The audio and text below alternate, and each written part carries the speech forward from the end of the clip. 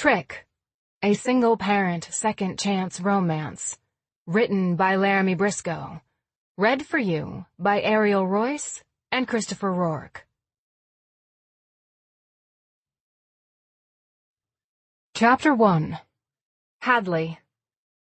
You're his last hope. Rebecca, the director of the companion program, lays it on thick, and I'm doing my best to be open-minded. But what she's told me has me doubting my decisions. He's a felon?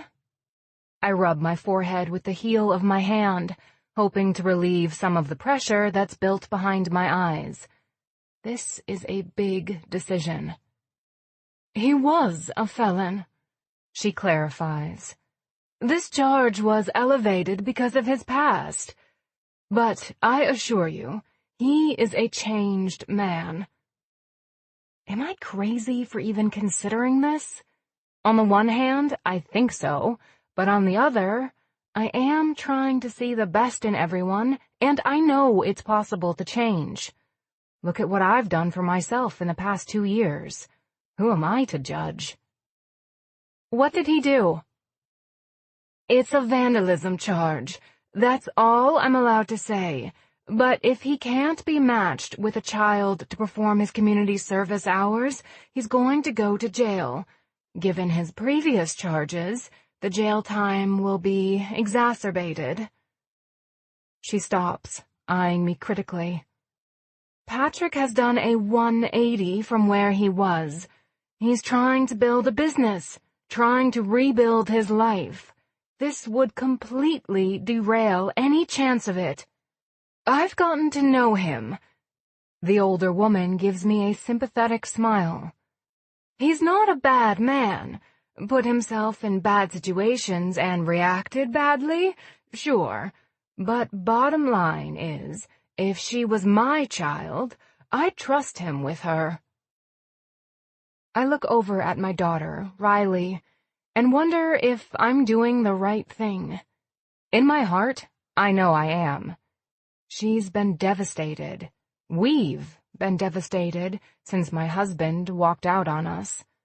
The marriage wasn't perfect, and of course we had issues, especially about Riley, but I'd never expected him to leave. He gave up what I thought was a good and solid marriage to move in with a woman who didn't care he had a child. Children aren't her thing, and they aren't his either. That's left Riles without the guidance of a male figure, and she's been withdrawn since the separation began. It only got worse as the divorce dragged on. When it was final, we were appointed a court counselor, and the counselor suggested I contact the companion care program, which leads me to where I am now. It's left both of us vulnerable and questioning what we have to offer. Maybe if Riley gets her self-esteem back, I can get mine back too. You swear you trust your child with him? I would, she tells me, reaching out to grip my hand.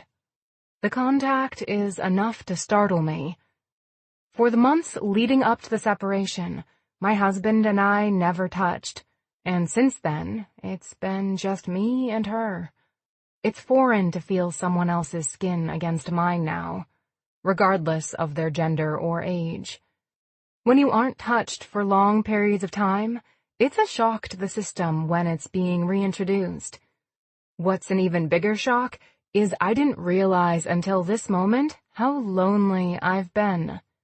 Human contact shouldn't feel foreign. It's a reminder I need to get back out into the world. Can I be there? I don't want her to feel uncomfortable, and I'd like to know who he is myself. She and I have been a team for a while now, and I'd like for us to do this together. She balks for the first time, and it gives me pause. I'm not sure you should be there. I don't know if Patrick would like it or not. She breaks off with a shrug and a grimace. It's almost a look of warning, and immediately I wonder what she's hiding. I'll allow it, but I'm going to be honest with you. She stops and sighs. Oh, Patrick Tennyson is a gorgeous man. If I wasn't happily married for the past 25 years, I would make a pass at him. Age difference be damned. I laugh despite myself. The other 2 kids we've paired him with have been a problem because their mothers have made it difficult for Patrick. They made inappropriate advances, and he didn't reciprocate. Oddly enough, they complained, and he felt like he could no longer remain with their children. Oh, I understand now. I hold my hands up. That won't be a problem for me.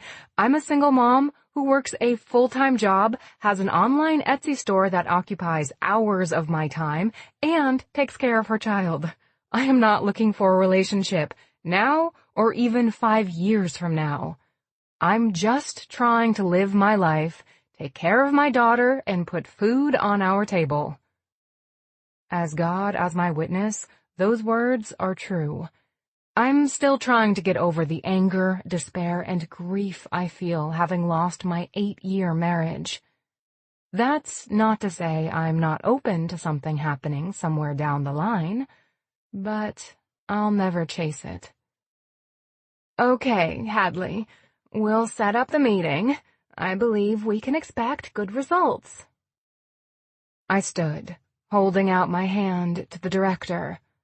I can feel hope and optimism for the first time since my ex-husband left. Maybe this man can help me reach Riley. Maybe he can help her understand not all men leave. Maybe if she believes, then so can I. Chapter 2. Trick. How is this one going to be different than the rest? I kick my long legs out in front of me, trying not to make too much noise as the steel toes of my boots meet the metal of the desk in front of me. Regardless of what other people think about me, I would prefer to blend into the background. I don't really want to make a spectacle of myself. I've been told the way I carry myself doesn't allow me to blend into the background. But I am who I am, and I refuse to let people screw me around. Matthew, my probation officer, God bless his soul, is flipping through some paperwork trying to find me a match. I think he wants to keep me out of jail as much as I don't want to go back there. They swear this woman isn't interested in finding a man, and it seems the little girl needs someone who can help her. The name's Riley. What's wrong with her? I lean forward, keeping my arms tucked tightly across my chest, hands in my armpits. As a kid, I had a habit of talking with my hands. My dad didn't like it, so I learned to keep them close to my body. He's going over the info sheet. Looks like the dad/husband walked out on them, and he isn't interested in being a father to Riley anymore. She's withdrawn, and the mother is worried. Hadley, the mother, has requested to be there for at least the first few sessions. Any mother who gave a damn about her kid would, but that makes me nervous. I can't fault her for wanting to be there, but damn, what if she turns into another one? I can't go to jail. The fucking shop is booked solid for the next 3 months. I finally got all my shit figured out. I know, and don't think I'm not sympathetic to your plight, Patrick. Oh, kiss my ass.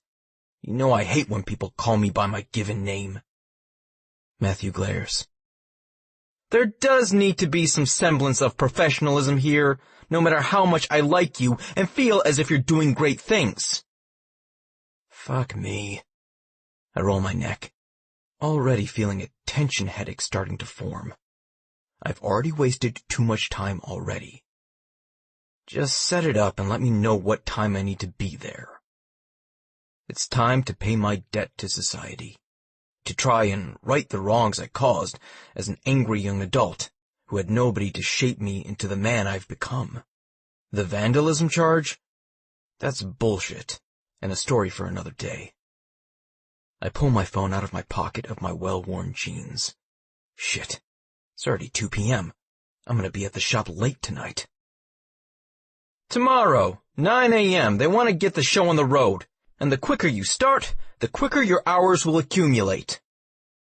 Whatever. See you in 2 weeks, I tell him, referencing my next parole check-in. I have work to do, and it looks like I have a little girl to meet tomorrow.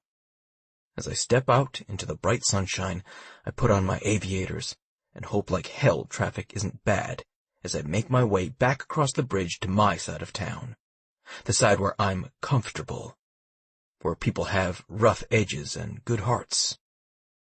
My edges have sometimes been razor sharp, and it's time to dull them. Anger and resentment have gotten me nowhere but serving almost 1,000 hours of community service. Growing up sucks, especially when you realize all the bad shit you've done to yourself to spite yourself.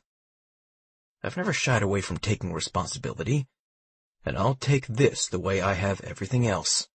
But damn if it's not coming at the worst possible time for me, personally. I start my bike and ease into afternoon traffic. Time to get to work. A loud noise wakes me from a sleep so deep I'm pretty fucking sure I was dead. It's this annoying beep, constant and getting louder by the second. I reach out, slapping my hand against my cell phone, but it keeps going off. Why did I set the alarm? I rack my brain, trying to figure out why in the hell I had to get up so early today. I was in the shop until almost 4 in the morning, but I made sure to set my alarm. Why? The reason is right there, on the periphery of my memory, knocking on the door, but it's not clicking. What the fuck did I have to do today? Suddenly I sit up, knowing exactly where I should be today, what I should be doing. The sinking feeling is already taking up residence in my stomach. Son of a fucking bitch. I grab the phone, squinting to see what time it is. 8:55. Shit. It's inevitable I'm going to be late as hell for my first day. What a way to make a good impression. Quickly, I put on the nearest clothes, a jacket, run my hand through my short hair, and head out. Effort counts, right? Because I'm about to put forth the most effort I ever have. This shit has to work. Chapter 3. Hadley. My heart is breaking, and my hope is dwindling as the seconds tick by, turning into minutes. The man is late, and I don't want to be the person who tells my daughter she's been abandoned again. She'd been more excited about today than I'd seen her in months as we'd left the house. She hadn't been able to sit still as we'd twirled around the living room, her curls and the ruffles of her tutu spinning in circles with her. "Mom?" She turned to face me as I locked the door on our apartment. "Do you think he'll like my outfit?" She picked it out so painstakingly. It was her favorite. A plain white t-shirt, a black ruffled tutu that I'd made with the help of some Pinterest board, and her pink Converse. Her curls, always too big for her head, were held out of her face by the clip I'd barely been able to close, and the glasses she wore made her appear more studious than her years. My heart clenched as I thought of all the moments her dad was missing out on. With the biggest smile I could muster, I looked down at her. "Riles, you're the most beautiful 6-year-old in the world. Of course he's gonna love it." "Let's give him a few more minutes." Rebecca crosses her legs, folding her hands on her lap. The way she kicks her foot to a rhythm only she hears says she's just as worried he's not going to show as I am. I'm tempted to tell her no, I won't put Riley through the embarrassment of being left again. I can't put myself through it either, but some force I can't name stops me. Maybe I want to give this guy a chance. Maybe I'm sick of breaking my daughter's heart. There's only so many times I can absorb the tears and carry the burden of her sadness. We'll wait. I fake an optimism I don't believe, a happiness I'm not sure I can ever feel again. Words fail both she and I as we sit at the table. I'm begging whatever God there is to not disappoint my baby girl again. I'm negotiating to make sure things go right for once. As I'm about to lose hope, the door to the room we've been sitting in opens, and I can feel his presence before I see him. It's this shock. Like I turned a light switch off after running my feet over the carpet in the winter. You know, the one where you actually see the spark between your finger and the plastic? The spark that passes through my body before I even see him. As he makes his way over the threshold of the door, I suck in a breath, willing my lungs to let it out. Rebecca was right. He is gorgeous. Like, climb him like a tree and devour the strong column of his throat gorgeous. He's tall, his shoulders wide, waist lean. Hands have smidgens of grease on them. He's blue collar, and for that, I breathe a sigh of relief. Blonde hair is short and unkempt, a little long on the top, sides shaved. But it's his face that's so devastatingly handsome it makes me want to weep. High cheekbones, angular nose, and the beginnings of a beard cover his cheeks, the hair light against the natural tan of his skin. "About time you made it, Patrick." Rebecca stands up, striding across the room with sure steps, her heels pounding against the hard floor. "Becky." He gives her a smile that I'm sure have made many panties drop. "We don't do first names between us. I'm Trick, remember?" "You're late." She fixes him with a glare and a disapproving purse of her lips. "And I'll stay to make up for it as long as—" His eyes find mine, and he raises his eyebrows. "What's your name?" "Hadley," I supply, because I'd like to hear what it sounds like coming out of his mouth. "Hadley," he repeats, and I think I may have died a little right in this chair.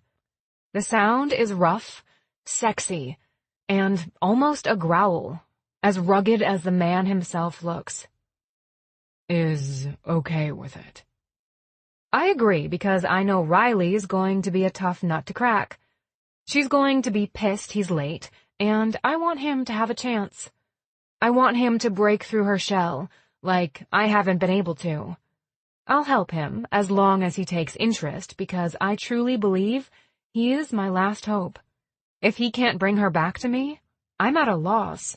I have no more ideas on what to do. "We'll stay as long as we can. We have some things to do today."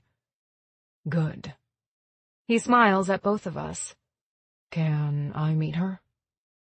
Rebecca hits the intercom, asking them to bring Riley in, and I shoot up a prayer. This has to work. If it doesn't, I'm not sure what we're going to do. Chapter 4. Trick. I run my hand through my hair, trying to tame it. The top seriously needs a cut, and I know I look like I just rolled out of bed. They'd probably think I tied one on and left a woman asleep on my pillow. Fuck. As I bring my hand down, I see smudges of grease still in the corners of my fingernails. So much for making a great first impression. "Any tips you want to give me?" I look over at the mom, hoping she responds to my question. I've always liked kids, but haven't really been around them before. She shakes her head, her blonde hair falling in her face. "Sorry, I can't make this easier on you. It's her you've got to impress, not me." So it's like that. I admit to myself I would have judged her had she not been such a mama bear to her daughter. I can respect that. The pointed look directed my way lets me know I better respect it. The door to the room opens and I turn around. There are moments in your life no one can prepare you for, snippets of time that make or break the future. As I get a glimpse of the little girl standing in the doorway, I realize with startling clarity this is one of those moments. "Riley, meet Patrick." Becky puts her hand out, motioning for her to come further into the room, but Riley doesn't take it. She glances up, looking at me through glasses that appear to be too large for her face, because she's so small. Her blue eyes are huge, and she reminds me of one of those cherubs on baby commercials. I offer her a smile, but she doesn't smile back. "Mom?" She looks behind me, her wide eyes on Hadley. "Why was he late?" Her voice is shaking, and I realize immediately the fear there. I've had that fear too many times in my life to count. It's the fear you've been forgotten and left alone. Hadley opens her mouth to answer, but as she does, I go down on one knee. Hopefully, being more on her level will help Riley to be more receptive to me. "I was late," I admit, having a seat on the ground, sitting cross-legged. "See," I hold out my hands so she can take in the grease stains. "I'm a mechanic, and I was up late last night trying to get someone's bike up and running. They had to get to work this morning." Riley steps closer, inspecting my hands. "But that meant you were late," she accuses. I could go into a whole explanation about how people pay me to make their experience better than my own, but at 6, I know she won't understand. "I know." I clasp my hands in my lap. "And for that I'm very sorry. I can tell you I won't be late again." She juts her lip out at me. "Don't make promises that you can't keep." This kid is so damn smart, and she's been hurt so deeply it makes my head ache. "I didn't promise," I point out. "I said I wouldn't do it again." I reach out, flipping my hand over, palm side up, wondering if she'll take the bait. Will she allow me to have some sort of physical connection to her? Her eyes look down at my palm, then back up into my face. She's not gonna go for it, not yet anyway. "Why didn't you promise?" As someone who's consistently being lied to their whole life, I recognize it in her wariness. "Promises are meant to be broken, right? Nobody ever keeps them." She's quiet, taking in what I've said to her. "My mom does." "But she's the only one, isn't she?" Riley nods. "So, let's not bullshit each other." I let it slip before I realize what I've done. Riley giggles, and I give her a grin. "Probably shouldn't have cussed, huh? Let's not say things we don't mean. I'll be honest with you, you be honest with me." There's a silence as she mulls it over. After what feels like 1,000 hours, she walks slowly over to me and sits in front of me, her legs matching mine. "Okay." One word, 4 letters, have never meant so much. "Are you mad at me for being late?" I ask, because it's important to start this off truthfully. "Yes," she whispers, almost as if she's scared to be honest. "I'm mad at myself for being late, too."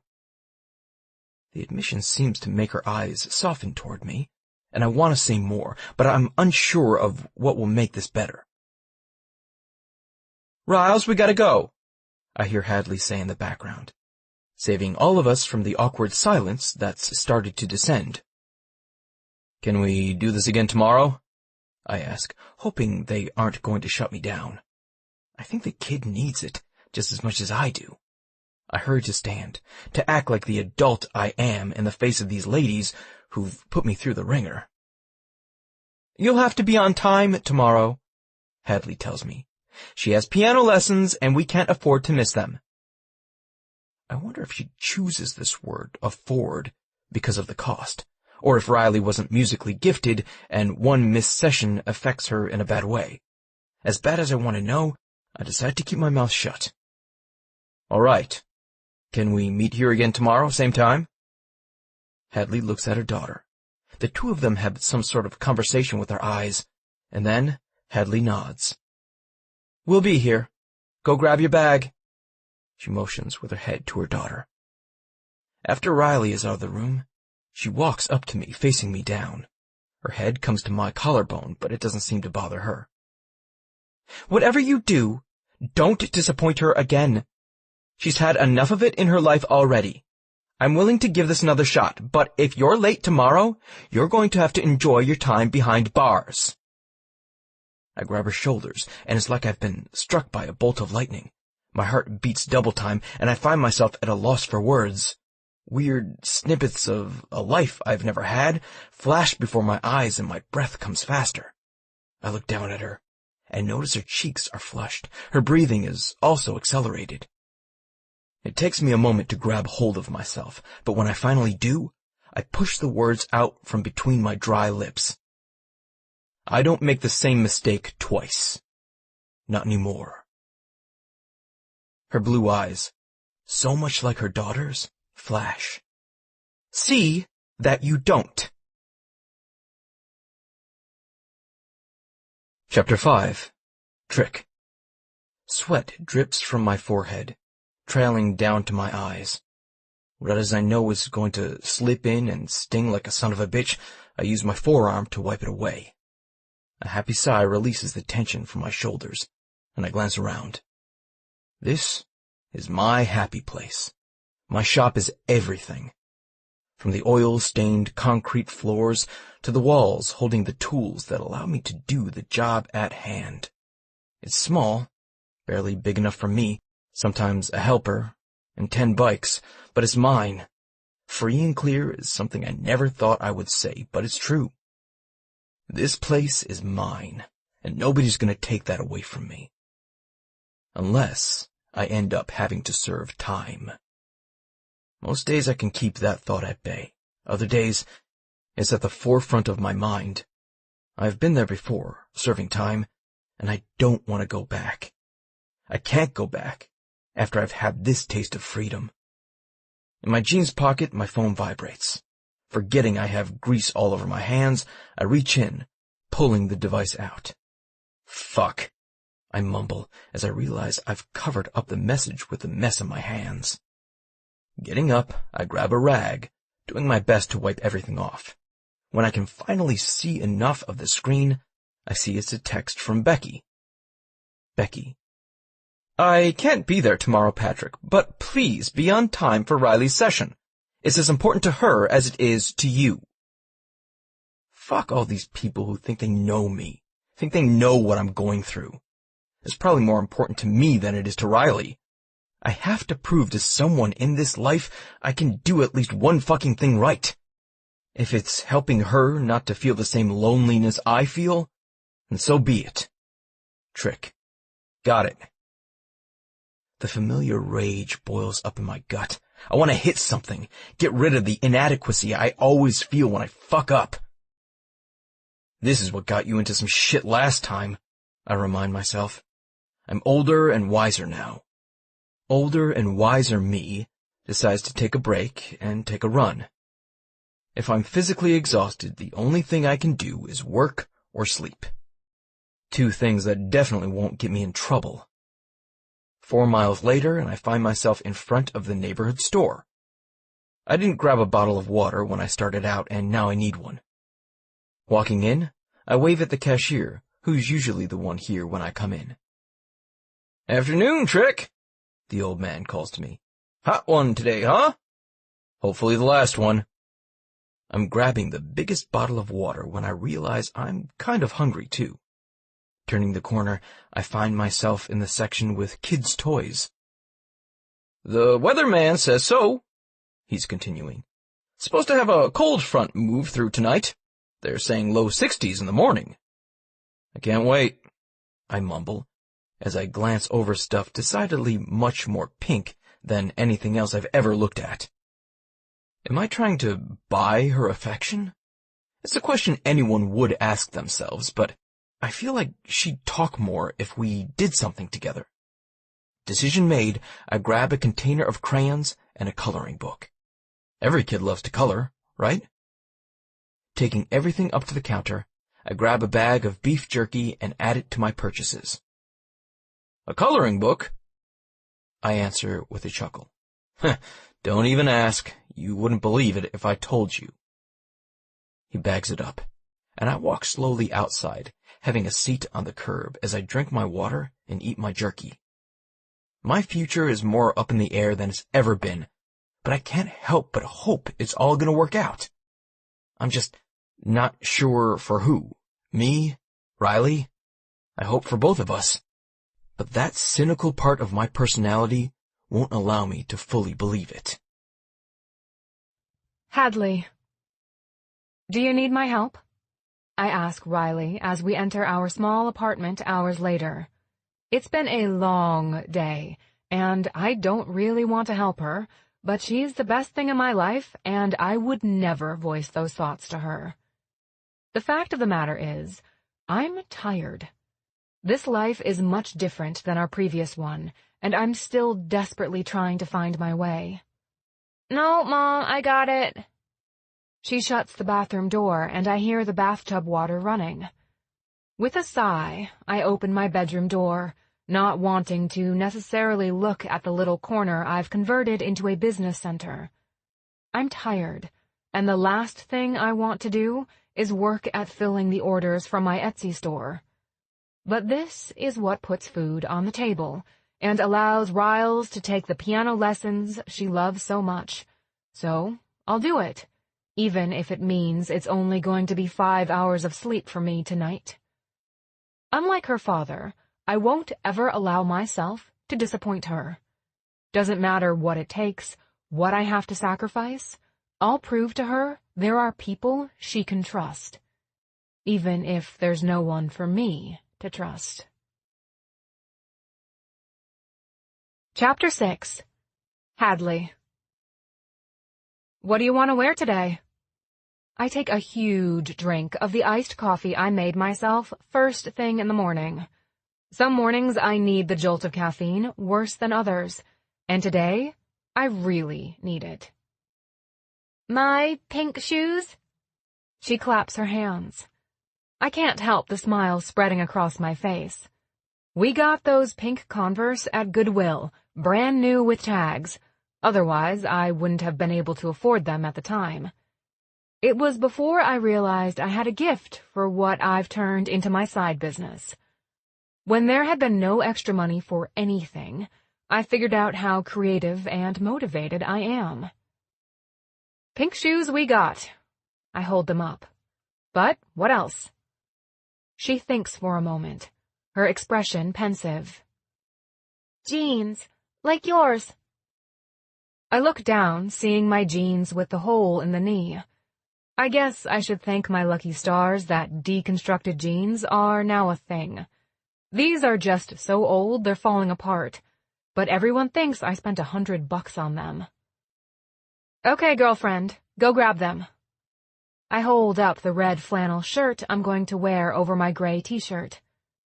Grab your pink flannel too, we'll be matchy. It's her favorite thing to be. If she's not wearing a tutu, she loves to match me. At first it seemed weird to me, but I've grown to love it and it works well for the budget. We're not going to have time to grab breakfast. I was up late last night filling orders. My side business, an Etsy store that makes stickers for planners and handmade bullet journal stamps, has really taken off in the past few months.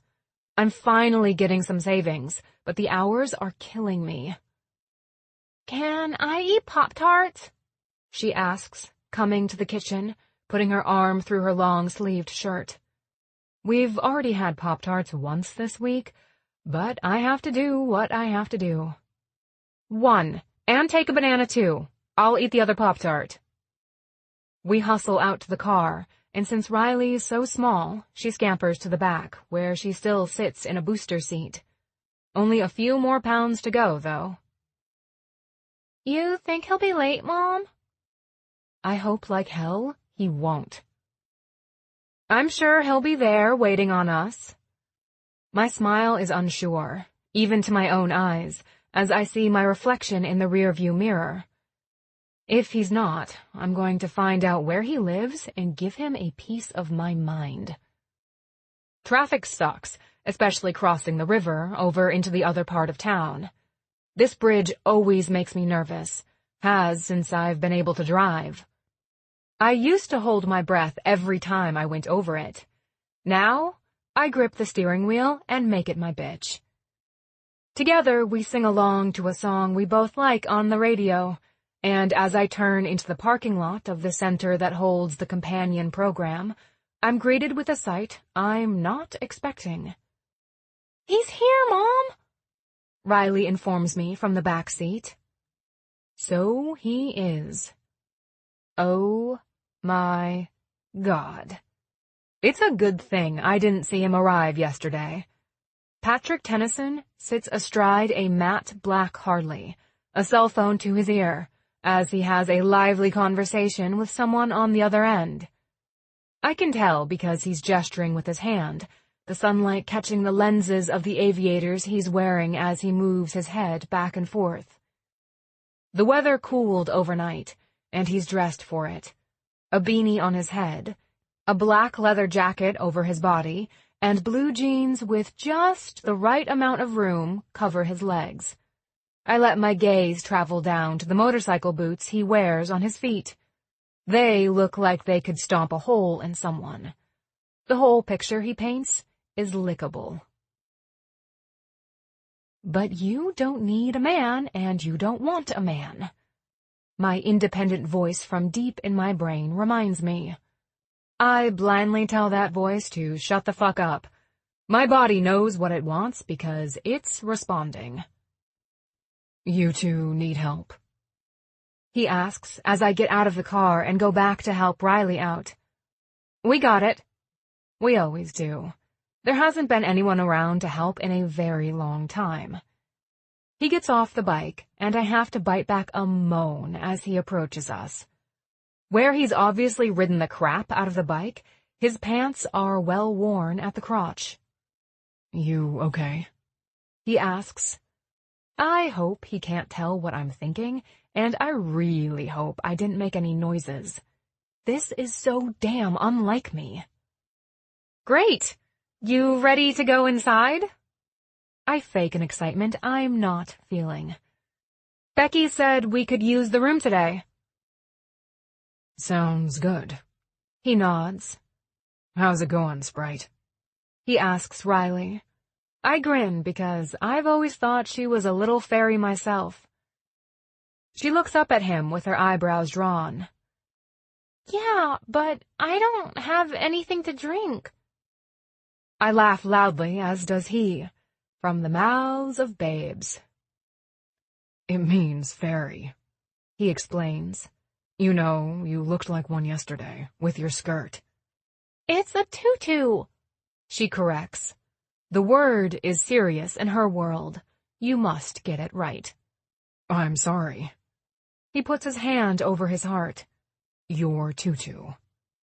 She glances up at him, reaching for his hand, which surprises me. "They're clean today," Riley observes, seeing no traces of grease in his nails today. "Told you I'd have it together today." He reaches in his jacket and hands something to her. "You shouldn't have brought her anything." I don't want him to give her false hope. Nah. He pushes away the protest as we enter the same room we were in yesterday. "It's something we can do together." She opens the bag, her eyes bright. "Mom, it's a My Little Pony coloring book." They're her favorite. I glance at him, wondering how in the hell he could have known that. "Lucky guess." He shrugs, and I believe him. Lord help me, I believe him. "Why don't you pick out a page for you and Mr. Patrick to color, and I'll sit over there and read my book." I hold up my Kindle. "Call me Trick." It's meant for both of us. I don't go by Patrick to anyone except my mom and the law. I can't help the puff of air that comes out of my mouth from a laugh I tried to hold in. Either way, I'll be right over there. Just pretend I'm not even here. Trick. Pretend she's not there? I'd have to be blind to even attempt it. She ogled my dick like she was a starving woman in a desert earlier, but she made no move toward me, and I appreciate the restraint. I still feel the same pull she had on me yesterday, but I've promised myself this is about the hours I need to serve, and the child I'm gonna help. That doesn't mean I don't notice what a beautiful woman she is, and I can ignore the obvious interest that sparks when she thinks I'm not looking. I pull out the chair for Riley to have a seat. She climbs on, sitting up on her knees so she can easily see over the edge of the table. Which page do you want to color? I grab the box of crayons. They're small in my big hands, and it reminds me I need to be careful with this little girl. People like me can easily break others if we aren't mindful. You do this one. She tears out a page, putting it in front of me. I'll do this one. She pulls her lip in between her teeth and looks back at her mom, who's not paying us any attention. I like that. Even though Hadley's here, she's letting me have time with her daughter.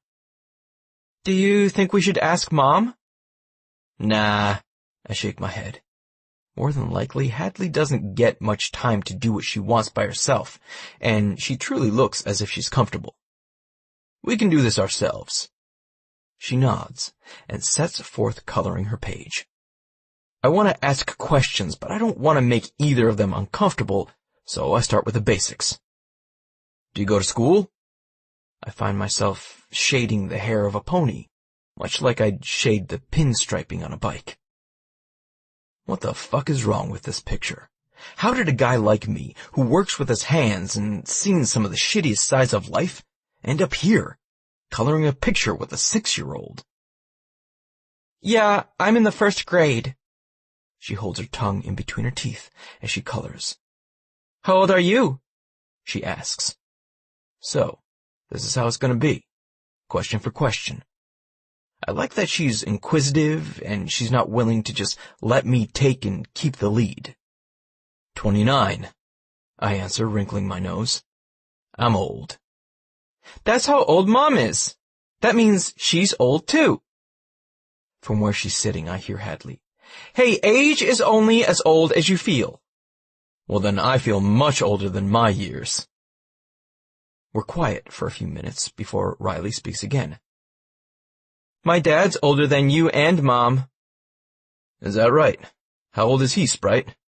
There's an edge to her voice, like she's trying to tell me something important, but I'm not sure what it is. He's 42, she says, with such clarity it strikes me as odd. He went through a midlife crisis at 40 and he didn't want us anymore. I stop coloring because I'm sure she's heard her mom talking about this to others. I don't blame Hadley because it sounds like the guy's a dick, but my heart breaks for the way Riley's face has changed. I reach over and lightly grasp her chin. She pulls away from me, but I don't take it to heart. She's not trusting, and I'm okay with that. Hey, that's his loss. If he hadn't been so stupid, I wouldn't be sitting here spending one of the coolest days of my life coloring with you.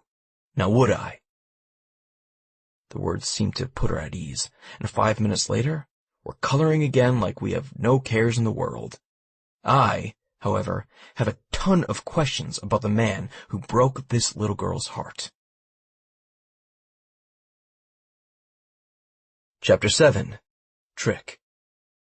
Gee, I sigh, running a hand over my unshaven face. I've worked with you more than any other motherfucker who brought their bike in here to me without the money to pay for the work I did. I've cut you deal after deal. He rolls his eyes at me. Rolls his eyes. This little shit standing in front of me is about to feel the wrath of my anger. If it wasn't for his mom, he would have felt the wrath 2 weeks ago when I started working on his damn bike. He's wearing his hat to the side in a way that irritates the fuck out of me. He has tattoos on his arms, and those piss me off too. They're typical. They don't mean anything to him. I found this out when I asked what the Chinese symbol on his arm meant. He had no fucking clue. Said he just picked it off the wall. That's the kind of person I'm dealing with here. Dude, he starts. First of all, I'm not your dude. I rise to my full height, squaring my shoulders. I see he's mistaken my kindness for weakness. I'll make sure he doesn't again. Second of all, I'm doing this shit as a favor to your mom because we've known each other since we were kids. If she knew what a shit you've been to me about payment, She'd probably knock your snot-nosed 18-year-old ass out. I'm gonna save her having to deal with you and do it myself. Hey, hey, hey! He holds up his hands in front of him, eyes wide as he retreats. Wanting to appear calm, I deceptively cross my arms across my chest and lean against the wall like I got all day. Now, I think you realize the severity of the situation. I cut you a fucking deal for the work I did, and you disrespect me like this? I want my money tomorrow, G. I know you have it. He's dealing dime bags to every high schooler within a 5-mile radius. I'm not saying he's rolling in the dough, but he's got enough to give me my $500 that I'm owed. What if I don't? He asks, his hazel eyes green bright, cocky smirk on his face. He's turned around, taking his bike with him, walking out the open garage door. This kid thinks he's gonna play me? If you don't, you know how to get it. Don't mistake me for a dumbass. I was 14 when I did my first stint in juvie. I'm not playing around with you. You're an adult who needs to take care of his own business. Aren't you on probation? He throws over his shoulder as he takes a seat on the bike. That's your parting shot? It's none of your damn business and makes no difference when it comes to our situation. I want my money tomorrow. I yell, making sure he can hear me. I watch as he leaves, letting out a deep breath, willing my shoulders to relax. Never as a kid not old enough to buy alcohol pissed me off so badly. God, kids today. If my kid ever talked to me like that, I'd show him a thing or two about respect. Pulling my cell phone out of my pocket, I text G's mom, letting her know if he doesn't pay me tomorrow, I'm going to teach him a lesson. Trick. I won't hurt him. She texts back, quickly. G's mom. I know, I just don't know how to handle him anymore. There are a million things I can say, but I don't. I want nothing to do with the cocky little prick. It reminds me too much of me. And some days, I can't even deal with myself. I'm too pissed to even finish the job I'm working on. Instead of taking my anger out on parts that'll cost me money, I decide to close down for the night. As I shut up the shop, I wonder how Hadley would handle the situation if Riley had been such a brat. Easy. I don't think either of them would be in this situation. I back my bike out of the garage with my feet on the ground. I haven't gotten to take a pleasure ride in at least a week because I've been so backed up. It's time. I need a release of some sort, and this is the lesser of all evils. If I ride the bike, I don't have to wake up with it in the morning, with it expecting breakfast. If I ride a woman, she's going to look too deeply into it. As I turn towards the bridge, my breath catches. The sun is setting over the river, making the backdrop of the city a gorgeous painting. These are the views I miss if I don't man up and do my hours. Riley would love this. The thought comes out of nowhere. But the way she'd colored those pictures, she's definitely artistically talented, and I have no doubt she'd enjoy the way the orange is melting behind the buildings. On impulse, I pull over, reach into my jacket, and grab my phone. I tell myself I'm taking the picture for me, but I'm taking it for her too. More resolute than ever, I tell myself I'm never gonna miss a view again. Hadley. We should have been home 2 hours ago, but errands for the Etsy shop have eaten up my evening. I must have been featured on a blog or Instagram, something, because I picked up 15 orders last night. When stuff like this happens, I wish I could figure out why, because I'd love to make it consistent each month, instead of the feast or famine. I squint against the sun setting over the river, pushing the visor down as far as I can. The low-lying rays are reflecting off the metal of the bridge, and I'm reminded why I hate to make the journey this time of day. Mom? Riley quietly questions from the back seat. I'm hungry. Glancing at the clock, I see it's going on 7. Her damn bedtime is 8. How am I supposed to make this work?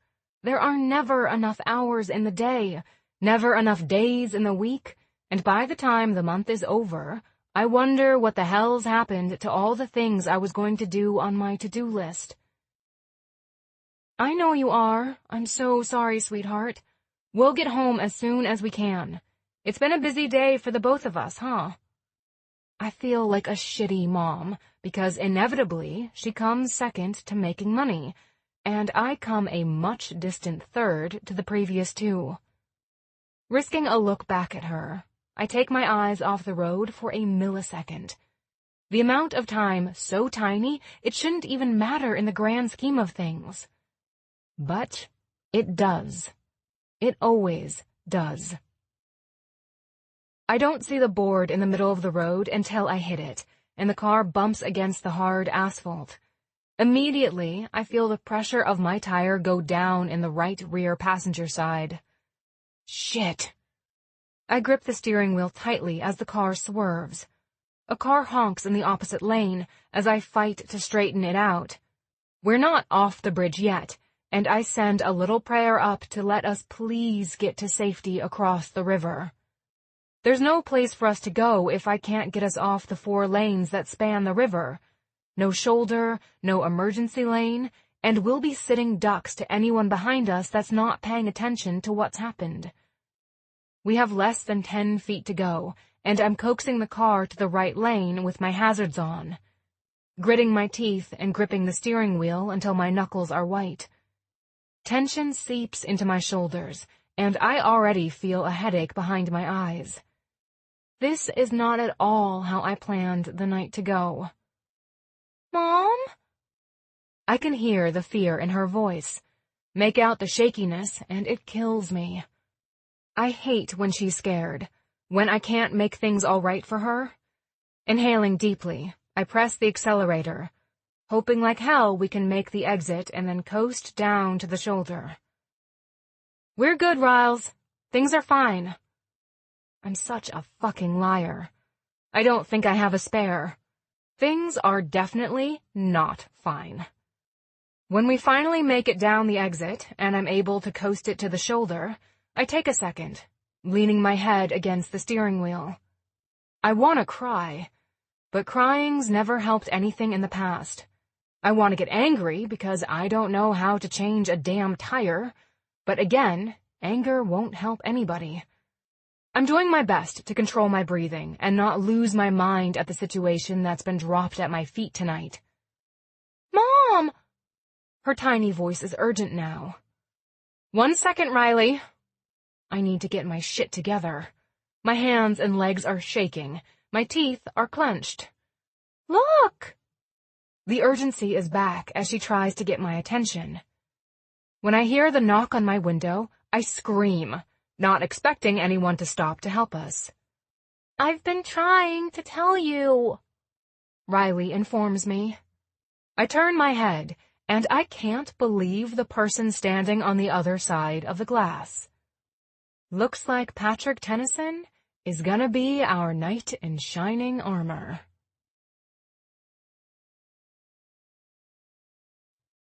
Chapter 8. Hadley.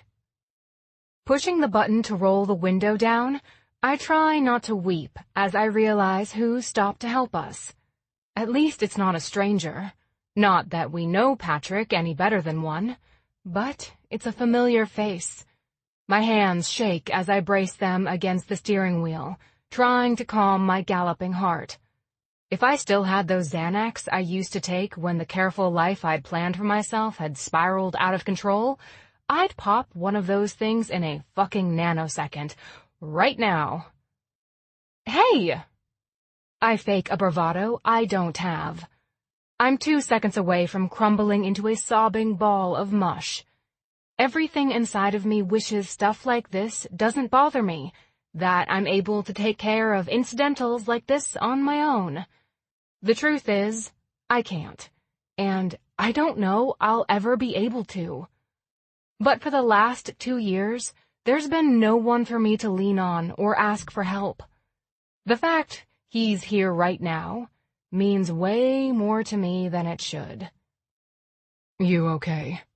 He asks, taking his glasses off his face. His hazel eyes roam the car, check me out, and then flash to the back seat where Riley sits. Scared the crap out of me, I admit, because I still can't stop my hands from shaking, and my voice trembling gives me away. He leans in, putting his hands over mine. Scared me too. I was behind you in traffic when I saw you hit the debris. You did a good job keeping it straight. My gaze moves down to where he's touched me. I absorb the strength in his grasp, letting it wash through me, taking away the shakes. A zip of electricity shoots all the way from my fingers, down my arm, and to my belly.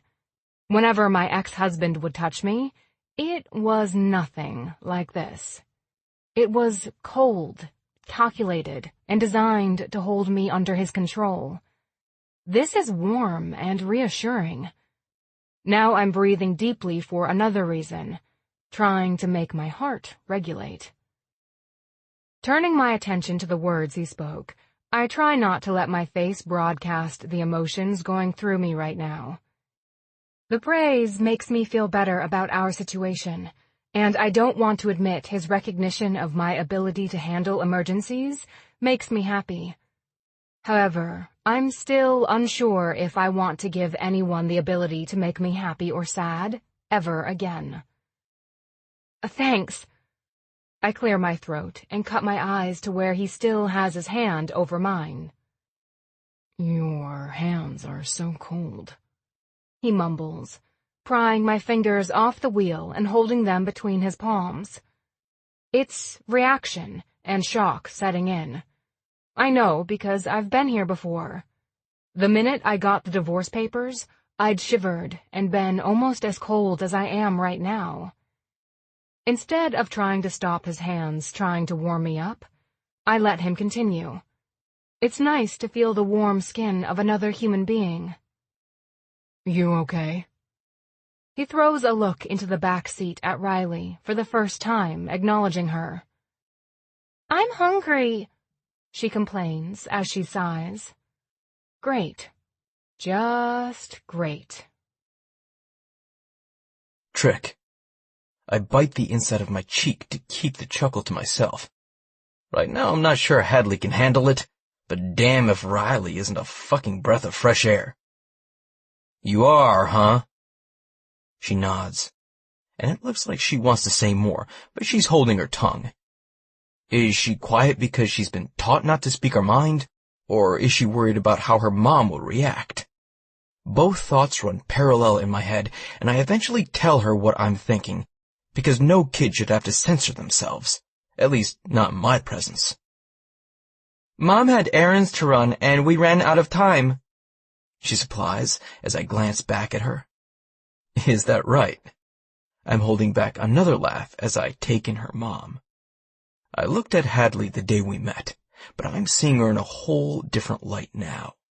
That day she was calm, cool, put together, and the epitome of a single mother who had all her shit straight. What I'm seeing now isn't that persona at all. Tonight, here on the side of the road, I feel like I'm getting the real person. Her cheeks are red. Embarrassment, anger, irritation. There's no way to know without asking her. Sprite back there gonna get in trouble because she's speaking her mind? I indicate Riley with a tilt of my head, my gaze directed on Hadley.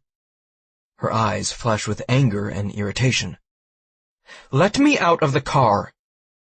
She pulls the words from between her clenched jaws. I let my hand slip away from hers, missing the connection as soon as it's severed. Opening the door for her, I usher her around to the side of the car that's not beside the busy intersection. How dare you question if my child is going to get in trouble for speaking her mind? She lays into me, and damn it all if she's not sexy as hell while reading me the riot act. I don't know you, I remind her. We've known each other for a total of 2 days. Exactly, you don't know me. So I'm going to give you the benefit of the doubt and assume that most of the women you spend your time with aren't of the hearth and home variety. The assumption pisses me off, but I'm willing to give her one. Your face was red and it looked like you wanted to say something, I explain. I've spent a lot of years reading people's emotions and anticipating what their next moves will be. It's how I stayed alive and escaped a part of my past I don't care to relive. She lowers her voice and steps closer to me, her eyes losing a bit of the fire. I'm embarrassed. It's going on 7 o'clock, her bedtime is 8, and I haven't even gotten her dinner yet. We're stuck on the side of the road, and I can't change a tire to save my life. If you hadn't showed up, the fact is... She blows out a deep breath. I'm not sure what I would do. The fight's gone out of her. And with the loss of her anger, mine's gone too. I have no doubt you'd YouTube that shit, make it your bitch, and be on your merry way in under 2 hours. The surprised look on her face is enough for me, and when a giggle pushes past her throat, I feel a reaction in my body I haven't felt in too long. When Riley's mom laughs, it's the sexiest, throatiest sound I've ever heard in my life. Thanks for having so much faith in me. Somebody's got to. She takes a deep breath, and before she can say anything else, I hold my hand out. Keys, please. Do you have a spare? I don't know. She shrugs her shoulders, biting her lip. I've never had to know before. I take my jacket off, putting it in the back with Riley. Keep that safe from me. I wink at her as I put it over her legs. The temps are dropping, and it doesn't look like these two were prepared for it. I stand to my full height and shut the door before turning to the trunk. First lesson is know what you have in your car at all times. You need some sort of emergency kit, especially with you two going over the bridge like you do. Thank God this isn't the winter, but it's fast approaching. She's nodding, and I hope I'm not overstepping my bounds. She helps me clear away all the bags in the trunk. Did you buy out the whole craft store? It's for my online business, she explains as she puts them in the back seat next to Riley. Don't peek, she tells her daughter. These aren't for you to play with. You'll have to tell me about that sometime. Maybe as small business owners we can help each other out. I thought you were a mechanic, she questions. The tone isn't accusing, but there's a level of distrust anyone would be able to hear. I own the shop. I lift up the flap in the trunk leading to the wheel well where most spares are and grin. You have a donut at least. Thank God, she breathes. We'll save that lesson for tomorrow. Come on by the shop and I'll put a new tire on for you. You don't have to, she argues, shaking her head. No, I want to teach you how to do it just in case something like this happens again. Every single woman needs to know the basics, and if someone else didn't teach you, then I'm going to. She's biting her lip and shuffling her feet. It's obvious what I've said makes her uncomfortable. But if there's one thing I do know about women who are mama bears, it's that you can combat their stubbornness by bringing their kids into the equation. It's probably the only thing I've learned about women besides how to please them. Don't you want to see what kind of shop I run? I mean, I'm influencing your daughter.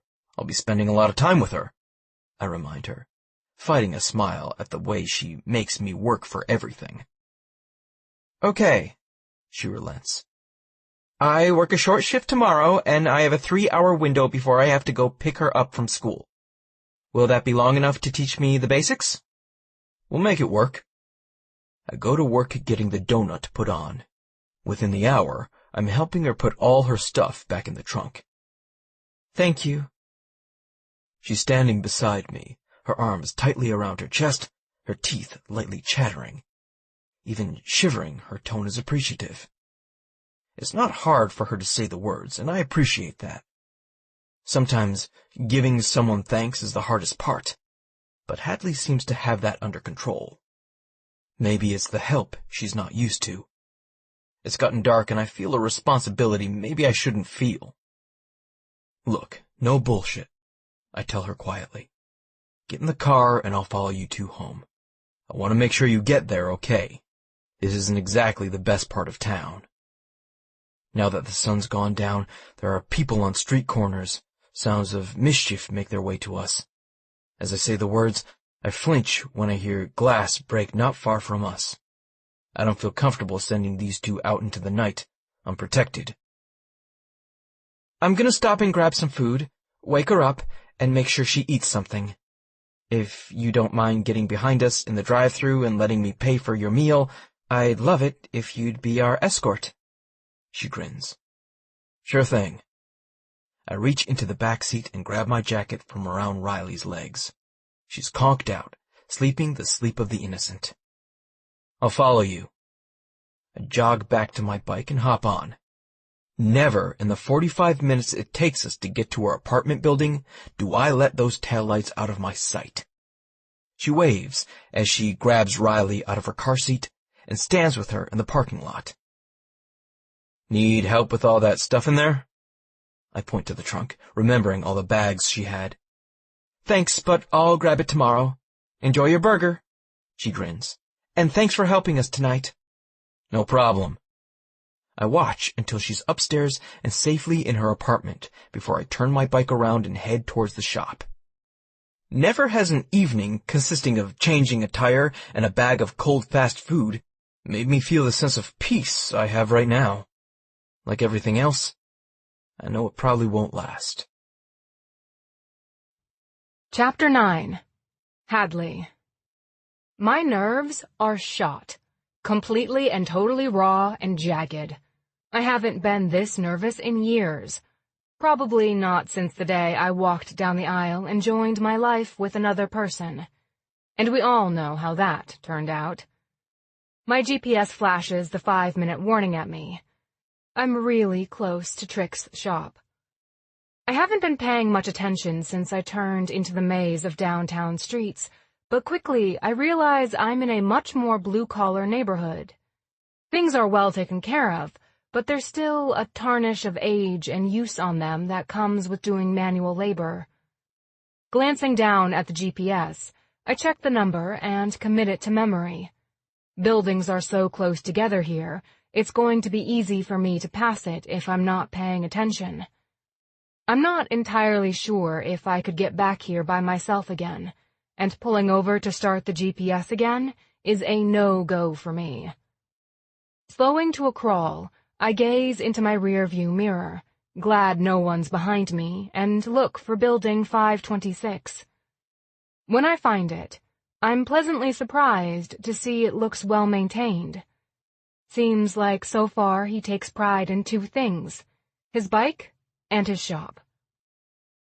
There isn't much room for me to park, but I manage to parallel park decently enough that I don't embarrass myself.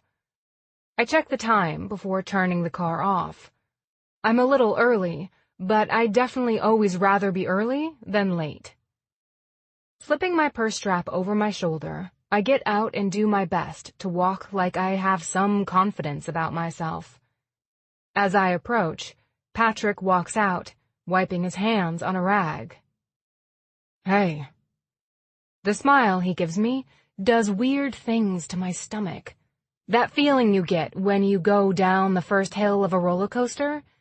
Yeah, that set up shop in the bottom regions of my belly. Hi, I answer shyly. I wasn't sure where you wanted me to park, so I got as close as I could. Rambling when I'm nervous is a bad habit, one I've tried to break, but never been able to. It's okay. I can pull the car into the bay for you. He's holding his hand out, and for a split second, the thought crosses my mind to grab it and hold on for dear life. Shaking my head to clear that stupid thought, I reach into my bag and fish out my keys, handing them over. I really appreciate this. It's not a problem.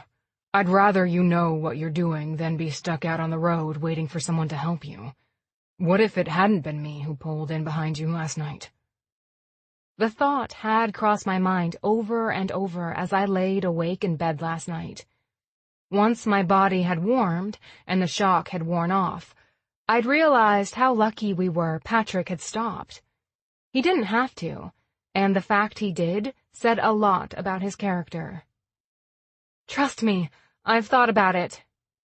His gaze bores into mine. Hazel eyes that are green-tinged, looking deeply, full lips pursed to say something. But then, he shuts off and withdraws. He doesn't pressure me or ask any questions, just closes his fist around the keys. "Go ahead and head on in. I'll be there in a sec." Thankful for the opportunity to get away from his gaze that probably saw way too much, I quickly walk into the shop. The smell of motor oil and gas hits me almost immediately, and I sneeze, not used to the magnitude with which they permeate my senses. Glancing around, I realize the inside looks just as good as the outside. He is a man who takes great pride in what he does for a living. Before I can take in any more, I see my car coming towards me and laugh at the picture he makes behind the wheel. "It's like a fucking sardine can," he grumbles as he gets out, tossing me the keys. "Perfect for me," I argue, a good-natured smile on my face. "Yeah, but you're like almost a foot shorter than me." I hate when people make fun of my height. "I'm 5'3", I sniff, tilting my chin up at him. 6'2", so don't get your panties in a wad. I was almost right. The banter is unusual. I never had it with my ex-husband, and honestly, I'm not sure how to respond, so I don't. When I don't speak again, he gives me an inquisitive look. "Did I piss you off?" He's blunt, asks what he wants to know the answers to. I'm so not used to it. "No, I'm just not sure how to take you," I admit, running a hand through my hair. When my fingers snag on a tangle, I make a great show of trying to smooth it out. "I'm way out of practice when it comes to men." "I'm way out of practice when it comes to women, so we're even." There's a thought that runs through my head, and I decide to say it, because it's so unlike me. "I have a feeling you have no issues when it comes to women, so thanks for trying to make me feel better." "That's where you're wrong. I'm out of practice when it comes to women like you. Not even sure I've ever had one like you." I open my mouth, shut it, and decide maybe it's time not to ask any more questions. Trick. Her face is bright red as she turns away from me, acting absolutely infatuated with the wrenches hanging on my wall. She has no fucking idea what they do, but it's so damn cute as she walks over and starts looking at the different sizes, I have to chuckle. This one is more skittish than a newborn foal, and I need to remember that. "So, do you want to learn the basics?" I clear my throat. Damned if I'm not hoarse. Verbal sparring has never affected me this way, but I do love to see her dark eyes light up. "Yep, teach me all your ways." She turns around, takes her purse off, and puts it on the workbench I have set up. I want to teach her every way I have, but I remind myself she isn't that kind of woman, and this sure as hell isn't that kind of a situation. "All right, there's 3 things you absolutely need to know." I count off on my fingers. How to check your oil and top it off, how to check your coolant and top it off, and how to change a tire. "Got it," she nods. "But first, we've got to do something about your clothes." I frown. "What's wrong with them? I don't have anything else to change into." Visions of her in nothing but her bra and panties in my shop are dancing through my head. Yeah, I immediately go there. I'm a fucking asshole. "You can't wear that." The top is lacy, and the pants, while black, look like they're dressy, and I don't want her to ruin them. Something tells me money isn't easy for her to come by. "Well, what am I supposed to wear then?" "I have a pair of coveralls in my office that should fit you. They're older and they've shrunk, so they shouldn't be too bad. Be back in just a sec." My office is my dirty little secret because it's a pigsty. I never let anyone go in here. It's a wonder I keep the lights on, since I can't tell you the last time I actually saw a bill. Grabbing the extra pair of coveralls I keep there, I jog back out into the main room of the shop. Here, put these on. I hold them up to her. They're too big, but at least they'll protect her clothes. The last thing I need is to feel guilty because I ruined work clothing for her. She gives me a scared look, but unzips them and puts them on one leg at a time. When she's done, she zips up and glances at me. I feel like that little kid from A Christmas Story. She wrinkles her nose. You kinda do look like him. I grin, because damn if she doesn't make things fun. I'm not used to talking this much in a day, forget less than 30 minutes since she showed up. I forgot how much I missed it. The companionship, and the feeling of having someone else around in your personal space. For so long, I haven't wanted it, but it looks like today Trick Tennyson is getting a lesson on loneliness. Something I've never felt before a tiny, blonde-haired mom came barreling into my shop.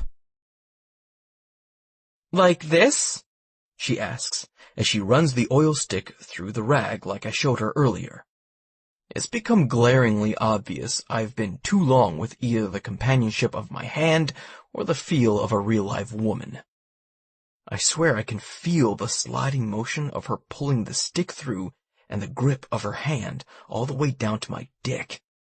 When did car maintenance become a turn-on? I move closer to make sure she's gotten everything off the indicator and inadvertently press into her back.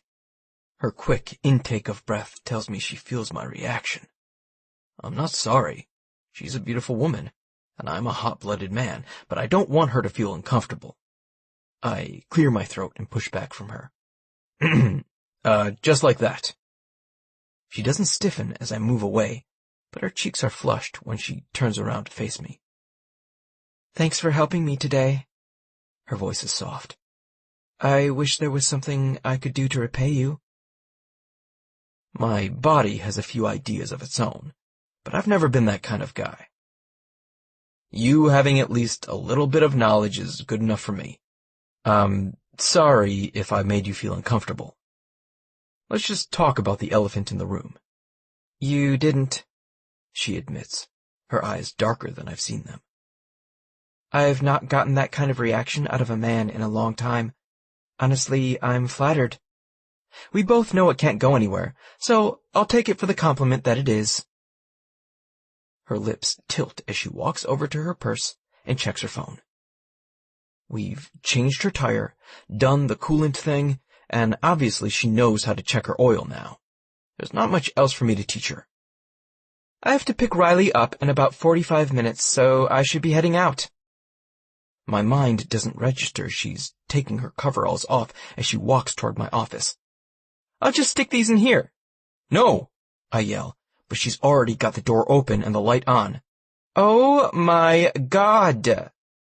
She stands there with her hand covering her mouth. What is this? I'm behind her trying to see it from her eyes. There's a mountain of paperwork on the desk. One of the filing cabinet has a door halfway open with paper sticking out. There's shit on the fax machine that very well may have been there during Obama's first term, and I'm pretty sure there's a half-eaten sandwich on one of the shelving units that's growing penicillin. This is damn embarrassing. She turns to face me, and I step back, scrunching my face up and rubbing my neck. My office? I'm glad you're questioning it too, because I thought maybe it was a landfill. How in the hell do you get anything accomplished in there? Her tone seesaws between amused and the voice all mothers have when they disapprove of what you're doing. I don't?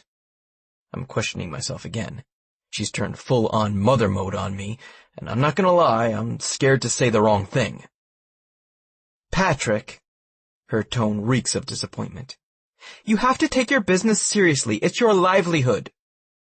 She's quiet for a moment, and then a huge smile breaks across her face.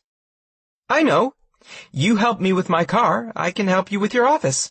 It's kind of what I do, planning and organizing. She looks like she really wants to help me, and if she does, who am I to tell her no? I mean, obviously I need all the help I can get in this portion of my life. Sure. When are you available again? This time next week? I always work half days on Thursday. Is that okay for you? It's embarrassing to say I have absolutely zero going on in my life, so I play it cool. I'll be sure to be here. Awesome. I'm glad I can help. Do you mind if I take pics of before and after? I promise not to tell anyone who belongs to this mess. It would really help my portfolio. Apparently I'm powerless to say no at this point. Sure, swing by next Thursday and I'll let you do what you feel like you have to. Anything's better than what's going on in there right now. Good. She grabs her purse, putting it over her shoulder. So I'll see you Saturday? We're still meeting, right? I hadn't forgotten about my hours with Riley. Do you still want to meet at the center? I mean, you spent, I checked my phone, almost 3 hours here with me today. Do you trust us to go somewhere else? She tilts her head to the side and seems to think about it for a few minutes.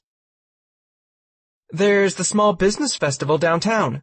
They have inflatables and stuff for kids. Would that be too much for you? I've never in my life done anything like what she's describing at all, but I'm willing to. What time? We'll meet you there around 10. Let me grab your number and I'll text you when we get there. My fingers are fumbling on my phone as I exchange numbers with her. When did I turn into a teenager hot for his first date? There. I save the contact. I'll see you in a couple of days. Thanks again, she waves. I promise your office will look amazing when I'm done with it. I have no doubt. I watch as she gets in her car and backs out, and I truly do have no doubt.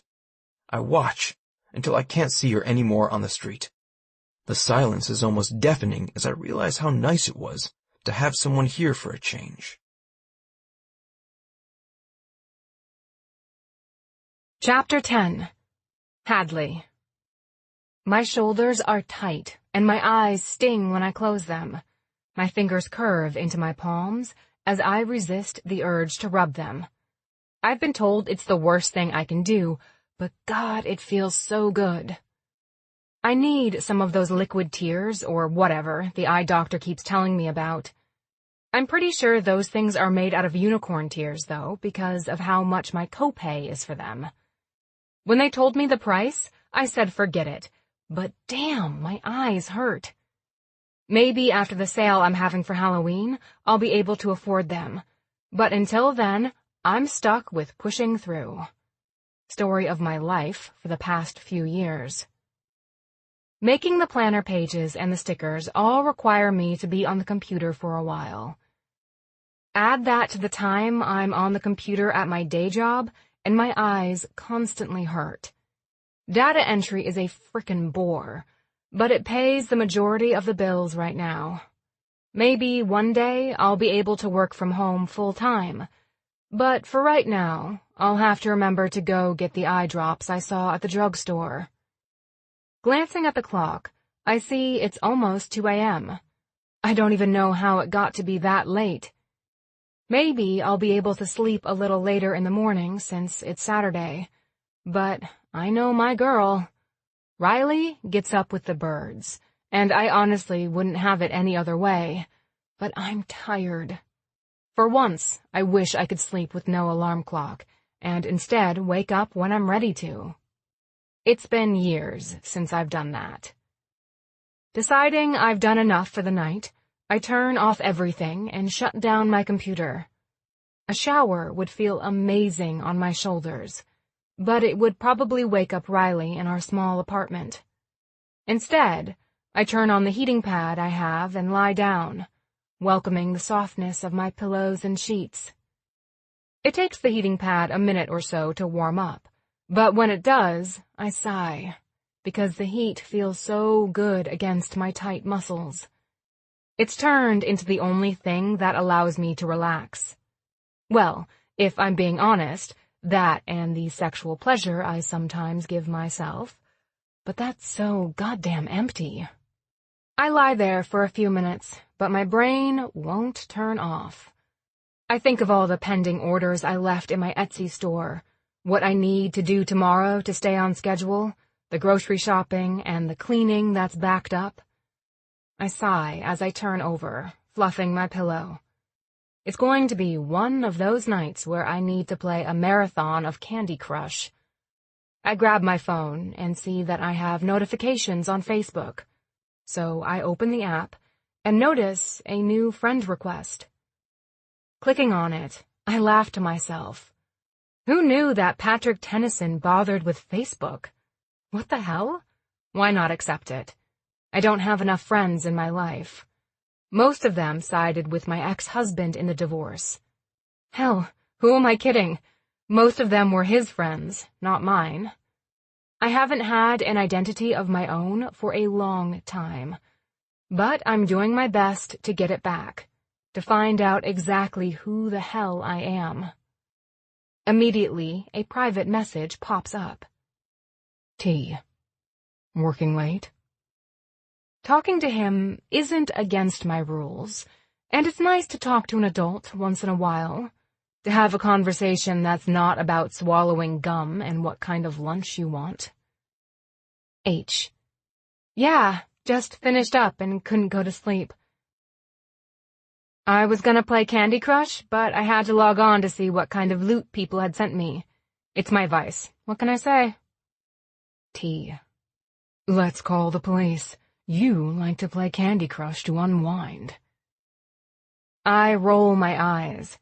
He probably thinks I'm a stick in the mud and the most boring person he's ever encountered in his life. H. Not all of us can probably have the life you do. T. What exactly do you think my life is like? That's a good question. I don't have any idea because I haven't thought about anyone except me and Riley for a long time. Based on how good-looking he is, I assume he's not hurting for female companionship. H. I'm thinking you shut down after I left. You went to the local bar, grabbed dinner, and maybe came home with somebody to keep your bed warm. Isn't that what all single guys do? T. Oh, sweetheart. I don't know if your ex just fucked you up that much, or if you really aren't wise to the world. There's a sinking feeling in my stomach. I wonder if I've messed up. Did I assume too much? And I try to ignore the way his endearment runs right through me. It's a sign I've been too long without affection. H. That's not your life? T. Far from it. I think maybe you've spent too much time thinking the grass is greener on the other side, or that ex-husband of yours is really just that much of an asshole. Why don't you try hanging out with me and learning who I am before you make generalizations? Now I'm embarrassed, and I'm not sure how I'm going to face him in a few hours. I've always hated when people assume things about me. Now look what I'm doing with him. I'll definitely apologize when I see him tomorrow. H. That sounds like a good idea. Will you let me start over? Maybe I did have some preconceived notions because of what happened to me in the past. I'm really sorry. He's quiet for the longest time, and I wonder if he's going to say yes or no. Maybe he'll just say he doesn't want to put any effort into me, and I've just fucked this up for my daughter, too. Damn. Well, aren't I an amazing mother? My sarcastic voice speaks loudly in my head. Talk about disappointment? I'm feeling it in myself. The one thing I never should have done was assume, and I knew it. T. Okay. I'm willing to start over if you tell me one thing. I'm already nervous. I have a feeling what he wants to know, and I hate telling people what happened with me and my ex-husband. It's embarrassing, and haven't I already been embarrassed enough tonight? H. What? I'm positively holding my breath, waiting to see what he's going to ask. My chest is pumping up and down like I've run a marathon, and if this had been months ago, I'd have already fallen into a panic attack. T. What happened with your ex? Why are you so distrusting of men? How did I know he was going to ask these questions? It's like I walk around with a sign on my forehead, begging people to ask me to explain the demise of my marriage, the downfall of my life. It's better than it used to be, I know this, but it pisses me off just the same. H. He was older than me, about 15 years, and he filled a spot in my life. I'm not gonna lie. I grew up without a dad. Maybe that's what I was looking for. I have no idea. But he ended up leaving for his younger-than-me secretary. It's still a sore spot. She's 22 and thinks kids are beneath her. Since Riley didn't serve a purpose for him anymore, he's let her go. He's never asked about her, doesn't call her, and pretty much forgets she exists.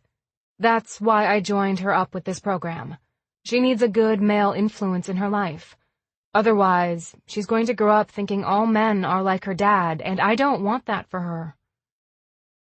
There it is. I've laid it all out for him, made it so there's no mistaking why I've enrolled Riley into this program. Now he knows what I expected of him, how seriously I want him to take this job he's been entrusted with.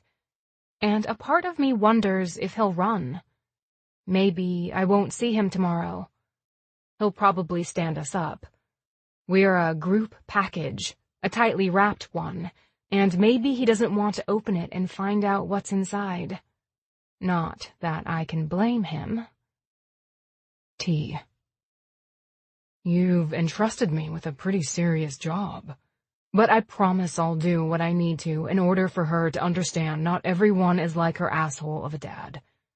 I don't have to worry about him coming back, do I? That's a scream. He didn't want us then. He's not going to want us now or in the future, and neither one of us would run back if he did. Both of us have been pretty damaged by the whole situation, if I'm being perfectly honest. H. No, even if he did, there's no place in either one of our lives for him. I've got to cut this conversation off because it's getting too deep. He's asking too many questions, and he's making me want to ask them of him. He's making me wish I had other things that I'll more than likely never have again. H. It's late. I jump when the notification he sent me another message comes through. T. I'll see you in a few hours. Try to get some sleep, Hadley. H. You too, Patrick. As I see him turn Messenger off, I realize talking about the situation Riley and I have been forced to endure wasn't as bad as it had once been. I was able to at least talk about it without tears falling, and even the anger I've been harboring wasn't there this time. Maybe I'm finally getting over it, the way everyone told me I would. It doesn't mean I'm ready to move on. I still need the security blanket of the anger because without it, I'm afraid I'll make bad decisions. Instead, I'll hang on to it until it's ripped from my hands.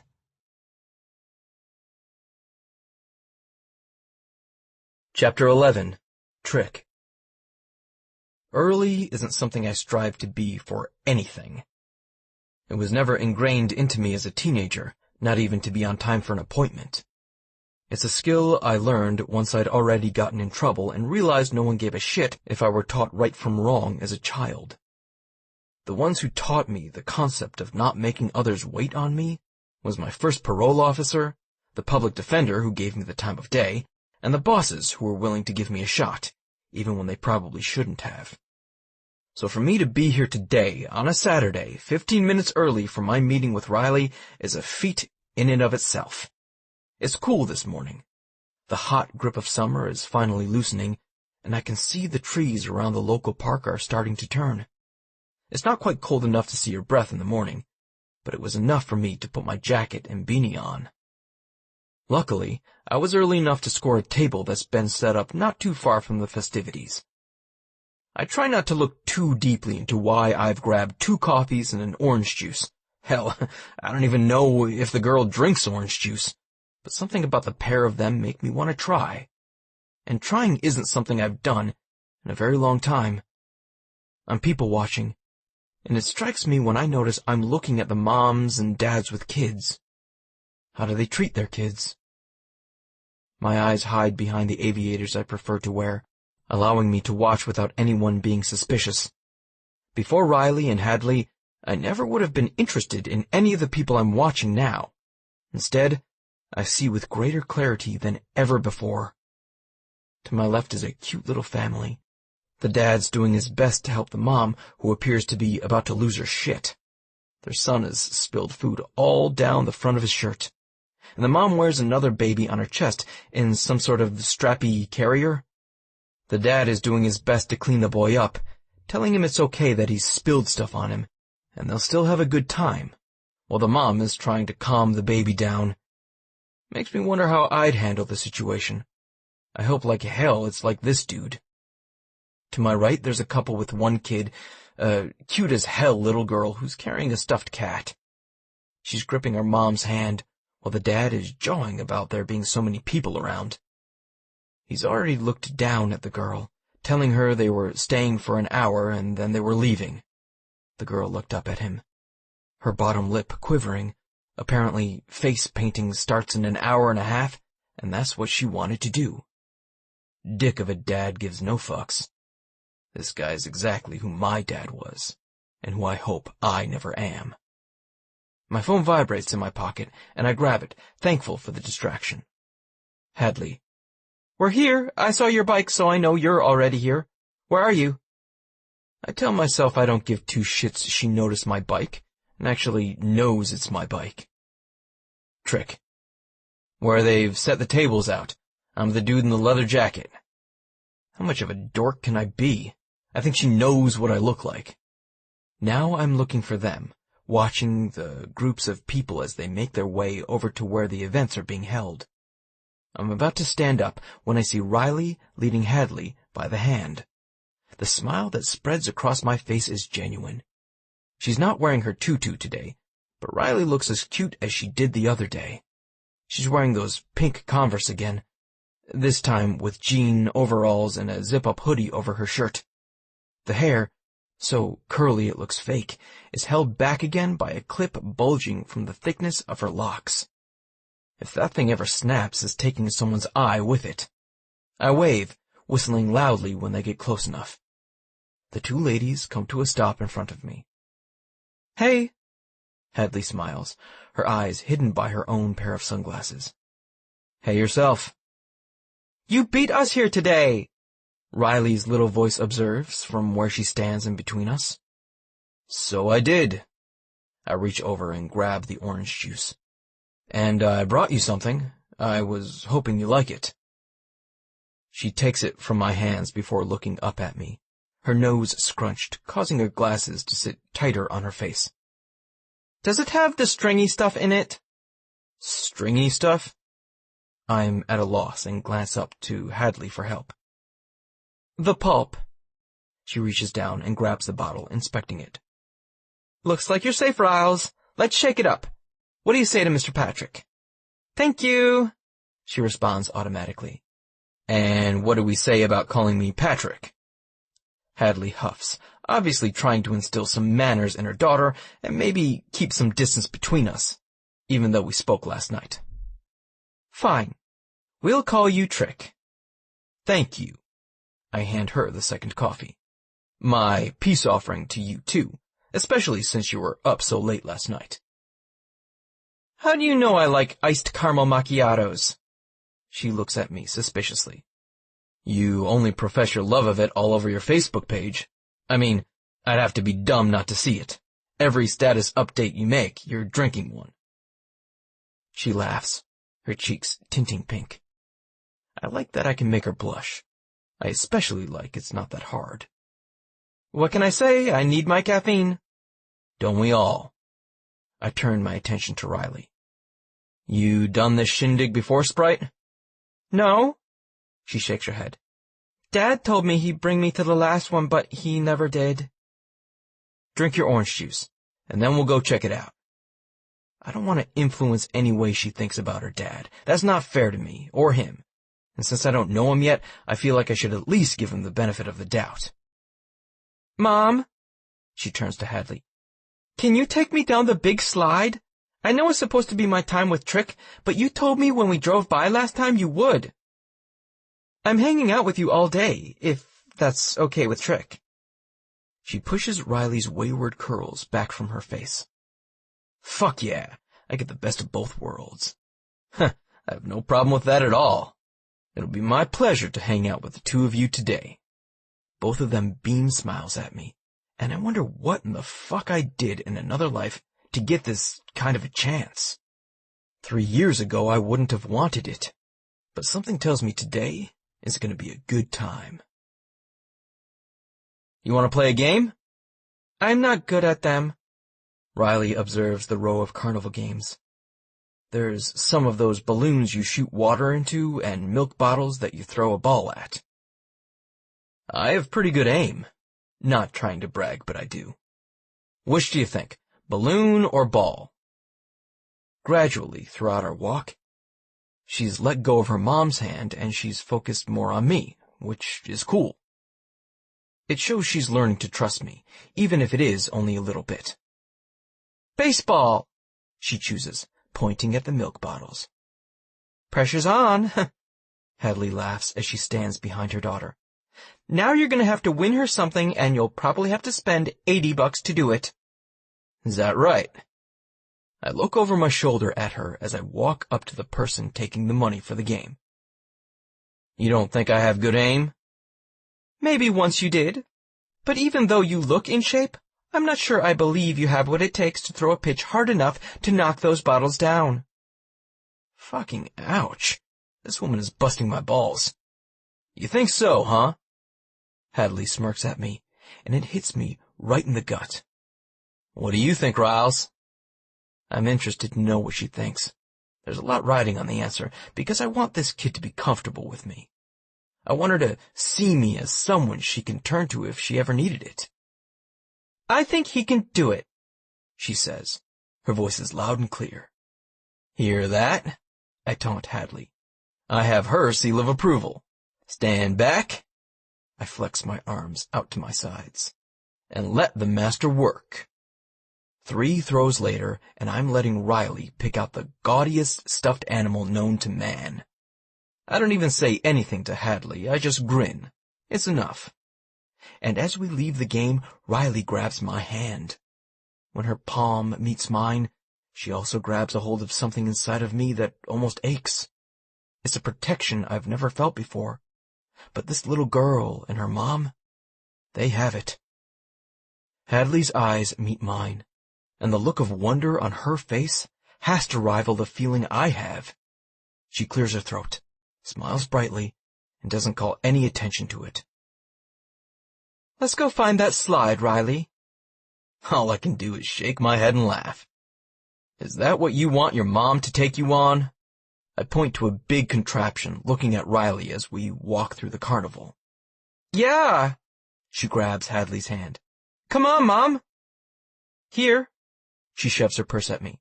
Hold this, we'll be right back. I wonder how I got in this situation, how this got to be my life, because it's never been anything like this before. Hell, up until a few years ago, I didn't even have a place to call home. Watching the two of them climb the steps that lead to the top of the slide, I think how lucky Riley is to have a mom who's not afraid to do things with her. Mine had been afraid of so much, and in hindsight, that's probably where my bad behavior came from. Instead of being scared of everything the way that she was, I turned rebellious. As I watch them get ready to do their trip down the slide, I think about how Hadley probably never gets pictures of them doing things together. If she's active and the type of mother who's hands-on, she's not preserving memories, she's making them. Grabbing my cell phone, I quickly take pictures of the two of them as they bump along. Hadley's laughing as Riley screams out her excitement, and I can't help it. By the time they come to rest at the bottom of it, I'm smiling and laughing right along with them. That was so much fun. Riley turns around in a circle as she runs toward me. Apparently she's made herself dizzy because she tilts a little to the left. You good? I ask as I set her straight. Yeah, but I'm hungry. We ate like 2 hours ago, grabbing sausage biscuits to go with our coffee and orange juice. You are? She's a garbage disposal, Hadley whispers to me. I don't know where she puts it. Turning to her daughter, she points at one of the food trucks. You want to split some chicken fingers? Yeah, she nods, happy with the idea. They're her favorite, Hadley explains. Given the chance, this child would eat chicken morning, noon, and night. I make sure and put a little mark in my book of things to know about Riley and Hadley. I never know what might come in handy. Chapter 12. Hadley. I had fun with him today, Mom. I don't have to ask who Riley's talking about. She's done nothing but talk about Trick since we left the downtown carnival. He left an impression on her, and if I'm honest, he left one on me, too. Not many men are nice to other people's children, at least not in my experience, and he never once got irritated with her or lost his temper. And when I looked down and saw Riley with her hand in his, it took everything I had not to cry. Her dad never did that. I can't even recall the last time he held either one of our hands, and Trick probably has no idea what he's done. He put a smile on her face I haven't seen in so long. I almost forgot what it looked like. Walking around with him today, I finally felt like I wasn't alone. To put that feeling into words isn't possible. He gave us something back today, whether he knows it or not. I did too, I admit. It's hard because he's supposed to be there for her, not me, but his presence is helping us both. I can't deny I look forward to seeing him. I enjoy the conversations we have together. He's not just my daughter's friend. I see him as my friend now, too. When do we get to see him again? She asks as she sits at her craft table, coloring the book he gave her. I'm not sure. We didn't make plans, and now I'm wondering if we should have. I have to go into our account with the companion program and mark how many hours he and Riley spent together today. In a strange turn of events, my hand shakes as I mark the hours off as spent together. Mentally, I'm counting down from the 900 hours he was assigned. There's still plenty, but it already hurts my heart to think of him potentially not being in our lives. Are you going to send him a message? Riley asks, her eyes bright and inquisitive. Do you think I should? I don't want to appear needy, and I'm fully aware this should be about he and Riley. She nods. Do you think he'd want to go to my piano lesson? Now it totally breaks my heart. Most of the kids who are instructed there have both their moms and dads at every lesson. It apparently hasn't escaped Riley that she only has a mother. I can ask him. Can you, Mom? Please? Damn, I hope Trick says yes, because if he doesn't, I don't know how she'll take it. Trick. I'm tired as hell. Riley and Hadley wore me out today. It's a good kind of worn out, though. One I haven't felt in a long time. It's different than the kind of tired I get after a long day's work, when I come into my lonely apartment and just want to fall into bed because I'm exhausted and there's no one here to share my day with. Tonight, I'm tired because my day was so full. I don't have to drop in bed wondering what life with other people is like. Today I experienced it. Hadley invited me into a day in their life and included me. She didn't make me feel like I didn't belong. She made me a part of what they were doing, for all intents and purposes, a part of their family for the day. I don't know if I've ever felt that before in my life. My cell phone chimes on the table beside my bed. Normally there'd be an internal battle. Who's texting me? Do I really want to mess with them? Is it someone asking for a favor? This time, though, I grab that shit up and check it quickly. A part of me knows it's Hadley. When I see her picture on the little chat bubble from Facebook, I smile, this dumbass smile I haven't had since I was a teenager. Hadley. Hope I'm not bothering you. Trick. No, I'm just hanging out, relaxing a little before I go grab dinner. Hadley. Riley wants to know if you'd be interested in going to her piano lesson on Monday, and before you say yes, let me explain. Usually there's a bunch of moms and dads there. I think she realizes she's the only one without a dad there, so I completely understand if you say no, and I'll make excuses for you. Don't feel like you have to say yes. I take a deep breath. This shit is deep. Deeper than I was prepared to get involved in when they gave me these hours. What if I fuck up, and I'm not the person these ladies think I am? But there's another part of me that wants to be the person they're possibly seeing me as. They don't know the old me, the fuck-up, the one who would spit in the face of authority because I was told not to. Looking back, I realize what a fuckface I was, and there's so many things I wish I had done differently, but if I had done them differently, I wouldn't be in this situation now. It dawns on me. This is my chance to change, my chance to make a difference. I've never been able to do it before, and with these ladies, I'm being given the opportunity to right my wrongs. Trick. I'd have to come after work, so I might not be as well put together as the rest of them. Hadley. Doesn't matter. However you want to show up is up to you. I'll explain to Riley what she sees is what she gets with you. She's capable of taking anyone at face value. Trick. Are you? I ask this question before I lose my nerve. Hanging out with her today, I notice the ease of her smile, the way she cares for her daughter, and the capacity she has to care for other people, maybe even me. Hadley. I've grown up a lot in the past few years, and I've learned what some perceive as the best things in life aren't truly the best. Money means nothing if you don't have love, companionship, and trust. Security really isn't secure if you're being lied to. I value honesty, even if the truth isn't pretty. I read between the lines. She's had the pretty. Maybe she wants the ugliness of life now. At least she knows it's real. Trick. I guarantee you my life isn't pretty, and it's not easy, but it's mine. I wait for what feels like forever for her answer. Hadley. That's probably the most honest thing anyone's ever said to me. Trick. I'll never lie to you. That's one thing you can take to the bank with me. Hadley. Good. Let's always be honest with one another, even if it's not the easiest thing to do. I type quickly. Trick.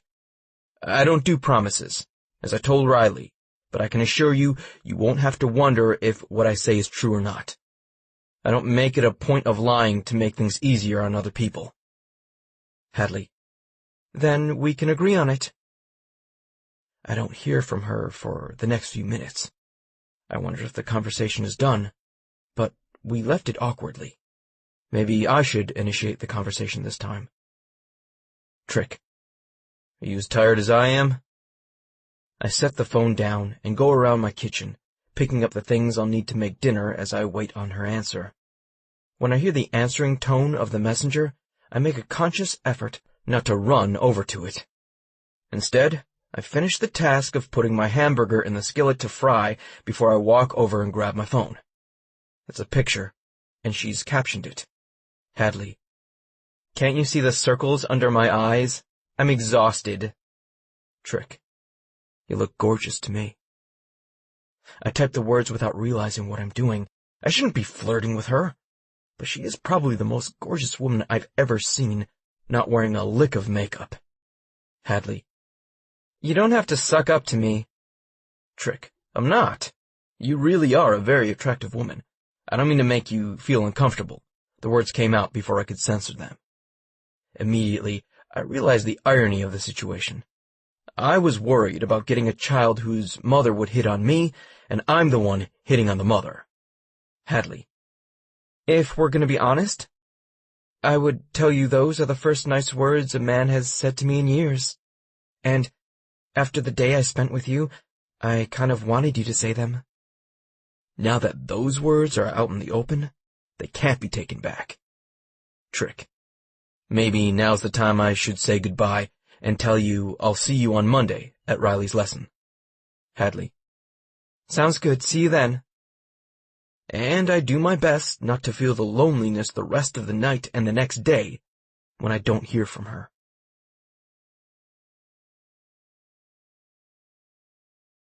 Chapter 13. Trick. This day has gone to hell in a handbasket. Like, with the quickness of a gangbanger at a drive-by shooting. I'm trying to leave to go meet Riley and Hadley when G shows up. "What the fuck, Trick?" he screams as he hops out of someone's car. I'm not sure who he got to drive him, and frankly, I don't care. Right now, I don't have time to mess with him and his attitude. "I don't have time to mess with you right now, G. Come back tomorrow." "No, you son of a bitch. I want to know why you took the starter off my bike. I can't get anywhere now." He runs up like he's gonna get in my face, but I square my shoulders, making myself as big as I can. That backs him up real quick. "Obviously you can get somewhere because you're here, jawing in my face. As for the starter, you owe me for a job I did. You haven't paid, I took my property back. I warned you there were consequences to your actions." A look sweeps over G's face, and it gives me a bit of a pause. It's cold. "You're gonna see consequences, motherfucker. You may think I'm some dumbass teenager who doesn't know his ass from a hole in the ground, but I got news for you." My temper gets the best of me. I pick him up by his collar and shove him against the brick wall of my shop. "Don't threaten me, kid, unless you have the balls to back it up." "You're gonna know," he screams at me. "You're gonna know what I have." "I'm not scared of you." My voice is deathly calm as I let go of his collar. His legs give way as he falls to the concrete. "You will be." He stands up, brushing off the ass of his jeans. "You'll learn who the hell I am." "Bring it. Regardless, you're not getting the bike fixed until I get the money. Now get your ass out of my shop." I watch as he runs out. I've dealt with kids like him for most of my life. Ones who thought their words would scare me, who thought they were hard-asses because they projected the attitude of one. That's not respect, and that sure doesn't make me scared of someone. If he thinks I'm gonna run back over and put the starter on his bike, he's got another thing coming.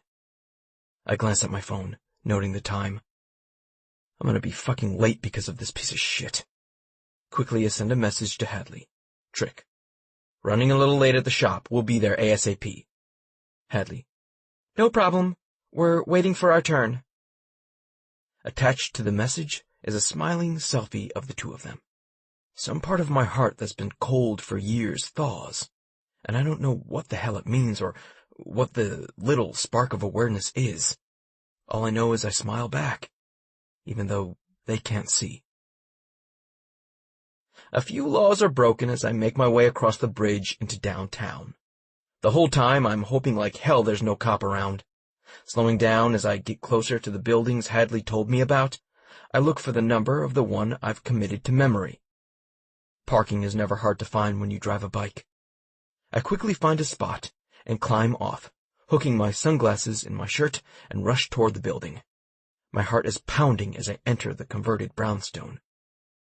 I can hear the echo of piano chords bounce off the exposed brick of the walls and the hardwood that greet me as I try to walk softly against it.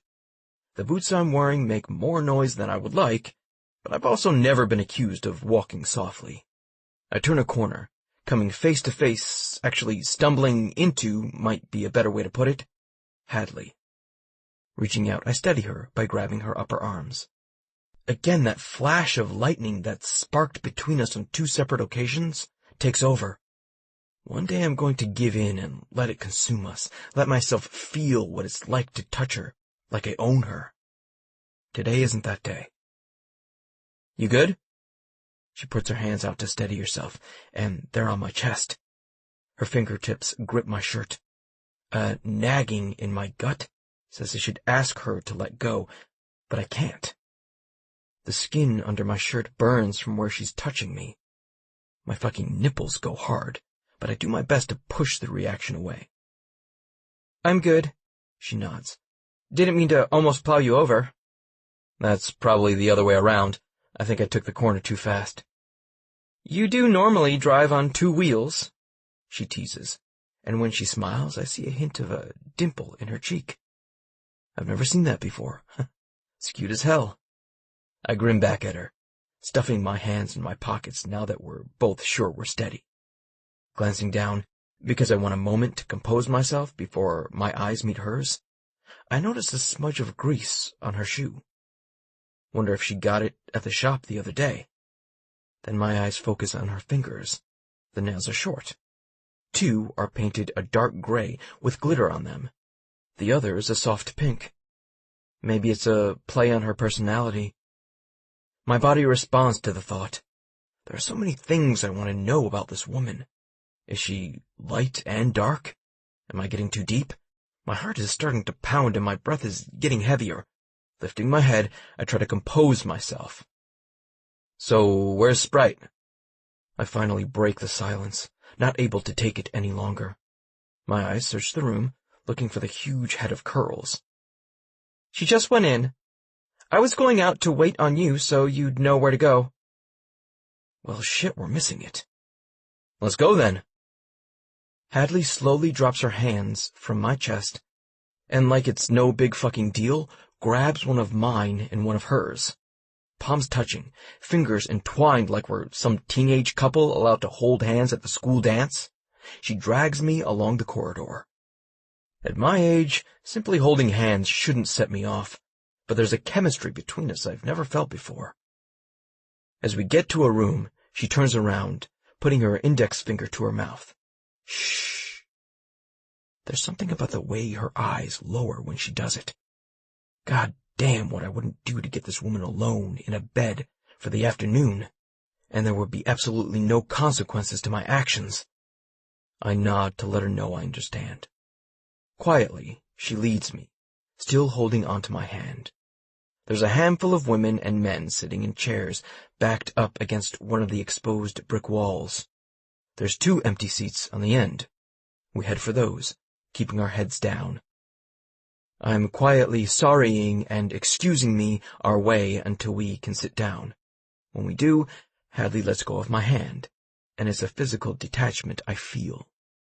My palm itches to grab hers again, for the human contact I haven't had in so long. But when I glance up, I see Riley gazing at us, a smile on her face. I offer her a wave and she waves back, all toothy grin, feet kicking because she can't reach the floor.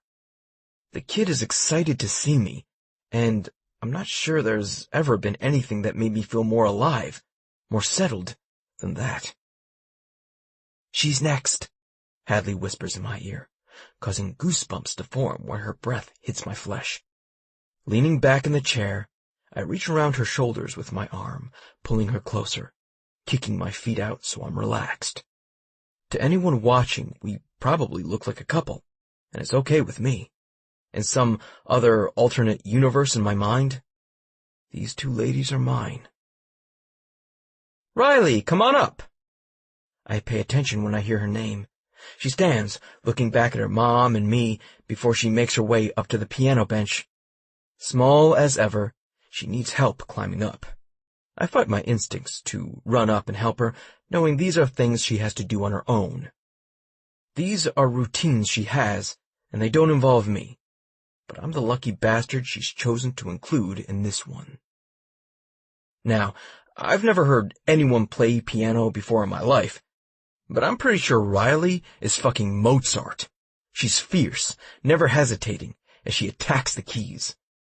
I can tell she does a few things wrong because I can hear Hadley make a noise beside me, but all in all, this kid should be at Carnegie Hall, like tomorrow. And too soon it's over. That's it? Hadley leans in, a smile on her face. That's it. Makes me wonder what I paid $25 a lesson for. Son of a bitch, I'm in the wrong business. She laughs, and the sound is husky.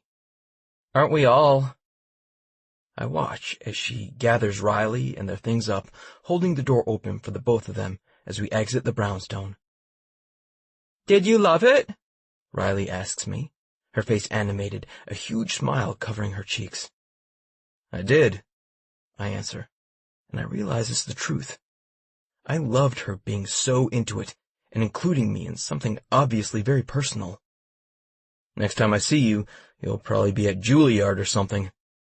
She laughs, and the sound goes straight to my heart. Mom says I have to practice, and I have a long way to go. Your mom's right. It's never easy to be at the top of your game. There's a silence blanketing us now, and I can read it as clearly as a billboard sign. None of us wants to go. We don't want to leave and no longer be a cohesive unit. There's a rightness to the three of us hanging out. Do you have plans for dinner? I direct my question at Hadley, so she doesn't think I'm only asking for Riley's benefit. She shakes her head. We normally go out after piano lessons. Last time it was Taco Tuesday, Riley's little voice informs me. It's still Tuesday, Hadley laughs. The day your piano lesson is on doesn't change. But it doesn't have to be tacos. I'm getting an idea in my head. What about hamburgers and s'mores? What's a s'more? I let my jaw come unhinged and turn my gaze down. Sprite, you don't know what a s'more is? No. I reach down, picking her up. It's a move I hadn't planned on, a reaction I didn't want to censor. She comes willingly in my arms, perching herself on my side and putting her little hands on my bicep. You've been neglected your whole life. We're going to remedy that right now, if your mom's okay with me cooking. Hadley's eyeing the two of us. It's an expression I can't read. I'm okay with it. You want us to meet you at your shop? Yeah, my apartment's over it. You can park in the back. Follow me. After getting Riley situated and making sure Hadley's following me, I head back over the bridge, a huge fucking smile on my face. Chapter 14. Hadley.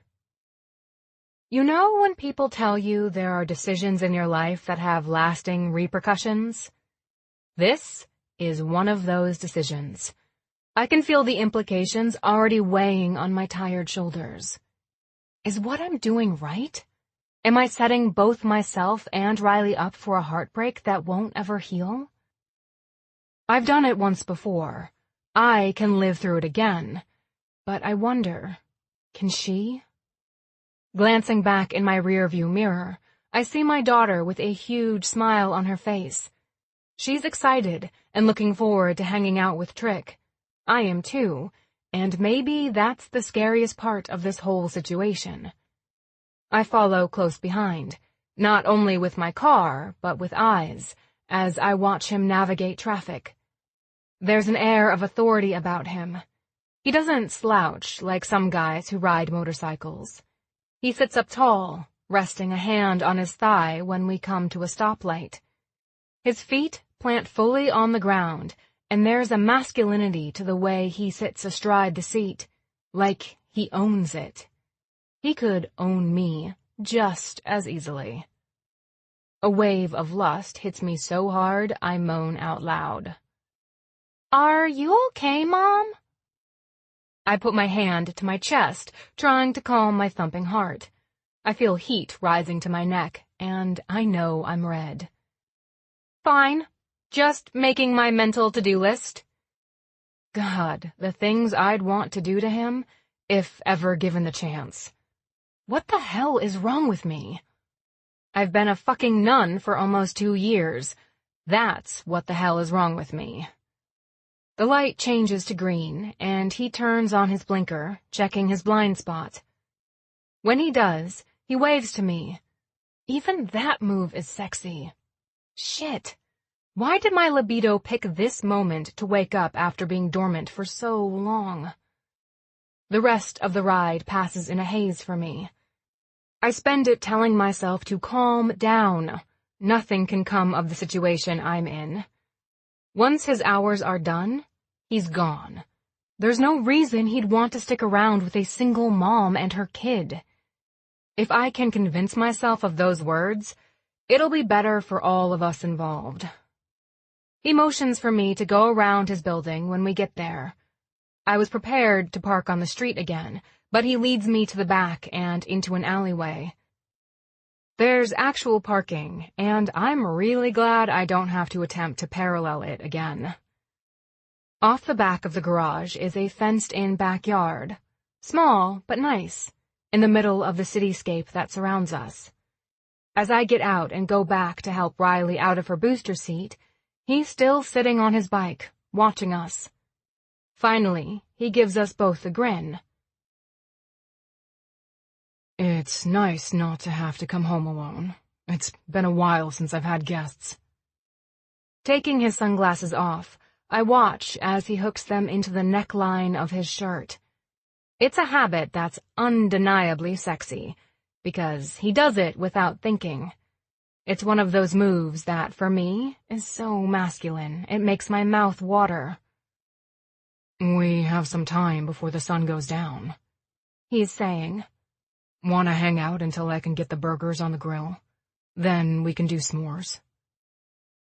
Can I have a hot dog? Riley asks quietly from where she stands in front of me. She's moved back so she can grab my hands and wrap them around her. She hates asking for things. A nasty little reminder from her dad. You can have whatever you want. He gives her a smile as he approaches and holds his arms out to her. My daughter, who doesn't trust easily, goes right up in their strong hold. I'm speechless as I see the way he holds her on his hip. For someone who had no experience with kids, he's doing an amazing job. Let's go upstairs and get everything going. You go on up. He leads us to a set of stairs that lead up to what looks to be a loft apartment. I haven't flirted in so many years, but I can feel his gaze on me. Going in front of him, I can't help but give my ass a little shake. Maybe I should have taken care to look a little more put together this morning. Immediately, I'm hit again with why he's really a part of our lives. I know I've got to get my mind out of the gutter. I've got to stop projecting on him what I've been missing for so long. I glance back and see his eyes on my ass. Or do I? You have a cat? Riley almost shrieks as we enter his apartment and are greeted by a tuxedo cat, lounging on the back of the couch in the direct sunlight of the window. He laughs, and even the sound of his laughter is damn sexy. I throw up a prayer to whatever deity is up there. Please don't let me make a fool of myself. Please don't let me think things are there when they aren't. I think the cat kinda has me. He showed up one day about 3 months ago and never left. That's gonna be us if I can't get my shit together. Come on, Hadley, take the hint. What's his name? My daughter is all in with this. She's wanted a cat since we moved out into our own apartment, but our building doesn't allow pets. I've just been calling him Alfred because he looks like he's wearing a suit. Alfred? She scrunches up her nose. She's judging you for this cat's name. I laugh. It's nice to see her have such a spontaneous reaction to something. Normally, Riley is highly observant, much older than her years. Yeah, I can tell. And there's a blush on his face. Why are you blushing? I laugh as I walk over, putting my fingers out to scratch the cat's head. He purrs, turning over to get belly rubs. "I want to pet him," Riley pipes up. "But I hate the name Alfred." "He doesn't come when I call him that," Trick admits, a sheepish look on his face as he puts Riley down on the ground. She comes over, sitting on the couch, and pats the spot beside her. The cat immediately abandons me and goes right for her. He doesn't know he's made a friend for life when he curls up at her side and starts purring even louder. "While you two get acquainted, your mom and I are going to get started on dinner." Her attention is riveted by the black and white ball of fur. She pays us no attention as we head to the kitchen on the left side of the room. It gives me a chance to look around his apartment. The living room and kitchen are combined, with a short hall leading to the left. I imagine that's where his bedroom and a bathroom are. "It's small, but it's mine." He notices me looking around. "It's not much smaller than mine, and I have 2 bedrooms," I admit. "I'm assuming this is one?" "Yeah." He points down the hall to where I thought it would be. "Bathroom and bedroom are down the hall if you need them." "Bathroom, maybe," I laugh. "Bedroom, probably not so much."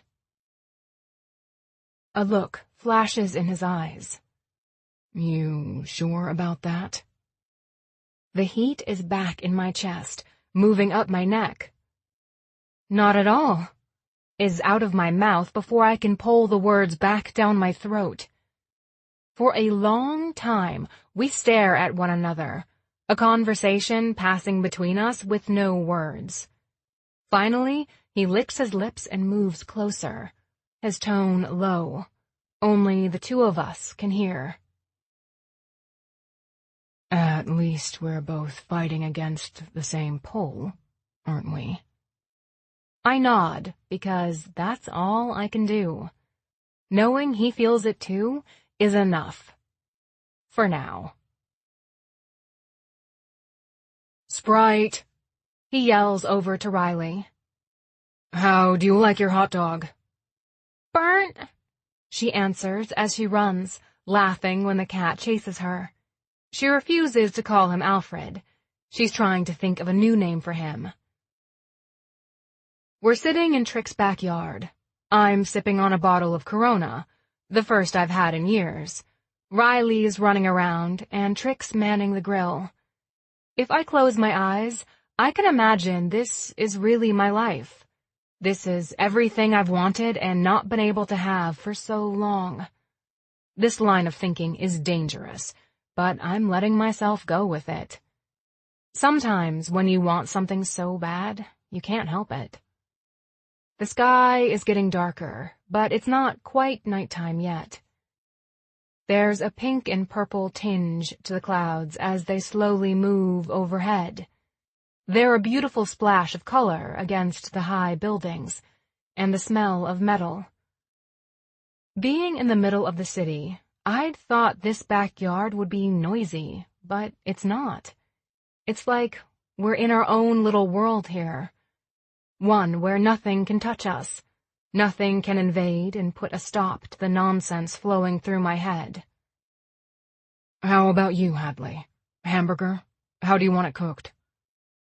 For a minute, I'm taken back to a memory of a time not long ago, back when I was married.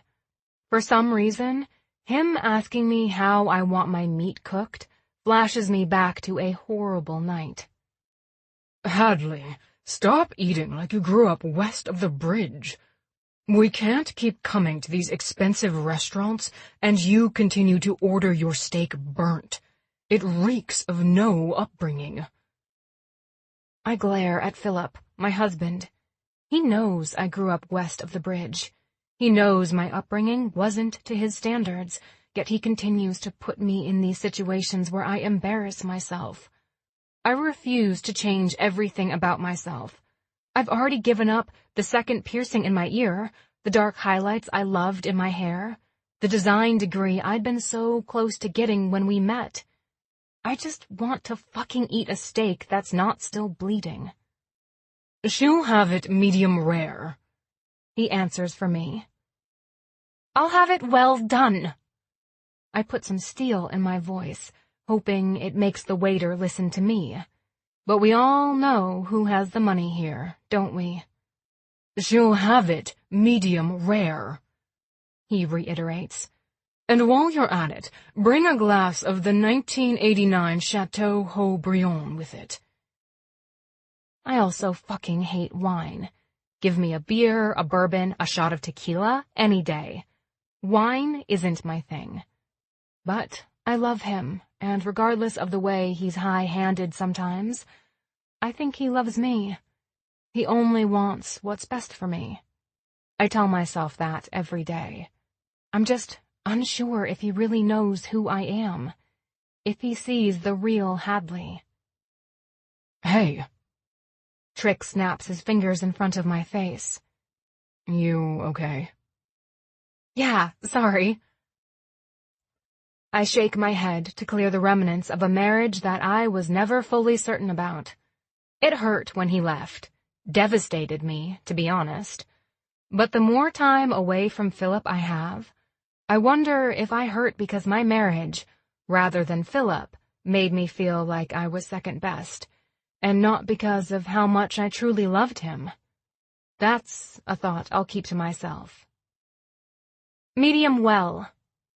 No judgment, no asking if I'm sure. Trick takes what I say, goes back to grilling/cooking our food. I breathe a sigh of relief and take a drink of my Corona. I've got this. I can make it in the world without breaking down. I'll show Philip exactly what he gave up and tossed aside. Chapter 15. Trick. I want to know where Hadley went when I asked how she wanted her hamburger cooked.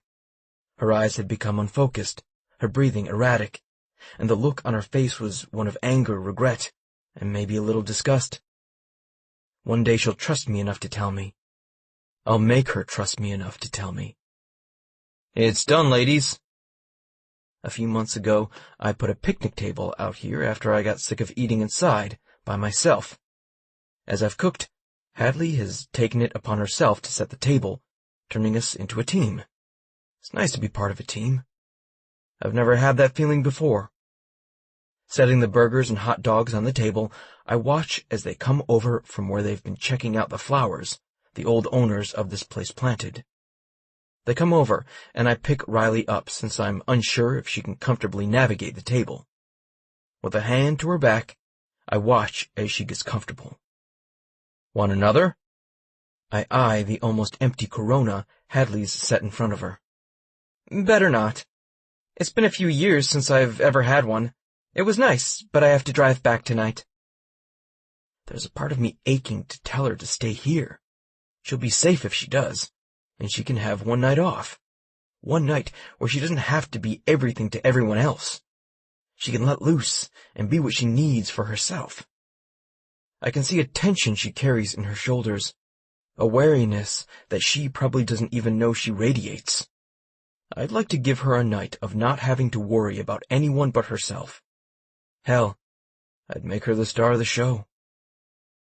I'm starving. I reach in, grab the burger I made for myself, and go about dressing it as I watch Mom and daughter prepare Riley's hot dog. Do you have any relish? Hadley's eyes lift up at me, and I'm fucking dead. They're so dark. Upstairs. I swallow roughly. In the door of the fridge. I'm getting up to already go grab it, but she shoos me down. You did the cooking. I'll be right back. Sorry, Sprite, didn't know you like relish. Mom says most kids don't, but she craved it when she was pregnant with me. Riley is so matter-of-fact. I can't help but grin widely at her. Relish is good on hot dogs. Maybe one day we can go see the Reds play, and you can have a ballpark hot dog. Would you like that? They have relish and brown mustard and ketchup. Her eyes are wide, and I wonder what the fuck I'm doing, filling her head with ideas that'll probably never happen. As soon as these hours are done, they're probably gonna drop me like a bad habit. Got it. I hear Hadley coming down the stairs. Turning around, I watch as she navigates them, not scared that they're a little further apart than most. I built them, and I have a long stride. As she takes them one at a time, her tits bounce in the t-shirt she's wearing, and I wonder if that's what they'd look like as she straddled me. Fuck me, I gotta stop thinking about her like this. I've always been the kind of guy who wants what he can't have, and Hadley? She should be totally fucking off limits for me. How do you make them? You don't know how to make a s'mores and you've never had one? Hadley, what are you teaching this child? I give them both a mock glare. It's finally dark enough and the temperature has dropped about 10 degrees. Cool enough that I was able to get a fire going in the fire pit. We're not freezing, but we're not burning up. It's almost fucking perfect. S'mores are a favorite of mine, so I always have the ingredients around to make them. Obviously not the ways of the world according to Trick, she teases, the dimple showing up in her cheek again.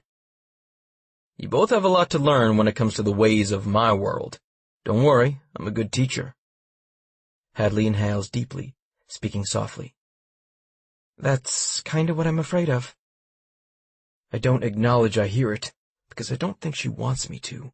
We're both literally playing with fire, and in the end, one or all is going to get burned. It's inevitable.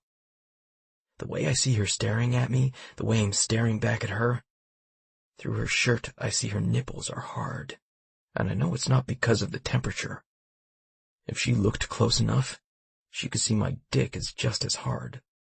Off limits obviously means arousing as fuck to me. All right. I hold up the marshmallow I put on a stick to Riley. Hold this over the flame and let it get nice and toasted. Burnt if you want. When it's done, we'll stick it in between this chocolate and a graham cracker. That's a s'more. It's good, Hadley reassures her. You'll like it, I promise.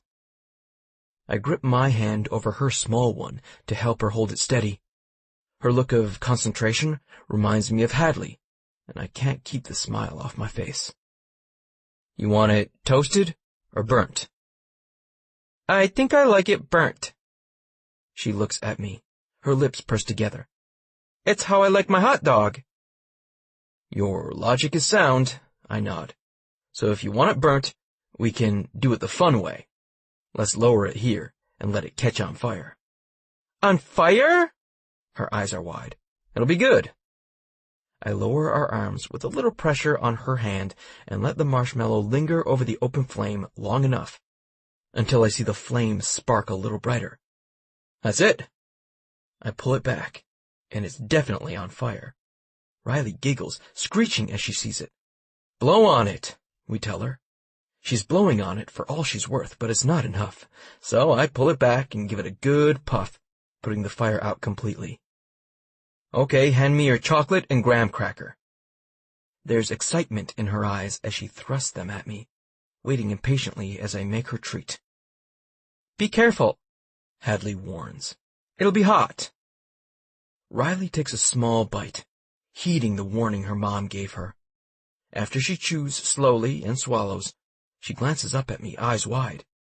It's so good! Bam! Right in my heart. This kid has made my night.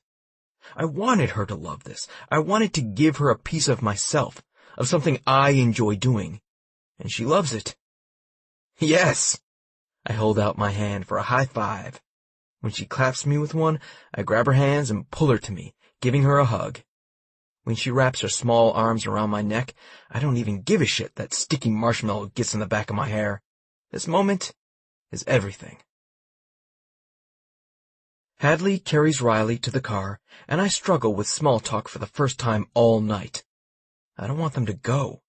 If I could, I'd keep them here all night and find out everything about Hadley's life before she met me. I had a really good time. Sorry she fell asleep. I watch as Hadley moves her hand up and down Riley's back. To sleep the way this kid is sleeping would be amazing. She's in the deep slumber of the innocent. I haven't been there in years, if ever. I'm not, she laughs.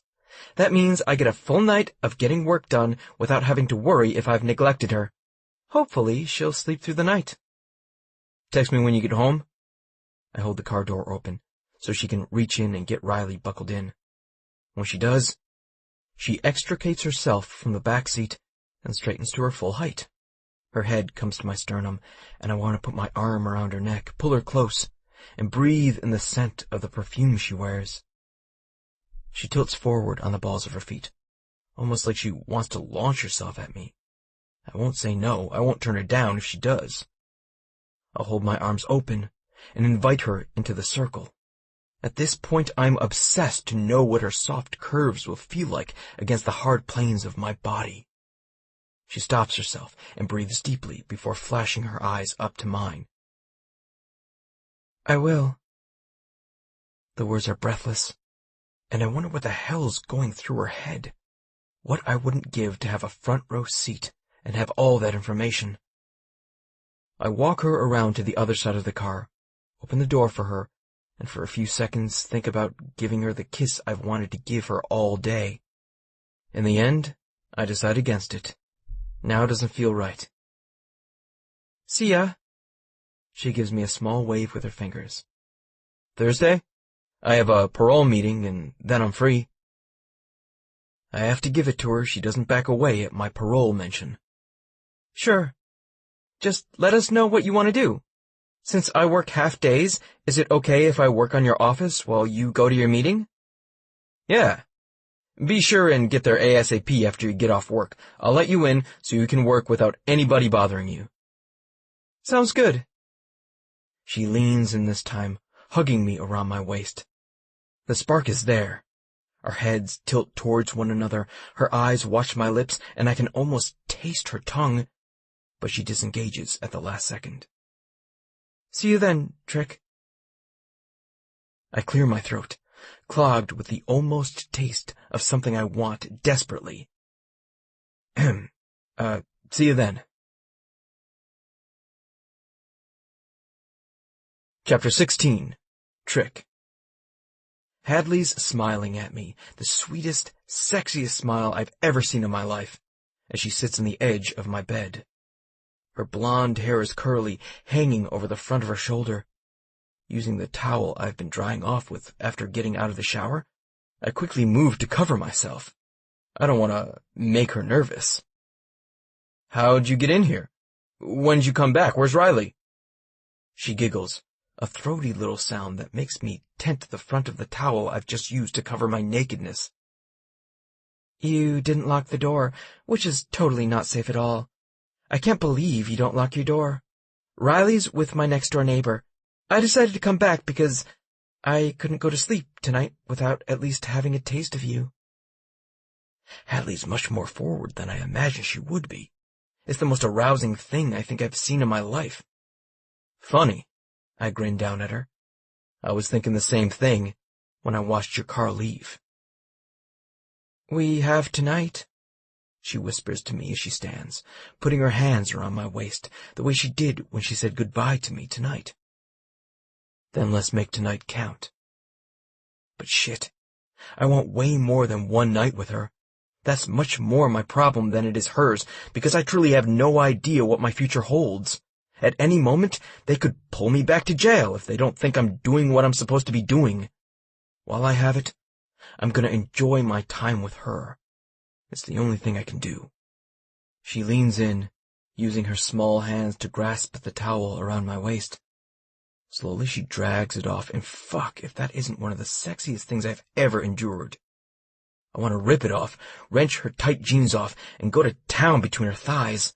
I want her screaming my name and coming against my face before I shove my dick so deep inside her she doesn't even remember the name of her ex-husband, let alone any other man she's been with before.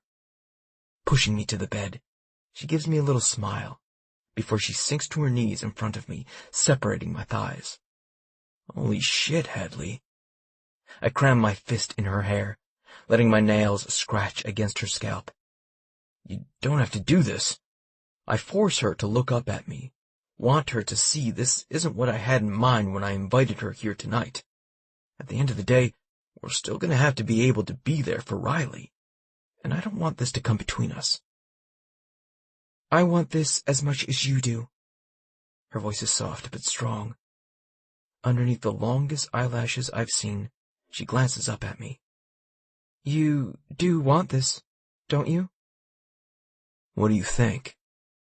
I use my palm, guiding her mouth to the juncture of my thighs. I'm careful not to force her, just leaving the flat of my hand as a presence so she knows I'm here. Without any kind of preliminaries, she takes me into her warm mouth, using her tongue to stroke the underside of my hard length. Son of a bitch! I hadn't expected her to go full-on deep-throat, balls in, right from the beginning. I'd assumed Hadley was a get-it-wet, tease-me kind of girl before she took me straight down. Everything about this woman was a surprise so far. Pushing my fingers through her hair, I guided her, holding her where I needed her to be as I moved my hips against her face. Her lips pulled tight against the force of the thrust and withdrawal between us. It was a pleasure I wasn't sure I could handle. So warm, so fucking wet, so tight. That's it. Fight me on the withdrawal. Hollow out those cheeks and don't let me go. I encourage her, and damn if Hadley isn't good at following fucking directions. I wonder how she'll be when I get balls deep inside her pussy. I wonder if she goes for hers first, or if she lets us get there together. Her fingernails dig into my thighs, and I fight against the need to explode against her tongue. It's been a couple of months since I felt anything but my right hand, and considering how aware I was of her today, I'm on a hair trigger. But first, I want to see her. There are things she's been hiding from me beneath her mom jeans and t-shirts. I tap the side of her jaw. Let me go for a sec. And it's hell to slide out of her mouth, but as I see my cock coated in her saliva, I feel a pride, a possession I shouldn't feel for her. She shouldn't be completely off limits, with a huge roll of caution tape around her. I can't help myself. I can't make myself leave her alone and let her go. Let's take this off. I reach down and grab the hem of her shirt, pulling it over her head.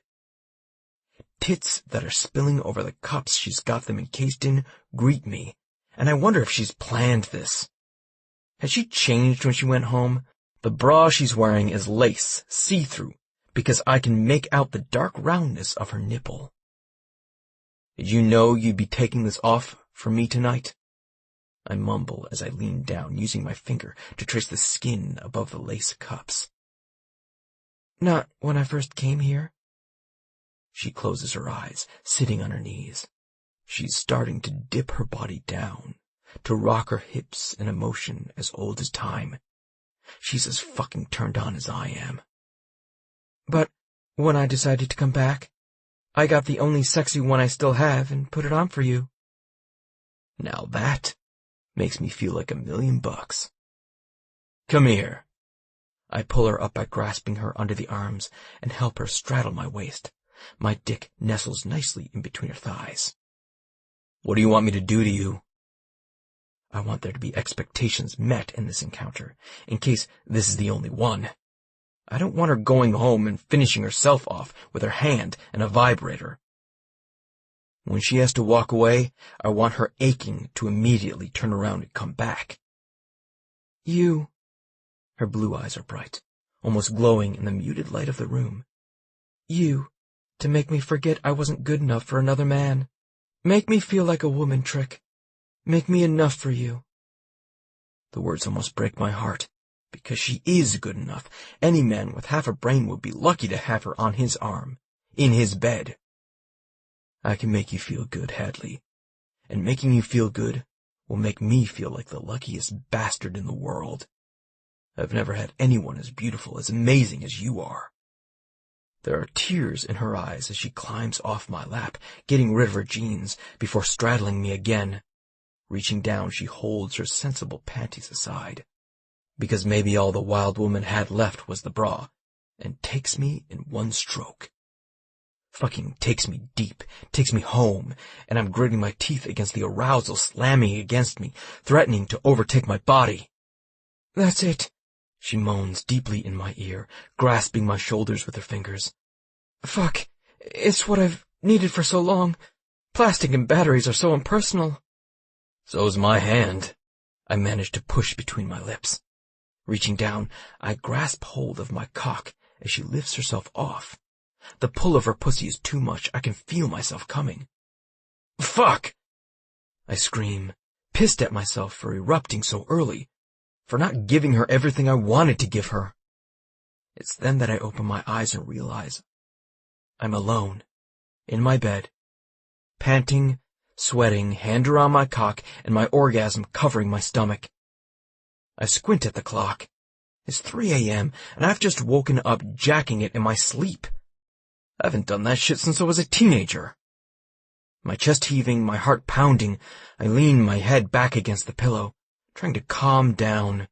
If there's one thing I know for sure, it's that Hadley isn't a need that's going to go away. I have to have her. Have to try and get her out of my system. If not, I'm gonna end up trying to convince her to stay and fucking keep her forever. And if there's one thing I know for sure, it's that Patrick Tennyson has officially lost his damn mind. Chapter 17. Hadley. I'm nervous heading to Trick's shop, but it's different than it was the first time I went. Our night changed things.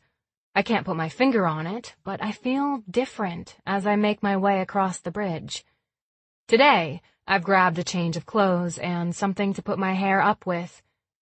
Shaking my head, I grin, thinking I've never seen anyone's office as bad as Trick's. It's part of his appeal, the no fucks given attitude he shoves in the face of everyone is like a shield against the world. I'm convinced now, more than ever, that there's a deeper side to Trick, a side he doesn't show to many people. Tapping my fingers against the steering wheel, I wonder what it takes to see that side. What are you doing, Hadley? It's a question I've asked myself a lot since last night. After leaving his apartment, I went through his Facebook. It's mostly about his job, more motorcycles and things of that nature than anything. But hidden deep, I found what I think are a couple of friends. There were a handful of pictures of him on there, with a woman. I'm not sure if it's an ex-girlfriend or what, but I'm interested. In a few of them, he had a genuine smile on his face. I want the smile for myself. I want Trick to look at me like I'm the only person in his world. Sometime during the long night, while I lay alone in my bed, aching for him, wondering what it would be like to be his, I decided I want to be. Consequences be damned. The only other time I've put this much determination into anything was opening my business, and so far that's doing pretty outstanding.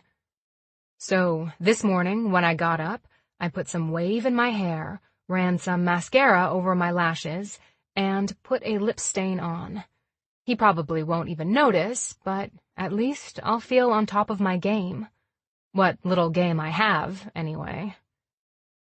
Pulling onto the street, I see a parking spot I can easily get into and send up a little thank you. I'm a horrible parker, and anytime I can make it easier on myself, I do. Locking the car, I check both ways before I cross the street, wrinkling my nose up at the wind messing my hair up. Hey. Trick waves as I approach the building. Damn, he looks good today. I've never known a man who could wear a pair of worn jeans like he does. And a camo shirt.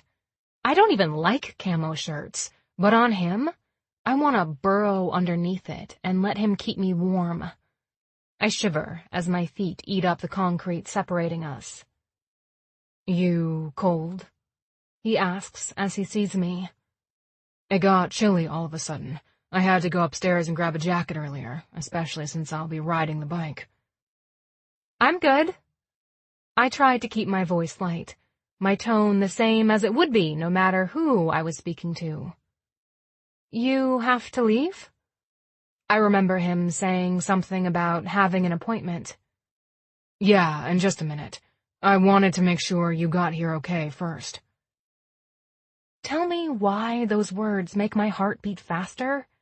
It's not like he's professed his undying love. He was being a gentleman. But there's a part of me that knows there's hardly anything gentlemanly about this man.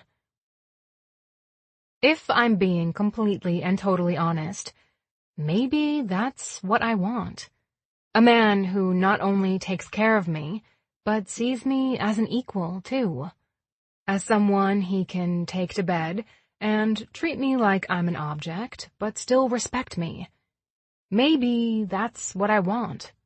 A little adventure and a whole lot of fun. The question remains, is Trick the man to take me on the ride? He left 15 minutes ago, locking me in the garage so that, in his words, people won't come in and ask you questions about shit you have no answers for. I've changed, grabbed some gloves and the whole box of trash bags, and now I'm standing outside the door of the office. There's a little part of me that wants to look around and see if I can find anything out about the man he used to be. I'm curious. Anyone would be. But before I can talk myself into it, I talk myself out of it. I don't want his and my relationship to be like that. If I find something out, I want it to be because he told me and trusted me enough to let me in, enough to be honest with me. Sighing, I open the door to the office and give it a hateful look. There is so much potential here, and he's wasting it all. Pulling my cell phone out of my pocket, I start taking pictures so I can upload them later. If I can make this place look organized, anyone will fucking hire me. I'm not even sure where to begin, so I start with the desk. Sitting in his office, I can tell it's probably never been sat in longer than a few hours at a time. My chair at home, it conforms to my ass cheeks. The back of it has a strip of fake leather missing where I constantly rub it against the wall. This one feels almost brand new. Grasping the papers in my hands, I'm sifting through them, looking at the dates. Some of these are almost 5 years old. H. Something happened 5 years ago? I text him, not expecting an answer because I know he's on his bike. As I start going through his things, loud knocking starts on the garage door. Trick, I know your ass is in there. This isn't over, man. I want my fucking starter back and I want my bike fixed. I try to ignore the sound of the knuckles against the metal, but after I jump for the third time, I'm pissed. Trick didn't tell me not to open the door. He told me he didn't want me to have to mess with people, and if these are the kind of people he deals with on a daily basis, I feel bad for him. Using my best mom face and getting my voice ready for my mom tone, I yank open the door right as the guy tries to knock again. Can I help you? His eyes rake up and down my body. I raise an eyebrow. He's got the bad boy swagger down perfectly, as I give him a perusal, too. His jeans are just the right amount of baggy, a hat turned to the side on his head, some sports team jacket over his shirt. The prerequisite goatee and diamonds in his ears are there as well. But on him, he looks like a kid in his dad's clothes, not at all like a man. I'm looking for Trick. Even his voice has an edge of youth to it. It's deep, but not deep enough with the passage of time and use. If I had to hazard a guess, it's deep because he just finished smoking one up. His dilated pupils kind of give him away. He's not here. I put my hand on the doorway to make it obvious he's not invited in. I've been a single mom long enough to know how to protect myself, and this kid is giving me some skeevy vibes. Funny how Trick, who's supposedly the felon, never gave me those. Can I give him a message when he gets back? He didn't tell me anyone would be stopping by. Are you his girlfriend? What the fuck doesn't matter? We're friends. I keep my tone cool. He knows my mom, you know. He pauses for some kind of effect, and then he hits me where I guess he thinks it hurts. He's known her for a lot of years. For a long time, the word on the street was he could have been my dad. Well, given the way he's taken to my daughter, I definitely think he'd claim you if that were true, honey. Could I be any more of a bitch? Obviously, he's thought it to be true before, otherwise he wouldn't have brought it up now. Trick normally doesn't keep them around long. He sneers. They're around for a couple of weeks, he fucks them, and then he's done. Don't let him having to be there for your daughter think he's gonna be there for you. I'm surprised this little shit knows about the probation deal. If you're done, you can leave. I'll let him know you showed up. Is there a name I need to give him? I pick at my nails, acting like I don't care. I don't, because there's nothing I've seen, nothing that remotely even supports the venom coming out of his mouth. It's pretty obvious, at least from someone who's been alone a long time, that Trick's been alone too. Gee, you can remember it and scream it when he's making you come. The foul taste that rolls up my throat makes me gag. He needs his ass whooped and some manners coaching. If I were his mother, I'd be ashamed. Gee, got it. Thanks. See you around, kid. I close the door, hoping the kid jab will make him go away. But something tells me he's not going away that easily. Trick. How's it going? Matt asks as I have a seat. Not too bad, except for the traffic being a bitch. I was almost late for this meeting, and that's the last thing I need, especially when I'm trying to get my shit together. You did cut it a little close. He gives me an ironic smile. I was on time, though, wasn't I? He coughs. Barely. But it doesn't matter, as long as I didn't have to wait on you. How's Riley? I see you've been spending a good amount of time with her. Hadley's doing a good job of keeping track of the hours. Suddenly, my blood turns cold. I hadn't realized they were keeping track of my hours. Well, that's a lie.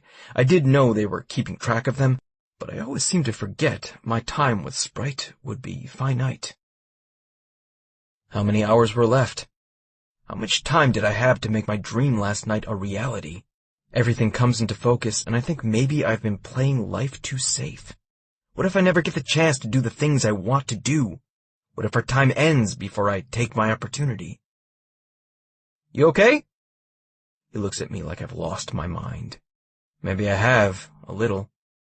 So much of my life passed me by when I was in jail. And this whole time, I've said I don't want to go back there.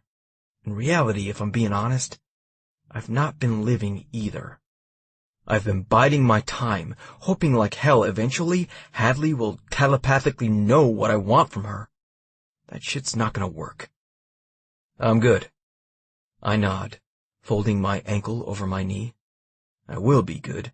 Starting today, things were going to change. They'd have to. Looks like you have around 800 more hours. And if you're good, then I'm good. There's been no complaints. You and Hadley getting along okay? Yeah, she's a great mother. I answer automatically, because she is. She's the type of mother I would have loved to have as a child. The type I'd pick for my kids, if I ever decide to have them. All right, let's make another appointment for 2 weeks from today. Did you give your urine sample already? Yes, I roll my eyes. You know I'm gonna piss clean. Technicality, Trick. No bullshitting, though. I'm really happy with how you've embraced this and how well you're doing. You could have thrown a middle finger to this whole program and decided to go to jail. I'm glad you didn't. I blow out a breath, because what he's saying is heavy stuff, words I never thought would mean much to me, and definitely words I never thought I'd hear. I'm glad I didn't either. As I leave the office and hop on my bike, I can't wait to get back across the bridge, this time for different reasons than before.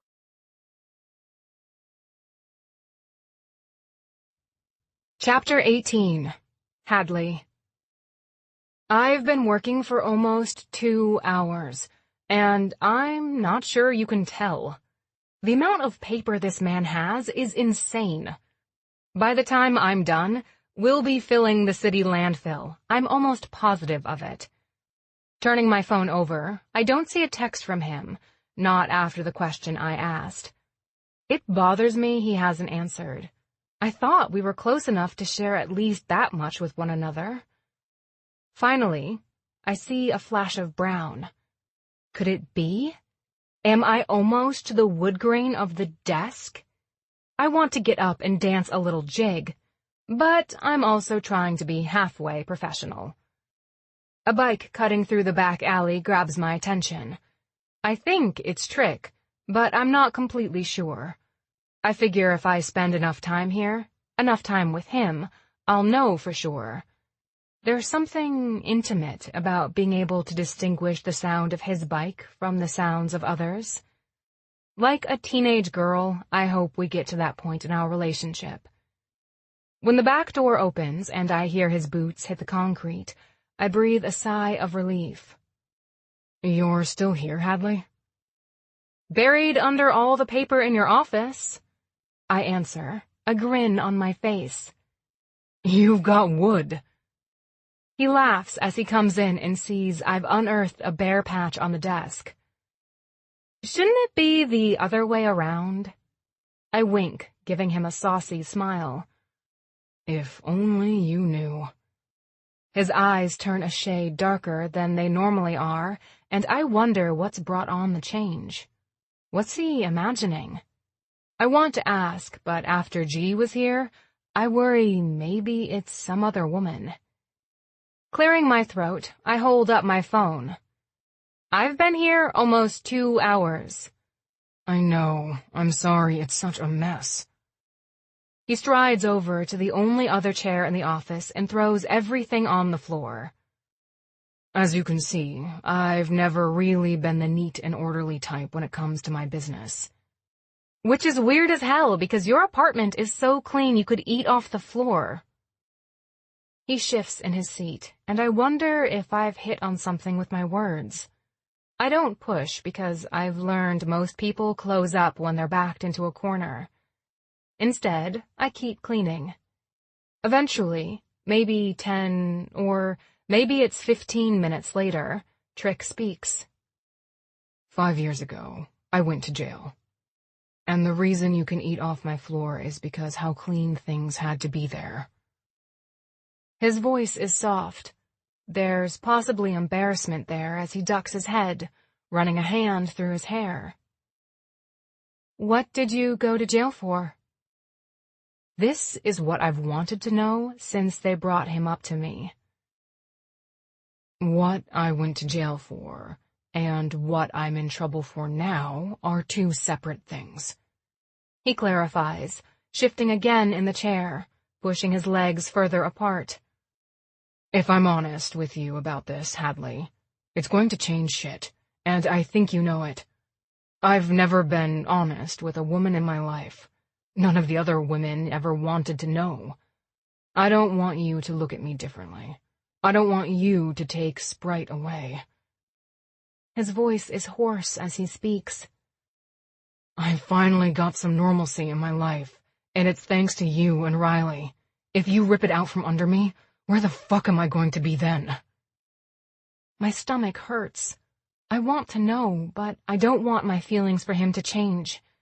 I don't want to meet the guy he was then. I want to know the guy he is now. Aren't they the same? My conscience argues. One's older and wiser, while the younger was probably hot-headed and thought he had the world by the balls. My fingers flex against the desk, and I realize I've been gripping the edge, trying to hold myself from going over and pulling him against me. If there's one thing being a mother has awakened in me, it's my nurturing side.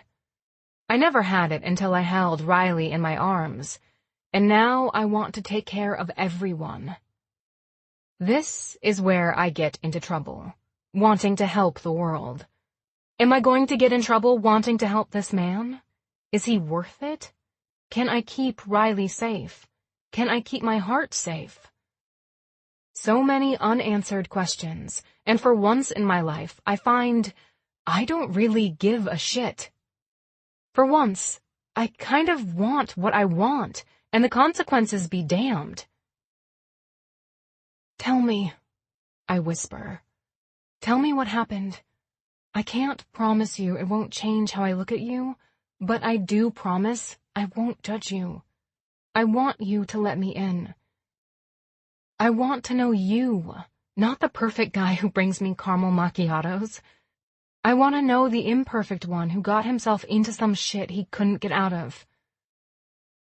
He's quiet for long moments, almost long enough for me to think I've pushed too hard. When he speaks again, the words are ripped from his throat. You could destroy me, you know? I don't know. I have no idea how I could destroy him, and I honestly don't even know how he's come to the conclusion I can. How?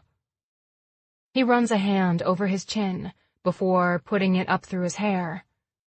You and Riley, the two of you give me a glimpse of what I could have, what I could hope for. You give a man that kind of hope, and he starts wishing for things he has no business wishing for. I don't know what to say, because I still don't know what he's done. Maybe you should be honest with me, and then I'll let you know what you have a chance in hell of hoping for. Again, he quietens, so I begin to clean, acting like it doesn't matter if he tells me what I want to know or not. This is his story, and I can't force it. Either he's ready, or he's not. I also know, before our time together is over, I'll have to tell him my story. Can you hang out? He asks after several minutes.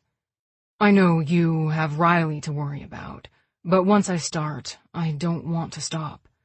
And if I tell you, I'm gonna want you to do the same for me. My thoughts had been right on track. Slightly scary how well I already know this man and how he works. I have a next-door neighbor who watches Riley when I'm super busy with the planning business. Sometimes she takes her overnight and part of the next day, so I can work uninterrupted and then sleep some the next morning. I can call her, ask her to get Riley from school and keep her tonight. I can be here for as long as you need me to. There's a light in his eyes I've not seen before, a hope for a future.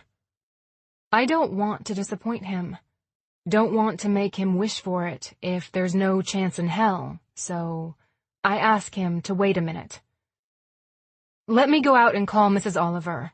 I'll let you know what she says, and we'll go from there. He nods, and I realize if this works out, it completely changes our friendship to a relationship. One we'll have to figure out how to make work. Trick. I wait for her to come back in. Nervous as fuck she'll say she has to go home. I'm nervous she's gonna stay, too. Either way, it means I open my life up. My past, my future. It all fucking collides to make a present I never dreamed could be possible.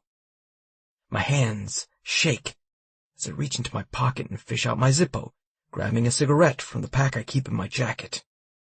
I don't have a habit where I need to smoke constantly, but when I get nervous, I have to have something to calm me down. Something to keep my hands busy if there's not a bike around needing work. Hadley comes back in, cell phone in hand, eyeing me as she puts it back in her purse. Mrs. Oliver is gonna watch Riley tonight and get her off to school in the morning. She bites her lip as she looks at me. Her eyes are bright, and I wonder what the fuck I'm doing. Don't make me regret this, Trick. Make sure you're honest with me. Taking a deep inhale on the cigarette, I hold it in, letting the smoke escape through my nostrils. If she has something to say about the smoking, she keeps it to herself. I'll be honest with you, as I expect you to be honest with me. To my surprise, Hadley grabs the other chair and pulls it over to where I sit. She has a seat, gives me a look I feel to the marrow of my bones, reaches over and takes the cigarette out from between my fingers. Before I can say anything, she's put it up to her lips and taken a drag for herself. It's incredibly intimate and makes me groan as I realize her lips are right where mine were. They've finally touched, even if it isn't the way I envisioned they would. I may need my own cigarette to get through my story. She gives me a grin. It's a grin that says she understands things maybe aren't always what they seem. Maybe everyone has their own story, and it's not as clear-cut as the world tries to make it out to be. If we're gonna do this, let's go to the backyard. There's nothing I like more than a beer and a fire. She stands with me. Do you want some clothes that aren't completely covered in dust? She hadn't planned on staying here. And after all the work she's done, she probably doesn't want to stay in those dusty, musky clothes any longer than she has to. If you have something, I don't want to put my work clothes back on. I know I'm playing with fire, but there's still a piece of the bad boy who likes to get burned. If not burned, then singed. I'm not sure that part of me will ever change. Then, let's close up shop here. We're both quiet as she gathers her stuff. I do my routine when I close the shop, making sure the doors are locked, things are clean and put away. It kind of makes me wonder how the hell my office looks the way it does. I'm very careful with the way the workspace of the shop looks. You ready? I stick my head through the doorway of the office. My heart's pounding and my palms are sweaty. This is another one of those moments that feels like it's changing the course of my life. I hope it changes the destination, because I've never really known where it was going to end. Like a gypsy, I've flitted around from one thing to another. It wasn't until my freedom was taken away that I realized how much I do want a destination I can be proud of. With everything I am, I believe Hadley and Riley are a part of the plan. They're what's going to put me on the right path, if I just fucking follow it. Yeah. She rubs her hands on her jeans, a nervous habit most people have. You know, if you don't want to do this, you don't have to. My soft words give her an out. If there's one thing I don't want, it's her to feel as if she has to listen to me when she really doesn't want to. I know. She looks up at me, her blonde hair spilling over her back, escaping the pencil she's secured it with. But I want to know. I've wanted to know since you came strutting through the door of the center, with grease under your nails, late as all hell. The embarrassment I still feel causing me to laugh and duck my head. Not my best moment. No, she agrees. But you made the best of the situation, and that probably says more about you than being on time. Riley's lucky to have a mom with the ability to look at the big picture. I'm lucky to have a daughter who looks past my faults and loves me for what I can give her. She never asks for anything more than what I can afford. More than anything, that kid loves to hang out and do something with people she cares about. You don't know how excited she gets when we make popcorn and watch a movie. I'm thankful for it. Because my time isn't something I can always give her, but when I can, she's so appreciative. We've had money before, but we never had her dad's time. The words I'm about to speak can change everything, but I have to speak them. The one thing you can always count on having with me is time. Money isn't everything to me. I don't need much to live. Her blue eyes bore into mine. If I had to hazard a guess, I'd say she's damn near speechless. Let's get upstairs so we can both change. As we get to the end of the stairs, I motion for her to go up in front of me, amazed in myself. I can still be a gentleman, even when some of the most basic manners were lost while I went to prison. It's a revelation. She makes me want to be someone better. I want to be the better person for Riley and Hadley. Can I sustain it? I have no fucking clue, but I'm willing to try. Neither one of us speaks as we enter the apartment. She follows me to the bedroom, and I have to tell myself to calm down. Just because she's followed me back here doesn't mean we're gonna do all the things I've thought about. It's even neat in here. She eyes the bed. She and I could mess it up, stay in it for a few days at a time, only coming out for air and food before we climb back under the covers. Yeah, one of the other holdovers I have. Her lips purse as she nods. Nobody's asking you to change who you are, Trick. Don't feel so bad about where you come from. Emotion clogs my throat. Instead of speaking, I dig through my dresser, grabbing the smallest pair of sweatpants and hoodie I have. Here you go. I shove them toward her, pointing to the bathroom. You can change in there. I lean down, grabbing my own. If she's going to be comfortable, then I'm going to be comfortable too. Eyes cutting to the side, she looks like she wants to say something else, but decides against it. See you in a few. I'll be waiting downstairs. Because I need fresh air. I need to get away from those eyes that see too much, a heart that is way too big for people like me, and the sweet smell of coconut that follows her everywhere. Quickly changing my clothes, I burst through my front door, panting, taking deep breaths into my lungs, reminding myself, for now, I'm free. And the only person I owe anything to is myself. It'll hopefully help when I break her heart about the kind of man I really am. Chapter 19. Hadley. I hear the front door to his apartment slam, and my hands shake. I've never had the kind of reaction I have to Trick, to anyone else. It's like a current flowing through both of our bodies, an electrical jolt that would make my heart start beating again if it stopped. Nervousness courses through my body, and I try to examine why I'm nervous. Because he's going to be honest with me. Because I'm going to be honest with him.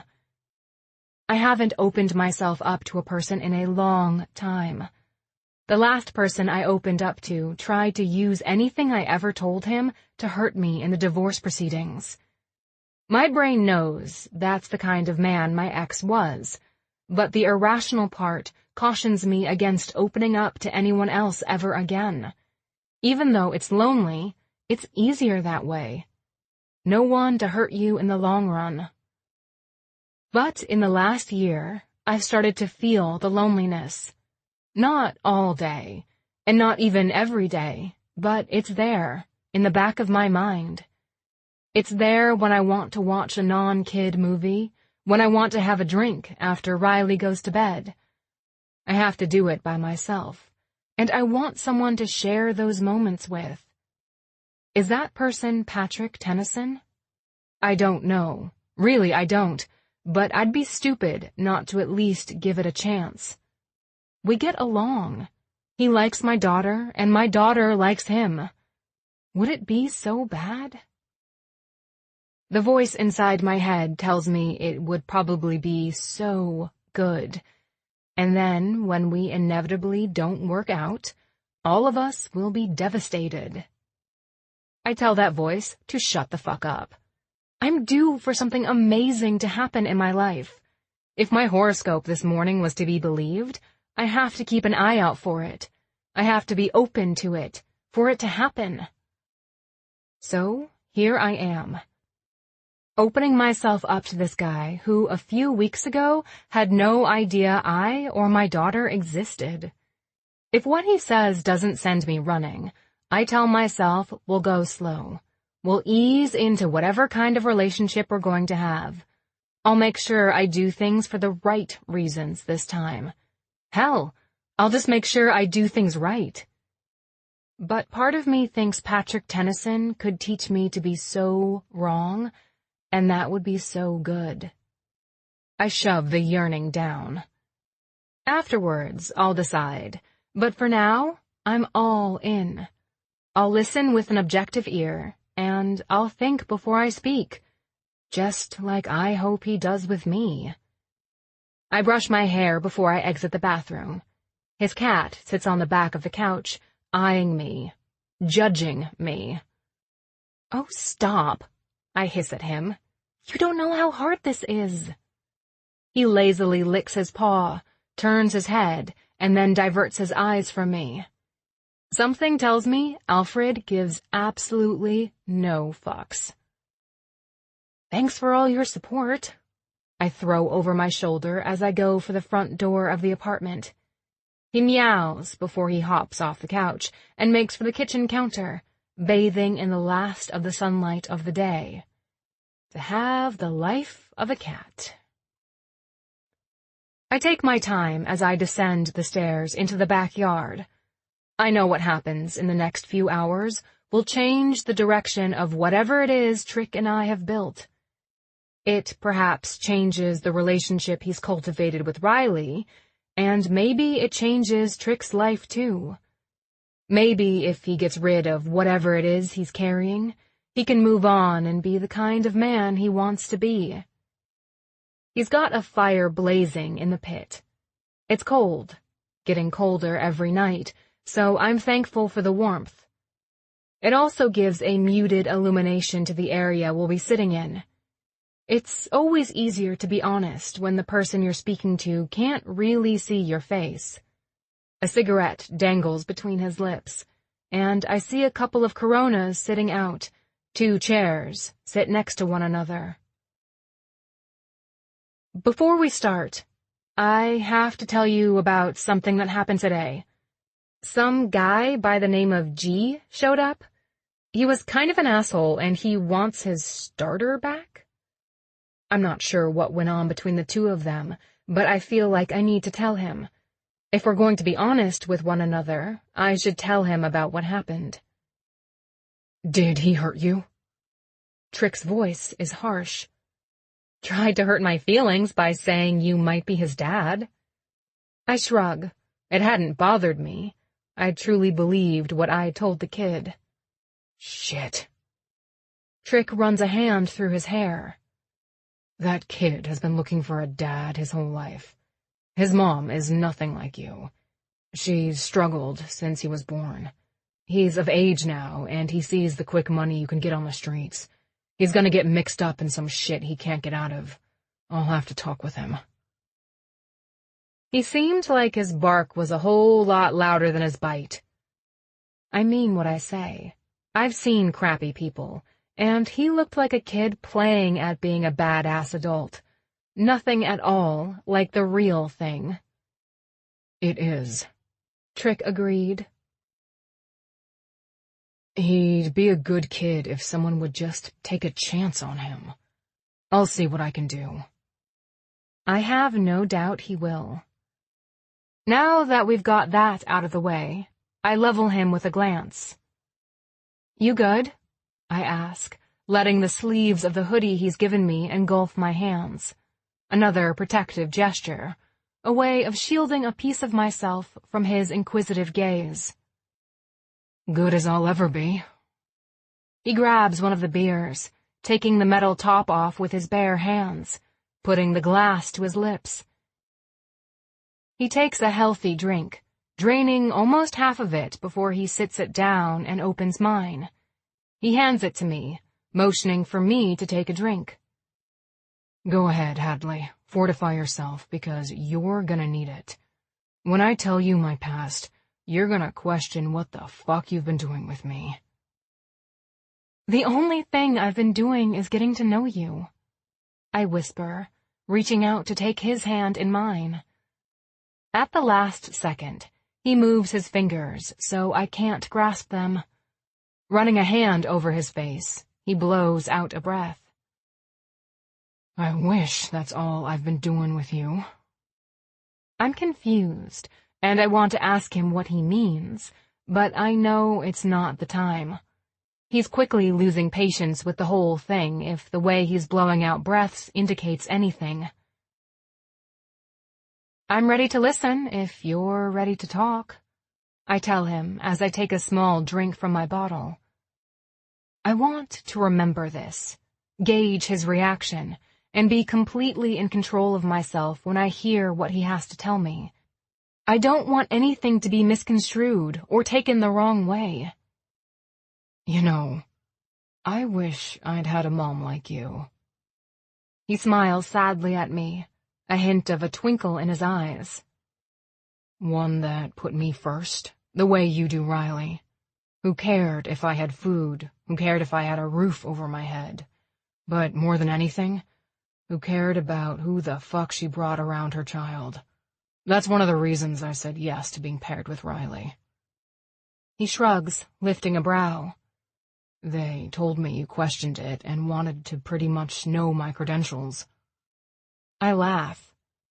It wasn't completely like that, but I wanted to know if what you had been arrested for, this vandalism thing, was something I needed to be worried about. The only thing Rebecca told me was you're a changed man and she'd trust her own children with you. That was enough for me, because I've grown to know her in the past year. She's been working with us a while, trying to get Riley matched with someone. You're gonna question if either one of you have the good sense God gave you. He licks his lips and rubs his hands over his thighs. My mom wasn't like you. She wasn't a drug addict or anything like that. Didn't abuse me in the traditional sense. And if anyone looked in from the outside, we would have seemed like a normal family. Poor as fuck, but for the most part, normal.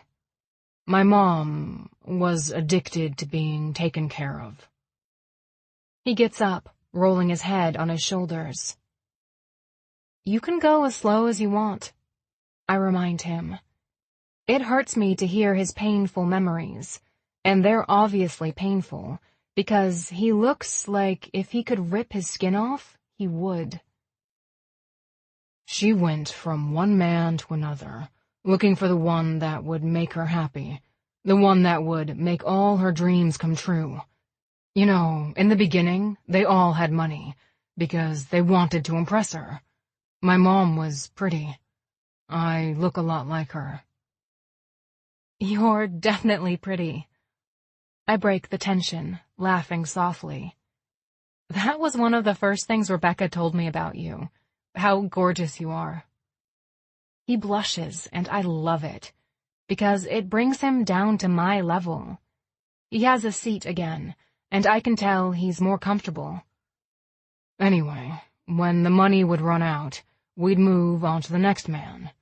Sometimes, though, it took us a while to find someone who would be willing to take us as a package deal. When that would happen, Mom would get some shit waitressing job, and money would be beyond tight. When I was a teenager, I hit a huge growth spurt, shot up like a weed, and since we couldn't afford new clothes, I wore jeans that didn't fit.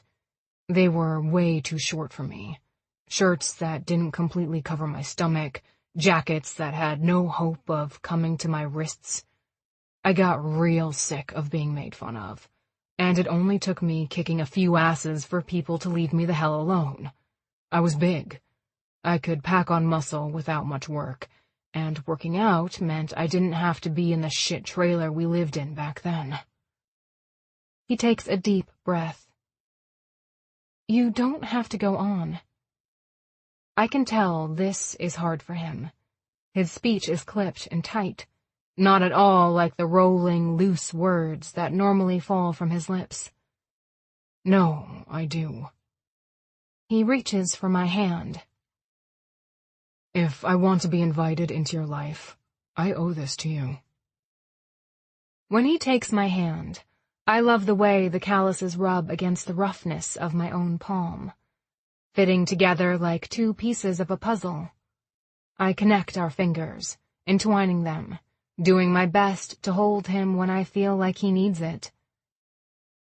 Fast forward a few years. I'm 22, almost 23, and I'm a hothead. I'm used to getting my way because I've been plowing through anyone who's told me no for years. I'm trying to build up my business.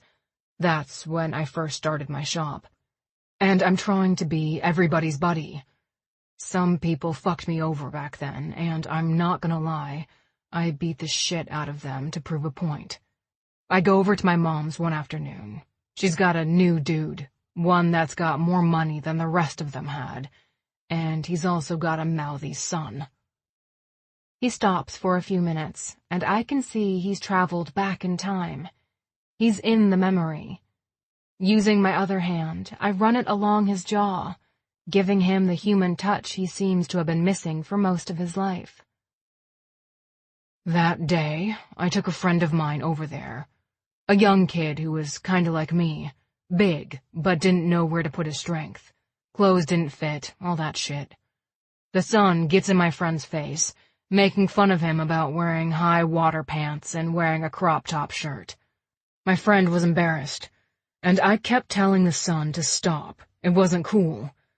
You know, my friend's family didn't have the money to clothe him, but they'd done the best with what they had. The sun wasn't getting a rise out of my friend, so he started pushing my friend. That's all he wanted, a rise. I have a really bad feeling of how this is going to end, but I want him to finish the story. I want him to tell me in his own words what happened. I put a hand up to stop it, to tell the sun to get the fuck out, and he clocks me. Talking shit the entire time. In the blink of an eye, I'm back in that fucking high school where people were making fun of me, asking if I'm gay since I like to show my ass off because my pants are so tight. Every single ridiculing remark came back to me in that instant, and I hit him and I kept hitting him. It didn't feel good, but I couldn't stop. It was like every single emotion I'd ever had of hatred, of embarrassment, and never feeling good enough erupted in that one moment. By the time my friend pulled me off of him, he was unconscious. "Did you kill him?" I ask quietly, afraid of the answer. "No." He shakes his head. "But I fucked him up badly. After all was said and done, I was charged and did a stint for 3 years in prison and then 2 years in a rehab situation where I learned to control my anger. I knew right from wrong, no matter what my emotional scars were." He sniffs slightly. "I never should have done what I did. I never should have used my fists when I could have walked away." I'm sniffing too, because I hear the real regret in his voice. The pain his decision caused him. "I've not spoken to my mom since they hauled me away in cuffs. I have no idea what became of the dude, his son, or my friend. None of them have seen me since the night the altercation happened." "Not even in court?" I run my hand along his back. "They didn't come," he admits. "And I took my punishment like a man. It was the least I could do." He breathes heavily, clearing his throat. "I guess my question for you, Hadley, is, does this change how you think of me? Does this change the way you look at me?"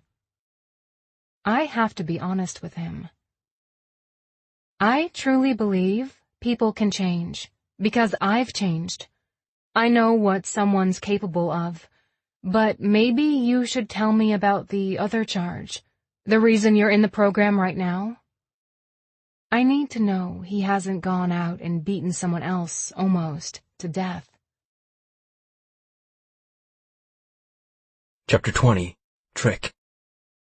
I'm so fucking raw after I've explained to her what originally got me in trouble, but I know I owe her the rest. It's nothing like what happened the first time. I run a hand under my nose. I can blame the cold on my nose running, but truthfully, I get emotional when I talk about what I did. Nobody can ever punish me as much as I've punished myself. "Thank God," she whispers, as she squeezes my hand. I run every other day. It helps me keep my mood stable. If I'm pissed, sad, lonely, whatever, I either hop on the bike or run, but running helps more. This asshole down the street who runs the junkyard got a dog a few months ago. The prettiest little fawn pit bull I've ever seen in my life. He had tied her up and was feeding her raw meat and all the shit dickheads seem to think they're supposed to do with junkyard dogs. Her face turns to mine. I swear, every time I would run by her, she'd look up at me with the saddest eyes I've ever seen. It was like she was begging me to get her out of the shitty situation she was in. One day, I had enough. I went back to the shop, got some wire cutters, and broke her out. You got arrested for stealing a dog? She looks like she's trying not to laugh, and it's nice after the heavy discussion we've had. The fence he had was some expensive galvanized bullshit and cost more than foreign cigars. Because of the price, I was hit with felony trespassing, which violated my probation. And when I went to take the dog, he threw shit at me, I threw shit at him, we shared some words, and I may have picked him up by his shirt and slammed him into a brick wall. Seriously, though, who mistreats an animal like that? I know it's not an excuse, but it's a hot-button issue for me, which is why I'm here now. Wow. She lifts her beer, draining the whole bottle. I know, it's a lot to take in. I don't want her to make a snap decision. I don't want her to have heard about the old angry Patrick and think I haven't changed. I have. And I feel like I'm proving it every time I'm allowed to hang out with Riley. More than anything, the way the little girl trusts me is the best feeling in the world. Please, don't make a quick decision about me. I beg her. The desperation in my voice is embarrassing, but it's the rawest I've ever been. I believe people can change, Trick. I've changed, and I try not to take people on their pasts. Since I met you, you've been nothing but gracious and polite.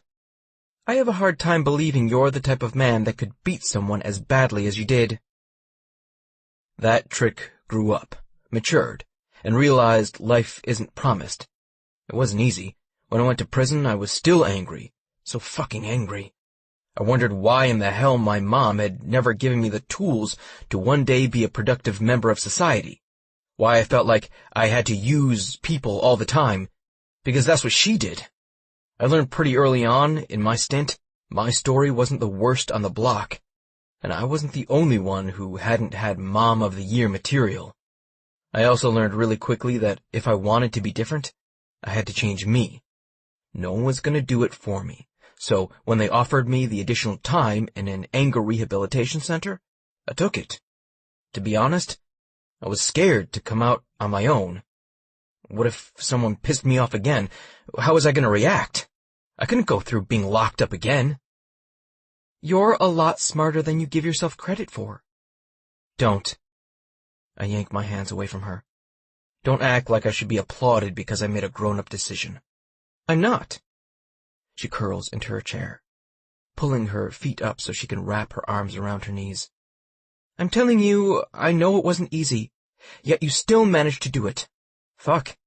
It took me years to be able to make a grown-up decision and get my ass out of my situation.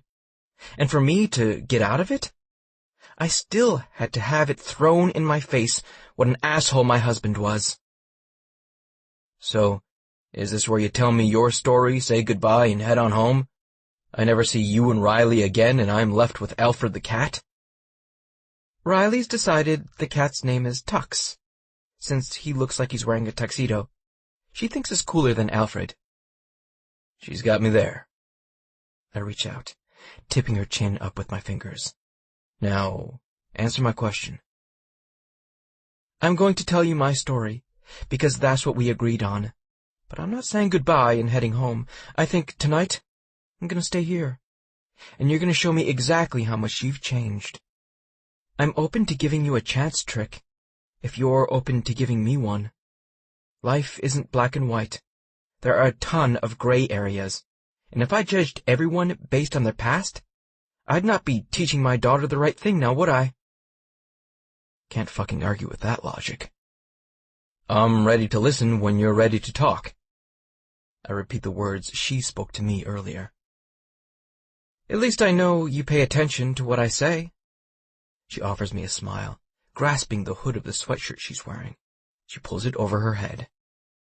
Looks like I'm not the only one who's self-conscious about spilling my guts. She's hiding, and I'll let her do it, but not for long. I don't even know where to begin. She reaches in and takes a drink from her almost empty bottle. You want another? I think I'm gonna have another. If you're not driving, why not? She nods, and I realize maybe it's as hard for her to admit her truth as it was for me to admit mine. Our truths are both vastly different, because I'm pretty sure she hasn't beaten the shit out of another human being, but it's obvious our paths have affected us greatly. Getting up, I jog to the back door of the shop, reaching inside the Yeti I keep there. I pull 2 more bottles out before making my way back over to our fire. I have a seat again, using a stick to stir the burning embers. I was a lot like you, she finally speaks. My mom didn't have a lot of money, and I lived on what everybody called the wrong side of the tracks.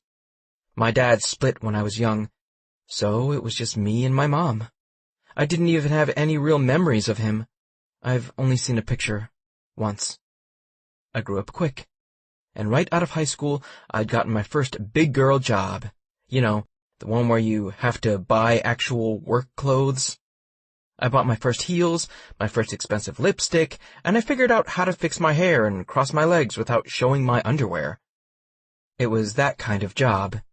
The first few months went by and no one really even knew I was there. I flew under the radar. No one knew my name, and I was good with that. Perfect, really, because then I had no expectations. I did my job and went home at night. She looks off into the fire, pulling the strings on the hood, tightening it around her like a shield.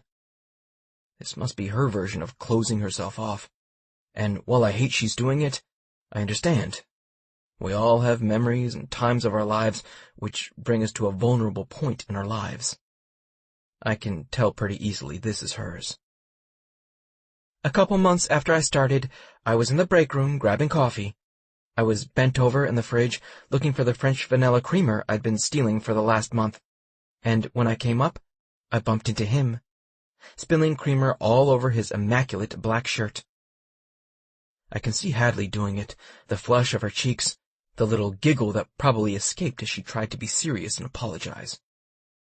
Was he pissed? No, she shakes her head. Philip Weston III laughed. It was so unexpected. I laughed too. Even though I'd laughed at my blunder, at the same time I knew who he was and immediately scared to death I would be losing my job. She gets quiet and starts picking at the nail polish on her fingers. I can't tell by looking at her if these are good or sad memories. We dated for 6 months. She lifts her eyes up, showing me the tears that have gathered. This is obviously painful, even if she's for the most part put it behind her. Within a week of him proposing, we got married. It was all such a whirlwind, but with him being older, he kept assuring me he knew what he wanted. She licks her lips and sighs heavily. Since I was younger, and I'd never in my life witnessed the opulence in which he lived, it was all like a fairy tale for me. I had designer clothes, awesome shoes, and a nice car. The whimsical smile leaves her face. Then reality set in. What had been so exciting became my worst nightmare as soon as a baby came into the mix. She's quiet again, and I can almost see her gathering her thoughts. Things were good between us until I started talking about wanting a baby. It wasn't something we talked about before we got married, and to not talk about it was stupid on both our parts. He didn't want kids, and I did. When there was a snafu with my birth control, I ended up pregnant. It was the beginning of the end. He thought I trapped him. I thought he was a cold dickhead. However, I kept seeing glimpses of the man he'd been before Riley, and I knew he had the capacity to love her. Every once in a while, I'd see him look at her with a soft smile on his face, but it wouldn't last long. He couldn't get out of his head and away from his day job long enough to form a bond with her. I was wrong about everything. It never happened. He's never told our daughter he loves her. She wipes under her eyes. He stopped telling me, too, but I kept holding out, hoping the man I'd fallen so in love with wasn't a calculating bastard.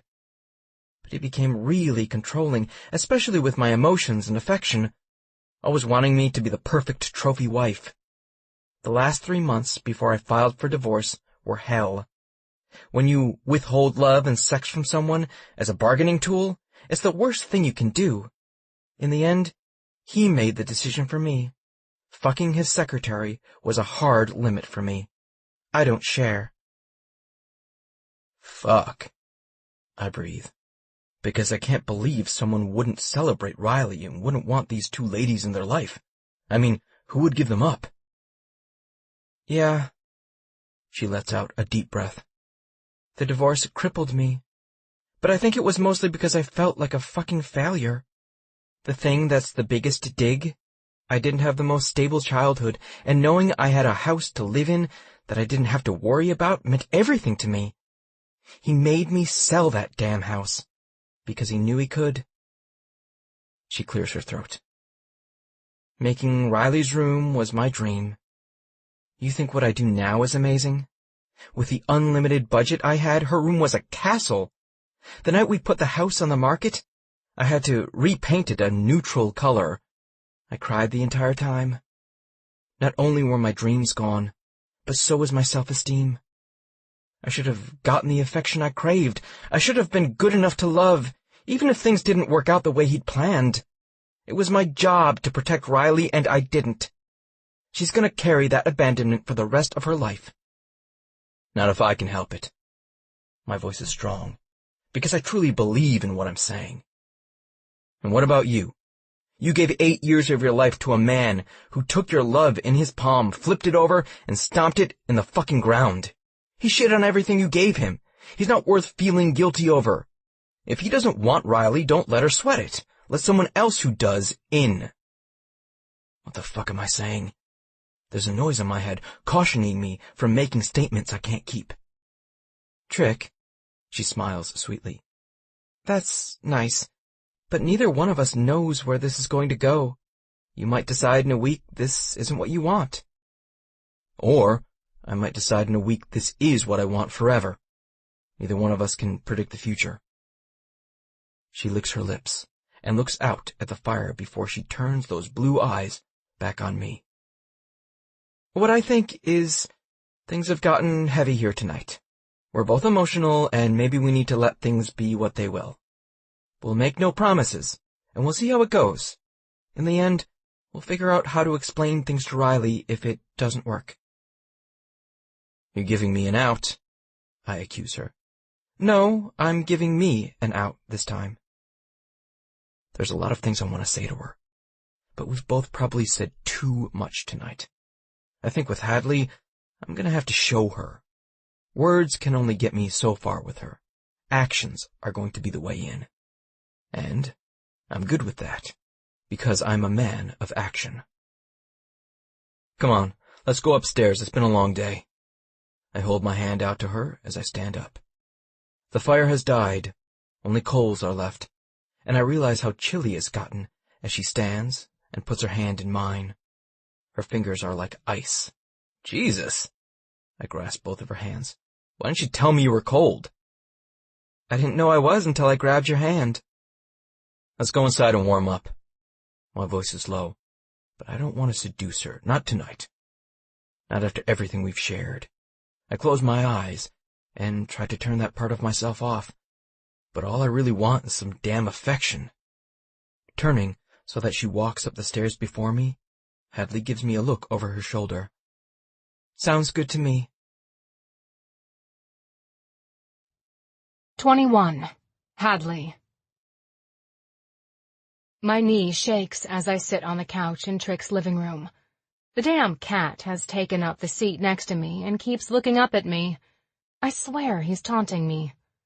5 minutes ago, Trick asked me if I wanted to shower first, and when I said no, he went into the bathroom and shut the door. I can hear the water and my imaginations running wild. I don't want to have sex with him tonight.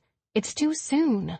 But dear Jesus, it's been a long time for me, and the man is hot. Not to mention the emotional baggage we laid out for each other earlier. I just need some human contact. I need someone to hold me. I want to feel someone's lips against mine, fingers digging into my flesh. I'm raw, and I don't want to deal with the emotional fallout of my past by myself. I've been doing that for such a long fucking time. There's a bottle of Jim Beam on Trick's counter, a sign I should do what I'm thinking of doing. Getting up, I march over to it, rip the top off, and take a fortifying drink. I haven't been meek for a long time. I took my business by the horns, and I'm making it work. I'm raising my daughter on my own, and I'm kicking ass at it. If I want this, I need to go after it. And I don't need to let any of the insecurities prickling at the back of my brain stop me.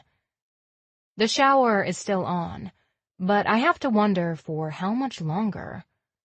I've sat and stewed forever on what I want to do. Mind finally fucking made up, I start undressing as I make my way to the bathroom, and by the time I get to the door, I'm naked. My clothes are a trail of my thought process, a pile of them here and there. My hand shakes as I reach forward, turning the knob slowly. I'm half expecting it to be locked, but when the door opens, I know this is it. This is my sign. If it had been locked, I would have turned around, put my clothes back on, and probably ran home. Not now. Not when everything points to this moment being it. I can't see his outline against the shower curtain because it's a dark navy blue made of heavy plastic. Taking a shot in the dark, I walk over, grasping the end and pulling it slightly back. Holy shit! He jumps as he feels the curtain move. It gives me enough room to climb in. I fight every instinct in my head screaming at me to cover myself, to not leave myself exposed. Finally, I feel calm enough that I can speak. I can turn around, walk out of here, and pretend like this never happened if that's what you want. It's not what I want, but I never again want to force my opinions and ideas on someone else. I want us to come to a mutually beneficial agreement. When he doesn't say anything for longer than I feel comfortable, I turn to leave. No. His hand tightens around my bicep. Don't leave. He shakes his head. I just never expected you to be standing here like this. I dreamed it. He smiles widely. Literally. Last night, I dreamed it. Seriously? I can't believe he's been dreaming about me. Woke up with my dick in my hand, coming all over my stomach, if you want the absolute truth, Hadley. Wow. That escalated quickly, and it wasn't at all what I expected. I snap to attention because it occurs to me, for the first time, I get to see him. Really see him. He's not covered up because we're somewhere with Riley. Finally, I get to see all the parts he hides of himself from the world. Look your fill. He pushes his hair back against the water streaming down from above him. Doing just as he's told me to do, I see exactly what Rebecca told me when she said he was gorgeous. He's strong, lean, inked, and fucking beautiful. I've never seen him without a shirt on before, so I'm seeing the chest piece he sports. And it's magnificent. I've never really been the type to get into men because they have tattoos, but on Trick, it's the sexiest thing I've ever seen. Artwork covers his entire chest. Sleeves cover his arms. But it's the chest piece I keep coming back to. A skull on top of a lion. It accentuates the strength of his core, the strength of the man standing in front of me. My gaze slides down his body, following the path of the water. Like what you see, he teases. His hazel eyes are hooded, darker than normal. I think the question I need to ask you is, do you like what you see? I have stretch marks. I've never been completely comfortable with my body, and even though I'm in pretty good shape, I'm still self-conscious. He steps forward, touching me. One hand curls around my hip, the other goes into my hair, and we're touching. Our bodies are smashed together from top to bottom. I can feel the muscle of his stomach and thighs against mine.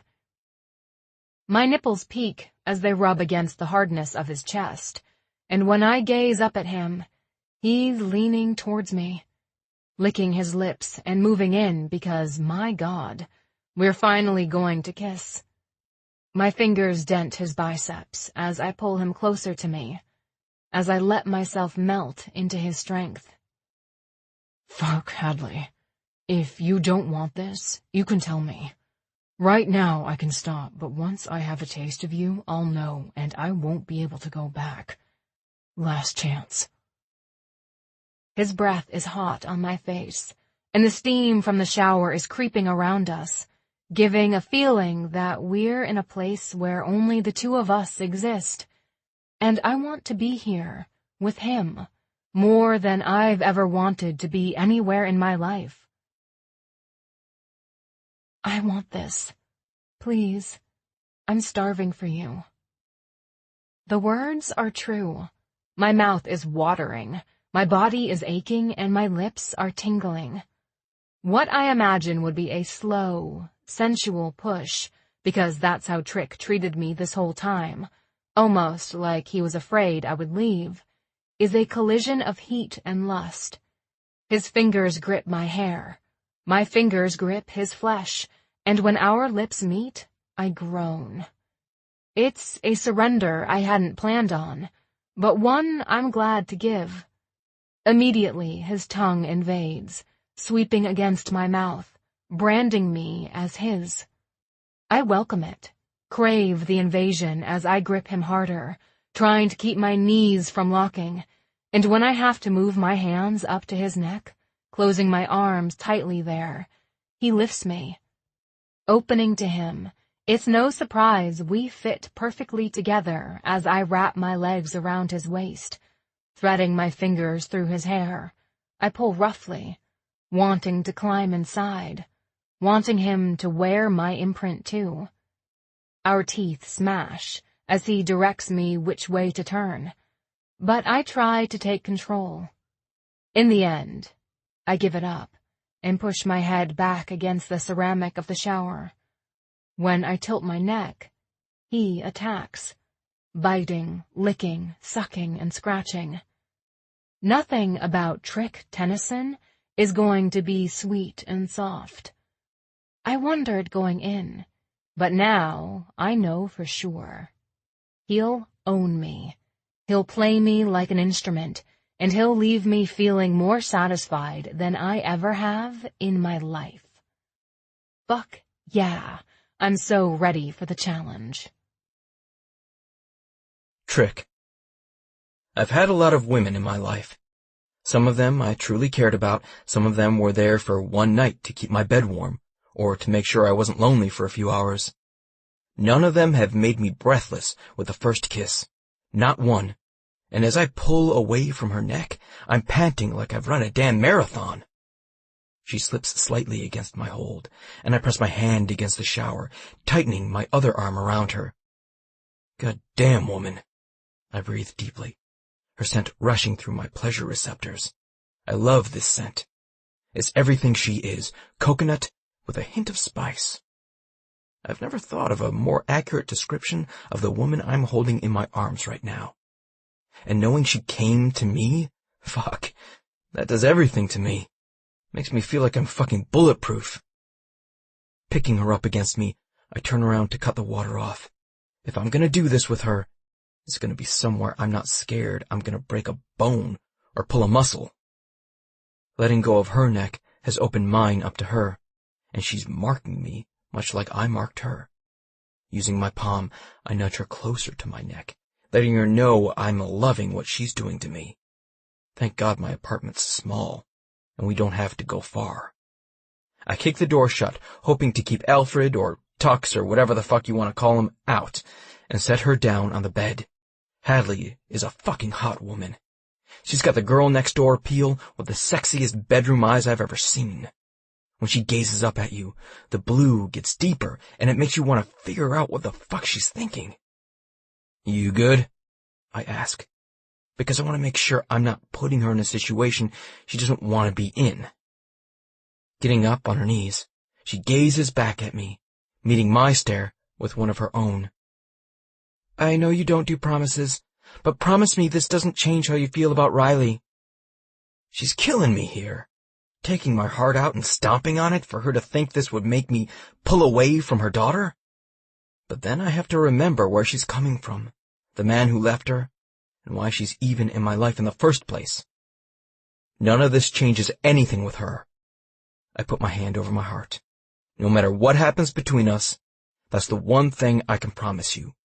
I won't punish her. I won't put her in the middle. I'm about to really put myself out there with my next words. You promise me the same thing. Without a doubt. Her voice is quick to match mine. I don't want her hurt again, and I'll be damned if I'm the one doing it. Anything else we need to get out there? I ask, wanting to make sure we're on the same page. No sex tonight. Her voice is small, but strong as she speaks. A little piece of my manhood shrivels up and dies, but I can understand where she's coming from. We can do other stuff, though, right? 'Cause that kiss? I groan, throwing my head back as I let my hand drop to my hard cock, palming it, offering it a little bit of relief. Yeah? She licks her lips as she washes me. I'm just not ready for that yet. I'm not on birth control, and... I cut her off. You don't have to explain shit to me. All I have to know is sex is going to happen. It's most definitely going to happen. She moves on the bed toward me. Come here. She crooks her finger. I like this playful side of her, the side I've never gotten to see before. Hadley? I cup her cheeks as I stand in front of her. What do you want? You to let me do something I've thought about doing since I saw you. She answers easily, the words flowing from her mouth. What's that? She reaches down, puts her small hand around my cock and strokes toward her, then towards me, pulling and stroking as her eyes look into mine. I wondered what it would take to bring you to your knees, she admits as she bends on her knees, taking me in her mouth.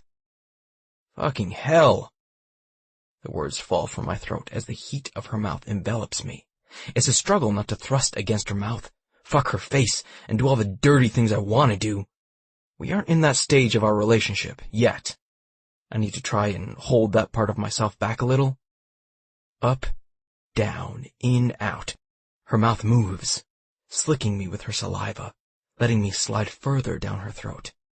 Hadley, I hiss, opening my eyes wide, when she uses one hand to grab my hip, pulling me closer. It's then I see her ass, tilted up, her thighs spread against the comforter covering the bed.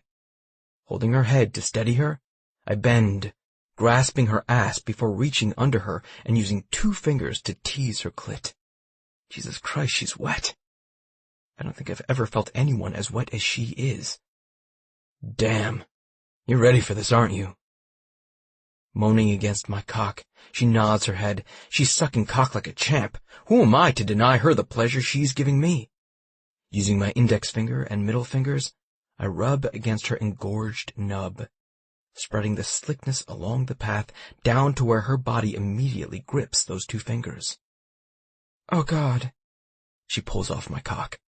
It bobs in front of us, trying to get back to her mouth, but she's let her head drop, thrusting against my fingers. Feel good?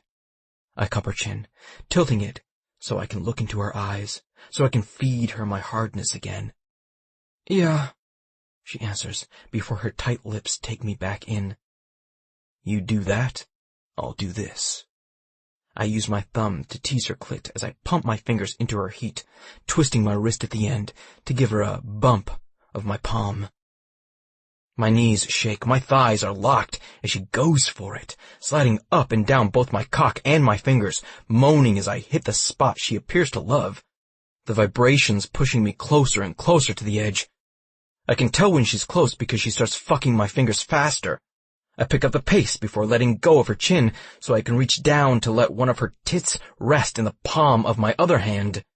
Denting the flesh, I pull roughly at the nipple, giving her a little of the not-so-sweet I sometimes like. She groans against me, letting me slip further against the back of her throat. And that's it. I come.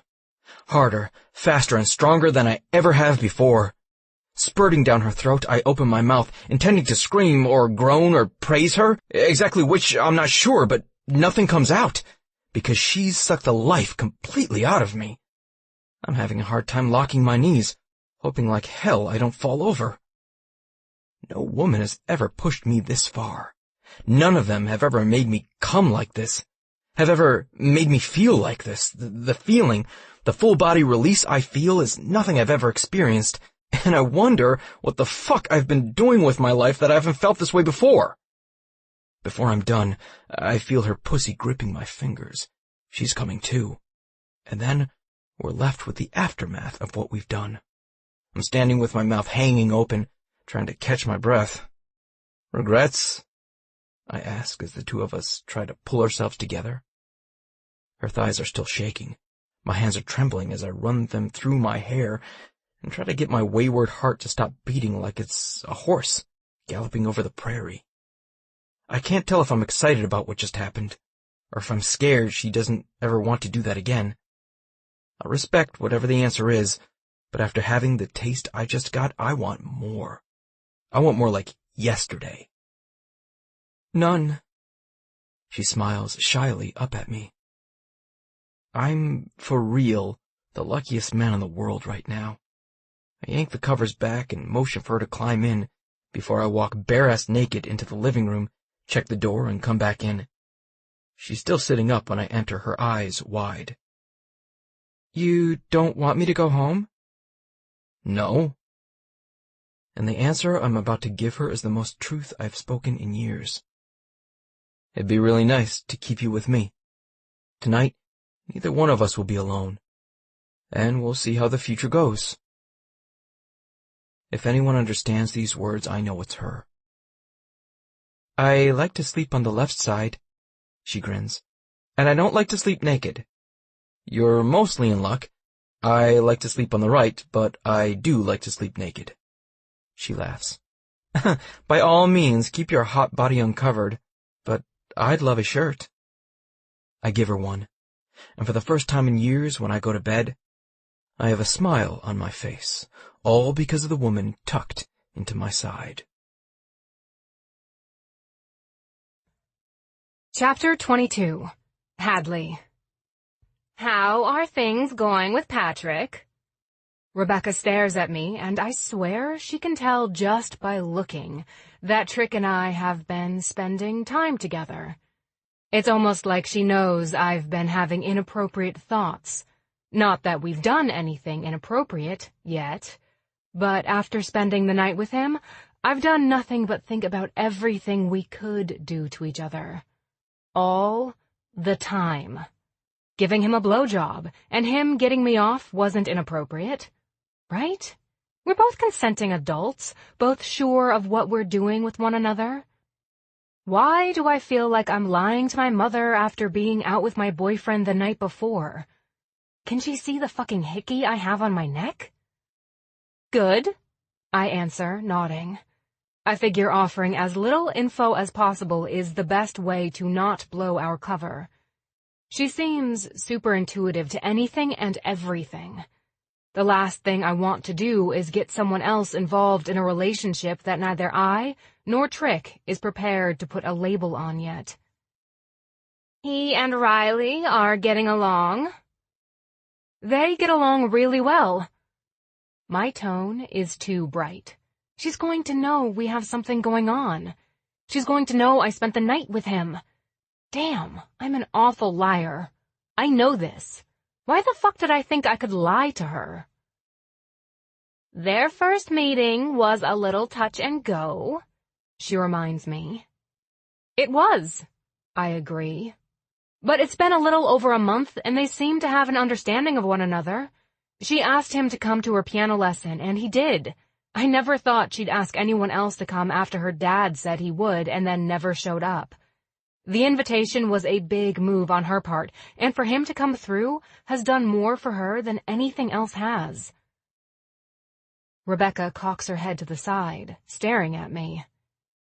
You and Patrick are getting along too, aren't you? She picks at a piece of lint on her stockings. There's not a rule book. There are no bylaws which say you can't see him, Hadley. Her voice is soft, like she's afraid she's going to scare me by speaking the words. I know. I swallow hard, unexpected tears coming to my eyes. Oh, fuck. I bite my bottom lip, trying to staunch the flow. What's wrong? She puts her hand out, grabbing mine, holding on tightly. I'm thankful because I need an anchor in my life right now. I'm scared, I admit for the first time. The tears fall slowly, streaking down my face. I'm really scared, completely and totally terrified. Her tone is soft as she cocks her head to the side, letting go of my hand as she hands me a tissue. Why? How do I explain what I'm feeling to someone who's never been in the situation I've been in? What if I wrap myself up in this guy, wrap my daughter up in his life, and he turns around and does the same thing to me my husband did? What exactly did your husband do? I've never told her, so it's not unusual for her to ask. And if I'm going to start, I might as well start from the beginning. Ruined my life? It's dramatic, I know, but I still feel as if it's an honest assessment of the shitstorm he put me in. Hadley, I can't help if you don't let me in.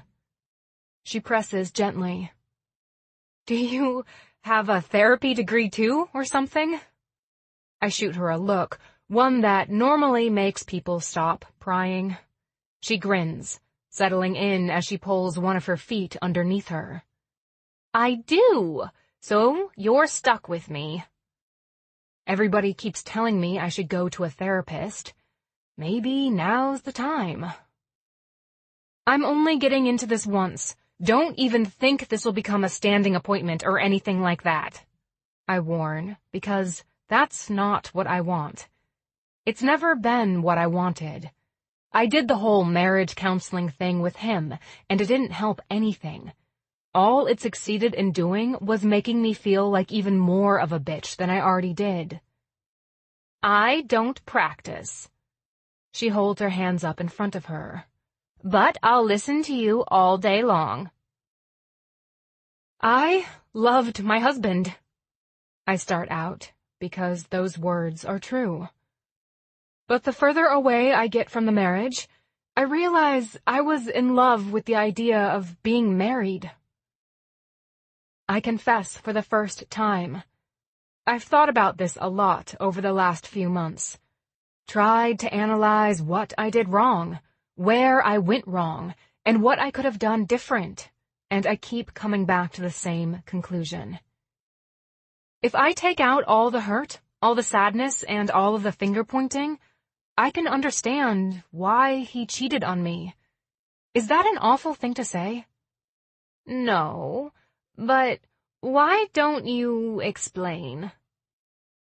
My thoughts are jumbled, and I try to take a moment to get them situated.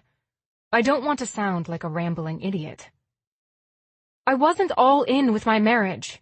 After we had Riley, the way he looked at me changed, and I knew it. He didn't see me as a wife anymore. He saw me as a mom.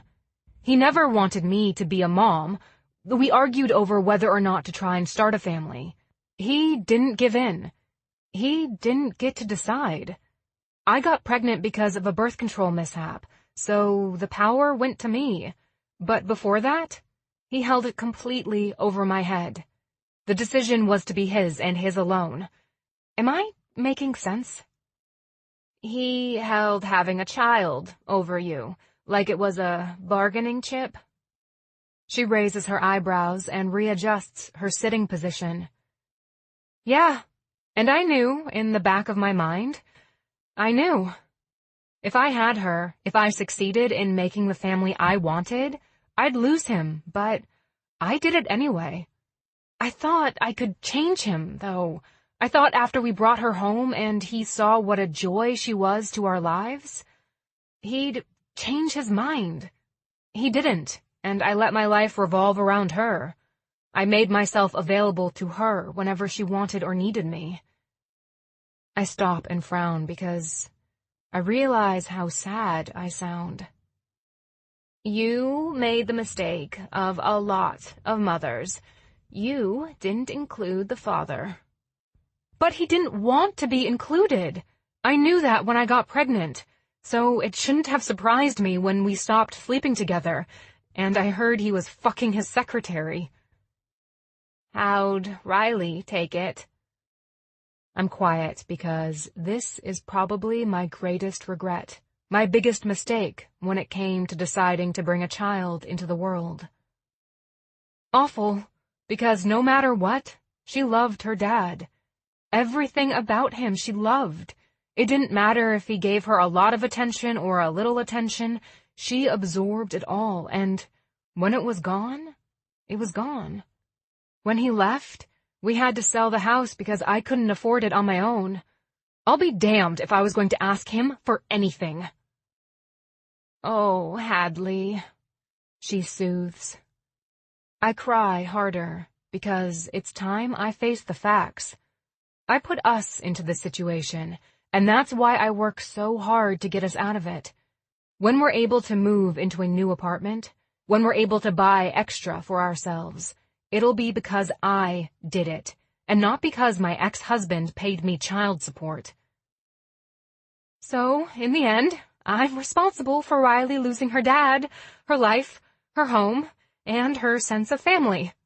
I'm the worst kind of mother. But what about what you lost, Hadley?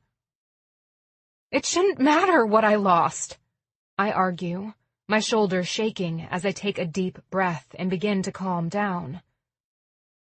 You lost your family. Her voice is quiet, and in the stillness of the room, it drops like a mic. She's right, I did. And the bitch of it is, I never really had it to begin with. It was all a lie, one I fabricated to make a life I was never going to have. I've never had it to begin with. My voice is monotone, the crying over. Reality is again setting in. But you wanted it. God, I did.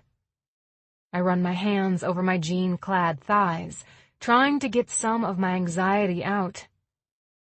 I tried to force my views on someone who never wanted them, and then I got butthurt when it didn't work out. I don't think that's what happened at all, she argues. You got married, you wanted a family, and the man you chose to spend the rest of your life with didn't want the same things you did. It's not out of the realm of possibility that you ask him to live your dream with you. I did, and he said no. He decided to find another woman who's also not into kids, and together they're going to live their life. I should be happy for him. Oh, fuck that, Rebecca mumbles. I'm surprised to hear those words coming out of her mouth, and a giggle bursts from my throat. I can't believe you just said that. Don't be happy for him, regardless of what he wanted. He's got a beautiful daughter who's intelligent and kind, and years from now he'll want a relationship with her, and there'll be nothing there for him to build on. Putting my thumb up to my mouth, I bite my nail. The question for me now is, How far do I let Trick into my life? How far do you want to let him in? All the way is out before I can stop it. And that's what scares me. As I get into my car, I turn on the radio louder than I normally do. I feel like I need to run away from my thoughts a bit. Rebecca asking the questions she did makes me wonder if I'm ready for Trick. Am I ready to open myself up again and let another man in? I told Rebecca I wanted to let him in all the way, but can I? Do I? I know without a doubt the answer to those questions is yes. Never in my life has anyone made me feel the way he does. It's the nervousness in my stomach, a shakiness in my hands, and a thumping in my heart. If I'm being honest with myself, the part I'm worried about is if we'll last. How long can I expect him to put up with a child that's not his, and a woman with her guard up? You've got to let your guard down, Hadley, I say out loud to myself. It's true.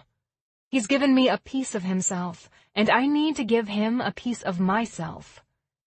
It's not fair to keep asking him to give when I'm not willing to meet him halfway. Do I know we'll last forever? No. But if there's one thing I've learned, there are no guarantees in life. My only fear is Riley getting her heart set on us being a family. But I also realize she'll more than likely do that with any man in my life. I'm gonna do it. I grip the steering wheel tighter, mind made up. There's a smile on my face as I drive to pick up Trick and Riley. A smile I haven't showed to the world in a very long time. Trick. All right, Sprite. Which one are we getting? Hadley's let us come hang out at the pumpkin patch while she meets with Rebecca. I'm nervous with her by myself, but I'm grateful Hadley trusts me enough to have alone time with Riley. Halloween is coming up, and we're picking out a couple of pumpkins. I think Sprite's grown a foot since the last time I saw her a few days ago. How can her dad not realize what he's missing out on? We need 3. She puts her hands out in front, counting on her fingers. 1 for me, 1 for you, and 1 for Mom. Then we'll get 3. Damn good thing she rode with her mom, because all those aren't gonna fit on my bike. You ever carved one of these things before? No. She shakes her head. Last year we painted ours, but this year I want to carve it. I saw the show on TV where a family got together and did it. So that's what this is about. She wants something normal, and who doesn't? She's a little kid who hasn't had a normal life in what seems to be a few years. Well, Sprite, we can definitely do it. We can make some more s'mores and hang out with Alfred in the backyard. His name's Tux, she argues, and I grin down at her. Her small hand is in mine, and I pull hard on her, pulling her up into my arms. There's a lot of people around, and it makes me nervous. She's important and special, and I would never want to lose her or let anyone hurt her. His name is Alfred. I push her glasses up further on her nose. They fall down too much. She squints at me. Have they always done that? She shakes her head. No. They fall down again. I push them back up. Maybe we need to talk to your mom about them not fitting. I don't want to cost her any more money, she whispers. My heart fucking breaks. Because I'm sure Riley's heard Hadley talking to other people about their financial situation, or maybe Hadley's talked to her about it without meaning to. Kids pick up on so much shit.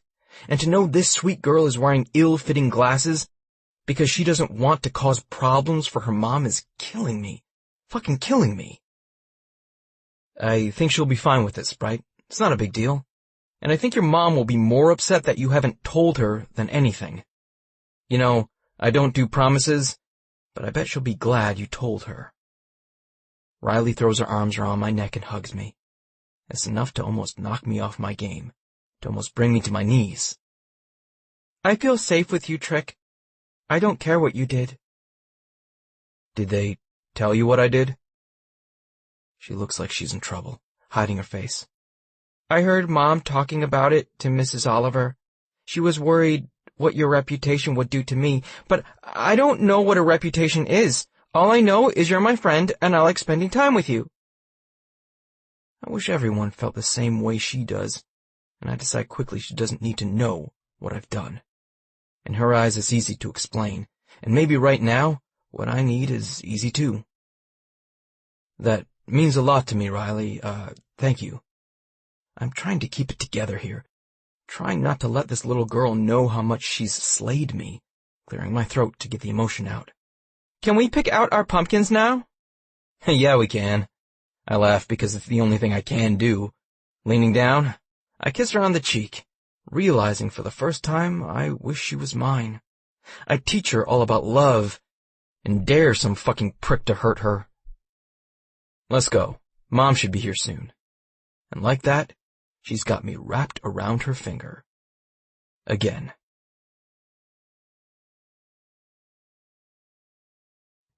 Chapter 23. Hadley. I'm almost positive these two have picked the 3 biggest pumpkins they could find to bring home and carve. Are we even sure these will fit in the car? I joke as we make our way to where I've parked. For a few minutes, I can almost believe we're a real family. I'm pulling a wagon and Riley's perched in Trick's arms, jabbering away about carving these pumpkins. On my way over to meet them, I stopped at the grocery store and picked up stuff to make us dinner, and Trix mentioned s'mores again. Maybe one day this really can be my family. I stop at my trunk, opening it, while Trick walks Riley over to the back seat. "I'll get those," he yells so I can hear him as he buckles her in. Another thing I'm not used to, someone helping me with all the heavy lifting. It's a lot harder for me to get used to than I ever thought it would be. I fought hard for my independence, and it's hard letting someone help me, which, I'm aware, is completely insane. Trick finishes up with Riley and closes the door, coming around the car. "Hey," he says with a smile. His voice is a caress, low enough so only I can hear him, the tone making my heart race. His smile meant for me alone. We haven't had a chance to talk today without Riley being around. "Hey." I smile back at him, hoping it's flirtatious. I'm totally out of practice. When he takes his aviators off, I almost melt, because the hazel eyes he hides are as gorgeous as he is. "You were gone this morning when I woke up. I didn't scare you, did I?" "No." I shake my head. That's the last thing he did. I just didn't want Riley to have to stay with Mrs. Oliver any longer than she had to. I don't leave her often, and it felt a little, I don't know, indulgent to laze in bed with you when my daughter was with the neighbor, you know? It wasn't anything about you, it was about me.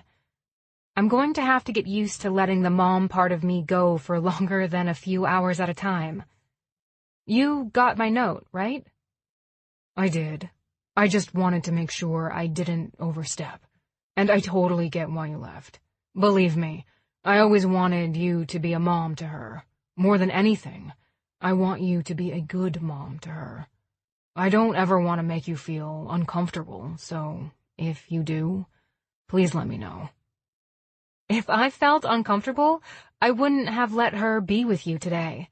I wouldn't have gone and bought food so we can eat dinner together later. Seriously, Trick, if I was given an option, I'd be even more comfortable with you than I already have been. He steps back, cupping my hip in his hand, giving it a squeeze. This seems to be his move. He does it a lot. "Good." He grins, bending down to put the pumpkins in my trunk.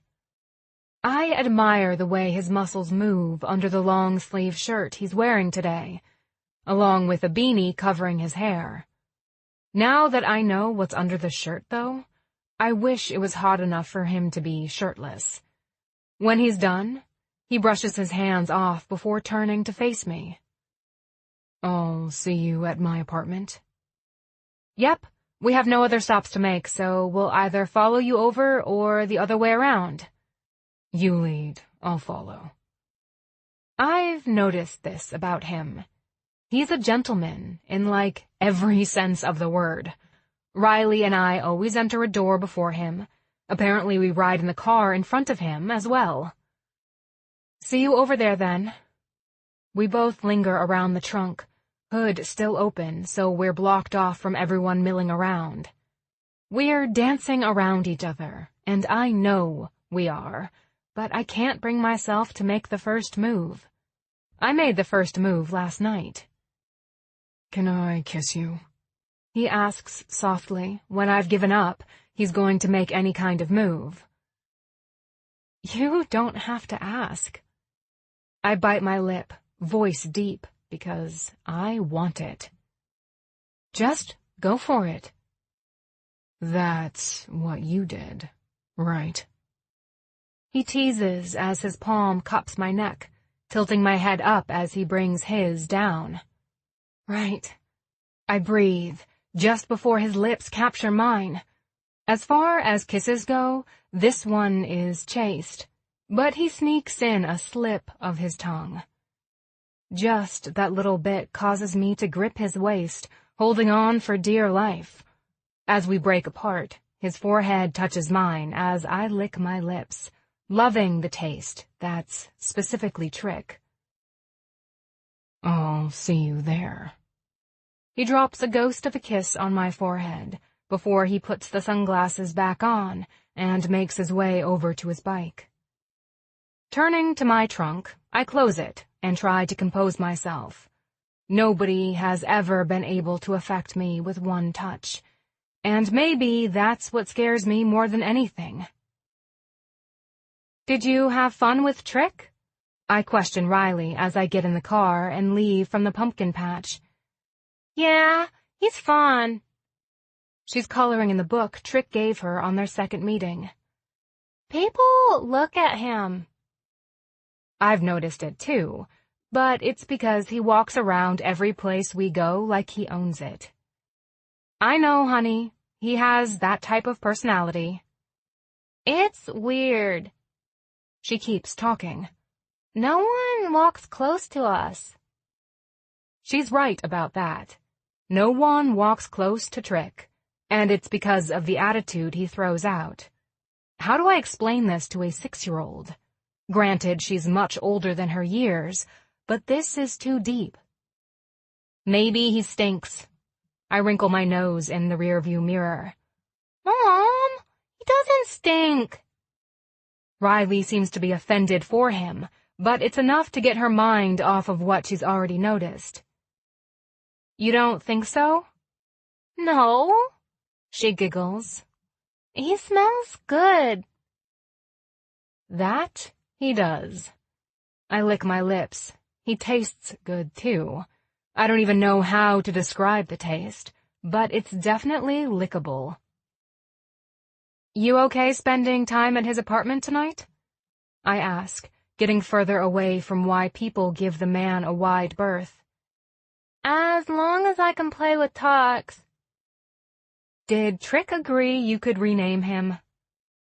She looks up from her book, smiles at me, and I swear to God, she looks like a teenager for a split second. No, but he will. If he says no, we have to go by what he asks. You understand that, right? I know, but he's not going to say no. Even he knows his name for his cat sucks. I can't help it. I laugh, and I hope to God Trick realizes what he's getting into with a single mom and an opinionated little girl. As I'm trying to hold back another laugh, I do the responsible parent thing. You shouldn't say sucks, Riles. It's not a nice word. Under my breath, though, I add an, I agree. Trick. I have a little bit of work I need to finish. It shouldn't take me any longer than you cooking. I tell Hadley when we get back to the apartment. The guy is picking up his bike tomorrow. The tone of my voice is apologetic, and I hate to have to do this to her, but spending all the time with her yesterday cut into my workday. That's cool. She doesn't even seem pissed. This'll take about an hour from start to finish. We can eat, carve pumpkins, and then head on home. Or you can stay and watch a movie. I blurted out before I can stop myself. I want to convince her to stay. Having her here last night was the highlight of my week. Hell, the highlight of my month, maybe even the year. Sounds good to me. She looks over at Riley. What do you say? As long as I get to play with Tux, I don't care. We both laugh. Decisions are so easy when you're 6 years old. Then I guess we're staying, she answers, washing her hands in the sink. All right. I'm gonna go get what I need to get done. I'll be back up in about an hour. If it's done before then, just text me. Trick! I hear Riley yell out, holding Tux in her arms. Riley, I answer. Can me and Tux go with you? This kid still wants to spend time with me? I'm not sure what I've done to deserve it, but I'm so fucking thankful. I never realized how lonely I was until she showed up. If it's okay with your mom. I glance over at Hadley and see she's holding back tears. I can tell because her eyes are bright. They're pooling, and she's refused to let those tears fall. It's okay with me as long as you change. We brought your stuff, remember? She points to a bag sitting on the couch. She grabs the bag and runs to the bathroom. Make sure she doesn't get too dirty, Hadley warns me. I didn't bring more than 2 pairs of clothes to change into, and I get the feeling you're angling for us to stay all night. I'm not saying a word that could incriminate me. I learned that already. She laughs, throwing her head back and giving into it. I hardly ever see her unguarded like this, and I have to join her. The laugh is infectious. Just be careful, and watch her. Riley comes out of the bathroom wearing what are undoubtedly play clothes. I'll guard her with my life. Come on, Tux, she yells to the cat. Alfred, I correct her, winking at Hadley as we leave the apartment and head downstairs. What do you have to do?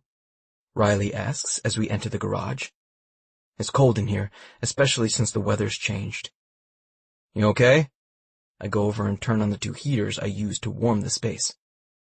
It's cold. She jumps up and down. Let me get you a jacket. Mine will be a blanket on her, but it'll be better than her catching a cold. I go into my office, still amazed I can see a portion of the desk. Grabbing the jacket, I come back out and put it over Riley's shoulders. Give it a few, it'll warm up in here. She follows me, as I go about grabbing all the stuff I need to complete the job I have left to do. When I'm ready, I turn to face her. You want to help? I can help? Her voice is full of wonder that I'd be willing to let her do something like that. It hits me that she probably doesn't get to help Hadley that often. Hell, what Hadley does is so precise that if Riley did help, there'd be no way to fix it. Sure, Sprite, come on. Let's get this done. It's easy to do things with her because she's such a voracious learner. Turn it to the left. I let her think she's turning the wrench, but I put quite a bit of elbow grease into it myself. I did it! She's smiling up at me, and I know right then I'll do anything to see that smile again. Doesn't matter, this kid isn't mine. She's taken a part of my heart. One I'm not going to be able to get back easily, nor do I think I want to. You did, Sprite. You sure did. Chapter 24. Hadley. The door to the apartment opens, and in spills Trick, the cat, and Riley. Damn, it smells good in here. Trick moans as he herds Riley towards the bathroom. Is it almost done? Just have to get the tortillas out of the oven, then it'll be ready. Y'all have perfect timing. We just need to wash our hands, and then we'll be ready to eat. Right, Riley? I've got a man-size hunger, she tells me, rubbing her stomach. You work too hard, huh? I hear the timer go off, signaling my tortillas are done. She earned her keep today. Trick grins. But right now I feel like I could eat all those tacos on my own. Let's go get cleaned up, Sprite. The way she follows him, doesn't question what he says to her, and the way she looks up to him fills me with pride. She's such a good kid, and all she's ever wanted is someone to love her. That's all either of us have ever wanted. I dread what's going to happen when we run out of hours and we don't have Trick anymore. Unexpected emotion clogs my throat, and I tell myself to dry it the fuck up. Crying's never helped with anything, and there's no reason for me to be crying over something that hasn't happened yet. They're making noise in the bathroom, and I smile as I hear Riley. I can't reach it. Can you reach it now? He's probably lifted her up, doing the things her dad should be doing with her. Do you like tacos, Trick? She says as she runs to the kitchen and sits in the seat she claims as her own. I love tacos. He appears in the kitchen, rubbing his stomach. I can probably eat every bit of what your mom's made for all of us. Today must be a special day, she observes, watching as the two of us have a seat. Why do you say that? Maybe she thinks because she went to the pumpkin patch and now we're having dinner with Trick that it's a special occasion. It's not Tuesday, and usually tacos are on Tuesday.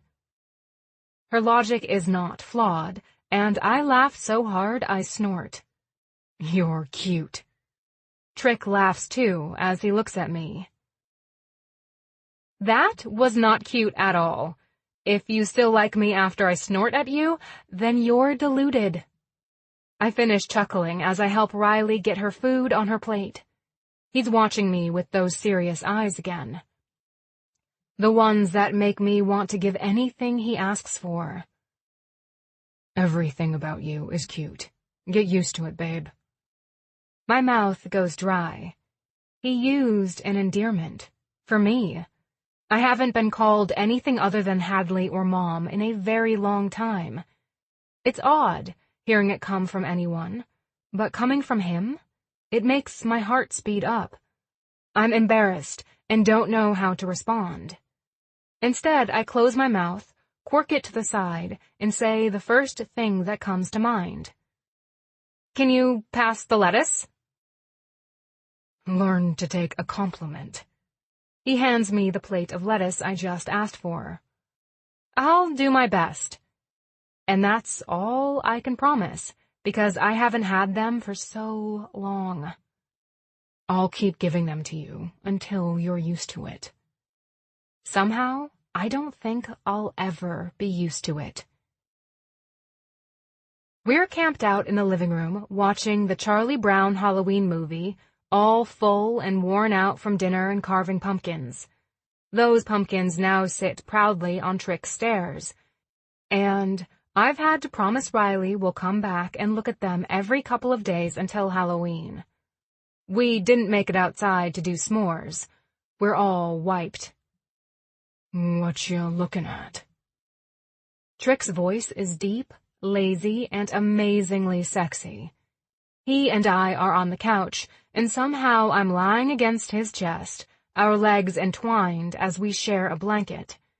It's not how we started, but it's how we've ended up.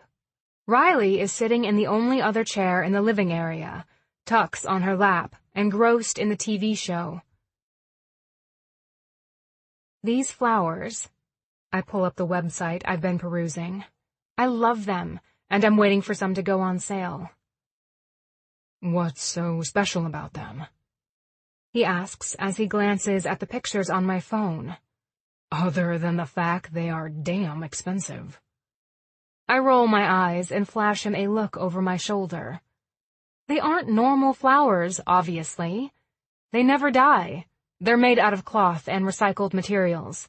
I try to buy them wholesale and use them when I can in designs. Plus, I kind of like the bouquets.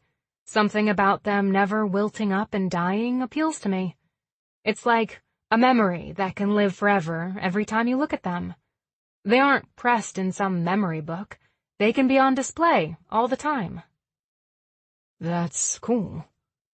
He takes my phone from my hands, scrolling through the ones I've marked. It's stupid, I know. I give him a shrug. But it's the memory attached to it that appeals to me more than anything. I have some a friend got me when the divorce was final. It was the first time I'd ever seen anything like them, but since then, they've been a memory for me to look back on. I'm not saying it's a great memory, but it's a life-changing one. I want to remind myself never to go back where I was. Less permanent than a tattoo, huh? Dear Jesus, like it would matter to you. He grabs my hand where I'm poking him in the chest. All my tattoos matter to me. Every single one of them tells a story. They all make up who I am. He explains. There's not one that doesn't have a memory to go along with it. I sure as fuck don't go to a tattoo artist with some trendy-ass Chinese lettering that I don't even understand. He seems offended by the notion, almost as if it's personal. Someone you know has done that? You could say that. Some dumbass kid who doesn't know how the world is yet, and now he's got some symbols on his arm that probably mean eat shit and die. I can't help it. I laugh. He's so thoroughly disgusted. Sure, laugh now, but if we don't teach this one respect when it comes to tattoos, she's gonna come home at 18 with a tramp stamp in the middle of her back. He points to Riley. The only thing a tramp stamp is good for is a focal point when a dude does a woman from behind. I mean, we've got to teach him young.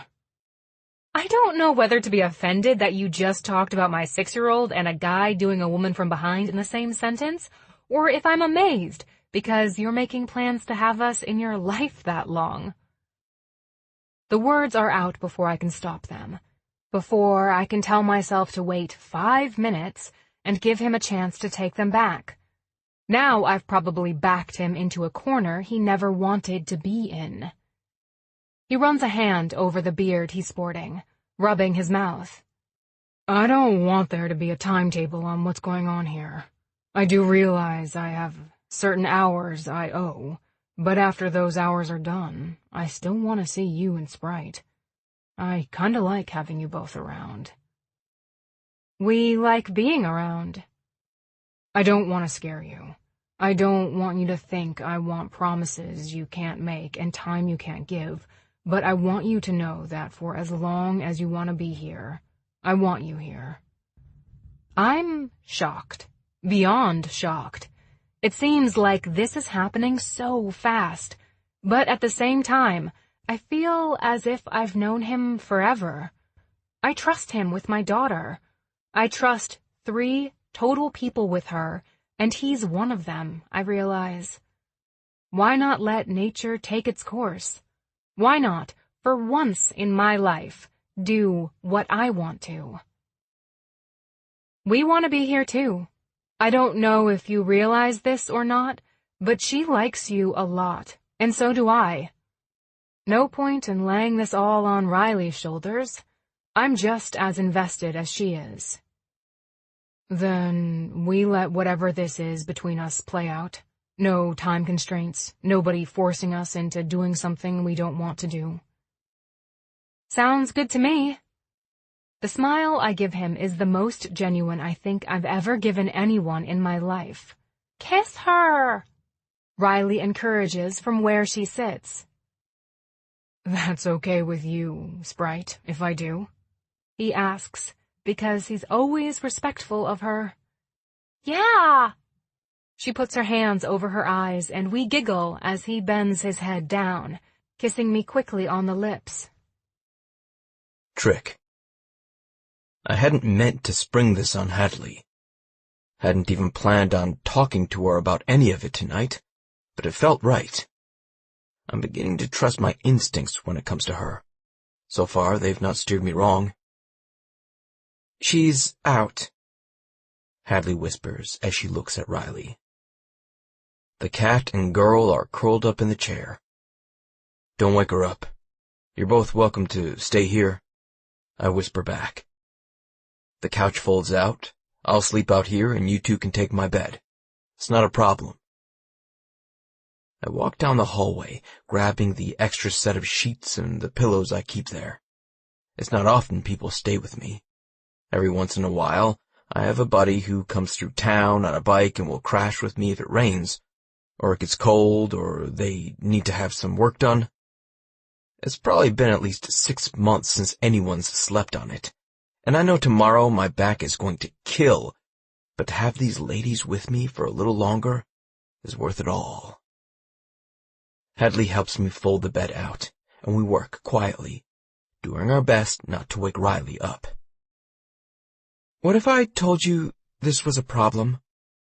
Hadley whispers as we finish making the bed, and I pick Riley up to take her back to my room. Do you not want to stay? I thought we'd already decided that was a great idea, but maybe I read things wrong. No, I want to stay. She licks her lips. But I want to stay with you, not in there with her.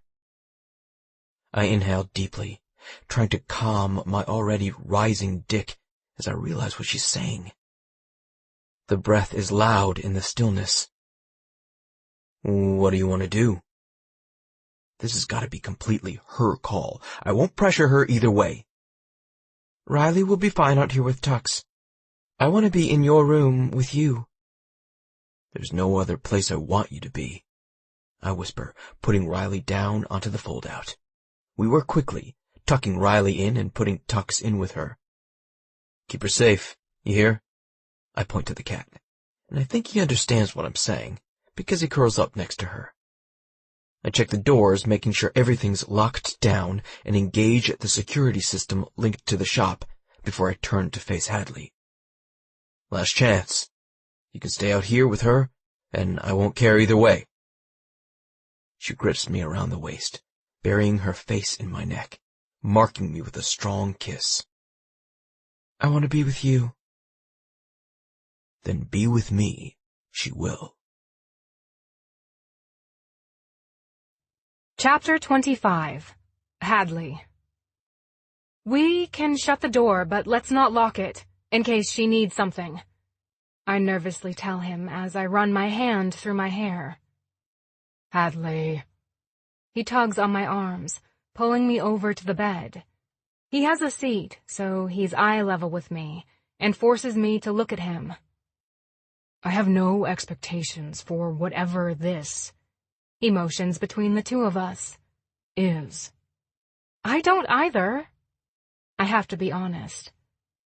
But God, when I left this morning, I admitted to myself I wanted to know what it would have been like to be with you. And when I picked up food to make for dinner, I got condoms. My face is burning. I mean, positively on fire as I tilt my head to where they are on the bedside table. I don't think I've ever wanted anything more than I do at this moment. I want him to take charge and make me stop being a fumbling idiot. But if this isn't what you want, I let my voice trail off, giving him an out. I can go sleep on the couch with Riley, and we can head home in the morning. Shit, no. His voice is strong as he grips my arms. Fuck that. You just stood here and told me you bought condoms. The implication of what that means already has me hard. I smile because it makes me proud I can make him have that reaction. We're both on the same page, then? Honey, I'm wherever you want to be. You just tell me what you want, and I'll make it happen. The heady sense of arousal he gives me is crazy. I shouldn't be this turned on for him. Not when he brought me to an amazing orgasm last night, but I am. It's like he unlocked the gate I'd been hiding behind when it came to my sexual awakening since the divorce. All I've thought about the entire day is getting him alone so I can see his tattoos again. I take my hands and push against his pectoral muscles, shoving him back against the bed. So, it's gonna be like that, he teases, landing on his elbows as he falls gracefully. Maybe for a little while. I reach down, grasping the edge of my t-shirt between my fingers before lifting it over my head and throwing it to the ground. Then I move my fingers to the button of my jeans, unhooking it before I push them down my thighs and kick them to the side. I'm more thankful than I care to admit that no matter if I've had a man in my life or not, I'm obsessed with matching bras and panties. Them being sexy is a prerequisite. Do you like it? I ask, noticing the once-over he gives me. Maybe last night we were both too eager to appreciate what we had in front of us. Yeah. He pulls his bottom lip between his teeth before using his left hand to cup his hard-on. You are such a beautiful woman, Hadley. I do have to say, in my dream of us together, you didn't have matching underwear. It's a turn-on that you do tonight. It's my thing. I always wear them. I blush, laughing a little. My eyes roam back to him. You're a fucking hot man, Trick. I pay him back the compliment.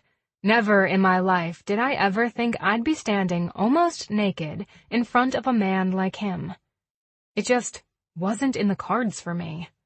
Stepping forward, I let my fingers linger on the button at his waist before I drop my palm down, covering his with mine. His cock is hard under the denim. I did that, I realize. There's no one else in the room, only the two of us. Looking at my body did this to him. Put me out of my misery, he begs, his voice gravelly as he glances down where our hands are entwined. I give him a squeeze before I release him and move my hand back up to his button and unhook it, shoving my hands up his shirt. Lift up. And that's when I realize how strong he is. He sits up, his body tightening, grasping me around the back of the neck, pulling me to him. I move my hands up his body, taking the soft material along with me. As soon as the shirt is off his chest, his mouth is on mine, his fingers digging into the flesh of my neck. I fight with the waistband of his jeans, trying to pull them off his hips. With difficulty he stands, which allows me to pull them down to get them completely off his body, leaving him in only a pair of snug gray boxer briefs.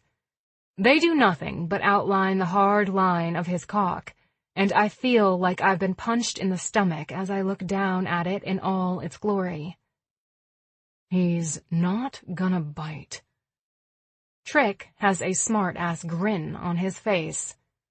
Leaning in, I put my hands through his hair, tugging the ends and tilting his head back on his neck to expose the long column of strength to my mouth.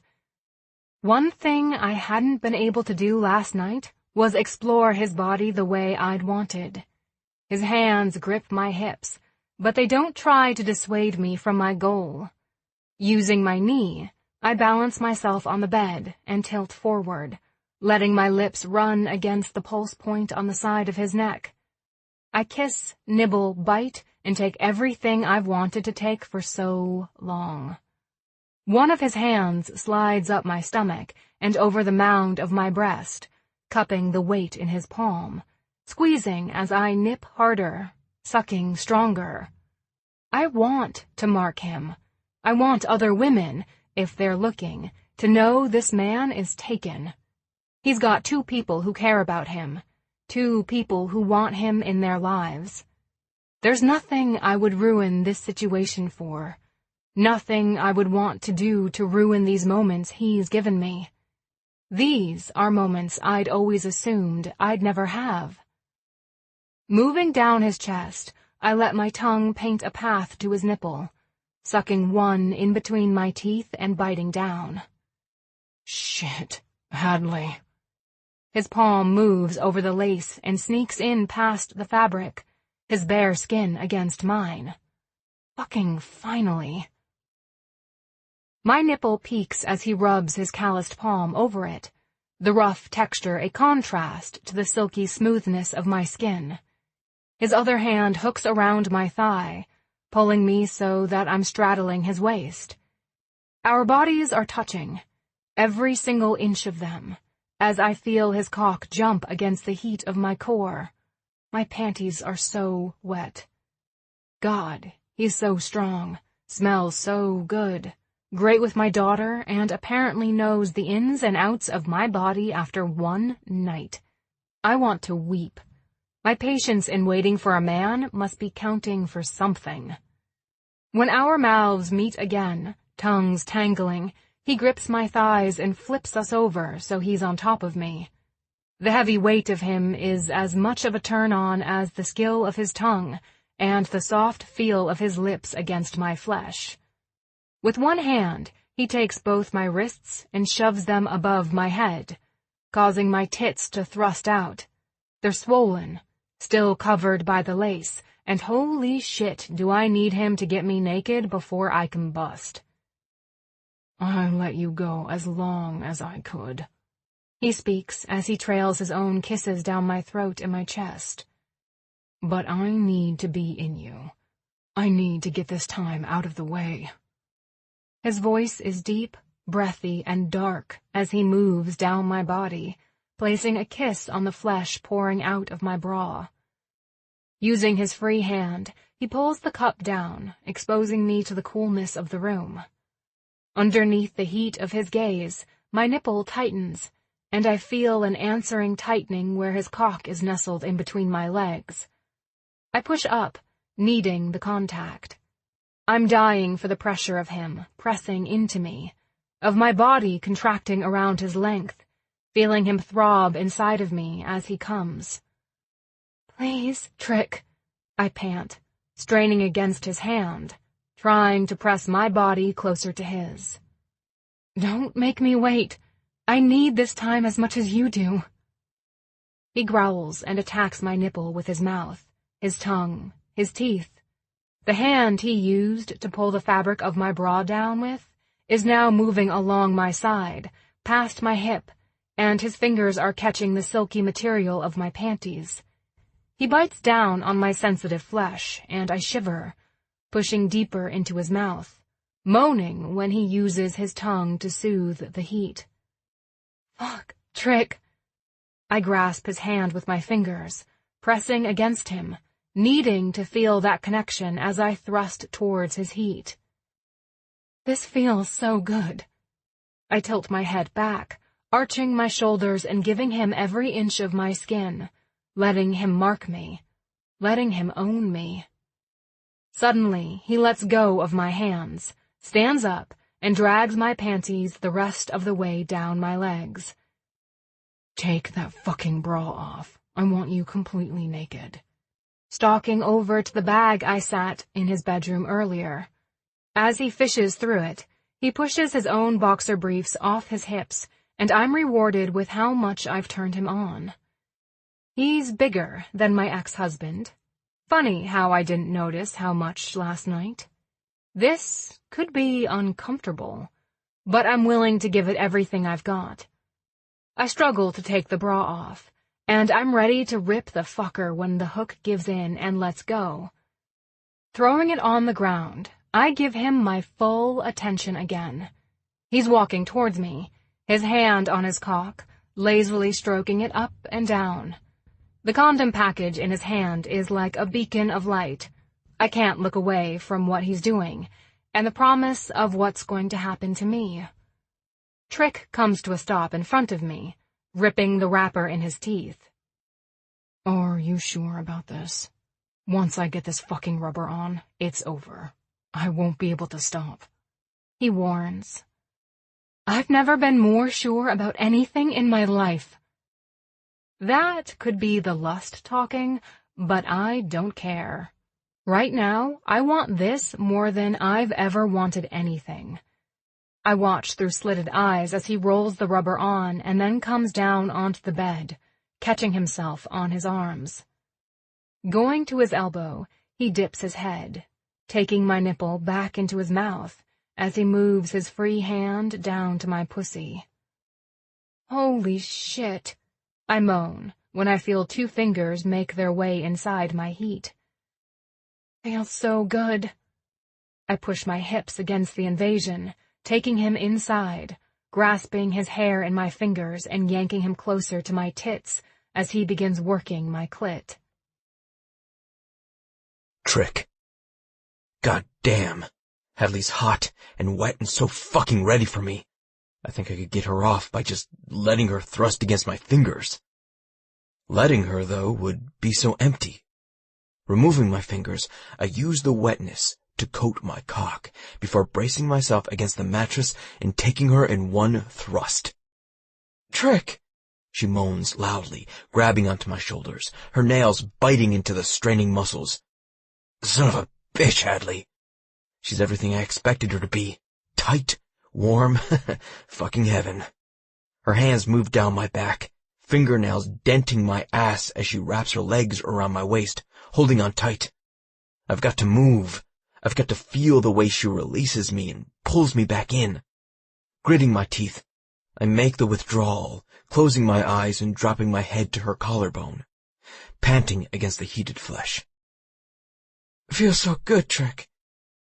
She pants along with me, thrusting up against me as I push back in. Words aren't needed as we start the push and pull, the thrust and withdrawal. Sweat pours down my neck, coating my chest as I work against her. I put one foot on the floor, hooking my arms around her thighs to bring her closer to me. With one foot on solid ground, I can thrust deeper, grind harder against her. There it is. I release her thighs, bringing my hands up around her face, grasping the comforter between my fingers. It gives me a little more leverage and lets me get the deepest I've been. So deep, she moans in my ear, turning her face in my neck, nipping at my earlobe. It's like you're hitting the deepest part of me, she admits, laying her head back against the covers. Her hair is damp, sticking to her neck, and her eyes are closed, her mouth is open as she pants, and her cheeks are flushed with passion. I put that look there. I worked that sweat out of her body, and I made her not care about the hair plastered against her skin. It makes me pick up my pace, grinding against her as I bottom out and then pull back. My hands grip the comforter so tight my knuckles go white, and I'm using my grip to almost do a pull-up into her body. I'm close. Too close to stop now. Touch yourself, I grit out between clenched teeth. I want to feel you coming around my cock as I let go. She's obedient and does exactly what I've asked her to do. As I feel her body tightening against mine, I let go of my firm grip I've had on my pleasure, taking control of her mouth as we both moan loudly. Neither one of us need to wake up the little girl sleeping in the other room. A part of my soul leaves my body and enters hers as I empty myself into her. Never in my life has the sexual release I've gotten through the coming together of 2 bodies felt like this. It's damn scary. But at the same time, I can't wait to do it again. In the aftermath, my hips are still pressing slightly into hers, enjoying the aftershocks racking her body against mine. Our breathing is returning to normal, and I'm fighting against sleep. More than anything, we both need a fucking shower.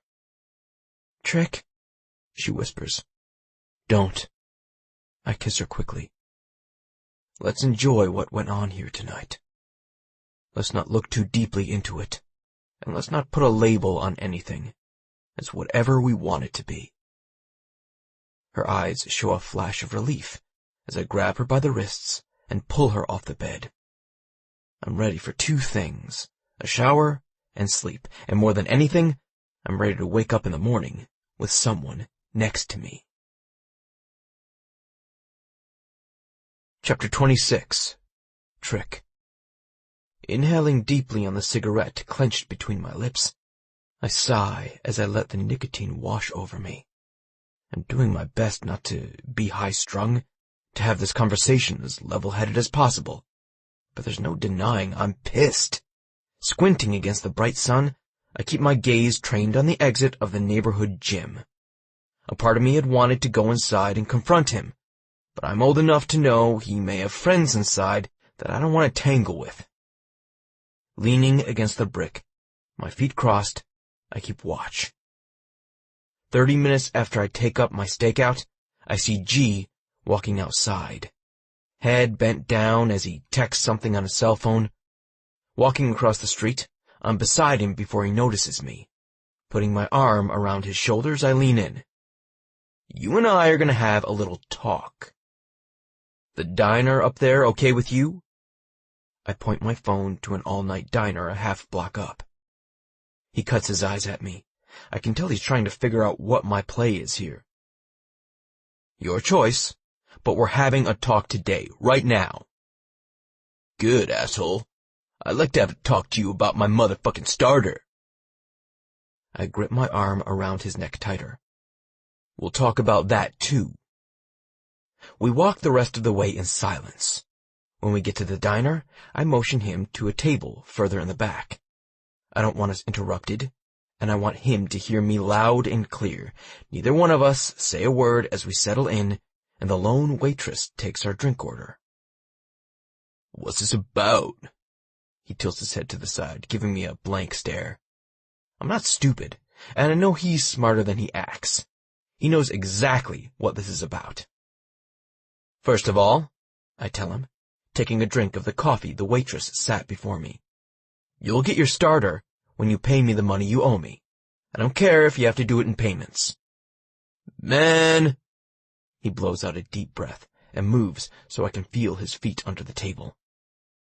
G's not a small guy by any means, and as he gets older, he'll fill out, and probably be the type of person people don't want to mess with. My goal is to make sure he's got a good head on his shoulders, and doesn't end up where I did. From what my mom hints at, you owe me. At first I don't understand what he's saying.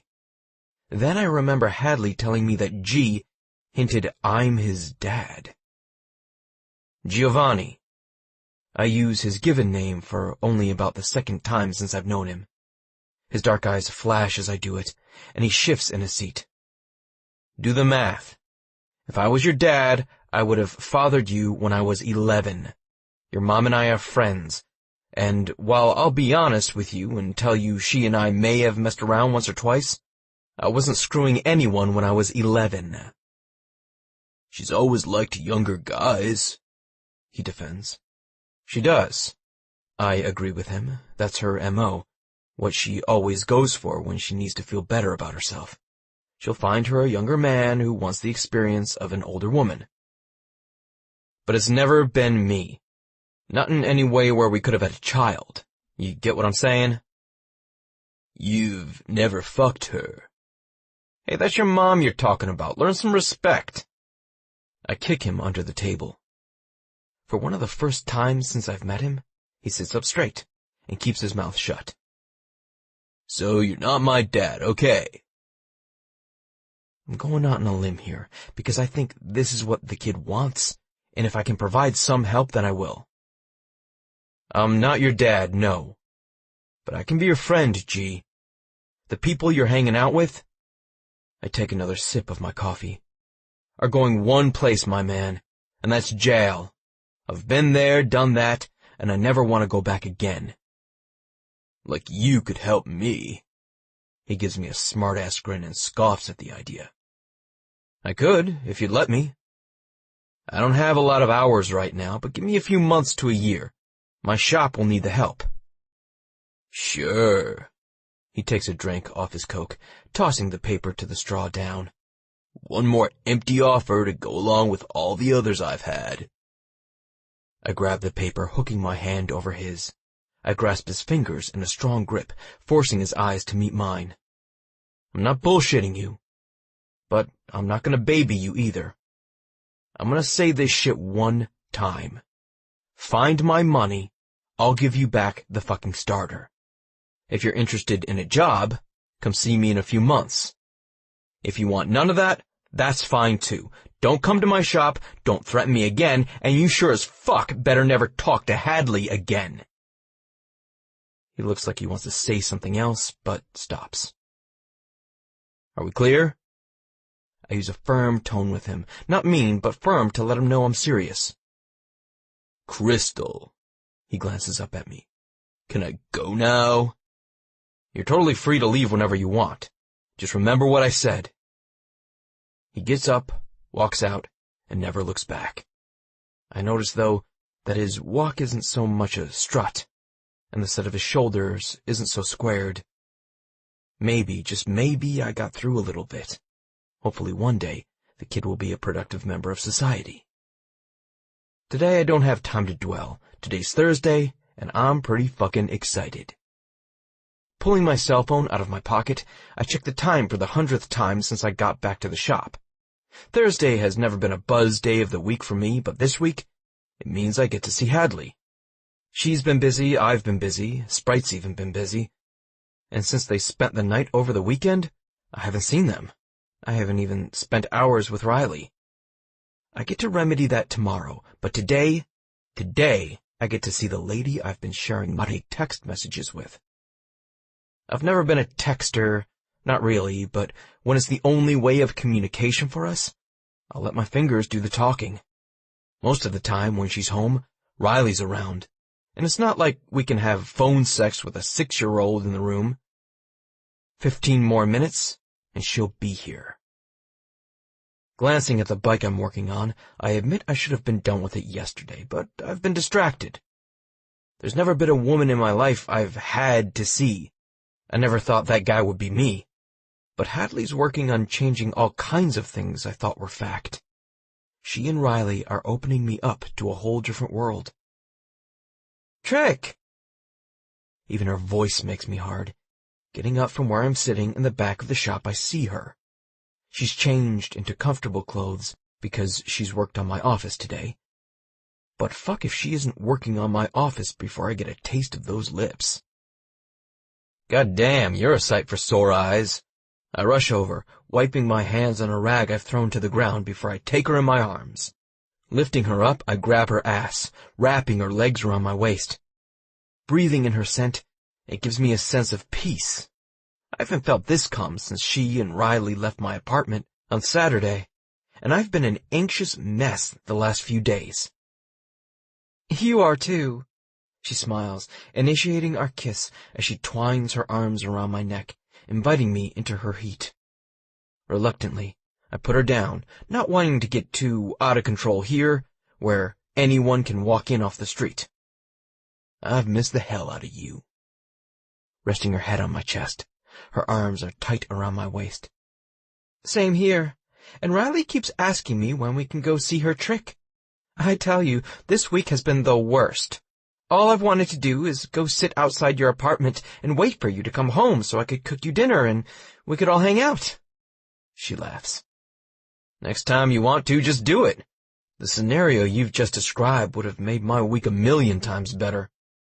She pulls back, and I hold her hand until I have to let her go. Taking her jacket off, she lays it against the back of a chair I have out in the work area. I've gotten a ton of orders because Halloween's this week, so I've been working almost 20 hours a day to fill them. I had to shut off my store to catch up. She grins at me proudly. Damn, baby, that's amazing. I know, she nods, excitement in her voice and her eyes. I need to start on Thanksgiving stuff next week, but this has allowed me to go ahead and pay for Riley's piano lessons through the year. Do you know how awesome that is? To not have to worry about those lessons for the rest of the year? It means a lot to you, so it means a lot to me. And I realize saying the words, it's true. Anything to take her mind off what she deals with on a day-to-day basis means more time for us and Riley. Thank you. She gives me another smile. You don't know how much it means to me to hear you say that.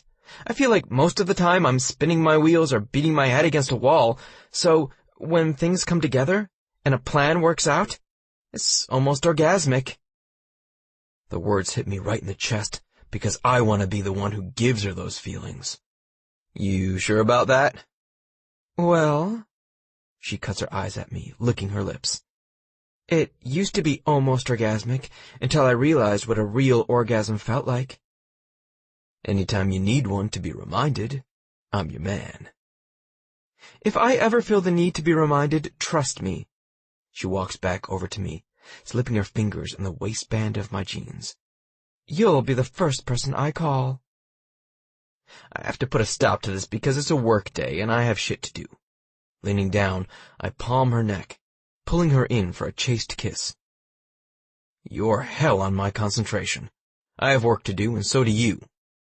Speaking of, you haven't added to the trash pile in there, have you? No. As she turns around, I smack my palm against her ass cheek. Don't get mouthy. She whips back around, surprise written all over her face. If that's how you're gonna act, maybe I'll get mouthy more often. I'm speechless as she saunters into the office. Hadley. I can't believe what I just said to him. Nobody has ever smacked my ass the way he did. It caused a reaction in me, one I hadn't been prepared for. Sure, I've had people at work, girlfriends I had, talk about their boyfriends doing it to them. I always smiled and nodded, but I never really got it. Not until his palm made contact with my jean-covered flesh.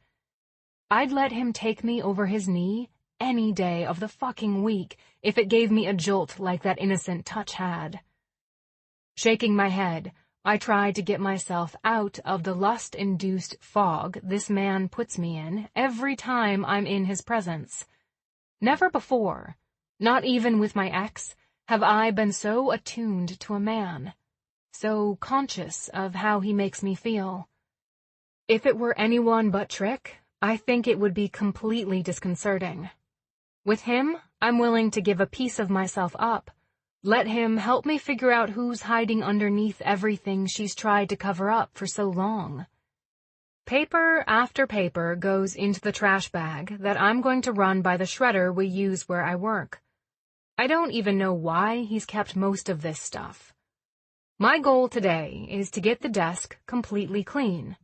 It's a great desk, but it does nothing for Trick, and it looks nothing like him either. I have a plan, but it'll only work if he agrees. Putting my hair up in a ponytail, I turn my Spotify on and listen to the angry rock I prefer not to listen to around Riley. If Trick wonders what I'm doing in here, he doesn't make it known, and knowing he trusts me with his personal information is another sign of how deeply the two of us are into one another, even if we can't really speak the words aloud yet. An hour later, the desk is clean and polished. I'm rethinking my idea, but the wood grain doesn't scream Trick to me. I'd love to do something drastic to it. Trick, can you come here for a sec? Yeah, give me a minute. His voice reverberates off the shop, and I love he hasn't left. He's stuck around while I've been working. It's nice to have someone around, even if you don't see them, just knowing they're there and you aren't alone. Holy shit. He whistles as he walks into what had once been the bane of his existence. There's actually a desk under all that weight? There is. I laugh. And there's no more paperwork in it either.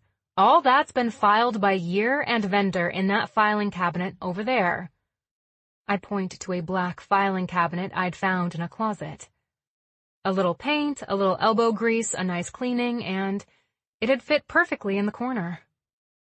But I have a question for you. Go for it. How attached are you to how that desk looks? His eyebrows come together in a question as he gives me a glance. What do you mean? Stick with me for a second, I tell him, hoping to lay out my vision. What I want to do is take the drawers off. Since we've moved all your stuff to the filing cabinet, you don't need all this space. I want to pick it up and turn it around so that your back isn't to the door. If someone comes in and you sit behind this, I want them to see you as a businessman. The wood grain look is pretty 1980s too, so what I'd like to do is strip this and paint it a nice matte black. That way it won't show any of the grease that accumulates in here, and you can still be comfortable sitting at it. See the fingerprints at the edge? I point out where it looks as if he's grasped it to either stand or sit at certain times. You won't have to worry about that anymore. I see where you're going. And if it's turned around, we can put a shelving unit behind you, move the chairs in front of the desk, and if this place expands, which I think it will, you can watch over the bay at all times if we open the windows up. I point to the nasty blinds that cover it now. It'll also make this place feel bigger. He leans against the door, relaxing his feet as his eyes roam over the space. I watch him cross his arms over his chest, rubbing his hand over his chin. I'm all for it. I like the idea, and I think I'm gonna really enjoy the change of view. Do I need to help you with the desk? I look at my phone, seeing if I have enough time before I have to go get Riley from school. No, I can get started on it today, if you can help me move it out back. I'll have to stop in the middle and go get Riley, but we can come back here if you want us to. Do I want you to? Is that even a question you have to ask? We just sat here talking about how much we fucking miss each other.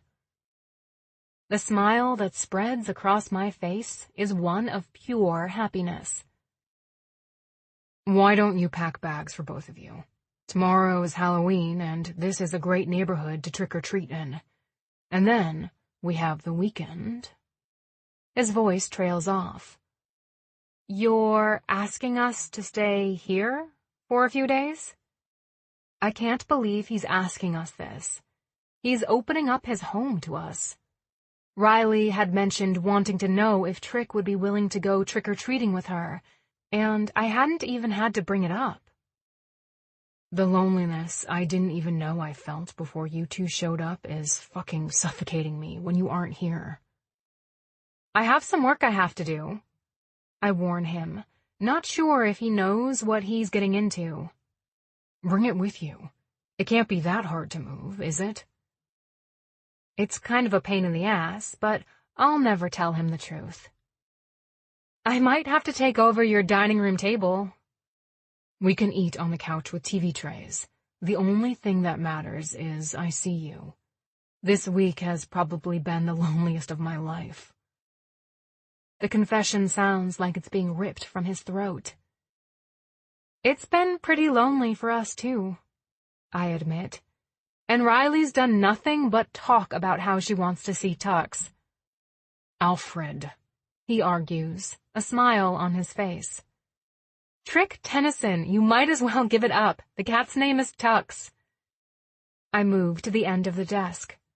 Now come on, I don't have much time before I have to go get Riley. If I can, I'm gonna do my best to get this stripped and sanded so I just have to paint it over the weekend. Riley and I will help you. It'll be a family project. Be still, my beating heart. With the words he just spoke, I've completely lost myself to this man. Sounds good to me. I don't know if he can hear the emotion in my voice I tried to mask, but something tells me he does. Instead of crowding around me when we take the desk outside, he drops a kiss on my forehead and goes back in to do his own work. Left by myself, I let the tears come. I let them slowly make their way down my cheek, and I cautiously let some of the sobs out. No one's cared for me or my daughter the way this man does, and I'm scared to death that it's going to be taken away as quickly as it was given to us. If he's pulled from our lives, it'll kill both me and Riley, and I'm not sure either one of us will ever be the same.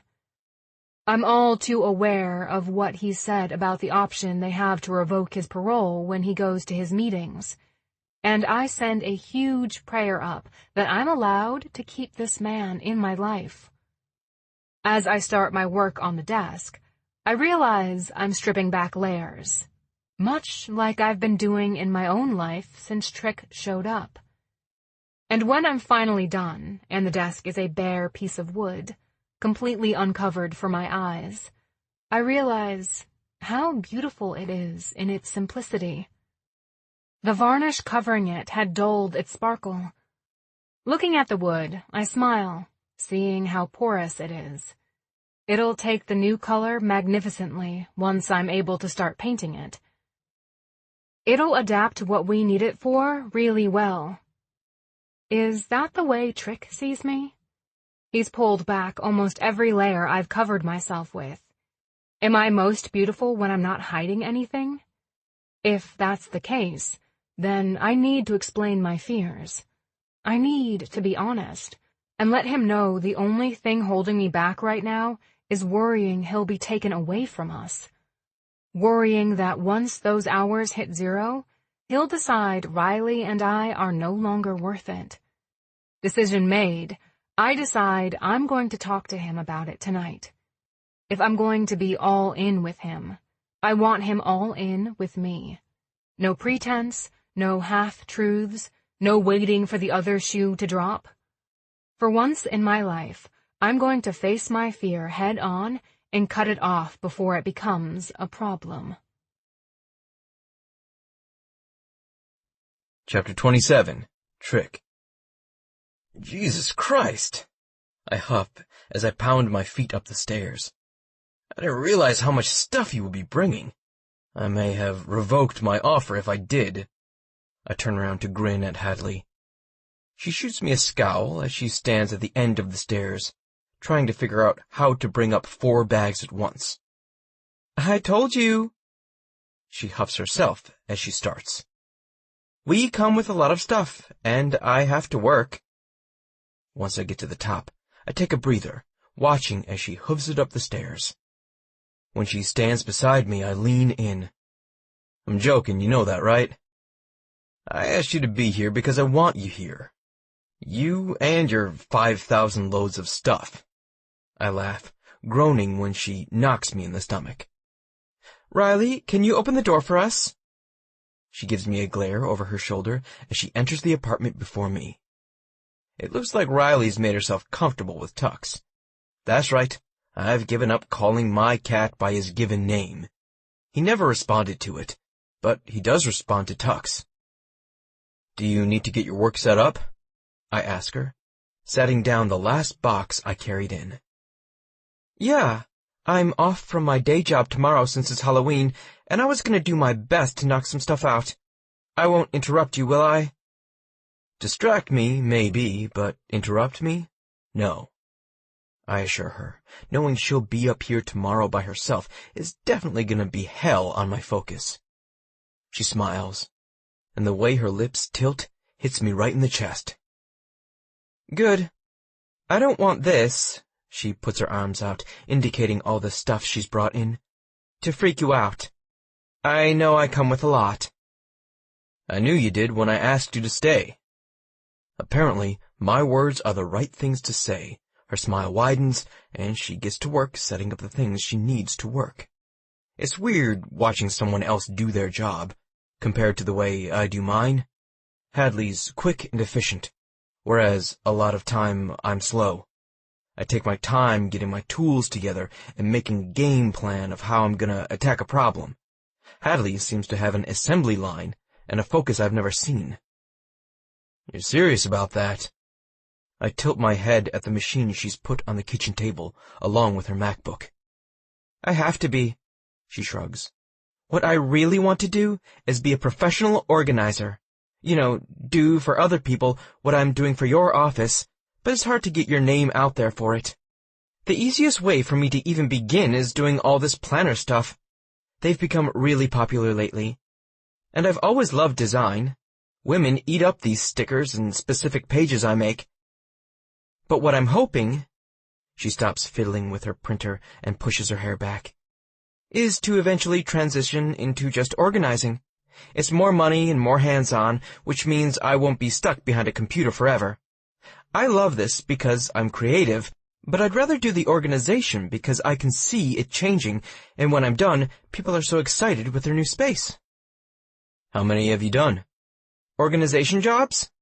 I nod, gripping the back of the chair where I stand at the kitchen table.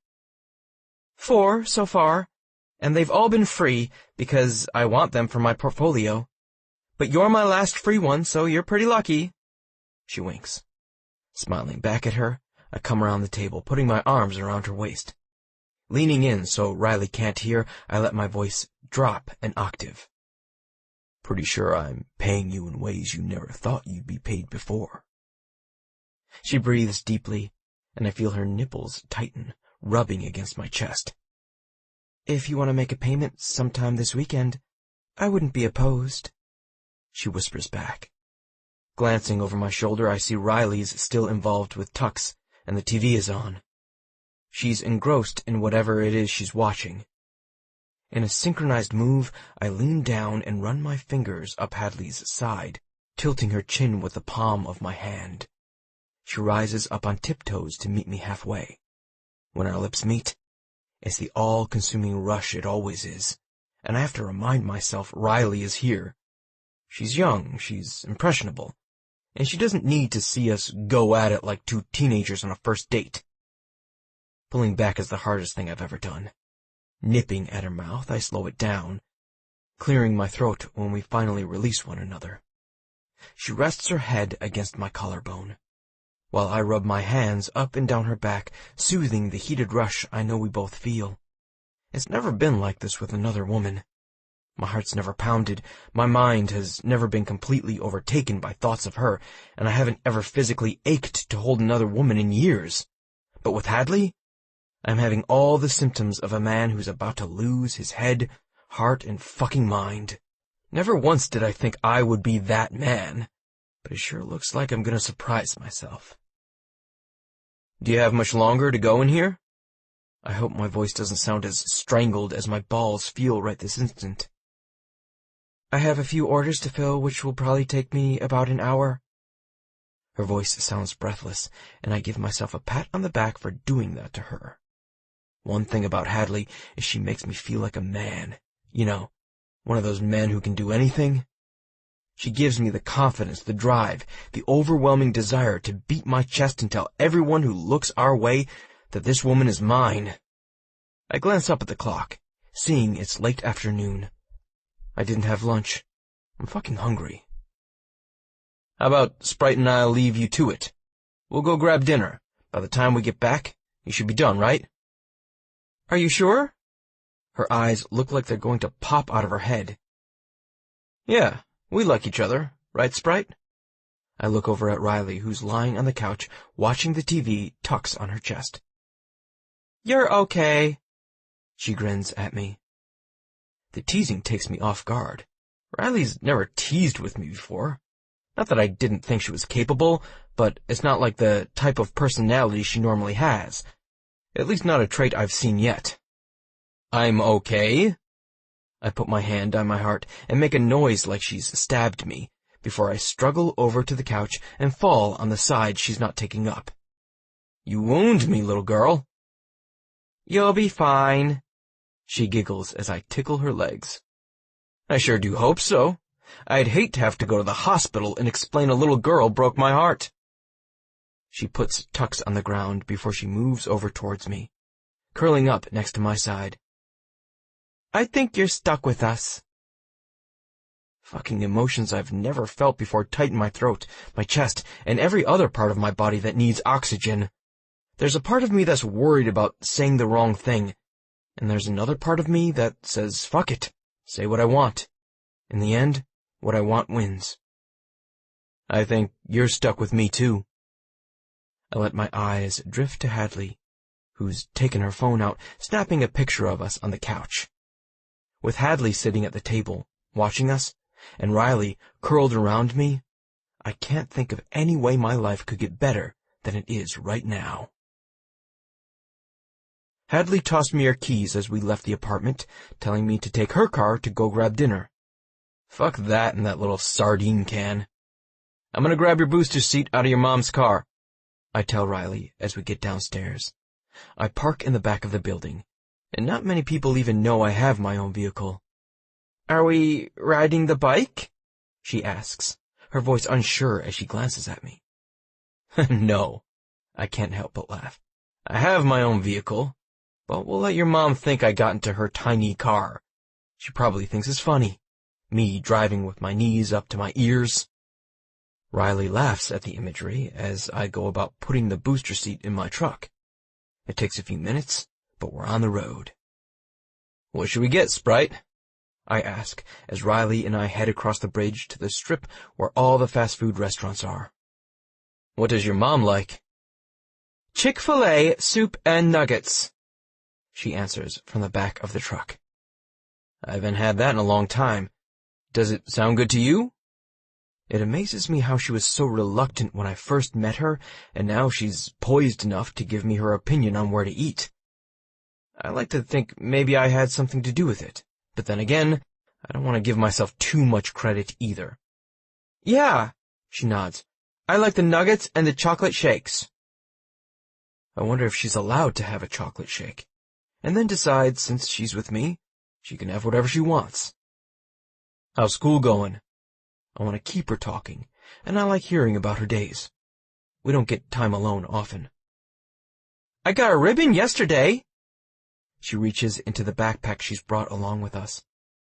Letting my eyes flash to the back seat, I see her holding it up proudly. Awesome, Sprite. What'd you get it for? Reading. She pushes her glasses up. I like to read. I laugh, because somehow that doesn't surprise me. Trick, does this go up here? Hadley asks as she opens my cupboard, looking for a place to put the pan she got out of my dishwasher. She's on tiptoe trying to reach it. Taking advantage of the fact that Riley's taking a bath, I come up behind her, wrapping my arms around her waist, pulling her back to my front. There's so many emotions running through my head, I'm not sure how to deal with them. The words I hear coming from my lips are words I never thought I'd speak to another person, because I never thought I was worthy enough, after being in jail, to have someone like these two in my life. When the two of you are here, it makes me feel like I really have a family. Hadley inhales deeply, turning in my arms. You do. She grips my face with her hands, pulling my head so that my eyes are looking into hers. As unconventional as this is, as much as some might say I'm crazy, as much as some might say you're crazy, we are a family. It's only been 2 months, I protest, because in the back of my head that's only weeks, and it should take years to form a family. It should take a lifetime. Time doesn't matter, Trick. She tries to pull me down so that I'm on the same level as her. Instead, I grip her around the waist and lift her onto the counter. Then we're on the same level. She doesn't have to strain. I don't have to bend. Actions matter, she continues. And I know from the way you make it a point to always include Riley, the way you do things for me, you care. Nobody can fake the amount of okayness you have with the wrench we put in your life. Hell, I've overtaken your kitchen and part of your living room just so I can stay here with you. You've never once made me or her feel like we're an inconvenience for you. You're not. I lean in, kissing her neck. What you've given me is a gift. I'm never going to take it for granted. Not everyone thinks that way, Trick. As soon as I can snap my fingers, she's monotone and her blue eyes are clouded. I wonder where the fuck she's gone to. Hadley. What do you mean you can't come? I'm starting to panic as I look at my husband, seeing the unbending emotion in his face. Hadley, I told you when we had her, there would be times I couldn't participate, times I couldn't act like other fathers do. He cuts me down with sharp words, giving me a bored look as he continues putting his cufflinks in his button-down shirt. It infuriates me when he gives me this look. You don't act like most husbands do, either. I'm pissed, and he's going to see the fury. He's going to experience the full wrath of my disappointment. Don't be a brat. He grabs his suit, putting it over the shirt. What kind of man schedules a business dinner on the day of his daughter's ballet recital, but then doesn't even think about the fact his wife can't come? And can I add, she does fucking ballet because it's what you want her to do, even though she expressed interest in piano? Yet you've never seen her do it? She's 3, Hadley. And do you have to use such vulgar language? He's giving me his back, and I hate when he does this more than anything. Like he can dismiss me because he's turned away from me. Add to it, I think he's cheating on me, and I've had enough. You mean the word fucking? Saying it's the only way I'm getting it these days.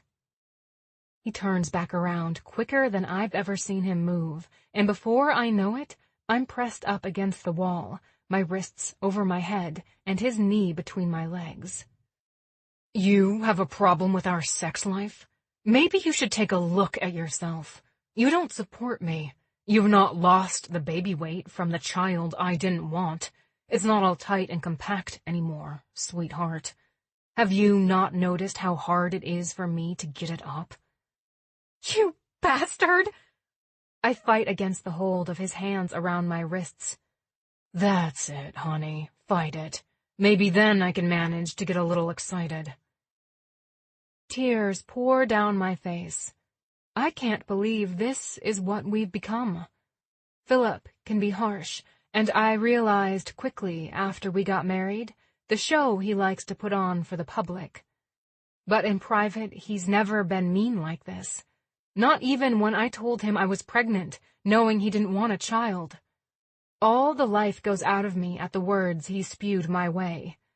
I go limp, and he lets me go, allowing me to fall to the floor. I'll tell Riley you don't feel well. I wipe at the tears on my face. Don't lie for me, Hadley. Tell Riley I don't care to watch a bunch of babies pretending to dance on a stage for hours when I can have real adult conversation. It's best she gets used to disappointment now. With those words, he's out the door. And I have to figure out how in the hell I'm going to pull myself together in 20 minutes to take Riley. Because that's what mothers do. Be the people our kids count on. And it's apparent now, more than ever, she'll never be able to count on her dad. Trick. Hey, where'd you go? I can see the tears pooling in her eyes. She smiles and shakes her head, leaning in to kiss me softly on the lips. Nowhere I ever need to be again. The way it looks like she's trying to spare my feelings rubs me wrong. Be honest with me, babe, because without honesty we have nothing. She's quiet for a few minutes. When I found Philip with his secretary, it was kind of a relief. He'd become so cold during the months leading up to the big explosion that nothing happened when we broke up. He didn't appreciate his family, and I think it's time I stopped trying to make the memories better than they were. He was a son of a bitch who didn't deserve me or Riley. It's time I let it go. This anger I carry around. The anger prevents me from giving you everything of myself. It was so easy in the beginning to hold on to my sadness, but I don't want to do that anymore. Can you elaborate? I'm a little confused. I hug her to me. Pulling away, her eyes are downcast, which pisses me off. I don't want her to be unsure of ever telling me anything. Everyone assumed when he left I was heartbroken, and I was, don't get me wrong. I wanted the family, him to love us, his daughter to know who he was, the feeling of security I had with his money in my bank account, and the house I'd built into a home. But none of those things was him. It was everything he could give me. I'm beginning to realize that. I've held onto the sadness and anger because I lost my security and my confidence, not because I lost his love. Wow. I didn't expect to hear those words from her mouth. I kind of suspected things were different than what she was projecting, but to hear her say it wasn't his love or his presence she's missing gives me hope. hope this woman can be mine. I've held back because I didn't know if she was ready for the intensity that comes along with me, but I know now she's ready. Then I'm warning you now. I'm not holding back anymore. I can tell by looking in her eyes she knows what I'm talking about. We've removed the gloves, and there's nothing holding either one of us back. We have to make sure Riley's taken care of and doesn't get hurt, she whispers. I can never hurt her again. I can't have her wondering what she's done wrong. I would kill myself before I hurt her or you. I pull her into my arms. I'm not making you promises I can't keep, because that's what we've built this on. But you're gonna know what you mean to me, Hadley.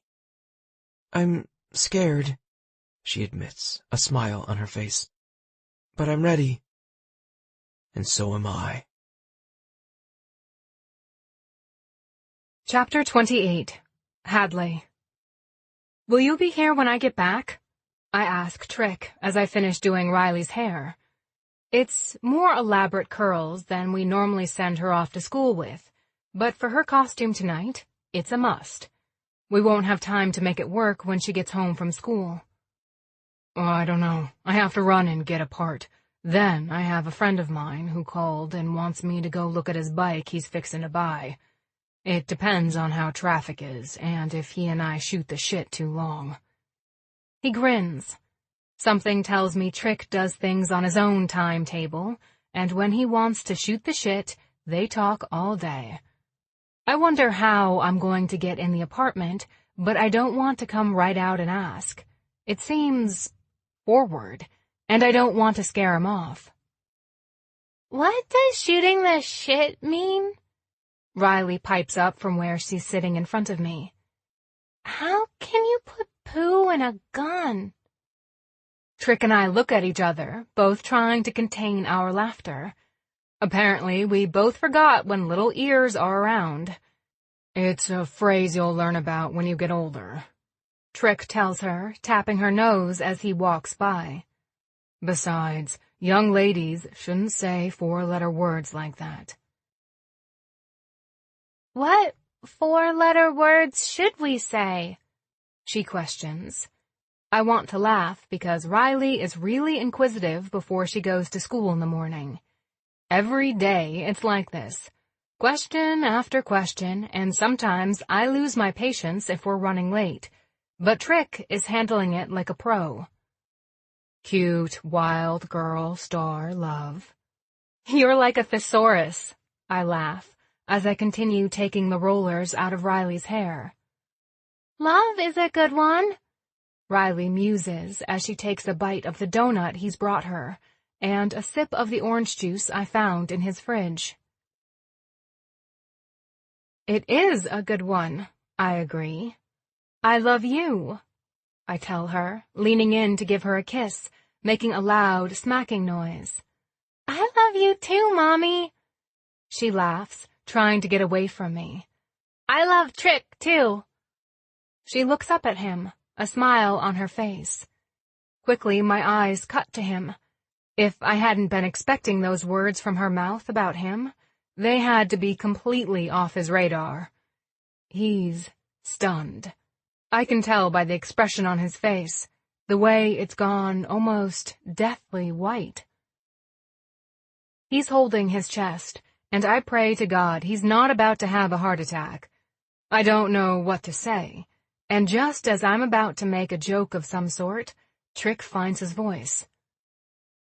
I love you too, kiddo. His voice is hoarse, like he hasn't spoken the words in a long time. Riley beams up at him from where we sit. I know. Now can you please finish my hair so we can go? She turns to me, giving me a look. I'm stunned, but go back to fixing it. In the next minute, my world turns on its axis again when Trick stands in front of me. In case I'm not here by the time you get back. He's dangling a key from his fingers. Yours to keep. Thank you, I force between my lips. He leans down, kisses me on the cheek, and speaks in my ear. I'm gonna have to leave here before I lose my shit, but no, I'm gonna visit you this afternoon. The implication of what he's saying makes my cheeks burn. I'll be waiting. Have a good day at school, Sprite. He waves at Riley as he gets up to leave. You have a good day too, Trick. Love you. She blows him a kiss with her palm. He turns around, pretending to catch it as he smacks his chest with the palm of his own hand. Got it. You be good. He doesn't say it back to her, but I know it's going to take time, and she doesn't mind, because immediately she starts jabbering to Tux. Me, I need a few minutes to process what's happened, but I know it won't come until I'm back here with a few hours of quiet time under my belt. Just let it happen, I tell myself. I snap the barrette in her hair, hoping like hell it doesn't break before the end of the day. You ready? Yep. She gets up, grabbing her stuff as she goes. You sure you don't want me to bring anything to your party at school? I ask one more time as we prepare to head out the door. Sure, she nods. If I can't have chocolate-covered peanut butter cups because Charlie has an allergy, then I don't want anything. I laugh because I feel the same way. Like mother, like daughter. An hour later, I'm letting myself back into Trick's apartment with my key. Who would have thought I'd ever say those words? Not me. At least, not this early in our relationship at all. After I got divorced, I was the woman who always said, I'll never get married again. I'm not looking for a man, I don't need a man, I'm going to work on me for a while. And I have been. I've been working on me for almost 2 years. I've devoted those 2 years to getting back on my feet, becoming independent, and figuring out what I want most out of life. The things I want have changed as I've met each goal. I've reevaluated. Just like I'm doing now. I've made myself vulnerable with Trick, and while it scares me, it's also something I had to do. I'm never going to move on if I don't give a piece of myself to someone else. Trick is the only person I've wanted to open up to, so I'm going to go with it. My phone rings. Not recognizing the number, I send it straight to voicemail. I know it's not a bill collector, because for the first time in almost a year, I have my shit together. Sitting down, I glance at my to-do list, trying to prioritize what I need to do first, and what I have time to do before I'm interrupted, or I have to go pick Riley up. Grabbing my phone to turn on my Spotify, I see the caller left a message, but I'll check it later. It's not a big deal. As long as it's not school, I'm not going to worry about it. To-do list made, caramel macchiato at my side, and my favorite playlist blaring, I'm ready to get shit done. Trick. I keep telling myself not to go upstairs, not to bother her. She's a job to do, just like me, and I wouldn't appreciate it if someone interrupted me. It's so tempting, knowing she's a few feet from me. A flight of stairs and a door separate us. The apartment's empty and we won't have to worry about Riley for a few more hours. I'm hard just thinking about it. Like I feel like I could break my skin so hard. It would be embarrassing if I didn't need her so much. But just like Riley, Hadley's become an important part of my life. When they told me about the program, I didn't expect either one of them. And I surely didn't think the little girl would be telling me she loved me. More than anything, I didn't think I'd be telling her the same, but I do. She's important to me, and she's a blessing I never thought I'd have. That's neither here nor there right now because I know her mom is upstairs, alone for the next few hours. Patrick, don't make this all about you, I warn myself, using my full name to give myself the worst admonishment I can. In other situations, In other relationships, I've been selfish. I put my own needs first, and it's landed me in places I never want to go back to again. Sitting down on my stool, I try to focus on the bike in front of me. But immediately, my thoughts turn to Hadley. Like a movie, the time we spent together plays on a loop in my head. All the smiles, the sexy little smirk she gets when she knows she's got me, the bashful blush covering her face when we start anything sexual, and then the way that blush transforms to a woman who knows exactly what she wants. I want everything about her, and I decide pretty quickly to close up shop for the rest of the day. The work will still be here in the morning, but there's a part of me that wonders if Hadley will be. What's going to happen when she wises up and realizes she's too good for me? It hurts too much to think about, so I'll enjoy the happiness I have for however long I have it. Chapter 29. Trick. Walking up the stairs to my apartment, I try to tell myself to keep this slow. Don't go in there like a fucking caveman and haul her to the bedroom. I should be nice and seduce her. I haven't done that yet. Who the hell am I kidding? I have never, not once in my life, seduced anyone, and I'm not even sure I'd be able to do it. For Hadley, though, I'd try. I know that without a shadow of a doubt.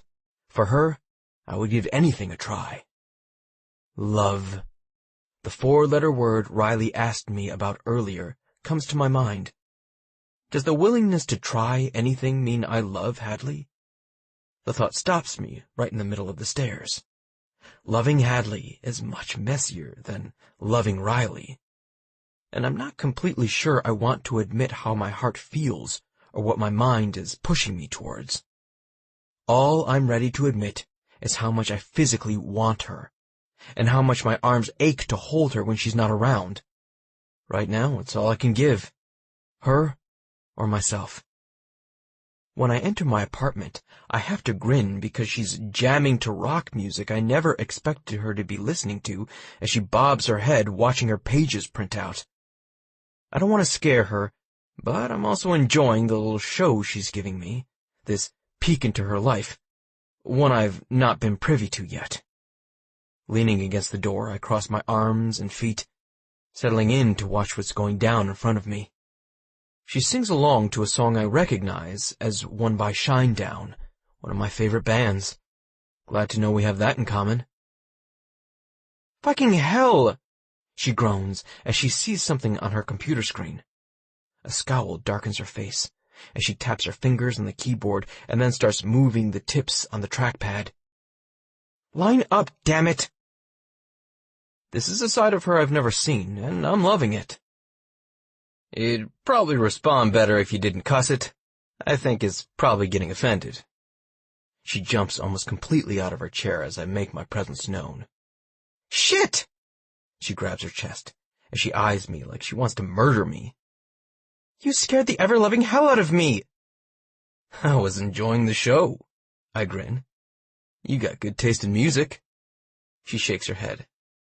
I was always told rock wasn't what girls listen to, but it's the music of my soul.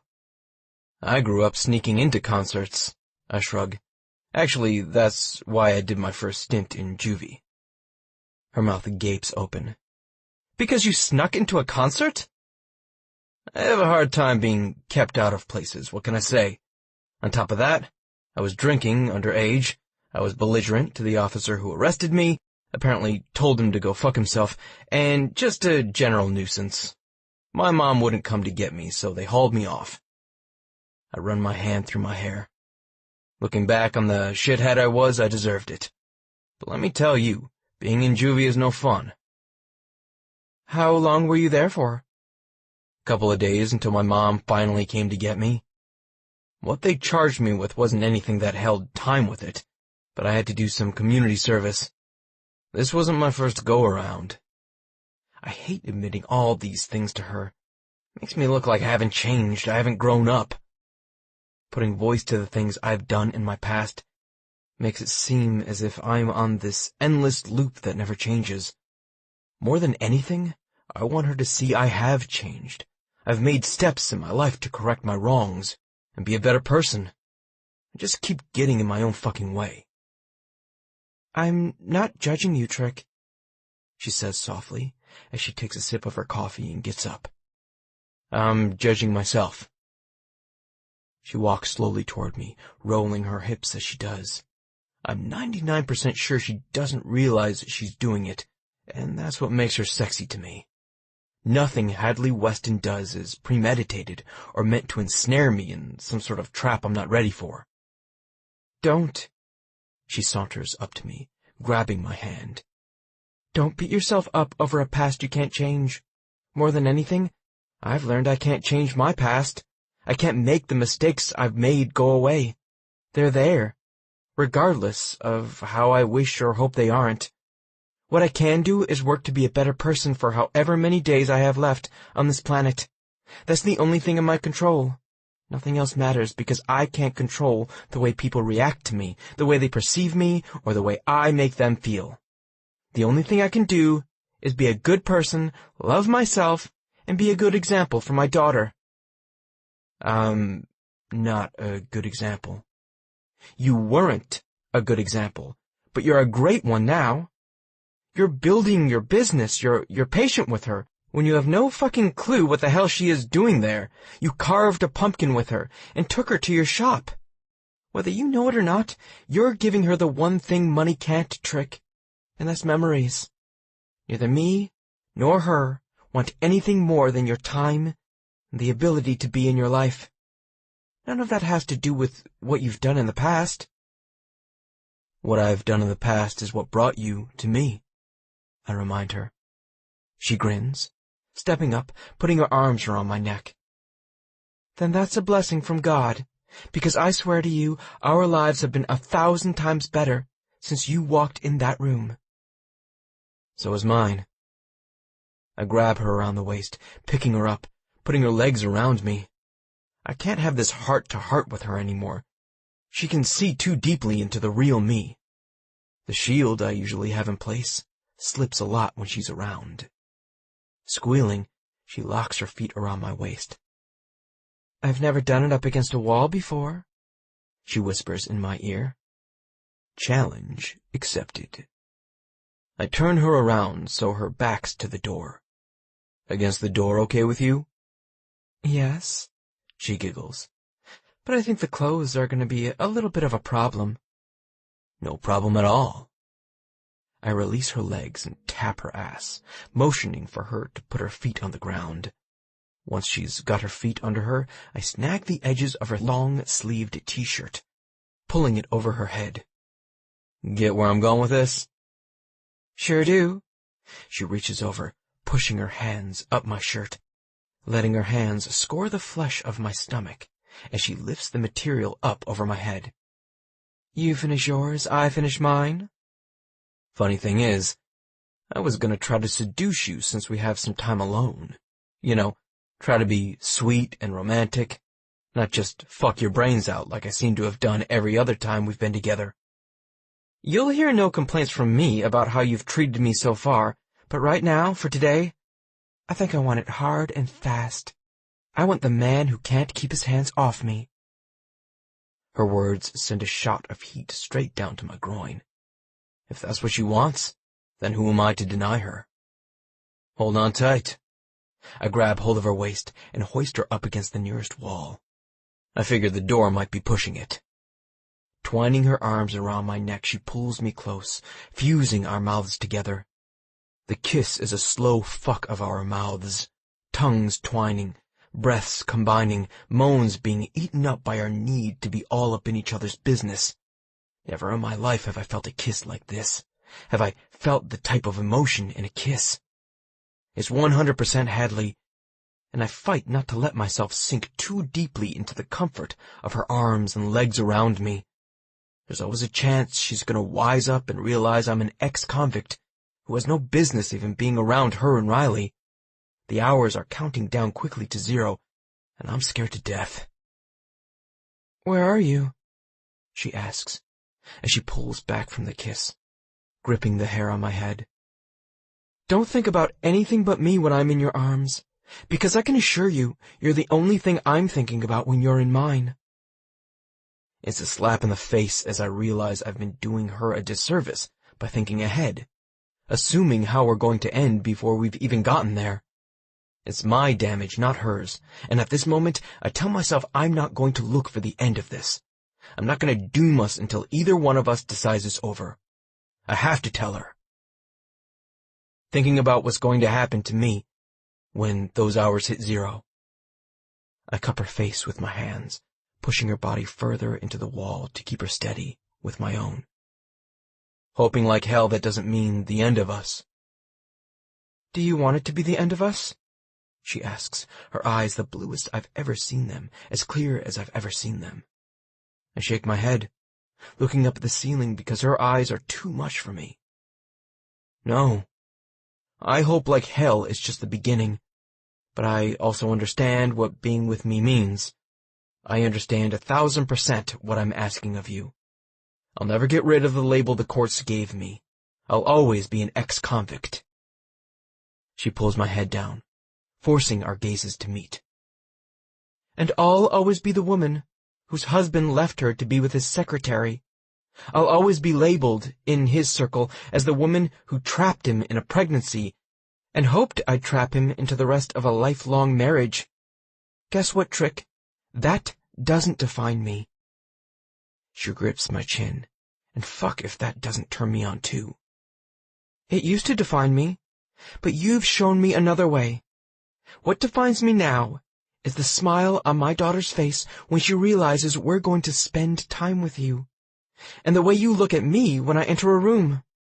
I'm not asking you for promises you can't make. We've both been there.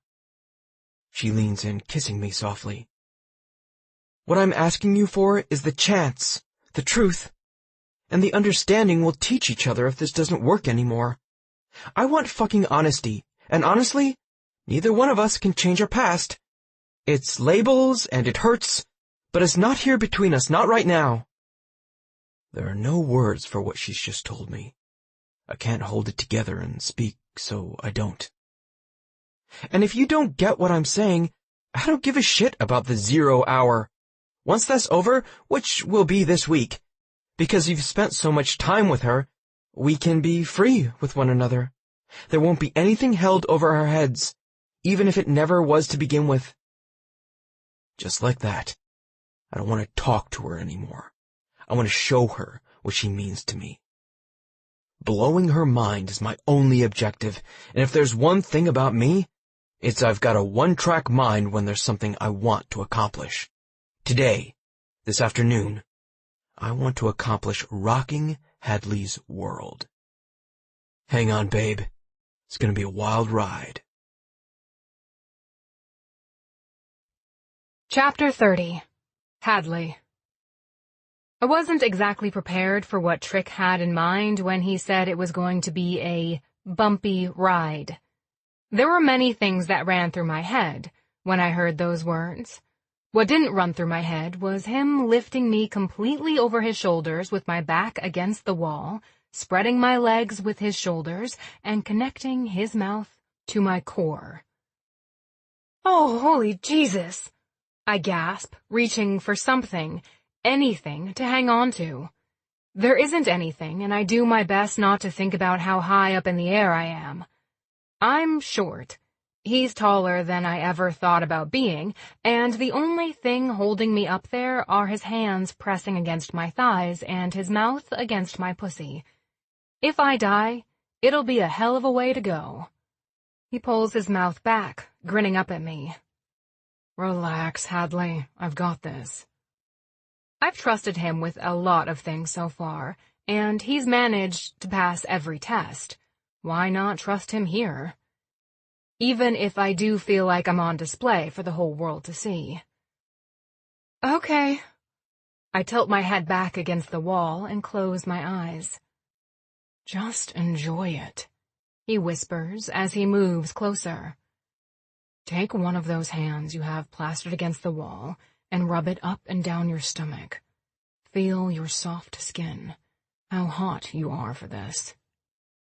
His voice is weaving a spell around me, making me do things I've never done before. But maybe that's the advantage of having Trick in my life. He makes me think outside the box, makes me want to do things I've never done before. Listening to his soft words, I run the palm of my hand up my stomach until I feel the edge of my breast. Let it go, Hadley. He whispers again before I feel him back in between my thighs, tongue lightly stroking my clit. It feels good, especially when I run my palm over the slight swell of my breast and close 2 fingers around my nipple. As I close them, around the pebbled skin, he uses 2 fingers to breach my tight tunnel. "Oh," I moan as he plants his shoulders further against the wall, holding me up with his strength. Suspended like this is an arousal all on its own because I feel weightless. The only thing holding me there are his tongue on my clit and his fingers working the depths of my core. It forces me to focus on nothing but those sensations. "Fuck," I breathe out, using my other hand to grasp the hair at the back of his head, pulling him closer to me. I want to thrust against his tongue and his fingers, but I'm scared to fall. Instead, I press my body further back against the structure holding me up and let him work me. I give over every aspect, except for my fingers squeezing my nipple, of my pleasure to him. He's taking my pleasure, I hope, our pleasure. I'm letting him play my body like the conduction of a symphony, and I can feel the climax coming. Already my body is strung tight, even though I'm relaxing into his touch. I want this more than I've ever wanted anything, because it means freedom for me. Freedom from feeling like I wasn't sexy, from holding myself back from the thumb my ex-husband had me under. Trick is eating me like I'm his last meal, and I'm giving myself over to it. I never would have been able to let my insecurities go before to enjoy this. There's a humming in my ears, and I realize it's me. I'm moaning, almost whining, every time he withdraws his fingers, then slides them back in. My body is clenching on him. My nub of pleasure is seeking his tongue, and Trick isn't disappointing. I don't think he could ever disappoint me. The orgasm is like a freight train when it hits me out of nowhere. I tense tighter than I've ever tensed before, squeezing my thighs, but Trick is right there, holding them wide. I wiggle, trying to get away from the level of sensation he's erupted inside my body, but he moves with me, pressing one hand against my stomach, the other one holding my thigh wide. His voice is muffled between my legs. "Where are you trying to go, baby? Just let it happen." And happen it does. On the tail end of the first vortex into pleasure, I'm flung into another. A scream rips from my throat as I finally give up trying not to thrust against him. I thrust with everything I'm worth, screaming, yanking his hair, words fly from my mouth, and I don't even know what I'm saying. For a window of time, I don't remember what happens. All I know is when I come back to myself, we're lying in his bed with his mouth on my nipple, stroking it lazily with his tongue. His big body is between my thighs, and the weight of his stomach is against mine. I gasp, because it's like waking up to the best dream ever. "Welcome back." He leans up to nuzzle my neck. That's never happened before, I admit, winding my arms around his waist, holding him close, because I need the connection with him right now. Knowing he can play my body the way he just has is a shock to my system. He chuckles as his tongue sweeps against my earlobe, tugging on the earring there. "Glad to be of service to you, and really damn proud I'm the first one to make you feel that way." His hard cock is making its presence known against my leg, sending shivers through my body. As nice as the precursor was, I still like the main event the most. Me too. But you know what I like more than what you did earlier? What's that? He captures my mouth with his, kissing me so deeply I can feel it all over. When you slowly slide your cock into me, wait for me to adjust, and then fuck me hard. The deep intake of breath and loud moan I get from him is everything to me. It tells me, without words, the depth of his feelings. Grasping him tightly around the waist, I adjust our bodies, so all he has to do is slip in and slide home. He pushes me up higher as he thrusts into my body, so high that I'm moving towards the headboard. Taking one hand off his waist, I brace myself against the wood frame. Can't get fucking deep enough, he growls in my ear, sliding one hand to my ass and grasping the headboard with the other. He uses both as leverage to slide deep, withdraw fast, and fuck me again. The noise as the wooden frame hits the wall is only drowned out by our moans, the sounds of our bodies slapping together. Sweat is pouring off him. Sweat is pouring off me. We slide against each other. It's the messiest, noisiest bout of sex I've ever been involved in. The thought makes me clamp tighter on him. He's the person who could bring this side out of me. The only person I've ever trusted this much. If up to me, he's the only person I'll ever trust this much again. The thought is shocking because I've never thought of Trick as long-term. Those hours have always been at the back of my mind. Knowing he wants something past the hours, I feel free to give over every part of myself, and that's what I'm going to do. Hadley, oh fuck. He throws his head back, the strong column of his throat exposed. I reach up, raking my fingers down, and that's when I feel him let go inside my body. The warmth bathes me, and I love it. It sends a smaller orgasm through my body, and I tumble headfirst into pleasure with Trick. I can feel his body trembling against mine. I love that I'm able to make this man shake in my arms. Just like I shook in his earlier, he's shaking in mine now. Lightly, his hips rock against mine as he collapses on top of me. I take his weight gladly, brushing his wet hair out of his face. He breathes heavily against me, wrapping his arms around me, holding our bodies tightly together.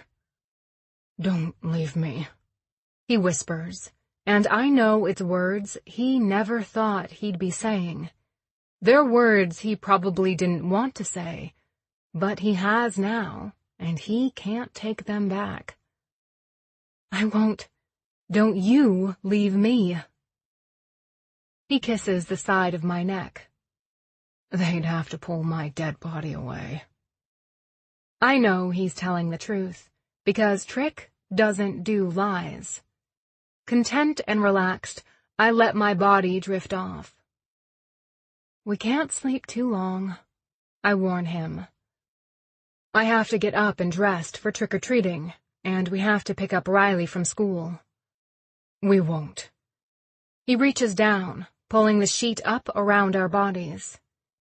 Here, in the light of late morning, with his weight over me and arms around me wrapped in our own little cocoon, I finally have everything I've ever wanted. The man, the cat, the kid, and the feeling of complete happiness. My only wish? It lasts forever. My biggest fear? That it won't. I just have to finish my hair, I tell Trick as he's getting out of the shower behind me, while I press myself closer to the sink. It's been years since I shared a bathroom with a man, and I forgot how it felt. How, if the two of you are really into one another, it's a piece of an intimate puzzle. There are little touches here and there as you move about, little meetings of your eyes in the mirror as you go about your business. Those little smiles as you both realize you've been staring at each other for too long. Take your time. He reaches around me, grabbing his brush. It brings our bodies flush with one another, and I revel in the strength of his chest. Wish I could, I laugh. But we spent too much time in bed, and now we've got to go get Riley. He laughs too, the sound deep and reverberating off the walls of the small room. We had a good time, though, didn't we? Like he even has to ask. Best time I've had all year. We share one of those looks in the mirror, ending with a secret smile as I clip my hair and give it a good spray. Grabbing my bag, I bring it with me, because we'll be getting ready in the garage. It's too difficult for Riley to walk up and down stairs with her costume.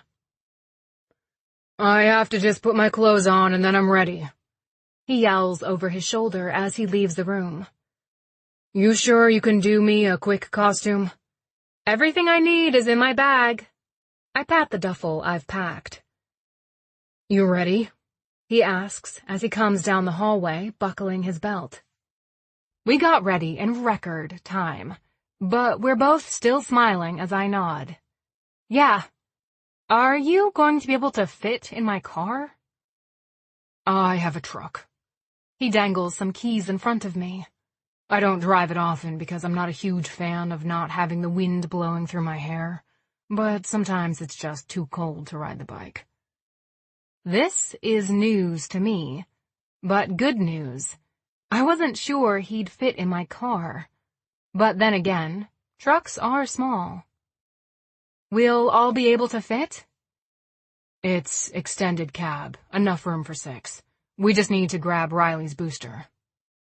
Easy enough to do. I'm a pro at transferring and putting in car seats.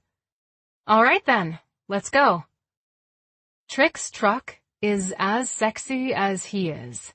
Black, just like the bike. Big and hulking, just like him. I feel so high up. Riley giggles from where she sits in the back seat. Right. He looks at her through the rear view. You're not a sitting duck like you are in that little car your mom drives. Don't make fun of it. I lean across the console, smacking him with the back of my hand. Riley pushes her glasses up her nose. Is there something wrong with your glasses, Riles? They don't fit her properly, Trick says from beside me. I noticed it the other day and meant to say something to you about it, but we got busy. He leans in because we're at a stoplight. She didn't want to cost you any more money. My throat closes, and I fight back a feeling of dread and tears that immediately prick behind my eyes. Maybe I haven't been as discreet as I should have been when it comes to discussing personal matters in front of Riley. I know that after today, I'll be much better about it. We'll make you an appointment tomorrow. I turn around, pasting a smile on my face. Trick's hand caresses the back of my neck, reaching up under my hair. You're a great mom, he whispers. You're not perfect, but no one is. Strangely enough, those words comfort me more than any others could have. As we get to the shop through the crazy traffic of the night, he parks it in front and hops out, holding the door open for Riley and helping her down. Be still, my beating heart, because everything he does with her is amazing. You ready to go trick-or-treating? I ask her as I come around the car, pushing my sunglasses up. Yeah! I can tell she really is. Her eyes are bright, and she's got so much excitement, she's bouncing with it. Okay, let's go inside, put a little bit of glitter on your face, do mine and Trick's, grab our wings, and off we go. I hope this only takes a few minutes, but I know in reality it'll take an hour. Do Trick first, she tells me, jumping up and down as she holds onto his hand. I'm not sure why she's so excited to see Trick made up, but she is. Okay. I laugh, pulling the chair out that's closest to the door so I have the best light. He has a seat, and Riley scrambles up into his lap. That, too, is surprising to me. But there's only one thing I now realize about my daughter. She is completely in love with this man, the way only a child can be. You sure you're okay with me doing this? I want to make sure before I start, because he'll look dumb if I stop in the middle. Don't you know by now that I trust you with everything? And those are the only words I need. An hour later, Trick is made up. His face painted to look like a skull, and I'm slipping on my wings to match Riley's. We ready? Riley shakes her head. All right, let's show Trick our costumes. When we come out, I clear my throat, because he's watching the kids already roaming up and down the street. He turns around, and the look on his face is priceless. Holy shit. He claps a hand over his mouth. You're fairies. Or sprites. I laugh. You pay attention. He nods towards me, reaching for Riley's hand. I do. I reach into the pocket I've sewn into my skirt. Let me take a picture of you two. Trick reaches down, picking her up. Riley goes with no fuss and wraps her arms around Trick's neck. If someone didn't know they weren't father and daughter, they would truly think she was a product of his love. And maybe she is, because he's had way more influence on her than her own father has. Let's take one of all three of us. He grabs my phone from my hand and slings his arm around my shoulders, cramming us all together. He reaches out with his long arm, and we take our first picture as a family. It's one I know I'll frame and keep forever, but it's also one that scares me to death. A unit is a target, and little did we know, we had made ourselves one without even meaning to. Chapter 31. Trick. To say I'm nervous is an understatement. No matter if I've done something wrong or not, knowing I have to explain myself to what amounts to a group of judgmental assholes is never a fun thing to do. My foot taps uncontrollably on the floor, and I pull my phone out of my pocket, gazing at the picture me, Hadley, and Riley took on Halloween. It's the only thing that calms me down some days, and I feel like I have a fucking target on my back, especially at places like this. Relax. Matt clamps his hand on my knee. You have nothing to be worried about. This is a technicality. One that could send me back to prison if someone deems fit to, I argue. The thoughts cross my mind a ton this week, so much that tonight's the first night Riley and Hadley are staying at their own apartment since Halloween. I've kept them as close as I can, and the only reason they went back tonight is because Hadley had to do laundry. I don't have my own washer and dryer yet, but you can bet your ass as soon as I'm out of this meeting and I know they aren't sending me back to jail, I'm running out to buy a set. I want them with me all the time. I'm a better man when they're with me. You know as well as I do there's a snowball chance in hell, Trick. You've done great with the program. You completed your hours in record time, and you look fucking happy. You're a model for what this program was meant to do. I hope you see how successful you've been and offer it to others. I don't give two shits about others. All I want to do is get home to the women who make my world turn round, hear the kid who makes my heart melt, giggle as she chases the cat, and not have to think about this shit until my next parole meeting, which are getting fewer and farther in between. Patrick Tennyson? Just hearing them call my name sends a ribbon of fear down my chest, deep into my stomach. They have the power to ruin my life, to destroy what I've worked hard to build, and that's the scariest thing of all. None of them would think twice about it. Come on, Matt tells me as he grabs my file. Let's get this over with. We walk into the room, and there's a table. Before it sits another table, 3 men and 2 women watching me. I can feel the judgment already. This was exactly what my first parole hearing looked and felt like. We have a seat, and Matt's the first to speak. Ladies and gentlemen, as Patrick's parole officer, we're here to provide proof he's fulfilled the community service stipulation, his restitution payments are on time, and he's kept himself a law-abiding citizen since his release. If it would please the court, we're asking you to allow him to go to bi-monthly meetings as long as he checks in with his phone call every week. He has done everything the court has asked him to do, and it's redundant for him to have to continue to see me every 2 weeks when I've had no problems out of him and he's building a business. I sit here, listening to people talk about me as if I don't matter, as if they're discussing what they're gonna have for dinner tonight. A business? What looks to be the oldest person on the board asks. Yes, sir, I answer. I'm a mechanic, and I'm building a clientele. How many clients do you have? He asks, as he looks at a piece of paper. How many lives would we disrupt if we revoked probation and stuck you back in? I hate this. Every little bit of it. I know he's being a hard-ass on me because that's what they're supposed to do.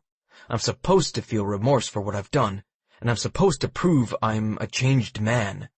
I am a changed man, but I don't know if any of these people will ever be able to see it. Around 20, I tell him, adjusting in the seat so that I can sit up straighter. But I have a lot of walk-ins, and many people call me for my thoughts and expertise. The people whose lives would be disrupted the most if you put me back in, though, are those I've been working to help. Specifically the little girl you've asked me to mentor. She looks up to me. She loves me. I say the words, even though they're hard to get through my tight throat. Told me so herself the other day. If I'm ripped from her life, I think it would undo all the good I've done. I watch as they huddle their heads together, tapping my fingers on the wood table. I know from experience this whole thing usually takes less than 20 minutes. Isn't that crazy? 20 minutes to decide your life. Less time than a sitcom to decide if you're worthy of being kept out of prison. It's always struck me as cold, and I feel the chill in my body today. Mr. Tennyson, the same man speaks as the group breaks apart. It appears as if you're doing good things. Continue doing what you're doing, and remain out of trouble. We've decided to go with your parole officer's recommendation. Good luck to you, young man. Thank you, sir. I get up from the chair and push away the table so fast I'm pretty sure I could have toppled both of them. Running through the hallway, I make it to the door, bursting through, inhaling the fresh air in my lungs. Bending at my waist and putting my hands on my knees, I inhale deeply, telling my pounding heart to slow down. You're good, Trick. Matt comes up behind me, rubbing my back.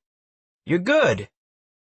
I was scared, I admit, breathing heavily, wiping sweat from my forehead as I straighten up. You don't realize how claustrophobic you are until you're stuck somewhere you don't want to be, and I told myself I'd never be back there again. Going before them, even if it was to prove I had completed the conditions of my probation, scared the fuck out of me. It's not unusual. Matt gives me a bottle of water. I drink quickly and heavily from the bottle, letting the liquid moisturize my parched throat. There are only 2 people I want to see right now. Riley and Hadley are my home. They are the things that ground me, and I need grounding right now. I know we've never discussed it, but if they can't come to me, I'll go to them. Consequences be damned. I remember the way to Hadley's apartment from the night I helped her off the bridge. That night seems so long ago, when it was only 2 weeks. So much has happened in such a short amount of time. It makes my head spin, but in a good way. I wouldn't change a bit of it for the world. All my bad decisions have led me to this moment, and that, in itself, is one of the most profound conclusions I've ever come to. Things happen for a reason, and while we may not understand the reason in the beginning, we damn well figure them out in the end. Parking my truck because I want to make a good impression, I head up to the apartment I know Riley and Hadley live in. Maybe I should have called first, but I'm so fucking excited to see them. Knocking quickly and loudly on the door, I can't help but call out, "Hadley!" "Trick?" she questions as she answers, opening the door for me. I don't wait for her to say anything else. I pick her up, spin her around, and plant a kiss on her right there. In the back of my mind, I can hear Riley clapping, happily giggling as I finally pull back from the kiss. What the hell's going on? Her eyes are wide, and I see just how much I've surprised her. I'm free. The two words are like a mic drop in the room, and we both feel the weight of them. Free? She twines her arms around my neck, pulling me closer, our eyes locking. Free as in, I'm still on probation, and I'll never have a squeaky clean record, but I've met all the terms. As long as I continue to pay my restitution and stay out of trouble, I'm free. I breathe the words out against her neck as I pull her into my arms. She hangs on tightly, tighter than anyone else has ever held on to me before. The strength of her hold brings tears to my eyes. Not one person in my life has ever tried to hold me this close to them, ever cared where I was or what happened to me. She doesn't have to tell me how she feels, because I can tell just by the way she holds me. At my knee, I can feel something. I look down, and Riley's got her arms wrapped around me too. You're not going away? She looks up at me, the same blue eyes as her mom, and it takes everything I have from me not to drop to my knees in relief. No, Sprite, I'm not. I reluctantly let go of Hadley, bend down and pick up Riley. You're stuck with me. She grins as I hug her close to me. I think it's the other way around. I laugh because I don't care which way it is. All I want to know is we'll be together as a unit in the future. There's no way I can go back to my apartment, not after the emotional day I've had. Do you want to stay here tonight with us? Hadley grips me around the waist with one arm, Riley with the other. In the circle of her arms, we're that family I've always wanted to be. I'd love to, but tomorrow you're coming home with me, after we go buy a washer and dryer. She shakes her head, opening her mouth to protest, but I cut her off with a kiss. No other kiss has tasted better, because tonight, I'm just a free man kissing the woman who's completely changed his life. Chapter 32. Hadley. Can Trick help me with my homework tonight? My kid. She surprises me all the time. In the past few weeks we've been at Trick's apartment, she's become even more attached. But she's never asked him to help with schoolwork. You'll have to ask him. I glance over my shoulder from where I'm doing the dishes. Funny how when I was with my ex-husband, housework seemed just that. Work. Here, with Trick, I enjoy it. I like the way his dark eyes light up when I've done something he didn't expect me to do. The first night we were here, I changed the sheets on his bed. You would think I gave him a gold coin and told him it was worth $1 million. He appreciates everything I do, and it means everything to me. Trick! She kicks her feet where she's sitting at the kitchen table. Will you help me with my spelling words? I can tell by the set of his shoulders my big man is trying to get his emotions under control. Riley tears him apart with the simplest of requests, and I know the things she does without thinking are things he never thought he'd have. Just by being her, she's changed him. He smiles more, his shoulders aren't as tense, and he talks more about the future. It's almost like a switch has been flipped in his personality. He gets up from where he was sitting on the couch watching some show, sauntering over to where she sits. I don't mean to stare, but Jesus, this man wears a pair of sweatpants and a t-shirt like no one I've ever seen before. The material of the pants slip low on his hip bones, and I can't wait to get him alone so I can see what they look like as they come off. Another thing that positively gets me excited is the fact he didn't try to ask her to wait until his show was over. No, Riley asked Trick to help her. He put the remote down, walked over, and is now sitting next to her at the table. Their heads are bent together, and it kicks me in the stomach. She finally has what she's deserved for so long, the male figure she's always wanted. "What are we working on, Sprite?" he asks, bumping her shoulder with his. Spelling? She gazes up at him with glasses that no longer slide down her nose. I have to do these 5 words. She points to the piece of paper in front of her. "While you two get on that, I'm going to take a shower." I like to give them the space and opportunity to spend some time together. I enjoy the quiet for a while, and she enjoys someone else's company besides mine. It's added a whole other layer to our dynamic. "We got this." Trick grabs her pencil and taps it on the word he wants her to spell as they get to work. He gets everything, and I worry what happens when maybe we move on, or what if he moves on. The thought tightens my chest, and I tell myself every day not to think about it, to not put the negative thoughts in the world, to not give them power. But as someone who's lived life the way I have for the last few years, it's hard not to. I give them a smile and then head back to the bathroom. There's no denying it as I shut the bathroom door. If we continue to stay with him, we're going to have to talk about a bigger apartment. Plus, I'm paying rent on something I'm not spending any time in. I don't want to seem forward, but as I look at the crowded sink full of stuff that's all 3 of ours, the reality sets in. Regardless of how we started this, we're together, and God willing, we will be for a long time. It's something I haven't let myself think about, but now that he's free, I've kind of let my mind go there a couple of times. If we're still together in a year, where will we be? Who will be the first to tell the other they love them? Because in a year, we'll definitely be that far. I've thought, with the way he treats Riley, what if he wants a child of his own? I'm not getting any younger, and 30 is right around the corner.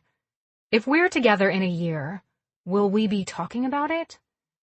I'm turning the shower on and tell myself to stop thinking about all of those scenarios.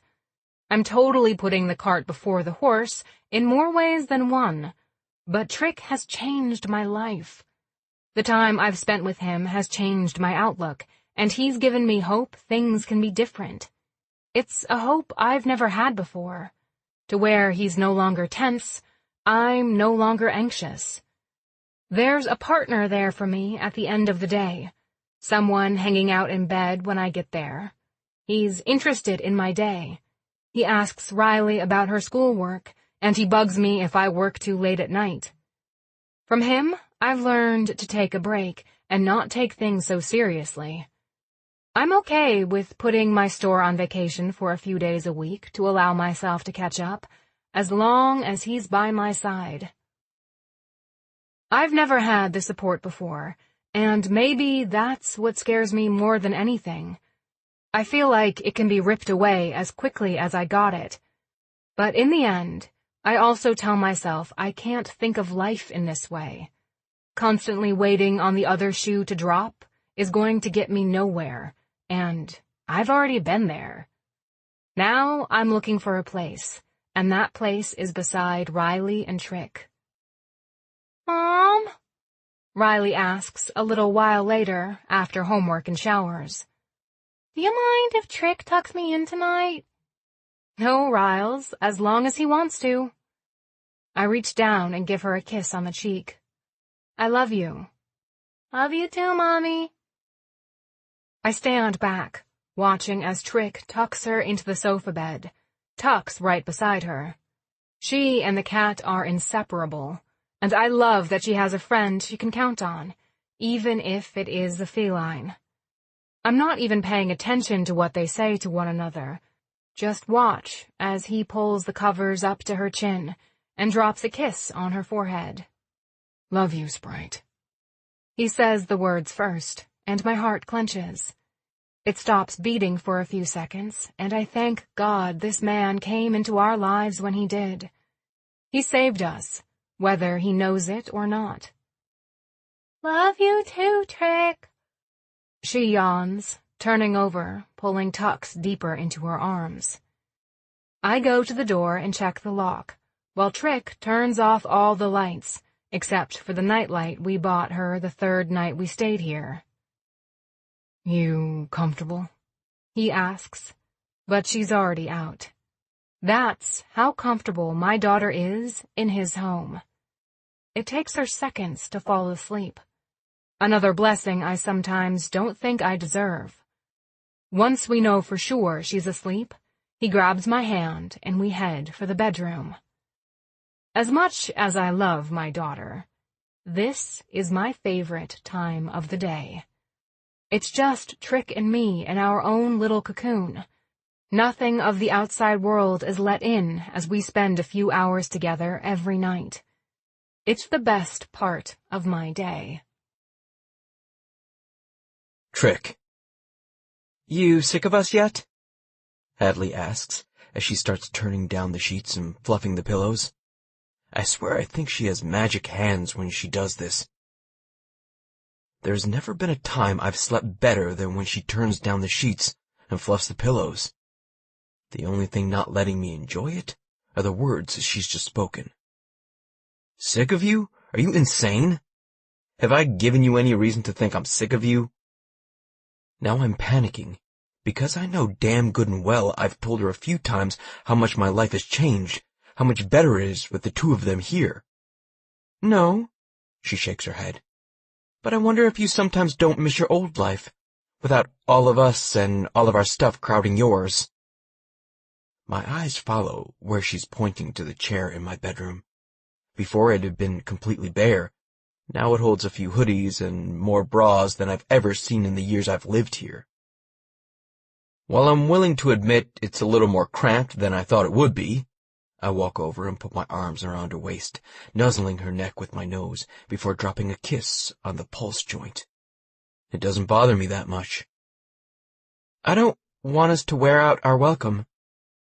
If it starts being a huge nuisance to us, then we'll look for something bigger. I'm not even thinking about my words. They are the truth, spewing from my lips. But for now, I'm perfectly happy where we are. Then it dawns on me. She might be saying she's upset. Are you happy here with me? I know it's cramped, but I thought we were making do okay. We are. She leans up, pressing a chaste kiss between my lips. I just don't want us to take over your house. We're two women, and it would be easy for us to do. I mean, right now, I'm not even sure where your toothbrush is on the sink in the bathroom, and I'm pretty sure you don't even have a drawer in your dresser anymore, because My Little Pony has invaded. All of which I've allowed, babe, I assure her. If any of this bothered me, I'd let you know, but honestly it doesn't. We're gonna have some growing pains, but trust me, this isn't one of them. To most men, I think it would be, Trick, and I think that says more about you than anything else. I spread my feet wide so I can drop a little further down to her level.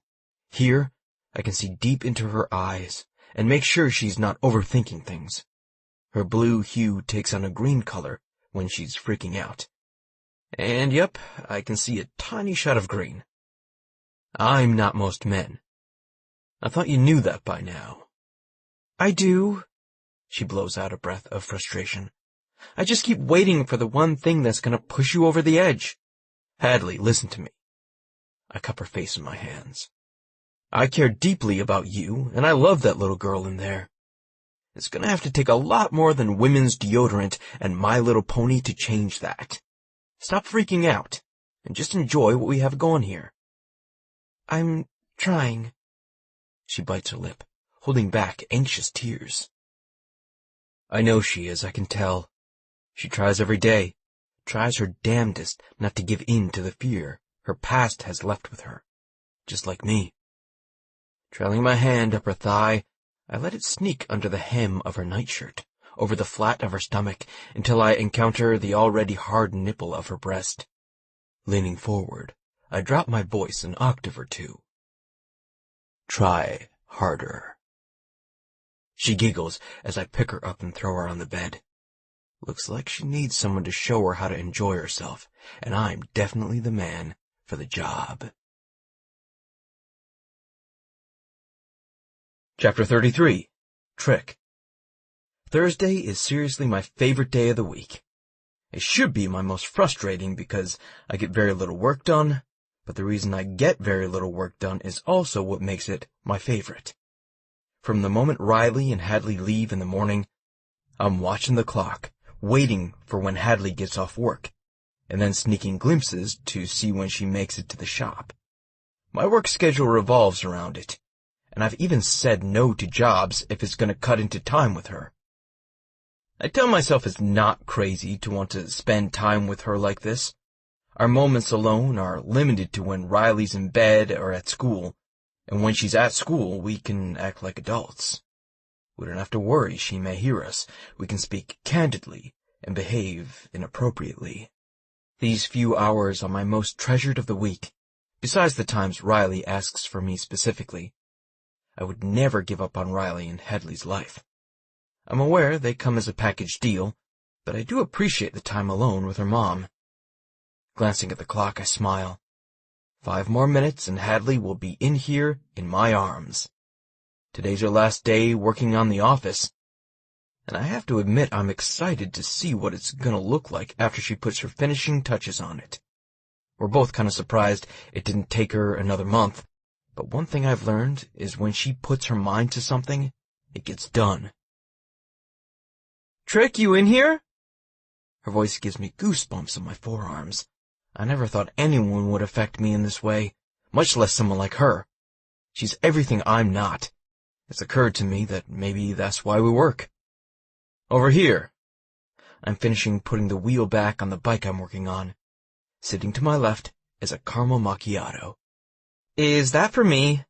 She eyes me, a smile already on her face. Nah, got it for me. She walks over, scrunching her nose as she pokes me in the side. You don't even like them.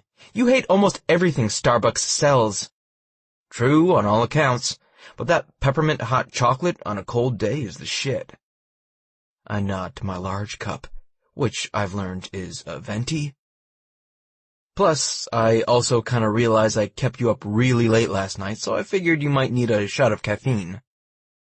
You're right about that. But if I'm up late, it's much more enjoyable to be spending time with you than working, she admits, as she grabs the drink and takes a long swallow. So, she winks, finishing the office today. How do you feel? Tilting my head back, I truly think about it. I'm excited, and I definitely think it'll give me more of a professional appearance. The question really is, what are you going to do with all this free time you have? Free time? What's that? I'm going to be working on orders for the store. The thought she won't be here, with me, hits me like a punch to the gut. You'll be working upstairs? We won't spend the afternoons together anymore? It's not like we spend them completely together now. Most of the time you're doing something while I'm working on the office. How do I explain this without sounding like a pussy, for lack of a better term? I know, but knowing we're in the same place just puts me at ease. Her panties melt. I can tell by the softness in her eyes. That's her panties just melted look. I almost give myself a pat on the back. There are certain things I can do with little space. If you'll let me set up a small table in the office that I can put up when I'm not here, I can work down here with you. Those were exactly the words I wanted to hear. Sounds fan-fucking-tastic to me. I reach in, giving her a smooth kiss on the mouth. Tapping her on the ass, I grin. Can't wait to see what this office looks like. She giggles, flipping her hair over her shoulder. I'm getting to work, don't worry. Watching her walk away, I can't help the grin that spreads across my face. It hits me like a blow to the head. For the first time in my life, I'm happy. So fucking happy I could go dance in the street. Instead, I keep the warmth in my chest and the fluttering of my stomach to myself. I'm not ready to share it yet, but I will be. Eventually, I'll give this woman everything she deserves, including my love. The thought doesn't scare me, which tells me more than anything how settled and ready I am. Going back to work, I whistle and try to think of a way to keep Hadley with me for good. Do you hate it? Hadley asks, her hand on her hip, her eyebrows drawn together in worry. No. I turn around the office, not able to believe what the fuck I'm looking at. I can't believe this is mine. You did everything you said you were going to, and it's spacious as fuck. Yeah, she grins. All I did was give you more storage in ways that are hidden from the naked eye. I see what she's saying. A couch she put up against the back wall is actually a futon with large throw pillows, and hidden underneath it are boxes of files. There's a few other clever hacks she's found on the internet, but the piece I love the most is the desk. It's painted the matte black she promised it would be, and she's replaced the hardware with chrome pieces. It's badass, if a desk can be badass. Everything about it screams me. The bonus is finding out she knows me so well. She didn't even have to ask me anything. She did this on her own. So you really like it? I love it. I feel like you should let me pay you, babe. That's a lot of work. The before and after pictures will give me more jobs than you know. Plus, we've kind of been living here rent-free. She shrugs. While you're still paying on an apartment you aren't even at. The implication hangs in the air.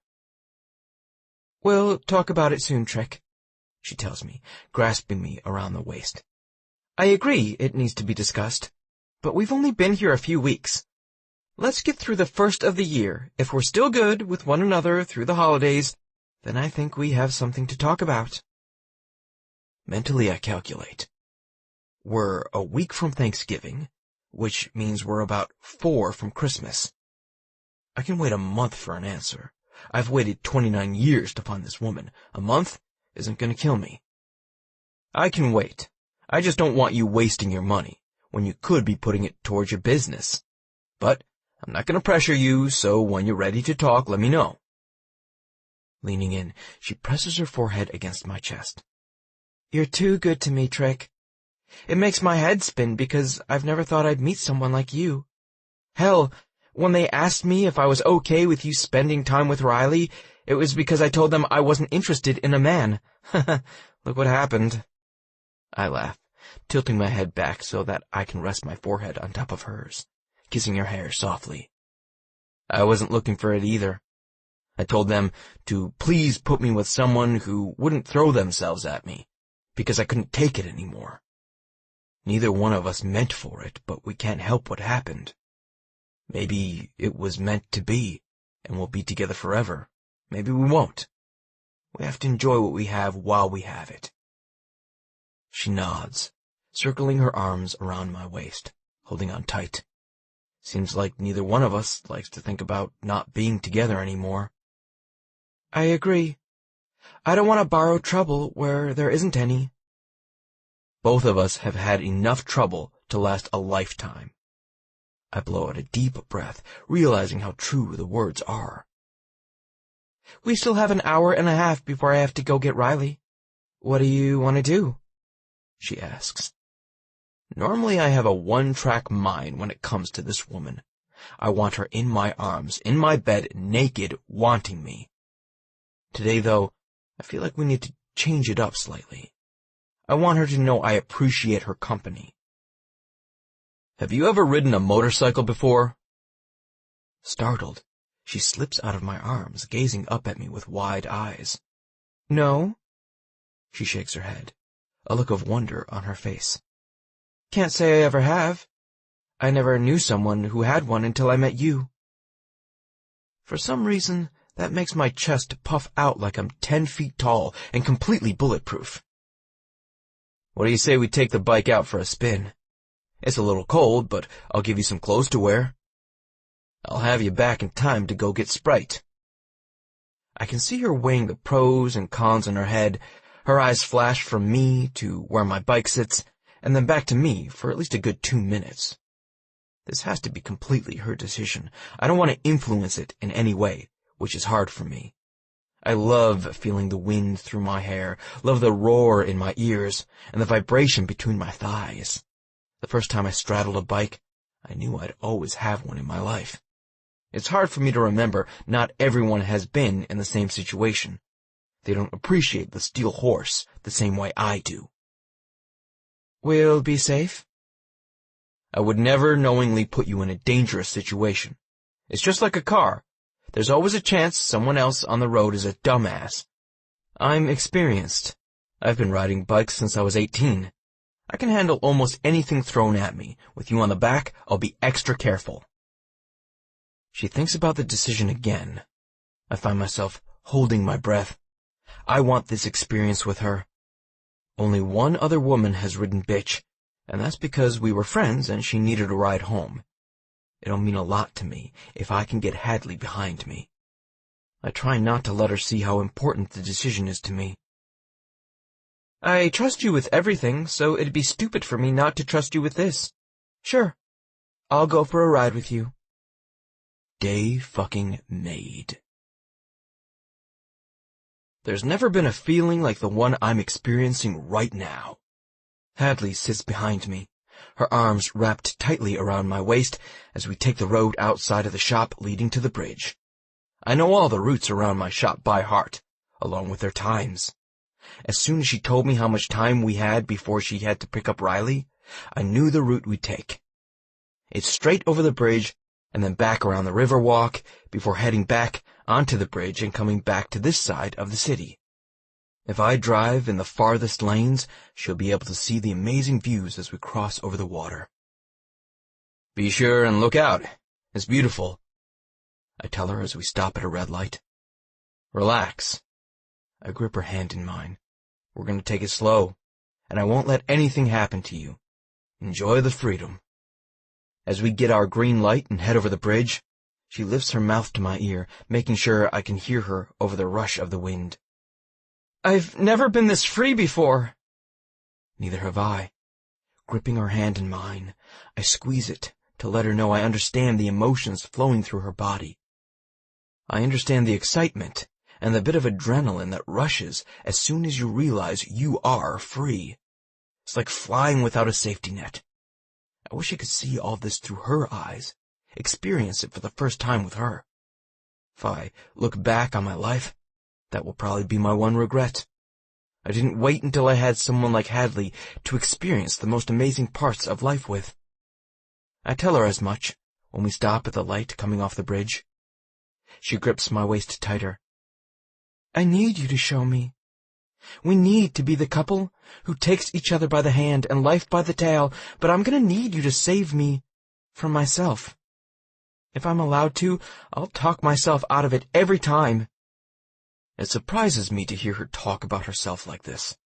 All this time I've thought of her as a woman who's brave and gives a middle finger to anything that makes her scared. You're the bravest person I know. Her voice is warm against my ear. Only because you make me that way. I shiver because those words are the most powerful I've ever heard in my life.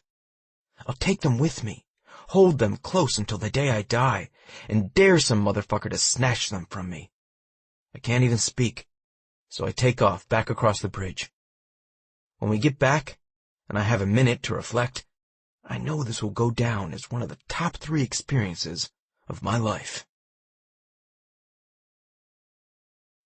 Chapter 34. Hadley.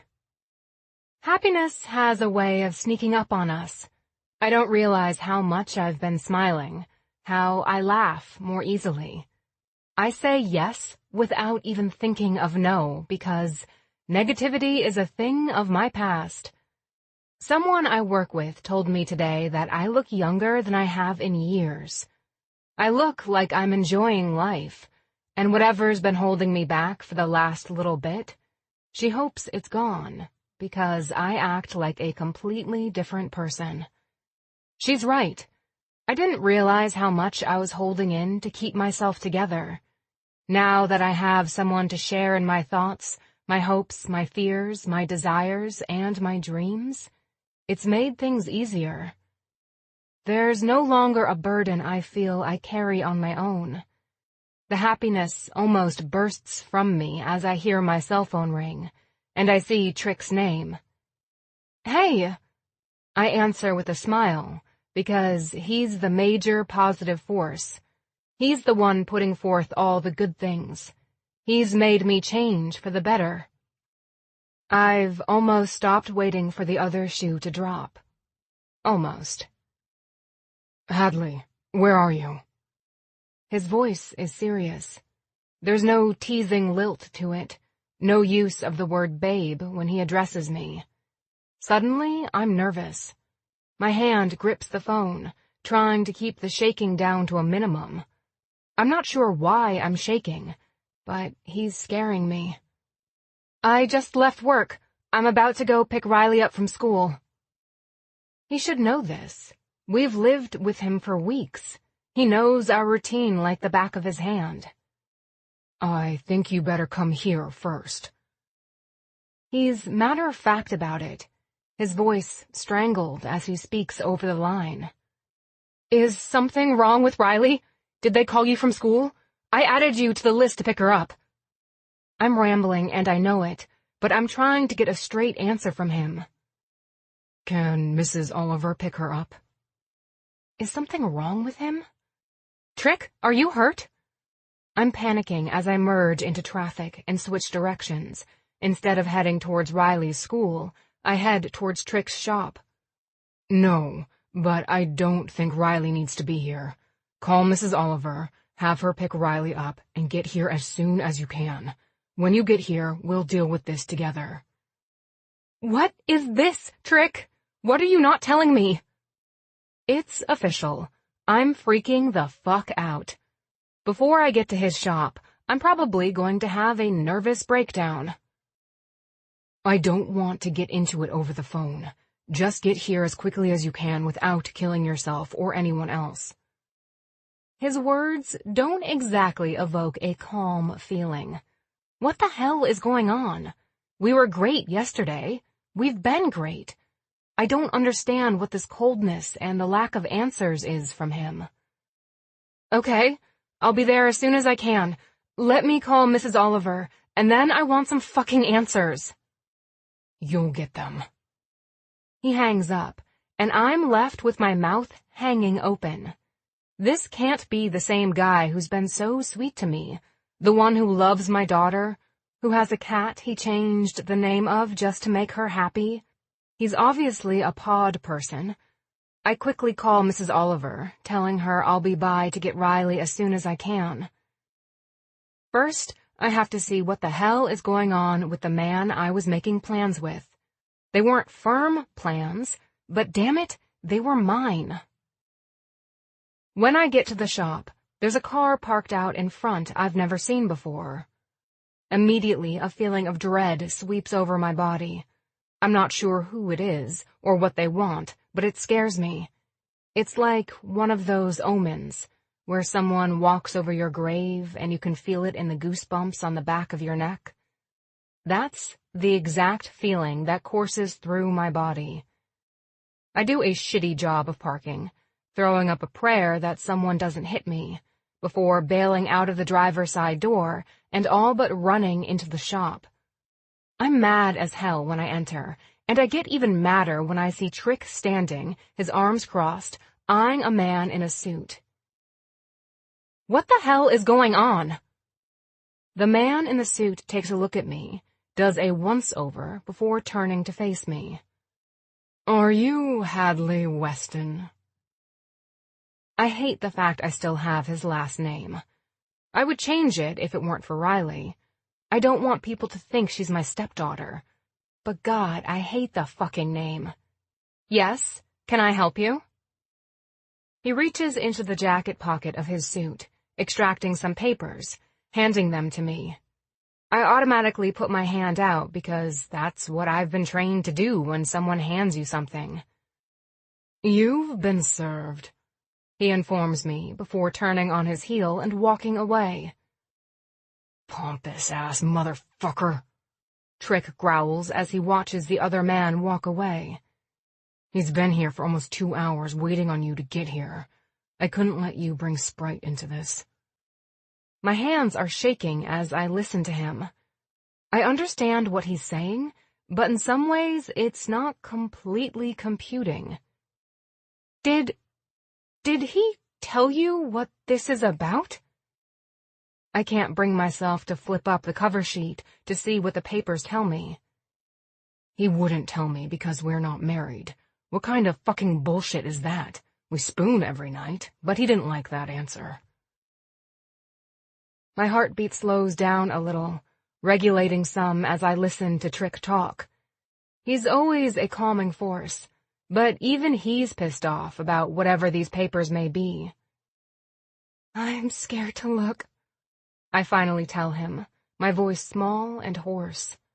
There's only one person I know who's rich enough to have me served by a process server, and I don't even want to think about the implications. My bottom lip trembles as I look up at Trick. I have a bad feeling about this. "Babe," he sighs, grabbing my hand, pulling me into the office and over to the couch. He sits down, grasping my waist as he tugs me onto his lap. "We'll open them together, but you have to at least see what it is. I have a feeling it's about Riley." I do too, I admit, but admitting it out loud doesn't make it any better. It doesn't take away my anxiety, nor does it make the papers I'm holding go away. "Come on, whatever this is, we'll face it together." My heart melts because I know he's telling the truth. But at what point is it too much? I ask myself that question once a week. When will we get to be too much for him to deal with? So far, he doesn't seem to be tiring of us. Fingers shaking, I lift up the top page. My eyes scan the copy, and my worst fears come true in the blink of an eye. "What does it say?" he asks as he hears my gasp. His voice comes from far away. There's a part of me that wants to ignore the papers, wants to run and pretend like this never happened. Riley's dad is going for joint custody and trying to take primary away from me. I can't quite believe I've said the words, because never in my life did I think he would ask for it. He's seen Riley maybe twice since we've been divorced, never expressed an interest in wanting to get to know her, and then, out of the blue, this? I don't know how to feel. I don't know how to react, and I sure as hell don't know how I'm going to hold all this together. "What the fuck is this?" He grabs the papers out of my hands, scanning over it himself. "Son of a fucking bitch! They're using my record against you?" I hadn't even gotten that far into the paperwork. What better way to try and steal his daughter back by pointing out the ex-con who's been more of a father to her than her real one will ever be? Doesn't surprise me. He's dirty when it comes to getting what he wants. I have an attorney from when we got divorced. I'll call and get an appointment in a few minutes. I just have to let the shock wear off. "I'm gonna be here, in whatever capacity you need me, for as long as you want me," he says, hugging me tightly to him. My fingers cling to his forearms, digging into his skin, denting them with the force of my grip. I hold on tightly to the one thing that centers and grounds me in the crazy world we live in. I let a few tears leak from my eyes. A few thoughts come to the surface that probably shouldn't. And then I become ferocious in my anger. This man has already taken too much from me. I'll be damned if I give up anything else to him. Good. I'll need you by my side to fight him. He doesn't fight fair, and he's a real asshole. He's not going to make me give up anything more than I've already given up. He wants a fight? I'll give him a fucking fight. Meek Hadley is gone. He's about to meet the new me, the one you helped me discover. What's the first thing we need to do? He's all in. I can tell by the way his dark eyes fire up for me. This man will do anything to protect me, to protect my daughter. That's what I've wanted for so long, and now I have it. It's not getting snatched from me. Not if I can help it. I'll fight until my dying day to keep not only her safe, but our happiness intact. I'm going to need to see my lawyer. I untangle myself from him, already scrolling through the contacts on my phone. She's well aware of my situation, and back when I was divorcing, took me on pro bono. If it hadn't been for her, I wouldn't have gotten out with what I had. His attorneys are the best money can buy. Sally, this is Hadley. I need your help. Trick. I listen as Hadley explains what's happened to the woman on the other end of the phone. As I hear her words, I feel the tension in her body and see the emotions across her face. I get angrier. I wonder how, in a time where I'm the happiest I've ever been, I'm also more scared than I've ever been. The emotions switched in the blink of an eye to polar opposites. There's a gnawing in my gut that's forcing me to look at myself and realize a few major truths. Hadley would be better off without me. She could fight this easier if I weren't in her corner. I have to give her the out she needs if she wants it, even though I told her I'd be here no matter what. I don't want to be the reason she loses her child. There's no way I could live with myself or face Riley's sweet face if I were the cause of such pain. When she gets off the phone, her face is red, but she seems more together. We need to head to her office. She's going to file a motion for discovery. She wants to know why, all of a sudden, after years of no contact, he has a desire to see his child. Wait. I grab hold of her shoulders, keeping her from marching to my truck. Before we go, I have something I have to tell you. Her gaze meets mine, head on, and I admire the way she's not backing down. I can almost see it in her eyes. She knows I'm going to say the hard shit here, and she's facing it, going to let me get it out. If it would be easier for you to let me go, babe, you gotta tell me. I know my past does absolutely nothing to help you with this. I saw my name in that paperwork, and I know he's going to use me against you. I don't know what else to say, how to lay it out there any clearer than this. She grabs hold of my face between her two palms. You're going to be the only thing besides Riley that keeps me going. I have a feeling once we try to push back, once I prove to him I'm not going to sit here and take it like I used to, he's going to give up. Philip likes to be an asshole, but when he tries to work for it, it loses its appeal. He's successful in business because he's a shark. He waits until a company is at their lowest, has no fight left, and then takes it out from under them. She takes a deep breath. If he wanted to do this to me, he should have done it a year ago. That's when I was at my lowest. I couldn't have fought him then, but now, I'm stronger than I've ever been. I just want you to know I understand if, for Riley's sake, we need to end this, at least temporarily. Tears come to her eyes, and she sniffs hard to keep them from falling. The fact you're willing to put your own happiness aside and put us first says everything I need to know about you, Trick. You aren't going anywhere. I'd do it, I admit, letting my arms wrap tightly around her waist. There's a moment in everyone's life where they have to make a decision. The decision to lay all their feelings out on the table, regardless of their fear, and this is my moment. I have to let her know how I feel before she begins the fight of her life. I'd do anything for either one of you. My voice is hoarse, barely above a whisper. I love you both that much. I'd sacrifice whatever it took to give you everything you deserve. Her intake of breath tells me all I need to know.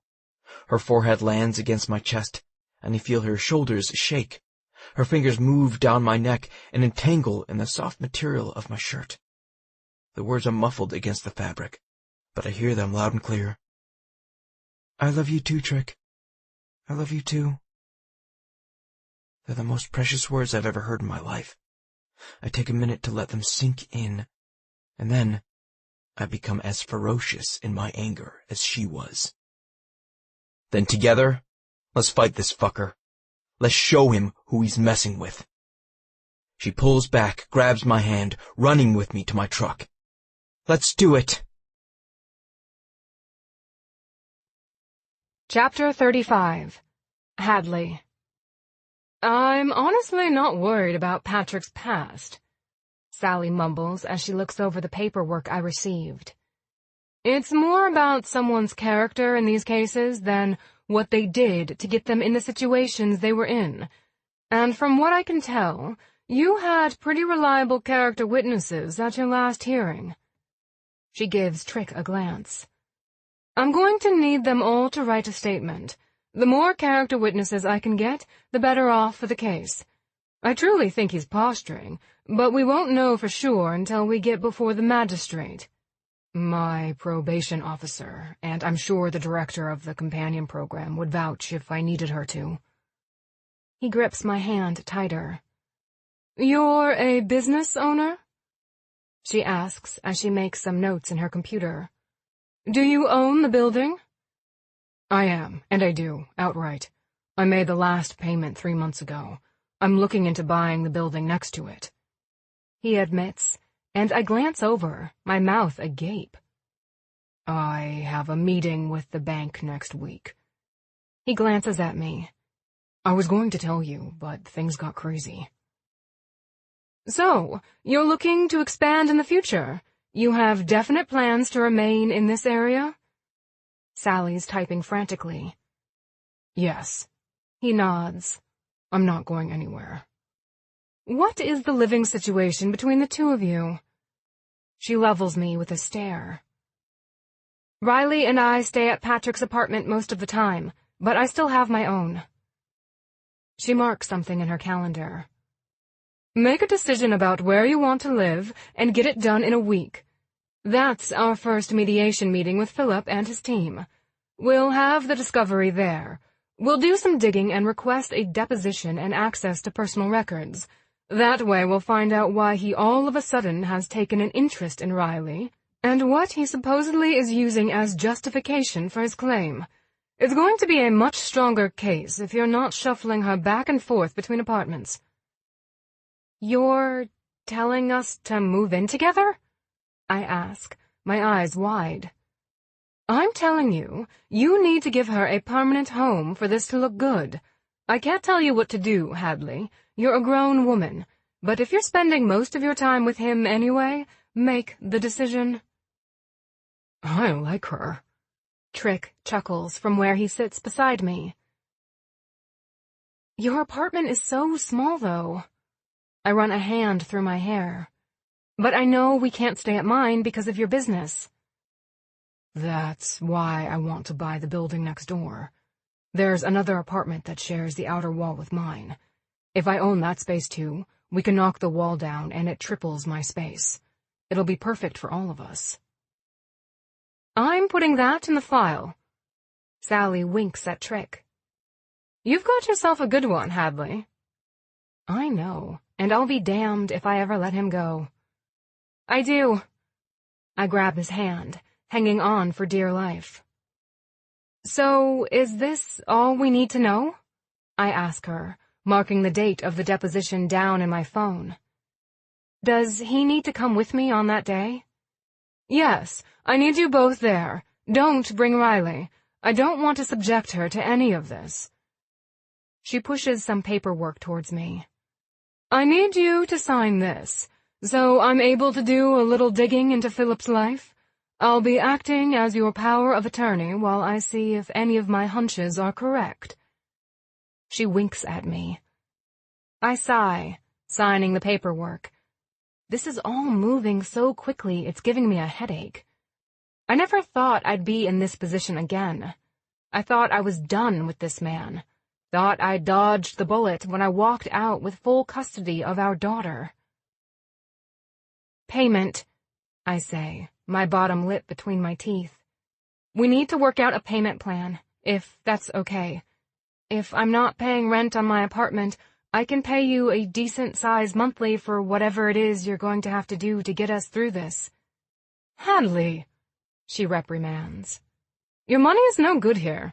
I took your case pro bono because Philip Weston III is a douchebag who gets off on pushing people around, and I'm doing the same thing this time. If you want to do something, and you're in the financial position to do it, make a donation to the women's shelter in my name. It'll be my pleasure to wipe the floor with this asshole. That can most definitely be arranged. Okay, kids. She claps her hands on the desk as she stands up and walks around to us. Go home, move her into your apartment, and enjoy the next few days as much as you can. I'll see you again at the mediation, and we'll hope he doesn't want to go any further than that. Thanks, Sally. I stand, reaching up to give her a hug. I don't know what I'd do without you. You'll make it. You're strong, but there's no reason us ladies can't stick together. I'd tell you immediately if I thought you had something to worry about, Hadley, but I truly think he's posturing for some reason. I don't believe for 5 seconds he wants any type of contact with Riley. I shake my head. I don't either. He's never made an attempt before, and I find it odd he wouldn't have tried to contact me before serving me with papers. I mean, I wouldn't have been happy about it, but I'm not a complete bitch. I would have given her the option of seeing her father if she wanted to. That's why I think there's more to this story. My gut feeling says she's right, but we won't know anything until the mediation. Shaking her hand, Trick and I leave. Once outside, I breathe deeply, already feeling a little better about the situation. I think we're gonna be fine, he tells me, putting his arm around my neck as we walk to the truck. He has a lot of money. That's what scares me. It's the only thing he has more of than I do. With money comes power, and with power, you can do almost anything. Trick opens my door and lifts me up into his truck. He stands in front of me, his presence giving me a sense of calm. Power is addicting, but sooner or later, true colors shine through. We just have to make sure they shine through when someone's listening and people are watching. Let's go get you packed up. Where are we going to put all my stuff? I groan. It's not like I have a lot. Probably not even enough to fill the back of his truck bed. The couch I have isn't good enough to take anywhere else, and the kitchen table I have was a salvage from Goodwill. The only thing I would really want to keep would be my shelving units and Riley's bed. We can store it in the building in the back. It's not huge, but it'll take your shelving units and her bed. We can call the women's shelter and see if they want the rest of it. They usually haul for free. If my loan comes through, we'll get that wall torn down as soon as possible so Riley isn't sleeping in the living room for much longer. I wrap my legs around him, put my arms around his neck. I can't believe you're trying to buy the building next door and didn't say anything to me about it. I wanted to wait, tell you I love you and ask you to move in the right way. All of that kinda got moved up a little bit. His face is red as he admits he had a plan. There's never a right way, but I did love the way it came out, and I love you for being the man you are. He's quiet as he rests his head against me. We have a fight on our hands, and I think we both need a few minutes to compose ourselves. Neither one of us thought we would be here right now. In the grand scheme of things, our relationship is in its infancy, and he's making changes some men never make after being with women for years. I have a couple of friends who owe me favors, he tells me.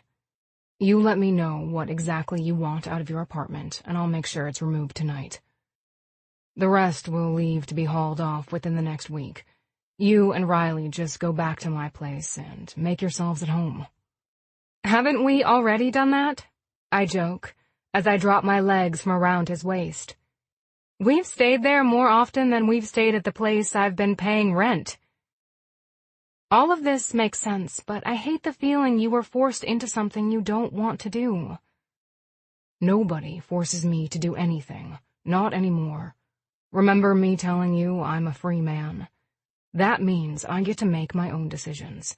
I don't feel as if I have to do anything for you because I'm obligated. I do it for you and Sprite because I want to." I hold back tears as he shuts my door and jogs around the side of the truck. We don't deserve him. Nothing in my life has ever prepared me for a man like him. It's disconcerting, the way he says all the right things. But at the same time, I know he's not saying things just to say them. He means every word that comes out of his mouth.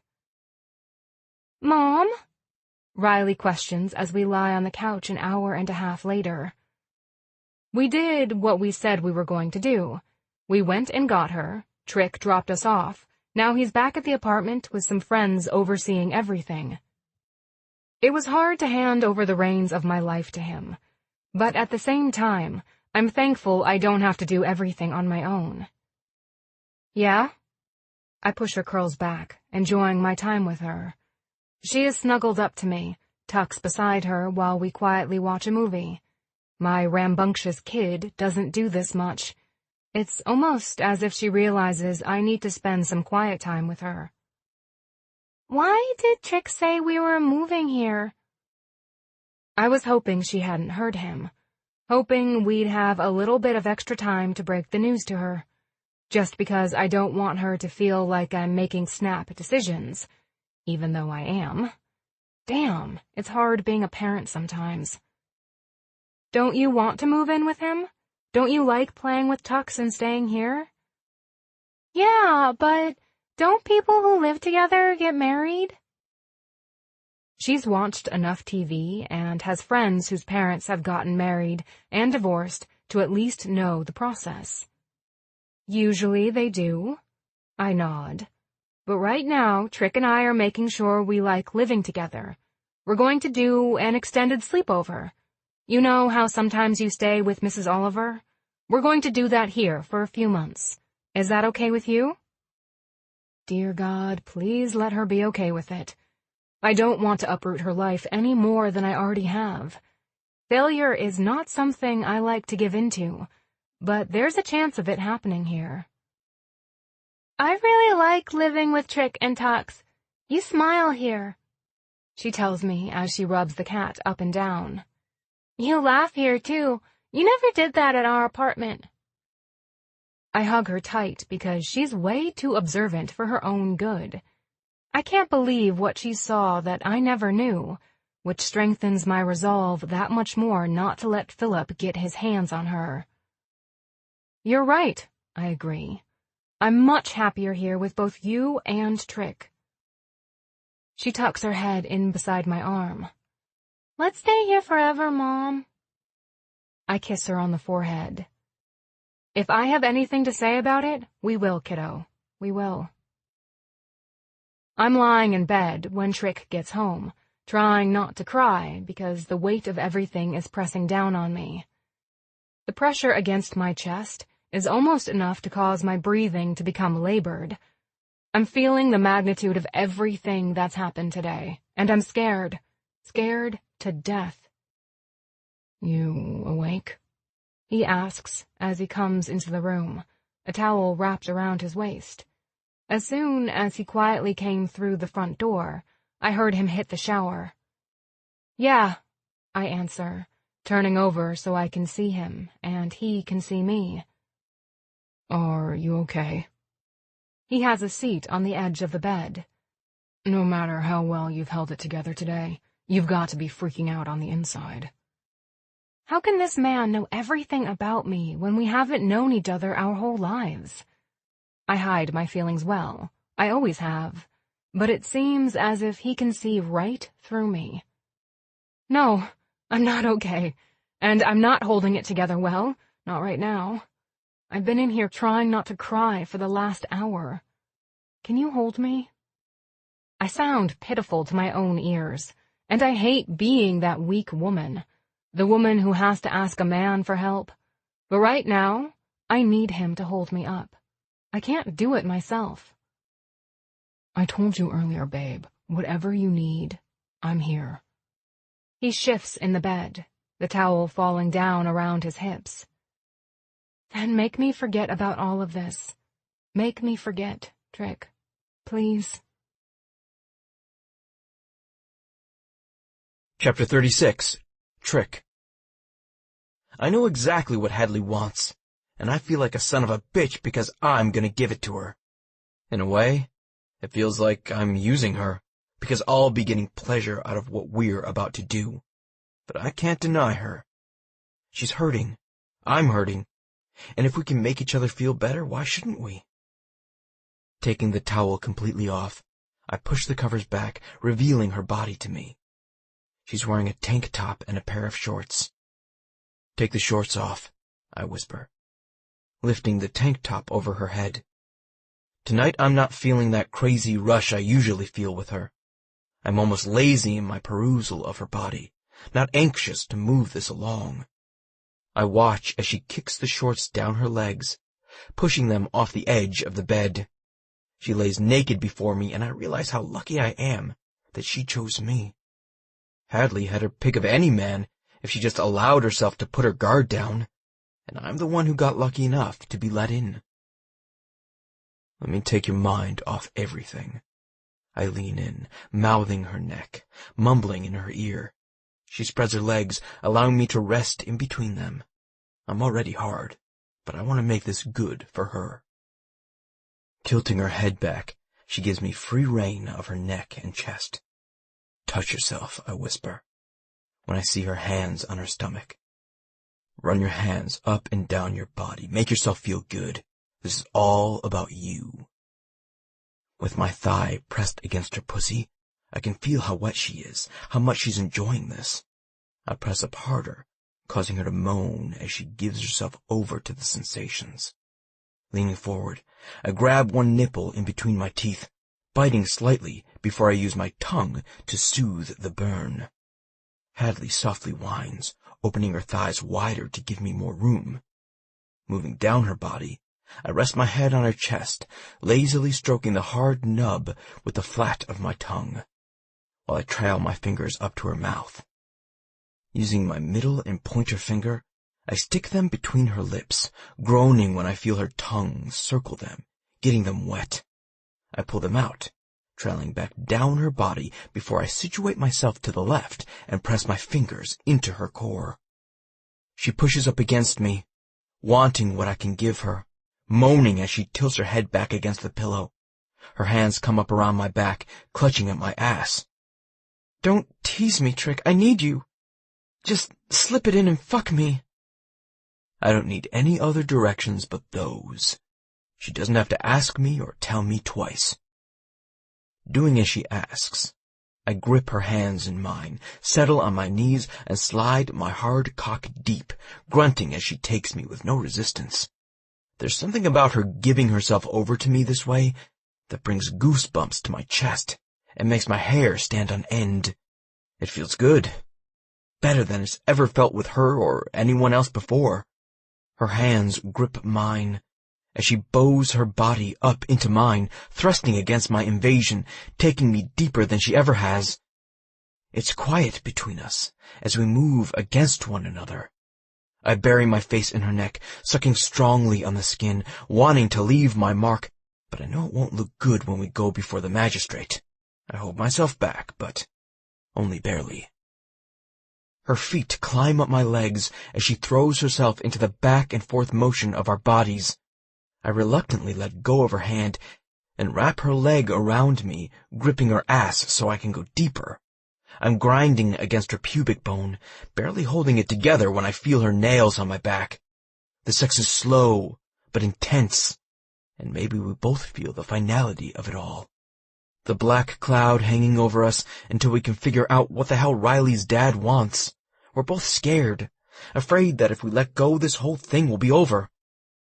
Take me there, Trick, she moans, throwing her head back against the pillow. Make me feel, because I haven't felt since I got those papers. Make me feel something other than numb. Her voice guts me, because I can feel how desperate she is to feel something. I hate that this man has turned us into this. He's made her into a person who's scared. I want to feel as badly as she does. Grasping her ass, I pull her deeper into me, jackknifing my hips into her, pulling out before thrusting back in. On the third pull out, I feel it, and I cram my thumb against her clit, taking her with me.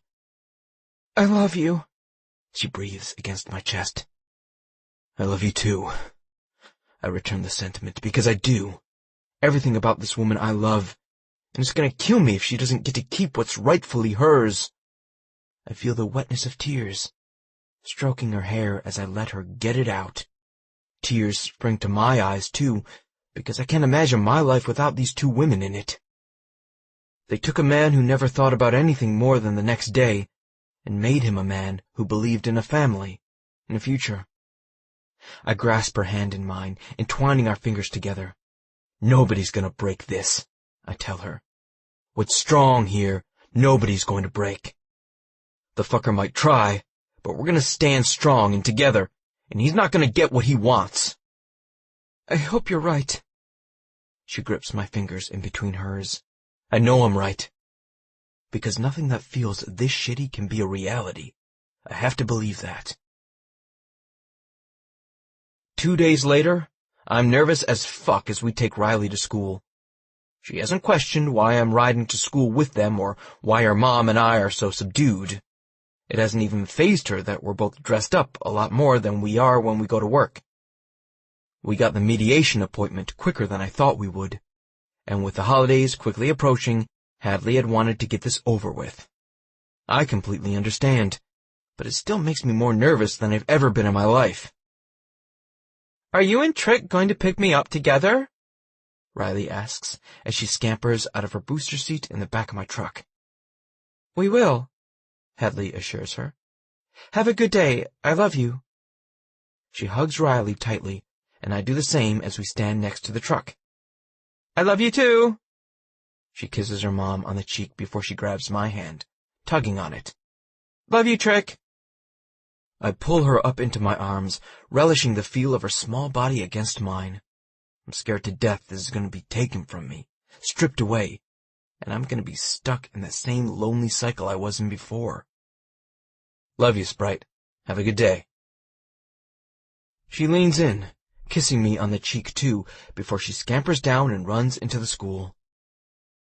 She has no idea. Hadley crosses her arms in front of her, running her hands up and down to warm herself. She doesn't. And that says a lot about you as a mother. This will work out, Hadley. I hope so. We get back in the truck, and it takes everything I have not to go back in that school, grab the little girl, and tell her mom we'll make a break for the border. There, no one can touch us, and we can spend our days on the beach, drinking Coronas and learning to surf. It's not realistic, though, and I'm not someone who's ever run away from a difficult situation. Starting the truck, I pull out of the school, making my way to the courthouse where our lives will change. The question is, in what way? I kind of wanted to tell her, Hadley says from where she sits, looking out the window. Just so she knows in case things go south, you know.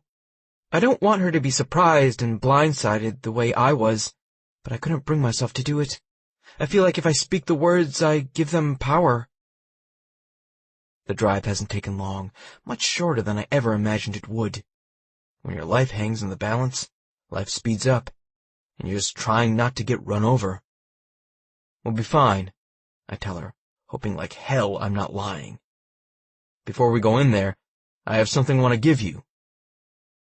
Reaching behind my seat, I grab the flowers I ordered off the website she likes so much. Oh, Trick, they're beautiful. She turns the red and black love bouquet in her hands, seeming to not believe I actually got them for her. And like you said, they never die.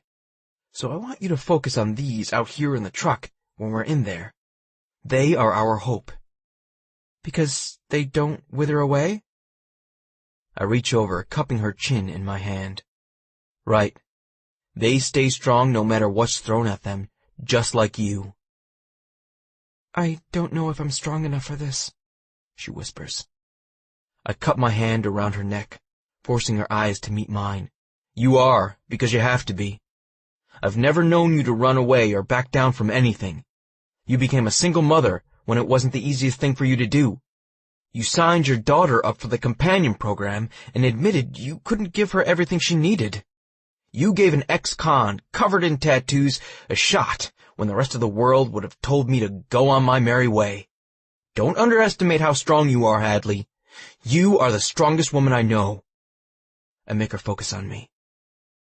Now, let's go in here and shut that asshole down. She gives me a grin, and it's one that shows her fire. It's what's been missing since we got the paperwork. This is the woman I fell in love with. Let's do it. I know now Philip Weston won't know what the hell hit him. Chapter 37. Hadley. We've been sitting in this mediation room for almost an hour, waiting for Philip and his attorney to appear. The magistrate checks his watch. We'll give them a few more minutes. I don't want to give them a few more minutes. They knew as well as we did the time they were supposed to be here. This is completely typical of him, expecting everyone to wait while he takes his time, doing whatever it is he feels is more important than what's right in front of him.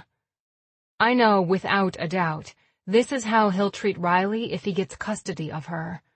I hope it makes an impression on everyone sitting in the room. Just as we're about to get up to leave, the door opens and in walks my ex-husband. He's aged years since the last time I saw him. He looks weak and maybe a little frail. For a few seconds, I wonder if he's sick. And the reason he wants to have contact with Riley now is because he's dying. Then, I realize men like him don't die slowly. They go out in a blaze of glory, shocking the world. Mr. Weston, Mr. Thomas. The magistrate nods at the attorney. Nice of you two to show up. Be aware I was about to throw out the case, and you've wasted an hour of the court's time here today, so let's get this show on the road. Our apologies, Mr. Thomas says, but they don't offer an explanation as to where they've been. I barely listen as the magistrate begins speaking, laying out in terms we can all understand what Philip wants. Joint custody with him being her primary caregiver. It pisses me off as they begin listing all the things he can do monetarily for her. The best school, reading between the lines it means he's going to send her away, vacations in Europe, and a stable household.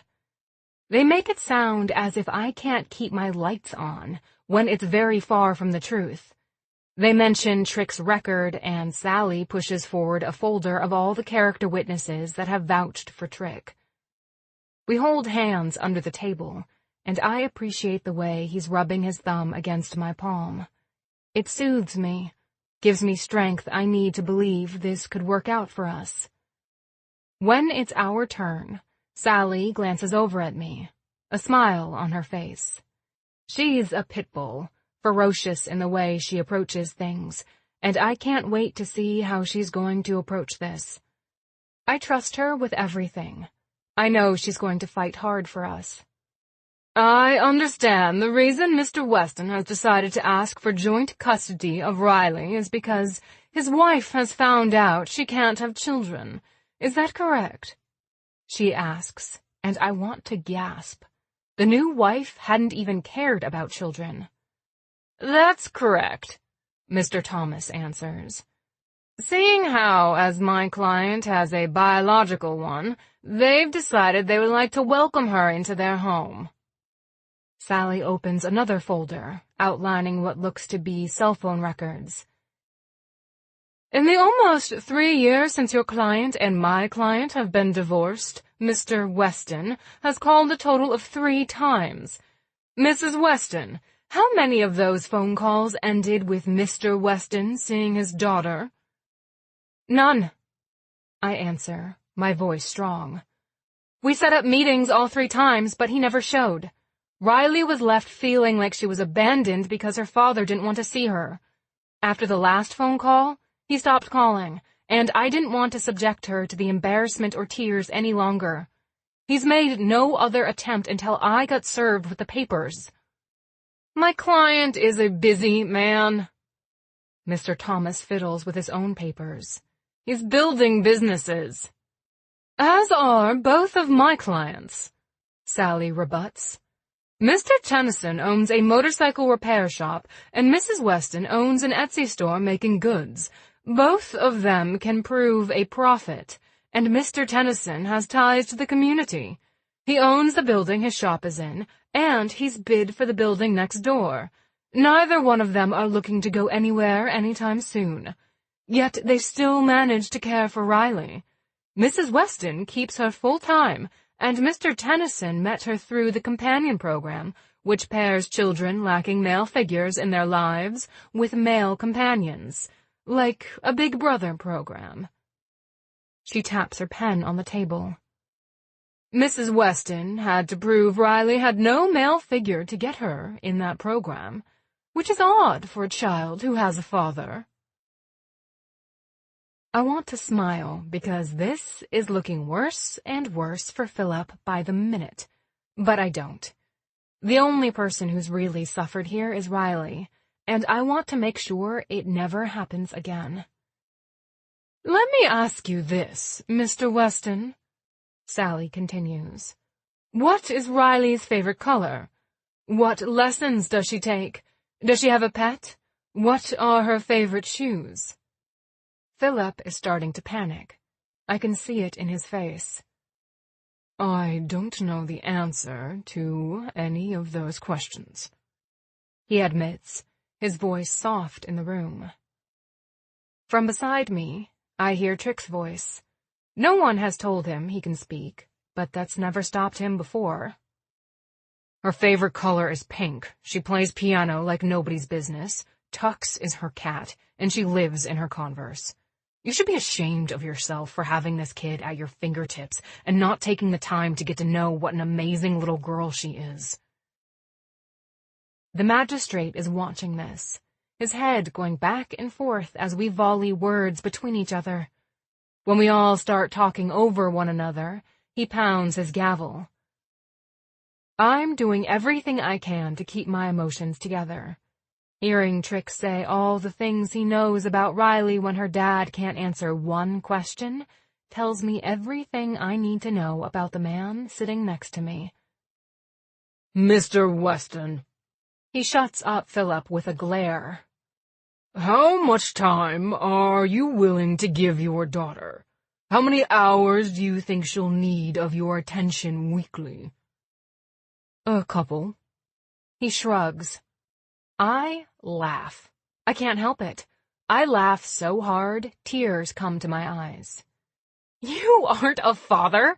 If you were, you'd know it's not the type of job where you can put an hourly goal on it. Some days she needs more attention than others, like when her piano isn't coming the way she wants it to, when her spelling words are hard for her, when she wakes up in the middle of the night puking. As a parent, you sacrifice everything for your child. And you're saying you think you can spare a few hours? Philip. I shake my head. What's this really about? Your new wife can't have kids, and you want to hurt me by taking away the one thing you've never had control over? Let's be honest with each other. You don't love her. You didn't even want her. But I can have her. His voice is sinister. This is the man I know. No, you can't, the magistrate says from where he's sitting. What our goal is here today is to do what's best for Riley.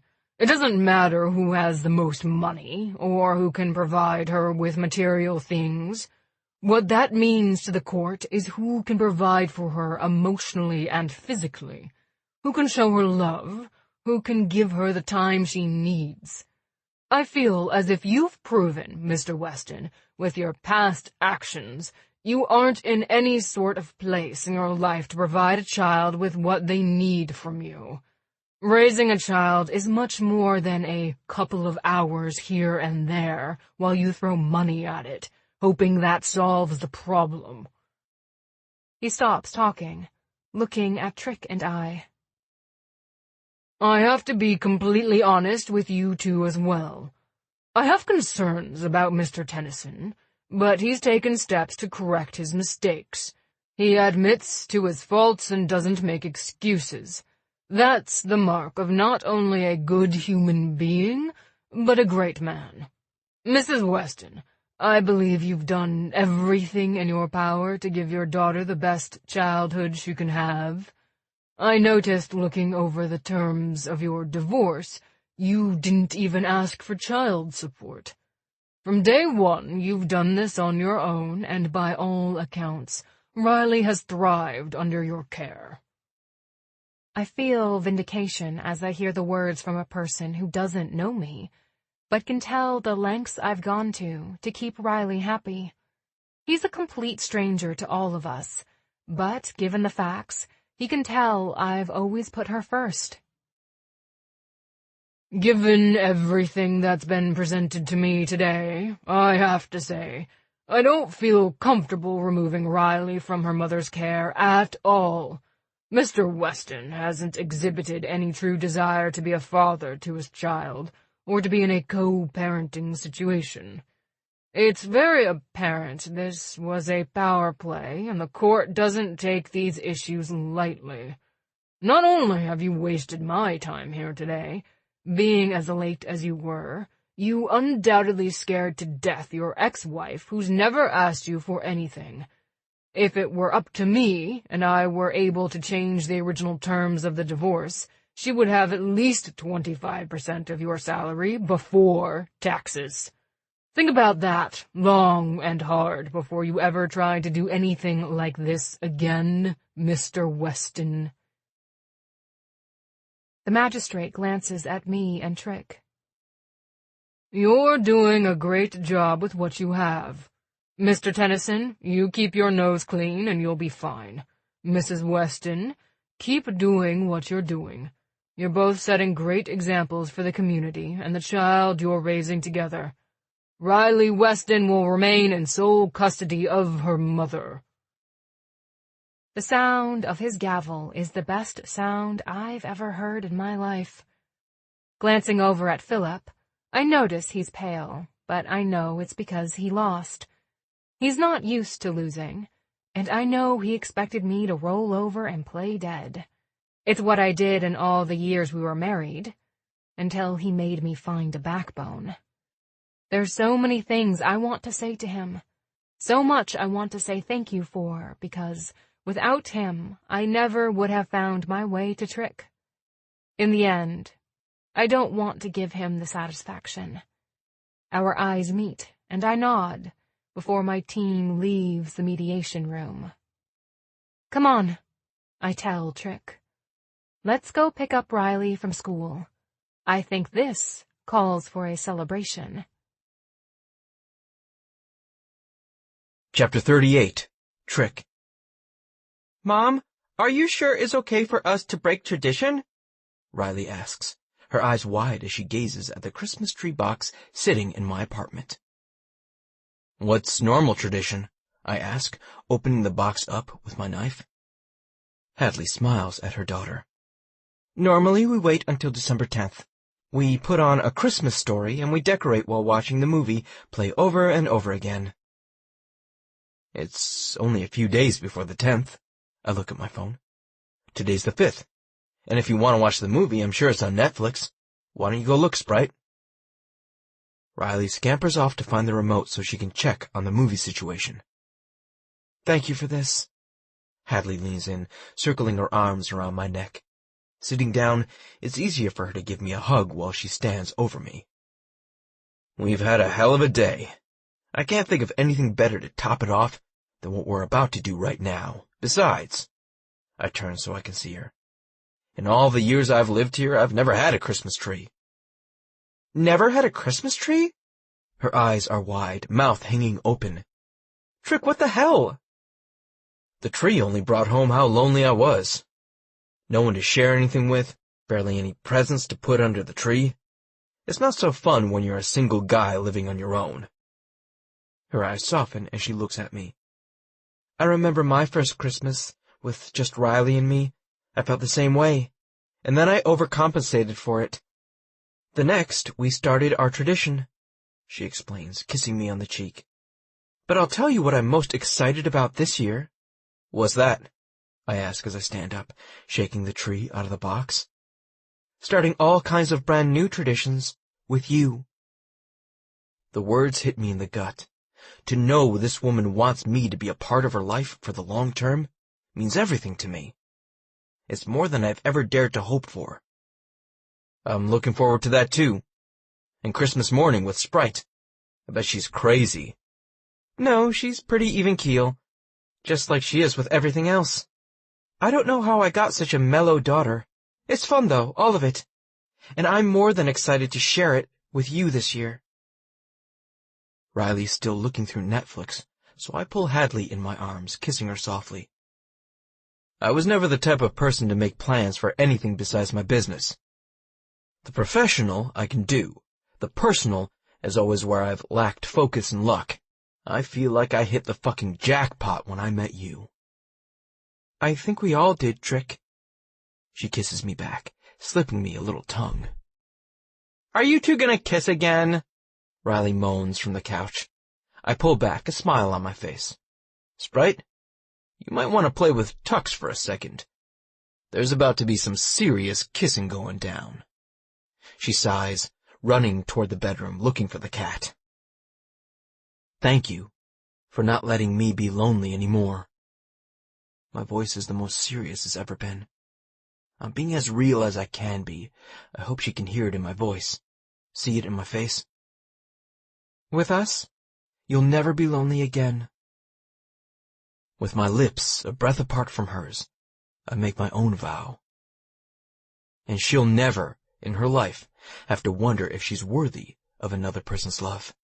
I'll prove it to her every day. Hadley pulls me into the hottest, sweetest, most amazing kiss we've ever shared.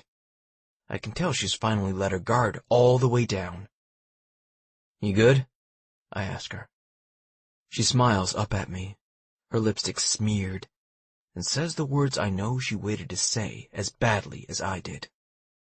I'm free. For the first time in a long time, I'm free. We both are, and no one can take that away. Chapter 39. Trick. 5 months later. Nervous doesn't even begin to cover how I'm feeling right now. I've never checked Riley out of school, but today, I'm doing it. Just sign here, Mr. Tennyson, the secretary tells me, after they've checked my license against the sign-out sheet for Riley. She'll be here in a few minutes if you want to have a seat. It's been a long time since I've been in a school office. I glance around. Layout still looks the same, even if everything else is a bit more technologically advanced. These chairs aren't made for someone with my height, and I check my cell phone, seeing how much longer I'm going to have to wait for Sprite. I adjust in the chair right as the door opens and in she walks. Trick! She runs over to me as I stand and grab her in my arms. We just saw each other this morning before Hadley took her to school, but Sprite and I, we have a bond. Hey, Sprite. I set her down, grabbing her hand. You ready to blow this popsicle stand? She giggles, nodding as we make our way out to the parking lot where my truck is parked. Why'd you come get me today? She asks as she scrambles up into the back seat. Not long ago, she finally hit the height and weight requirement not to have a booster seat anymore. She's loving the freedom, and I have to admit, I love seeing her reaction to everything now that she can look directly out the window.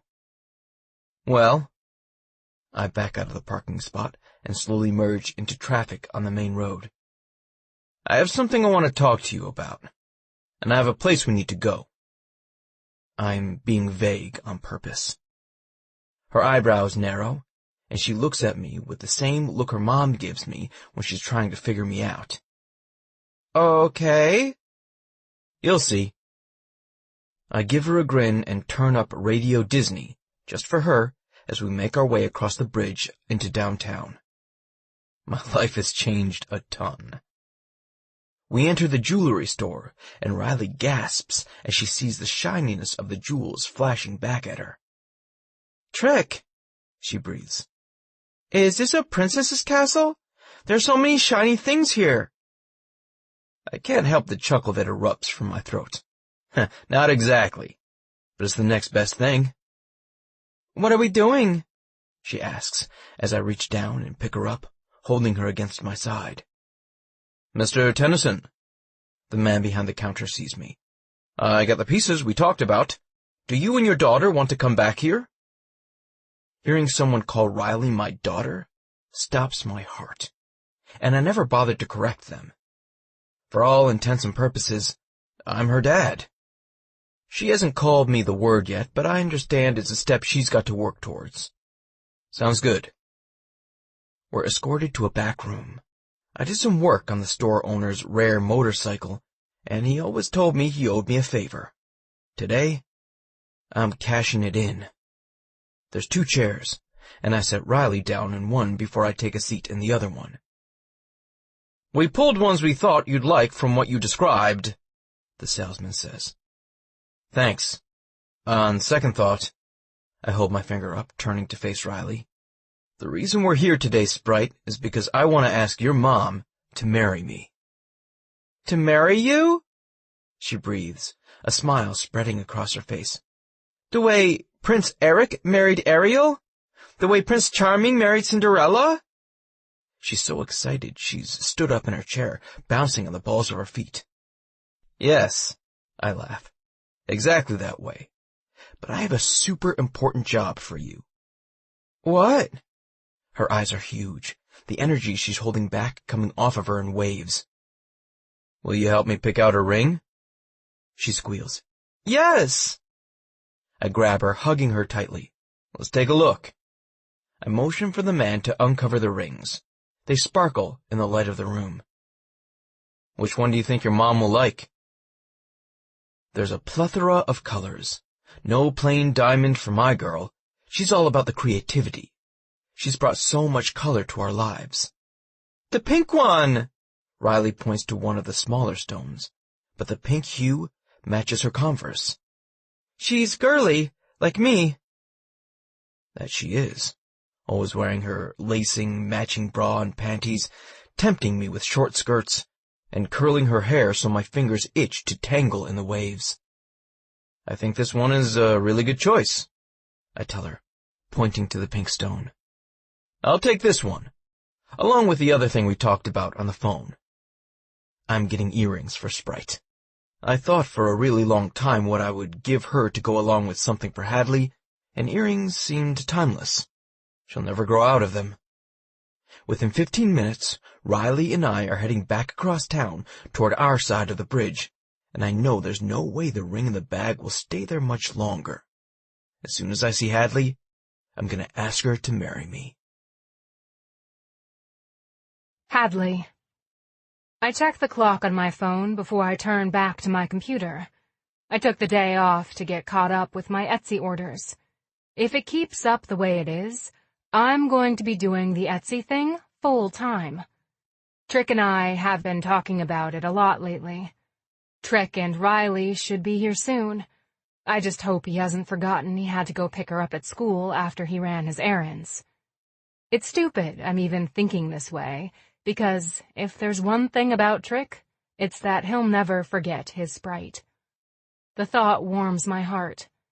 Just as I pick up my phone to call him, I hear their footsteps on the stairs leading up to the apartment. Next month, though, we'll have an inside entrance. The loan for the building next door went through, and we're working on expanding our apartment. I can't wait. Babe. Mom! I hear their voices as they come through the door. I'm right here, I whisper from the kitchen table. Tux and I aren't a full 10 feet from the door. They laugh, realizing they were screaming. You two are a little late. I wonder if they've gone to get ice cream again before dinner. He keeps ruining her dinner doing that. I swear we didn't go get ice cream. Trick crosses his fingers over his heart. Promise. I know this is one he won't break. Trick's never made promises he can't keep. You sure? I look at Riley, checking her for chocolate around her mouth, ice cream on her shirt. He's right, Mom. We went somewhere else. Well, where did you go? Now, I'm curious. Should we tell her? Trick looks at Riley. The two of them gang up on me regularly, and it doesn't even make me mad. I love to see their little team. Yes! Riley jumps up and down. I'm kind of scared at her exuberance. He scoops Riley up, quietening her down. The two of them come over to the kitchen table, both sitting on either side of me. Trick moves his chair so he faces me, my body basically between his knees as I turn to face him. Babe. He starts before he leans down, kissing me softly on the lips. Yeah? I pull back, not sure about this mood he's in. Ask her! Riley laughs from where she sits. Ask me what? I've never been more impatient in my life. Trick reaches into his jacket pocket and pulls out 2 small boxes. If I'm not mistaken, they're rings, and my heart starts hammering. Open this one first. He pushes one towards me. My hands shake as I open it, and I gasp as I see a pair of pink diamond earrings nestled against black velvet. These are gorgeous, I breathe. They're for Riley.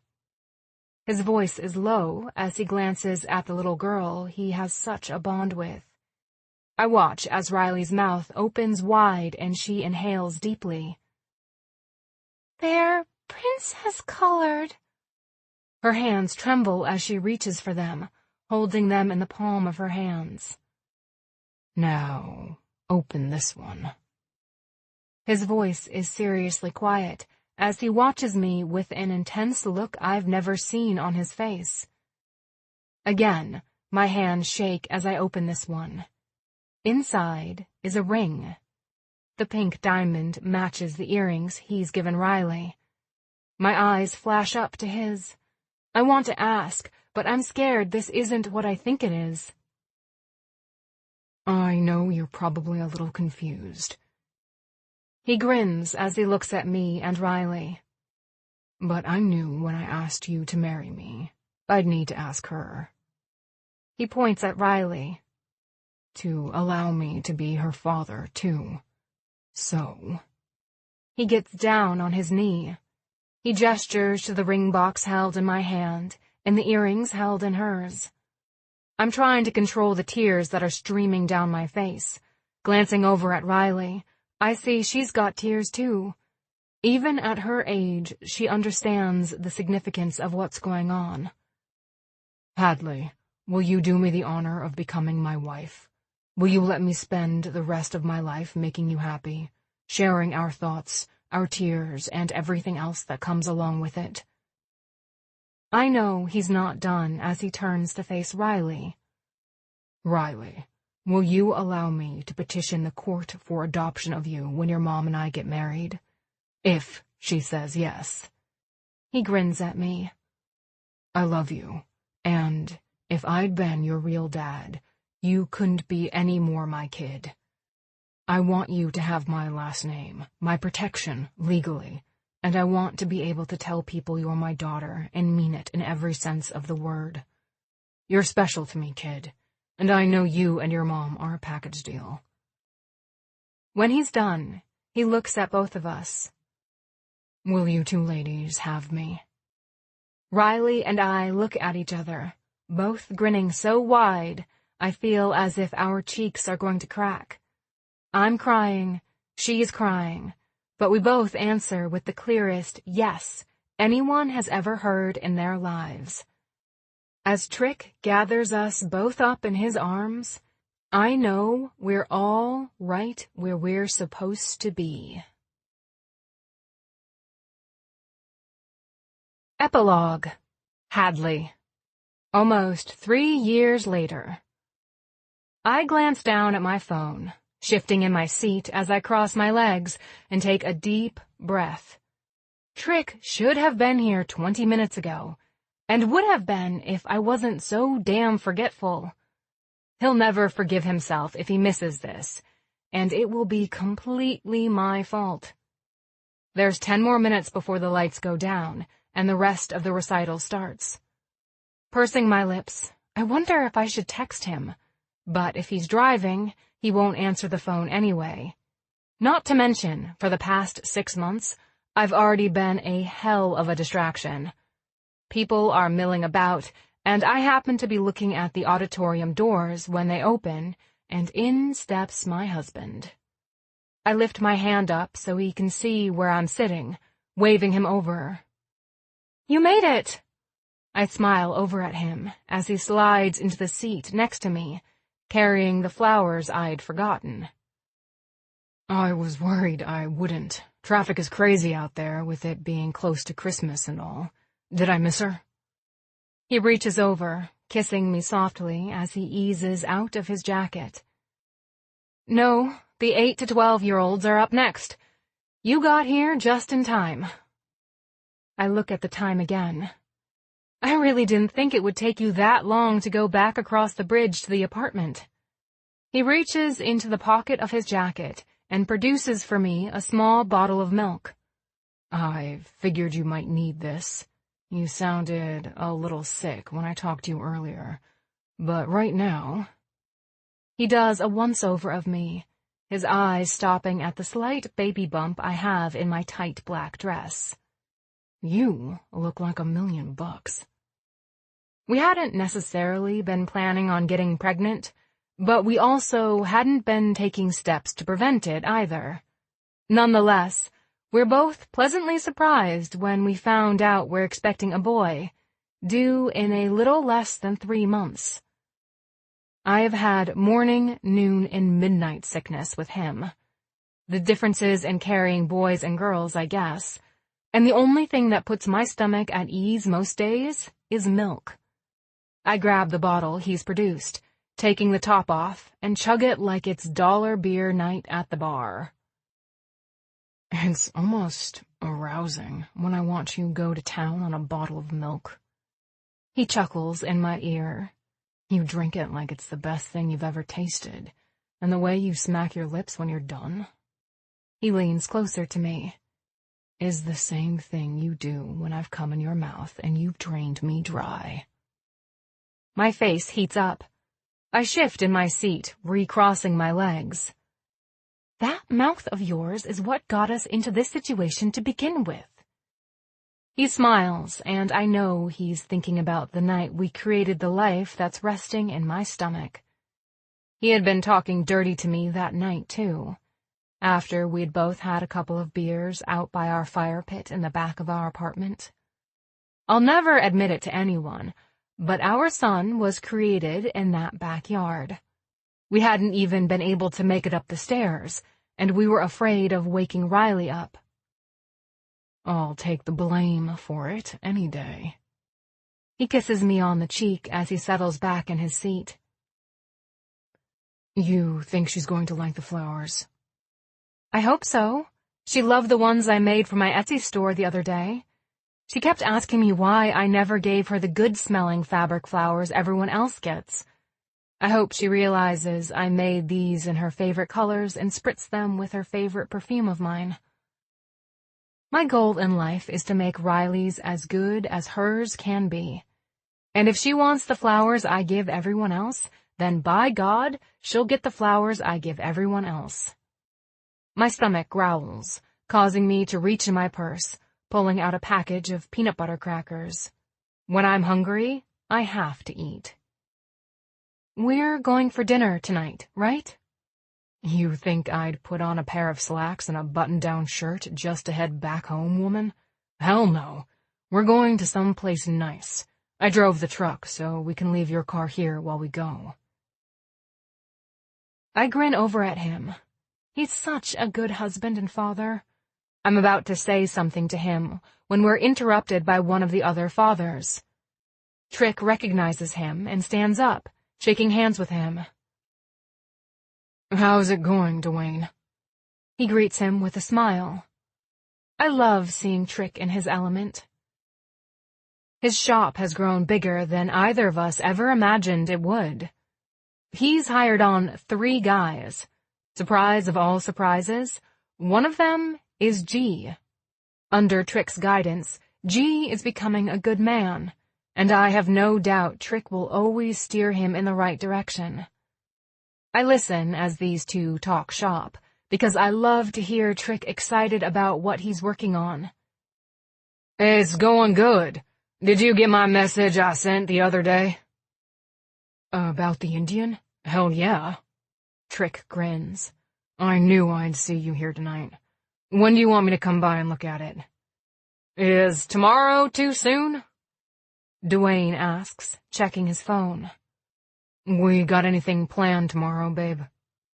Trick looks down at me. Nope. I'm working on orders tomorrow, with Riley's help. You can go do your guy stuff if you need to. All right. Let's say noon. The two of them finish up their conversation as the house lights go down and the piano instructor comes out on the stage. Trick. If anyone had told me 3 years ago I would be where I am right now, I would have laughed, called them names, and probably punched them in the face. Now, I'm just thankful that I can call this woman who sits on my right my wife, and the little girl who's going to come on stage very soon, my daughter. Giving my attention to the woman up front, I pay attention as she speaks. It's my privilege to introduce to you some of our students who have moved up an age bracket this year to the 8 to 12-year-olds group. Many of them started with me when they were 4, and I've been incredibly lucky to see them grow. They've become amazing pianists. Every day I'm constantly amazed by what I learn from them and what I witness them do. Up first for the 8 to 12-year-olds is Riley Tennyson. I'm not gonna lie. Every time I hear someone say her name is Tennyson, it gets me in the chest. Not long after we were married, the adoption went through, and we officially became a family. In all honesty, I'd expected old Philip to have an issue with me wanting to adopt his daughter, but he proved once and for all she wasn't what he cared about when he signed parental rights over. It's been the best decision we've ever made. Not even a last name separates us anymore. She looks so grown up, Hadley whispers over to me, and I have to agree. She does look like she's aged 10 years in the last 3. I'm almost scared for her teenage years. I'll definitely be fighting the boys off with a stern look and probably holding a baseball bat.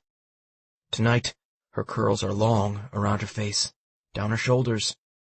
Pink Converse cover her feet, even though she wears a black dress, and the pearls I got her for her birthday last year. She looks beautiful, like her mom, and she's gonna nail this piece. She's been working so hard on it. Hadley grabs my hand as we sit, watching our daughter play on a stage in front of hundreds of people with the poise of someone much older. I've never been more proud of her than I am right now. It's hard to sit through the rest of this recital, because I want to see her. I want to congratulate her on a job well done, and give her the flowers her mom has worked so hard on. The next hour feels like torture. But as soon as the house lights come up, I'm out of my seat, grabbing Hadley's hand. We hurry along, stopping to say hi to a few people we know, trying to get to the area Riley will be. I'm taller than Hadley, so I gaze over heads, moving my head this way and that, trying to see her when she comes out. Out of the corner of my eye, I see her curls. "Sprite!" I yell, because she's always going to be that little girl to me. Riley glances up, seeing me, and runs toward us. "Dad!" It never fails to stop my heart when I hear her say that word. Back before I adopted her, I kept telling myself it was a title. It didn't mean shit. I already did everything a dad did. I lied. The title melts my heart and fills me with joy every damn day. I catch her as she runs to us, taking her in a hug. She's too big to pick up and put on my hip now. "You did great." I praise her before I let her go, passing her over to Hadley. "Rouse, you did awesome!" She holds her hand up for a high five. "These are for you." She hands her the flowers while Riley hugs her mom around the waist. "Thank you, I was nervous," she admits, "but I think I did well." "You did perfect from where we sat," I assure her. She buries her head in the flowers before giving us each a hug again. "You hungry?" I ask her, knowing full well she was too nervous to eat earlier. She's got to be starving by now. "Can we get hibachi?" It's her new favorite thing, and one of the only things Hadley can eat right now. "We have a reservation at Samurai," I tell her, mentioning the super pricey place that we only go to on special occasions. Her eyes light up, and I feel as if I've given her the world.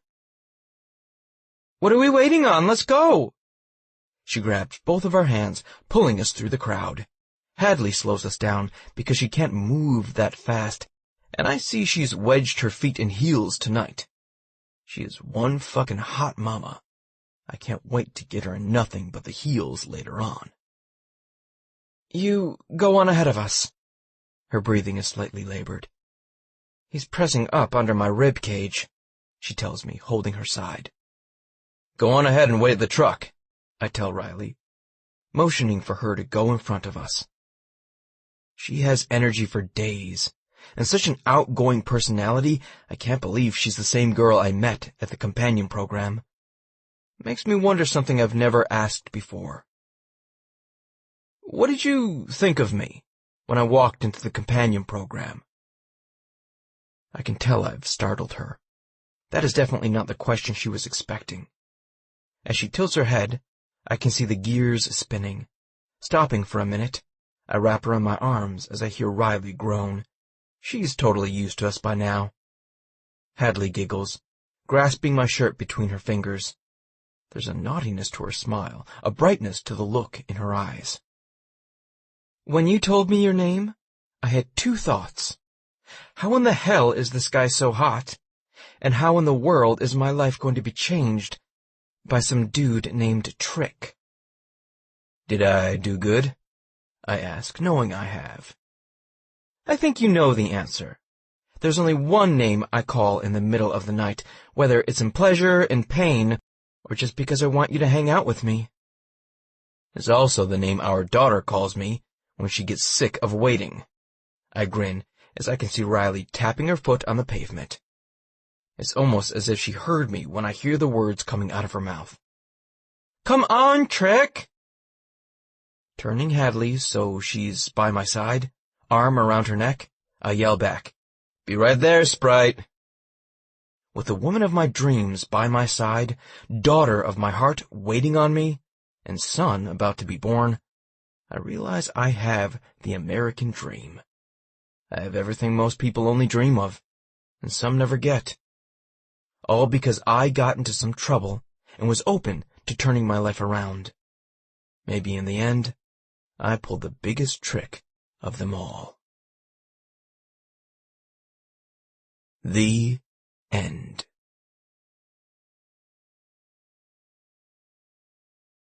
Unwrap Me. Chapter 1. Hadley. Riles, please don't slam the door when you go downstairs. Your brother's asleep.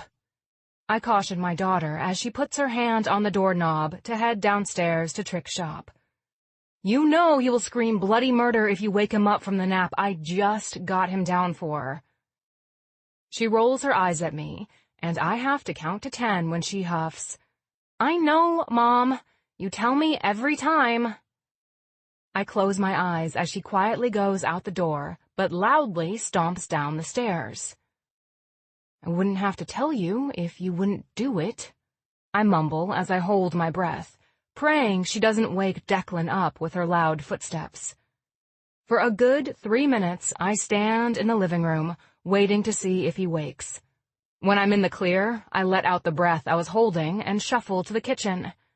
There's dishes I didn't get to last night, and the thawing hamburger I've laid out for tacos. They're still a favorite in this house. A warm smile spreads across my face as I think back to the first time we had tacos. Riley and I had come back to have dinner with Trick, and we'd all been getting to know one another.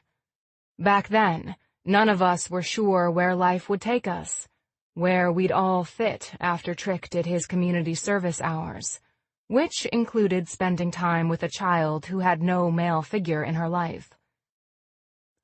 Glancing down at my wedding ring, my eyes mist, and my heart thumps harder as I think about the broken road that led me straight to Patrick Trick Tennyson.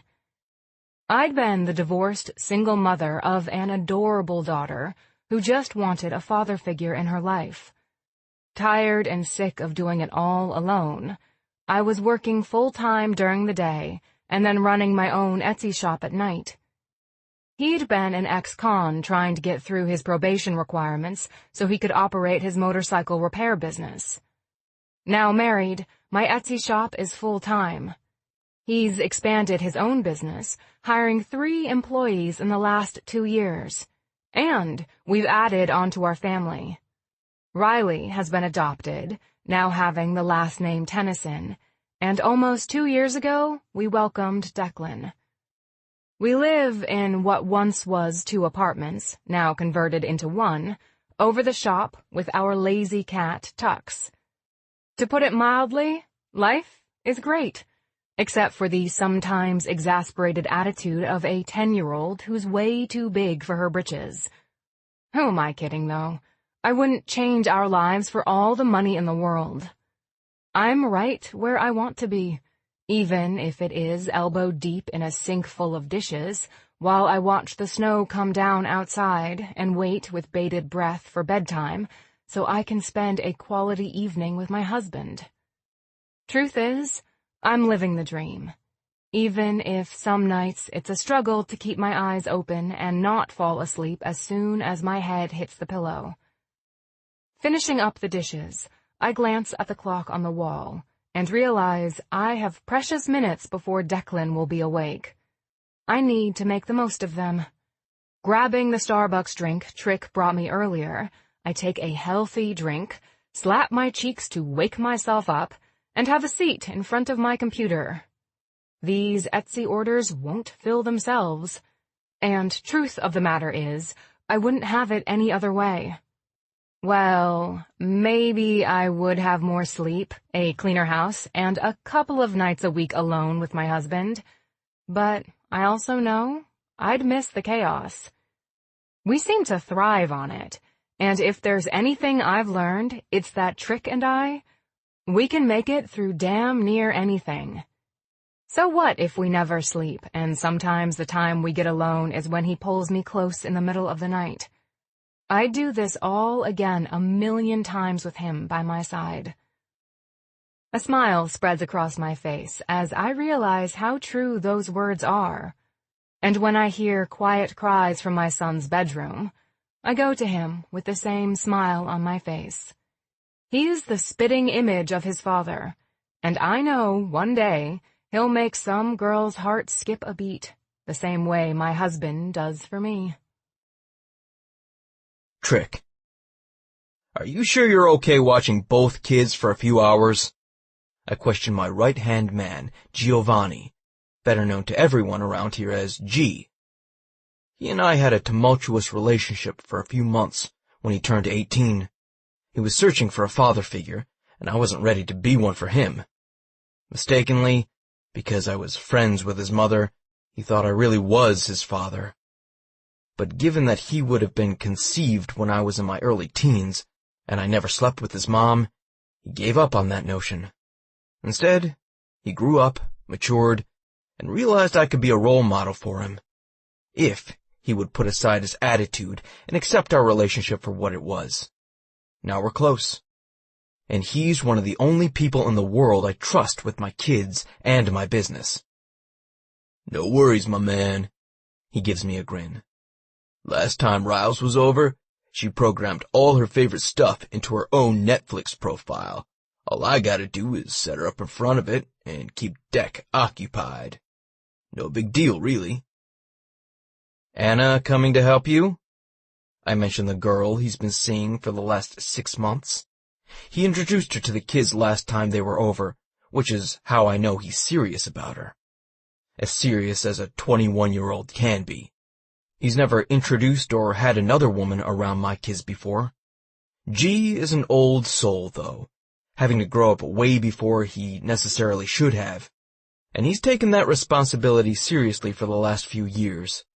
He's grown into a good man, and I'm blessed that he agreed to be part of my team. He blushes, and I barely refrain from giving him shit. He gives me enough of it on a daily basis about how much I love my wife, but I try to remember what it was like as a young guy. You know, trying to navigate feelings and women who were just as confused as I was.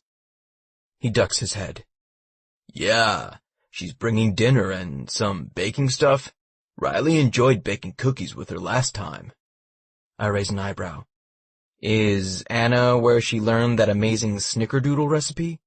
If so, I totally approve of this idea. My hand rubs my stomach in a circular motion. I'd had to run a couple extra miles thanks to the amount of cookies I'd eaten, but fuck, they were good. Yeah, she works at the bakery over on 5th, which is where I met her. Suddenly it all makes sense.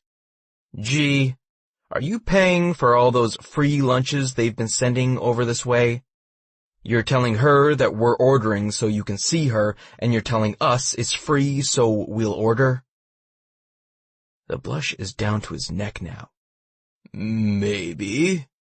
But you know as well as I do, a man's gotta do what a man's gotta do for the girl who's captured his attention. He speaks the truth, which is why I'm pawning my kids off on this barely adult, so my wife and I can spend a few hours alone, even if we are finishing up Christmas shopping. However, I know how much I pay G, and he can't afford to be doing this all the time.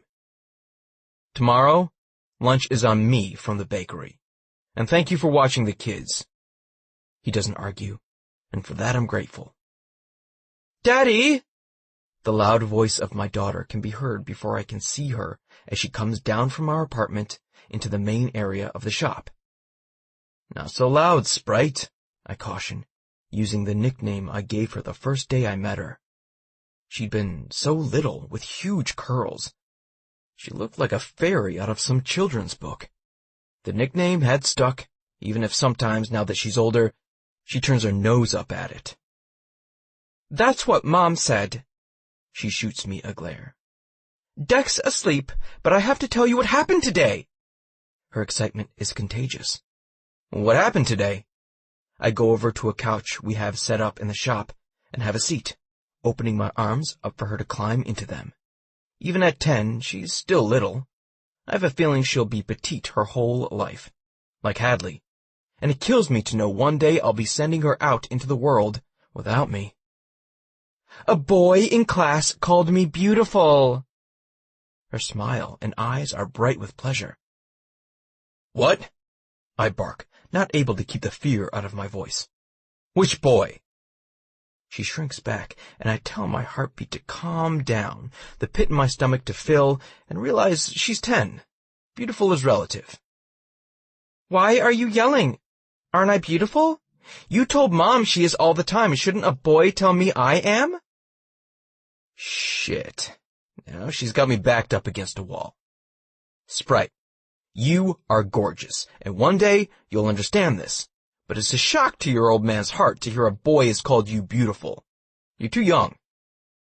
Her eyebrows draw up, and a line forms in between them. Reaching forward, I push against the line, smoothing it out, hoping she understands.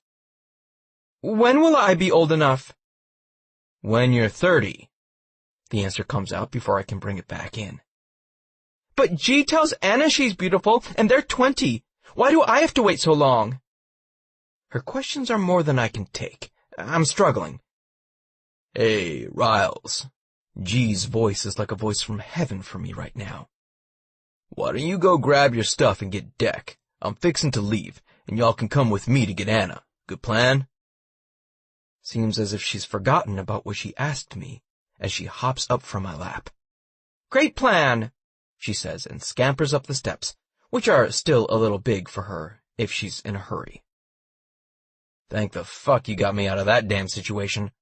Why is she worried about a boy calling her beautiful? I run my hand through my hair, trying to keep the shaking to myself. She's grown up, Trick. G laughs. It's gonna happen. And kids are getting smarter at younger ages now, too. You're gonna have to face it sooner rather than later. Not right now, though. I shudder. Not right now. She's still the little girl who was scared to give me her hand when I first met her. I shake my head, not able to put into words what I'm feeling. She's too young. I finish, lamely. We'll keep her protected as long as possible, I promise you that. G claps his hands on my shoulder. I wonder, as he goes to grab his stuff, watching as Riley comes down the stairs wearing a backpack with Declan at her side, just how long that will be. Nobody told me caring so much for a child would make me terrified half the time and ready to commit homicide the other half of the time. I'll do whatever it takes to protect my family, even if it means having a talk with a little 10-year-old and telling him where to keep his comments. Hands, too. His hands better never touch her.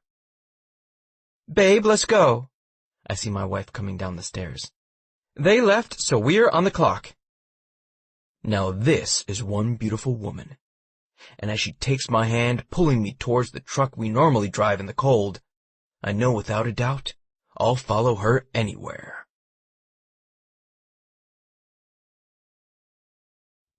Chapter 2. Hadley.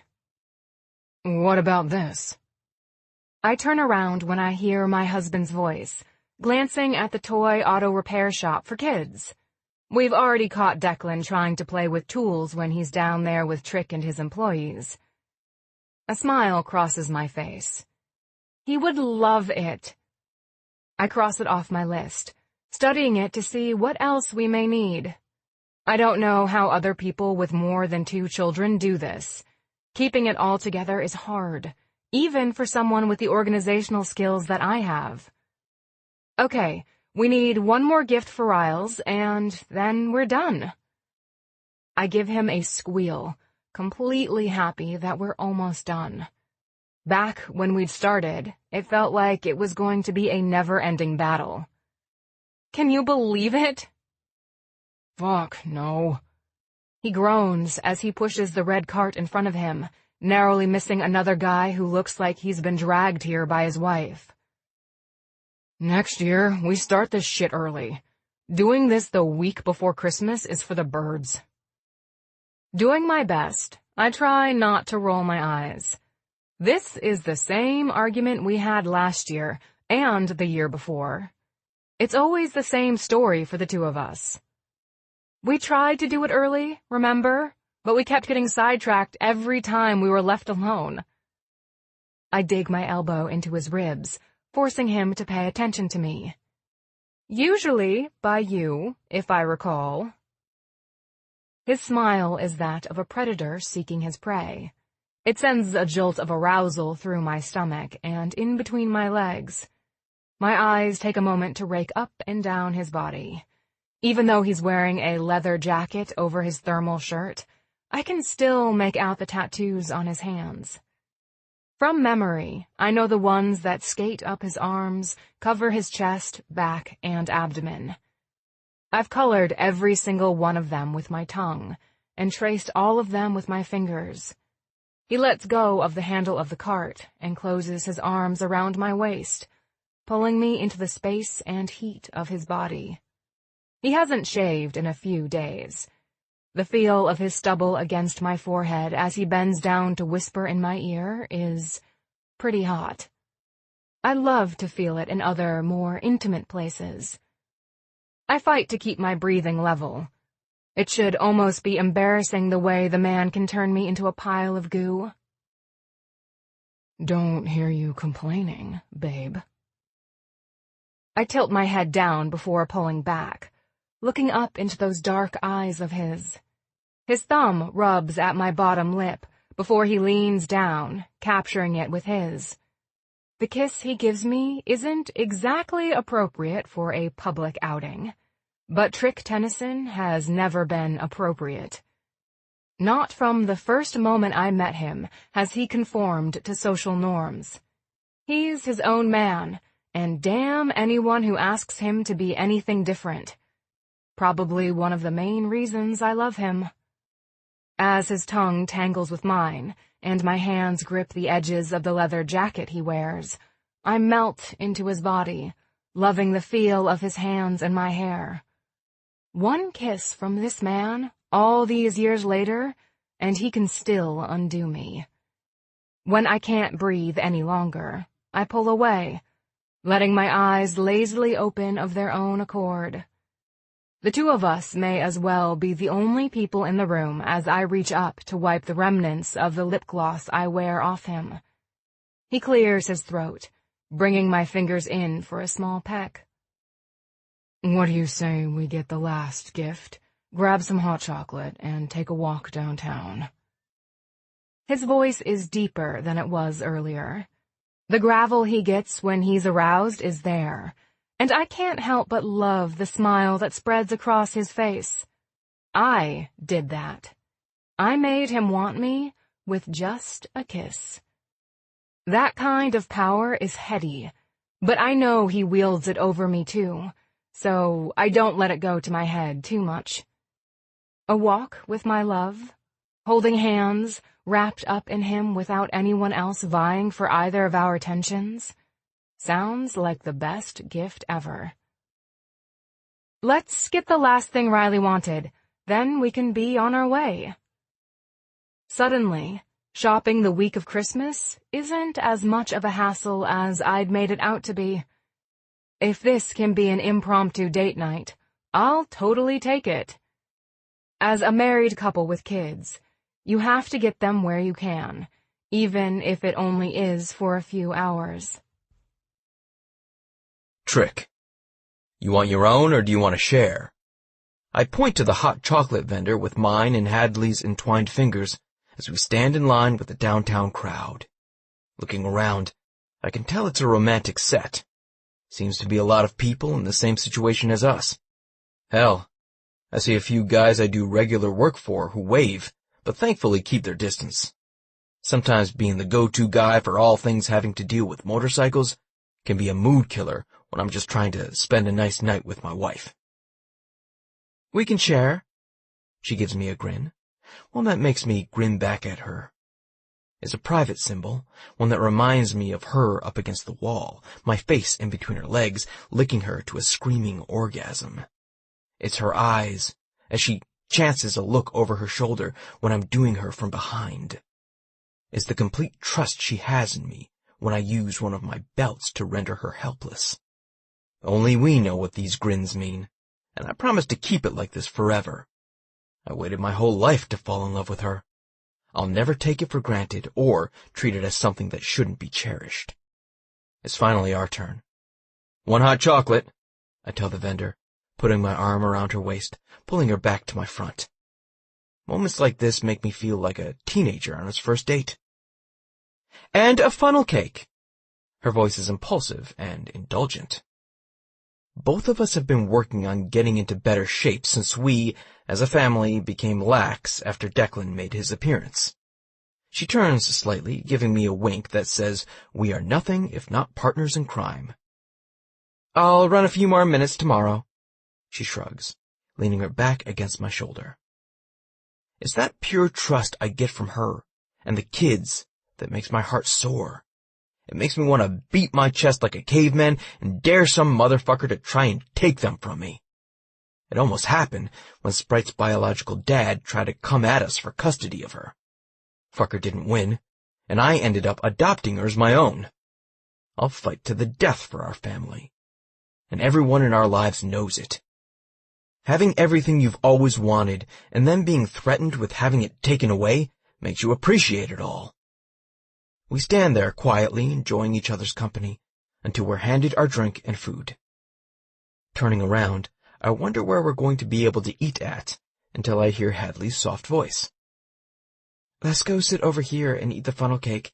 Then we can walk it off," my gorgeous wife suggests, and as I follow her, I can't help but admire her ass and the jeans she wears.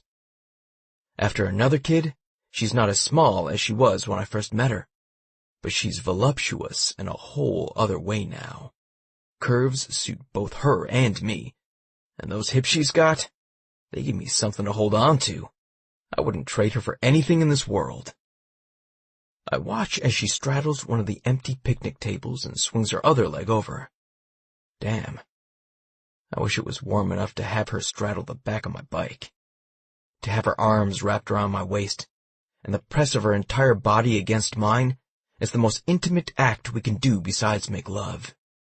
Feels like forever since we've taken a ride together. First day it gets warm enough, I'm getting her on the bike, and we're not getting off until there are smiles on both of our faces that can't be wiped off by anything. "Sit next to me?" Her lips are tilted in an almost shy half-grin. Like she even has to ask. "Wouldn't be anywhere else, babe." I tug my long leg over the side and situate myself next to her. Watching her closely, I see her pinch a small piece of the funnel cake between her index finger and thumb. Instead of putting it in her own mouth, she lifts it to mine.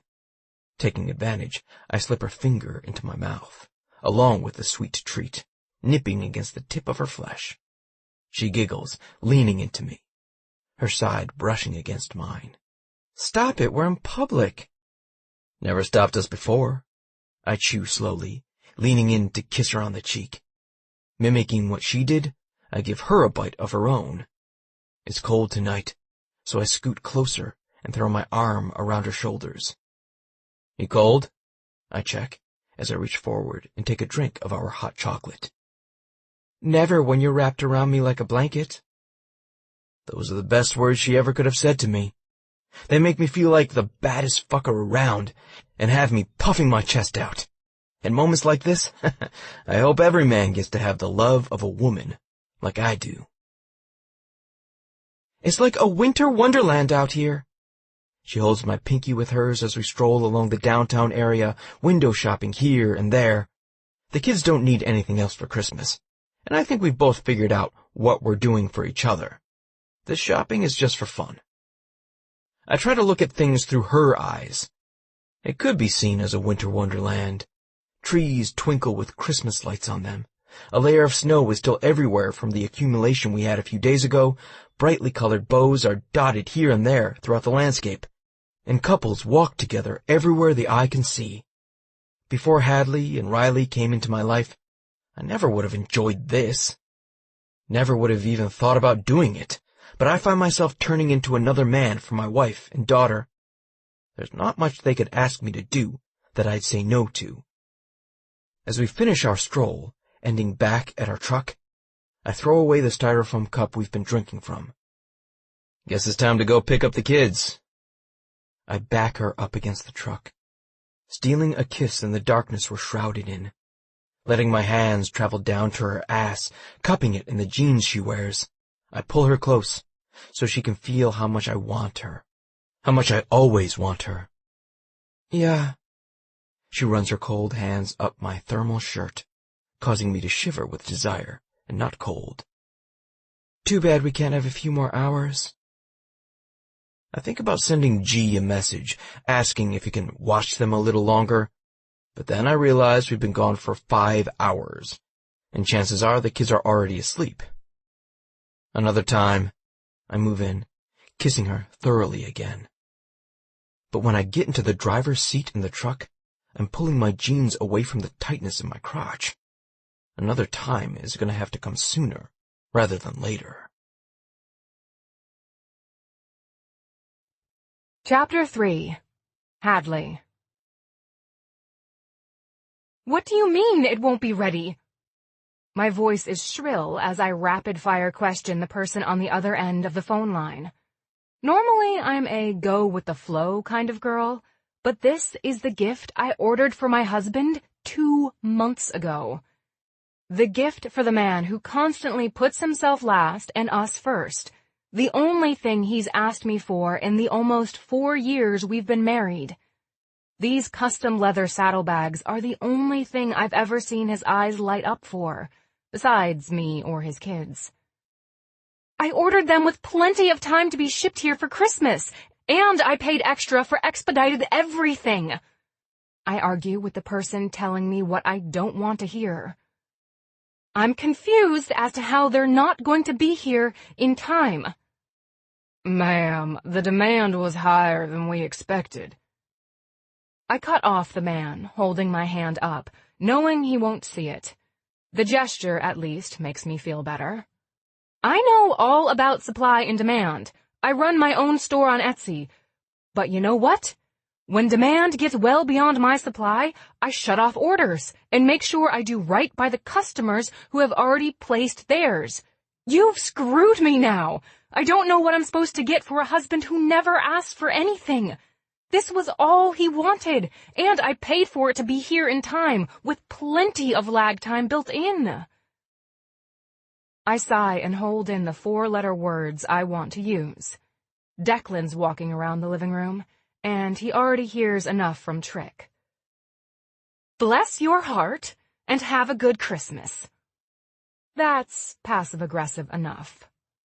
Sliding the screen with my thumb, I wish hardcore for an old landline so I could slam it down with force.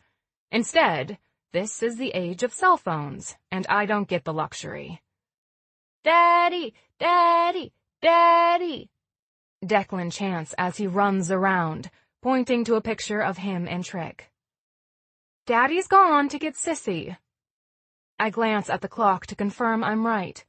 Riley still takes piano lessons every week, and usually Trick goes and picks her up.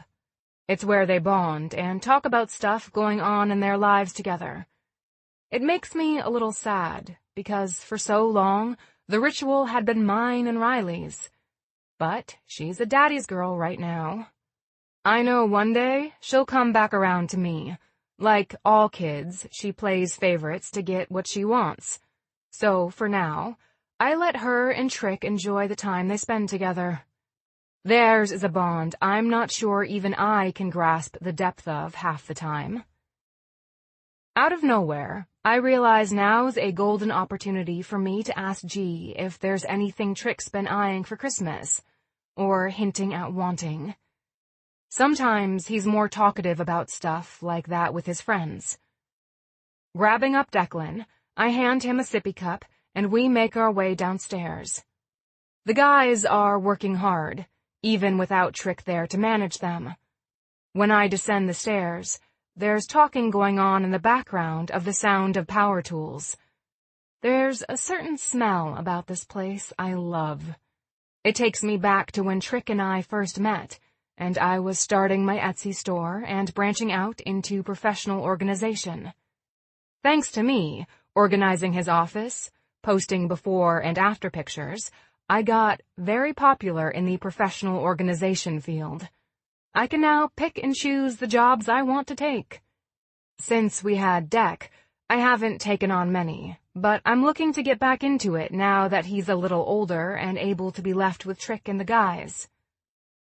Hadley, to what do we owe this pleasure? G asks, as Declan reaches for me to let him down. When I do, he runs over to one of the other mechanics, babbling about wanting to learn.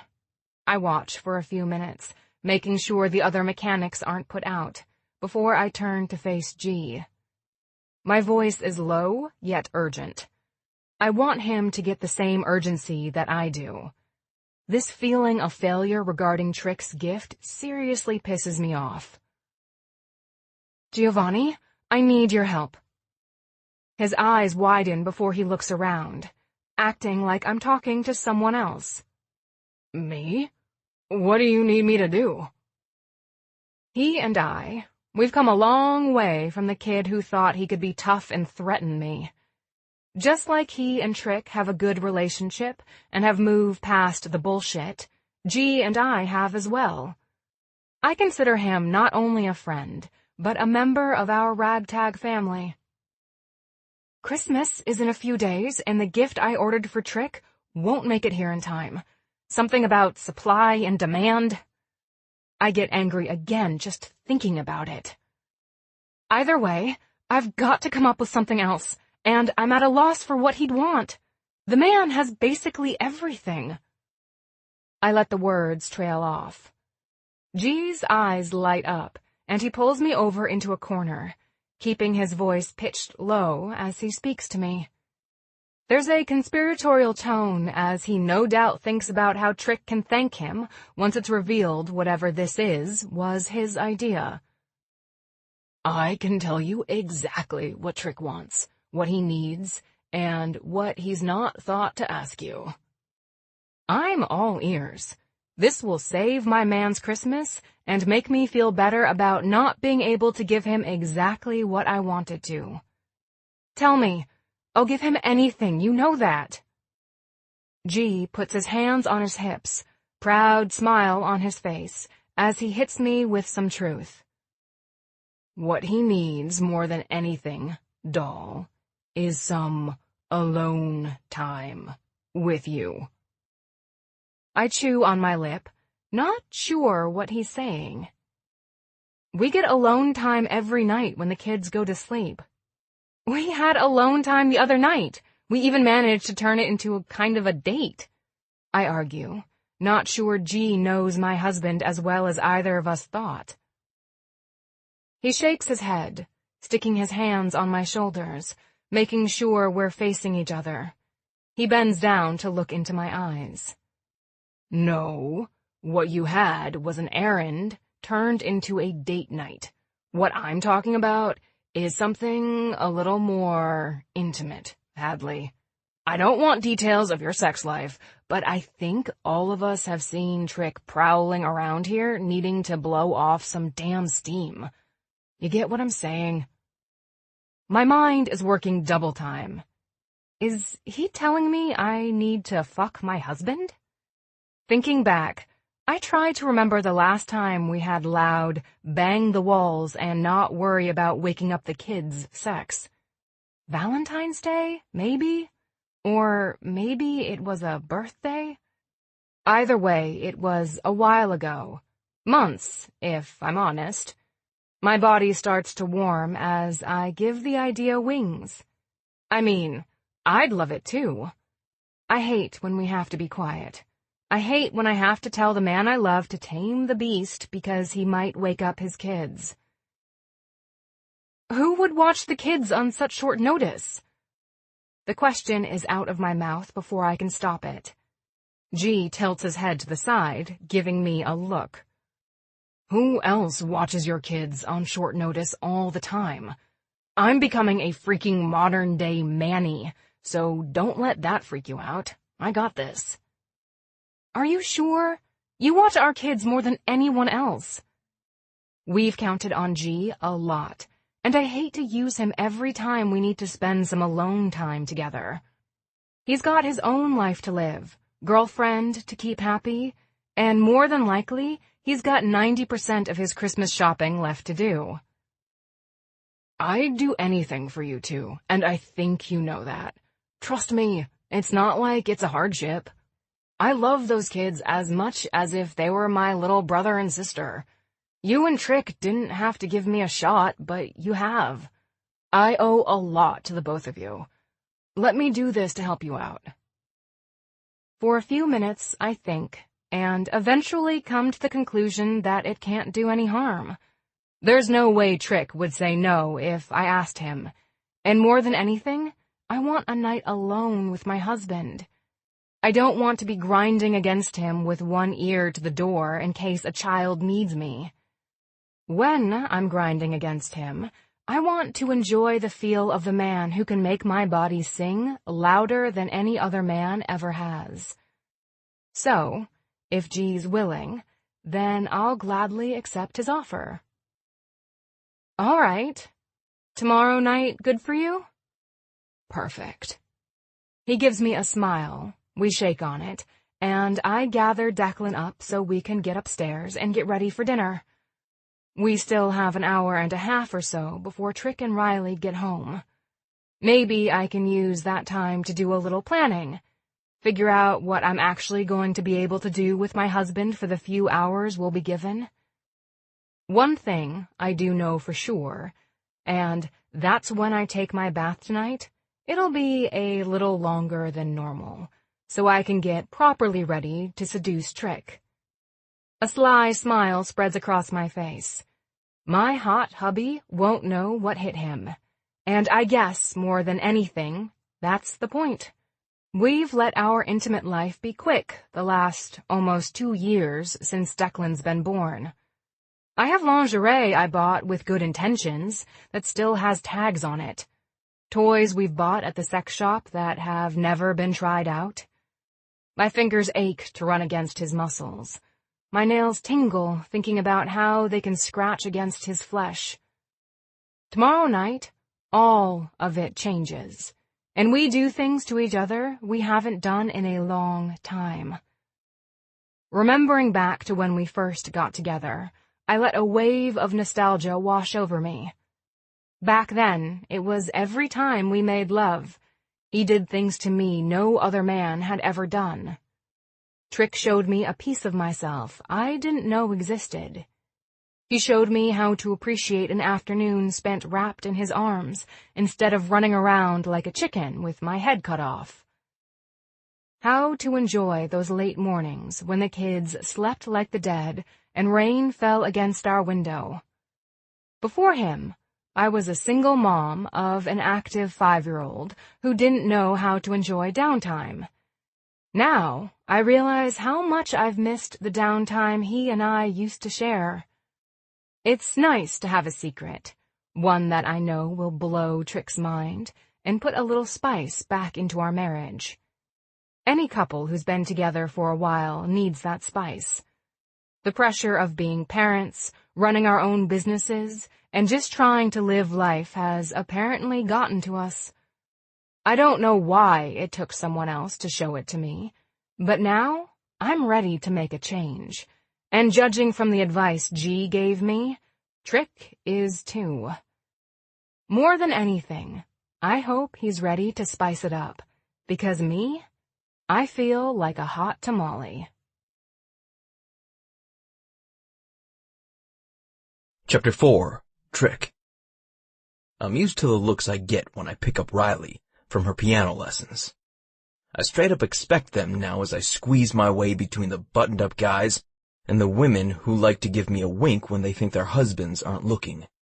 It used to make me uncomfortable, but now I just let it roll off my back. People are gonna look. Doesn't mean I have to engage. Hell, I learned not to engage with the women who low-key hit on me. It almost came to fisticuffs once. Not even gonna lie, Hadley and another chick got into a verbal sparring match over me back when we first got married. It was hot as hell to see my lady fight for my honor, and maybe gave my ego a great big fucking push. How's it going? One of the less buttoned-up dads leans over, whispering against the quietness of the room. The only thing we can hear is the piano in the background, but from where we sit, it doesn't echo off the walls as much. He and I have been talking for a few months. He's been going back and forth about buying a bike. He and his wife are faithful watchers of Sons of Anarchy, and I have a feeling they have a Jax and Terra roleplay fantasy. Good on them, but I don't necessarily want to play a part in it. I'm wondering when he's either gonna put up or shut up. A man can only talk so long about getting a bike before he either does it or moves on. I pulled the trigger and bought that Harley I was talking to you about a few weeks ago. He claps as his kid finishes up on her lesson in front of the class. I know you checked it out when I told you I was looking at it, but can I bring it in to have a thorough once-over? Awesome. Another member of the family. Definitely. I stretched my legs out in front of me, crossing them at the ankles, trying to get more comfortable. You'll need to adjust the foot pegs so they're comfortable for you and her. There may be a few more adjustments you need to make. Think about her comfort. Does she need a bar in the back? Do you want saddlebags? There's a lot of options you can choose, and we can show you different ways to use those options. Call the shop, and we'll get you set up. Thanks. He claps his hand on my shoulder. These dads are super touchy-feely. Something I had to get used to after my childhood and my days spent in prison. I think I'm adjusting to it decently, but every once in a while, it gives me a shudder. You've been so good at answering all of my questions when you didn't have to be. I know some parents around here look down their nose at you, but I think you're badass. The chuckle that breaks from my chest and throat can't be helped. This isn't at all how I expected this conversation to go. Thanks, Terry. I appreciate it. People are going to judge you no matter what. I learned a long time ago to say fuck 'em and just make myself happy. I run my fingers through my hair, trying to get it to lay on the other side, but it flops back over in my eyes. Like you, for instance. If that bike makes you happy, even if you drive it 25 miles an hour and never take it on the interstate, I mentioned some of the fears he's confided in me. Fuck whoever looks down on you for it. If it makes you smile, what the hell does it matter? He nods, crossing his arms over his chest, looking like he appreciates my affirmation. You got a good outlook on life. As Riley walks over to me, the lesson done, I smile at the girl with the big hair who stole my heart. You can thank the kid walking towards us. She and her mom taught me everything I know about being happy. Hey, Dad! She runs at me, greeting me with a hug, wrapping her still small arms around my waist. One day, she won't do this, and I'll miss the fuck out of it. Today I cherish it, circling my arms around her, hugging her back.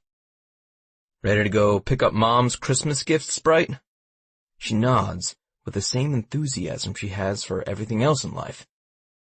It's been so hard to keep it a secret, Dad. The struggle is real. I laugh loudly, loving her soul.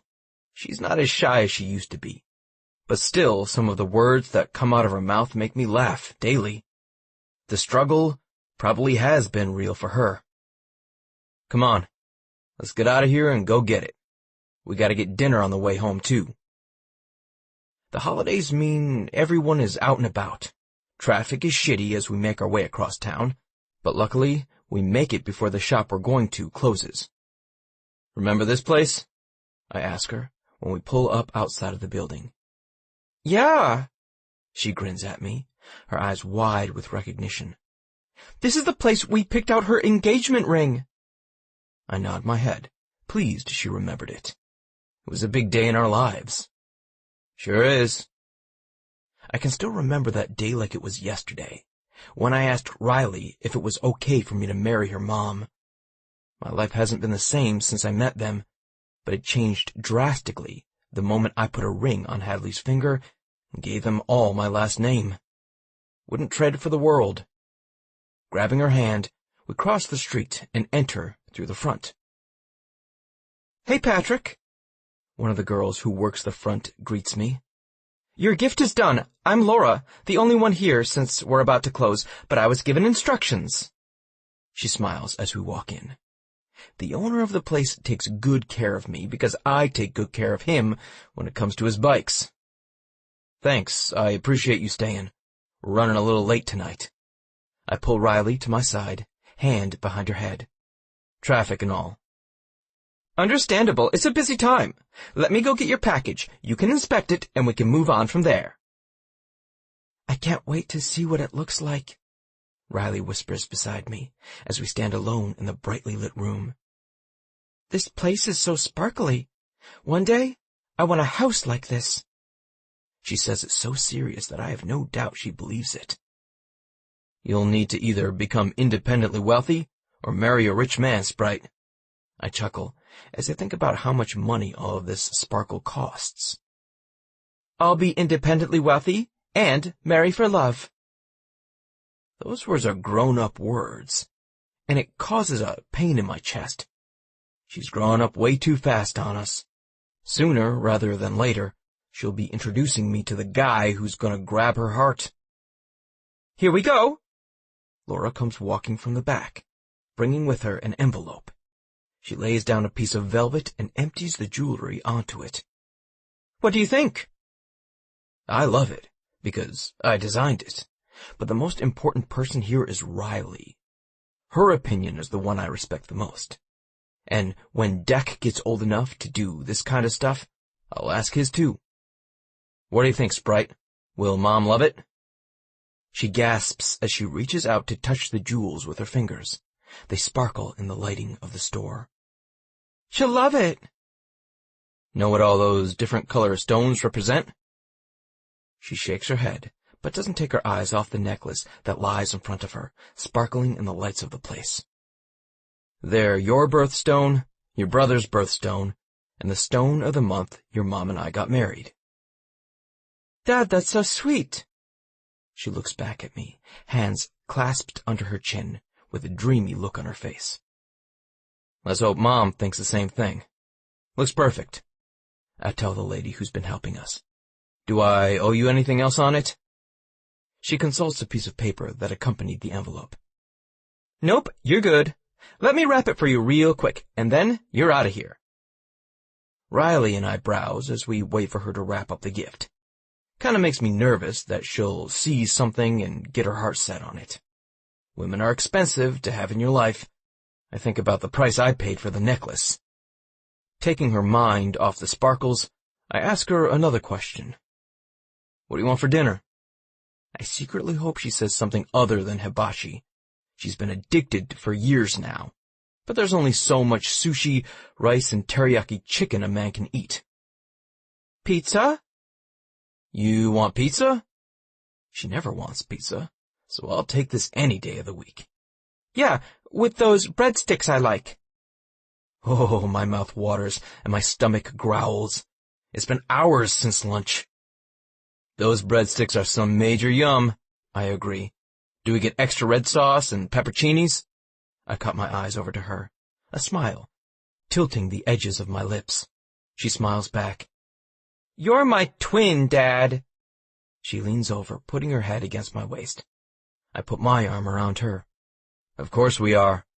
I wouldn't be a dad if it weren't for you. Lies. She shakes her head, face and tone serious as I've ever heard them. Declan really made you a dad. It's not often she makes any kind of deal out of the fact that Declan is my biological child, and she's not. Wrong, Riles. My voice is pitched low so only we can hear it.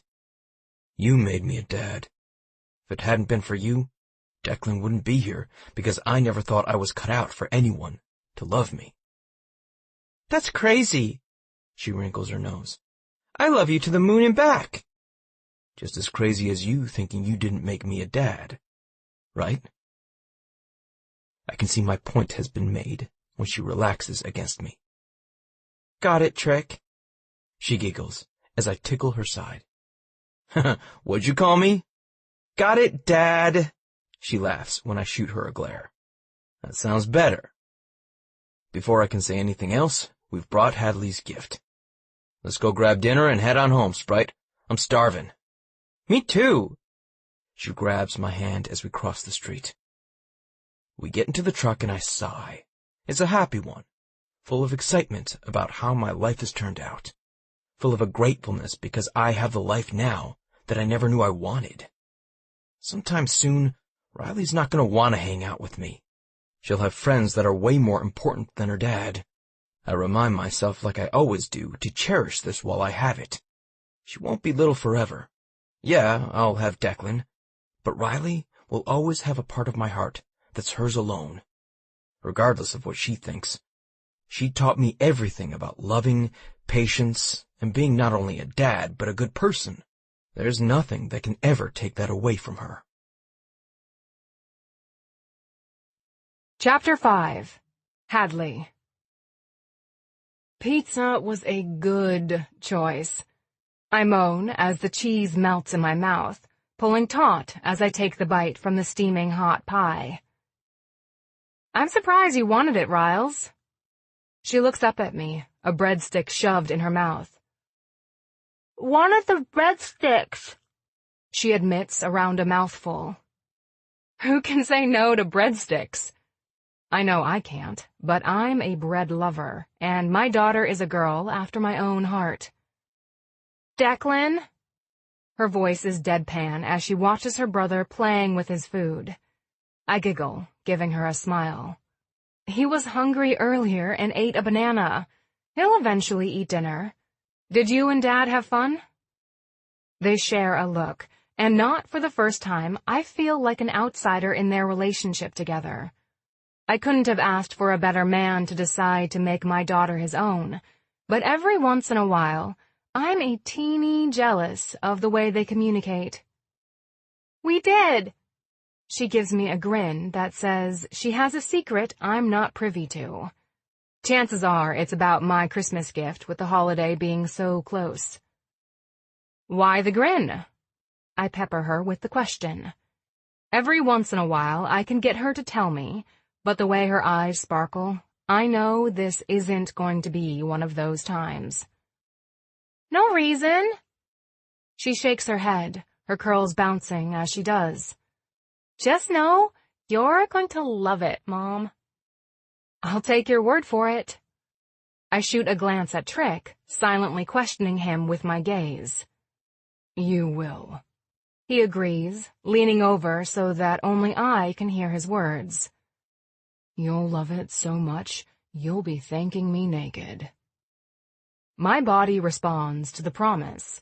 It's been way too long since we've been able to enjoy each other, and right now, I'm beyond thankful for the plan I'm putting in motion tomorrow. Oh yeah? I question, running my hand up his thigh under the table so neither of the kids can see.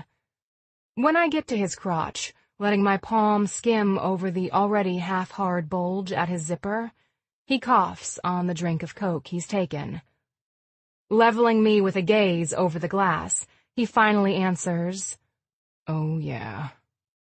The tension is thick between us, but it's nothing new, and my hope is that our kids grow up respecting a healthy sexual relationship with their chosen spouses.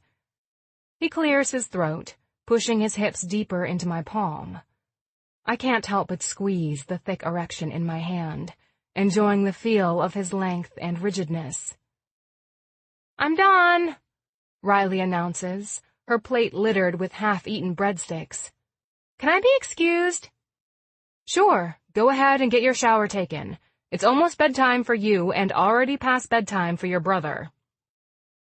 We watch as she leaves. Then Trick reaches under the table, grasping my wrist. He lets out a breath he'd obviously been holding. You want me to help with his bath time and bedtime, you gotta let me go, babe. Can't be doing all that with half a heart on I know won't get taken care of tonight, when we've already got so much stuff to do.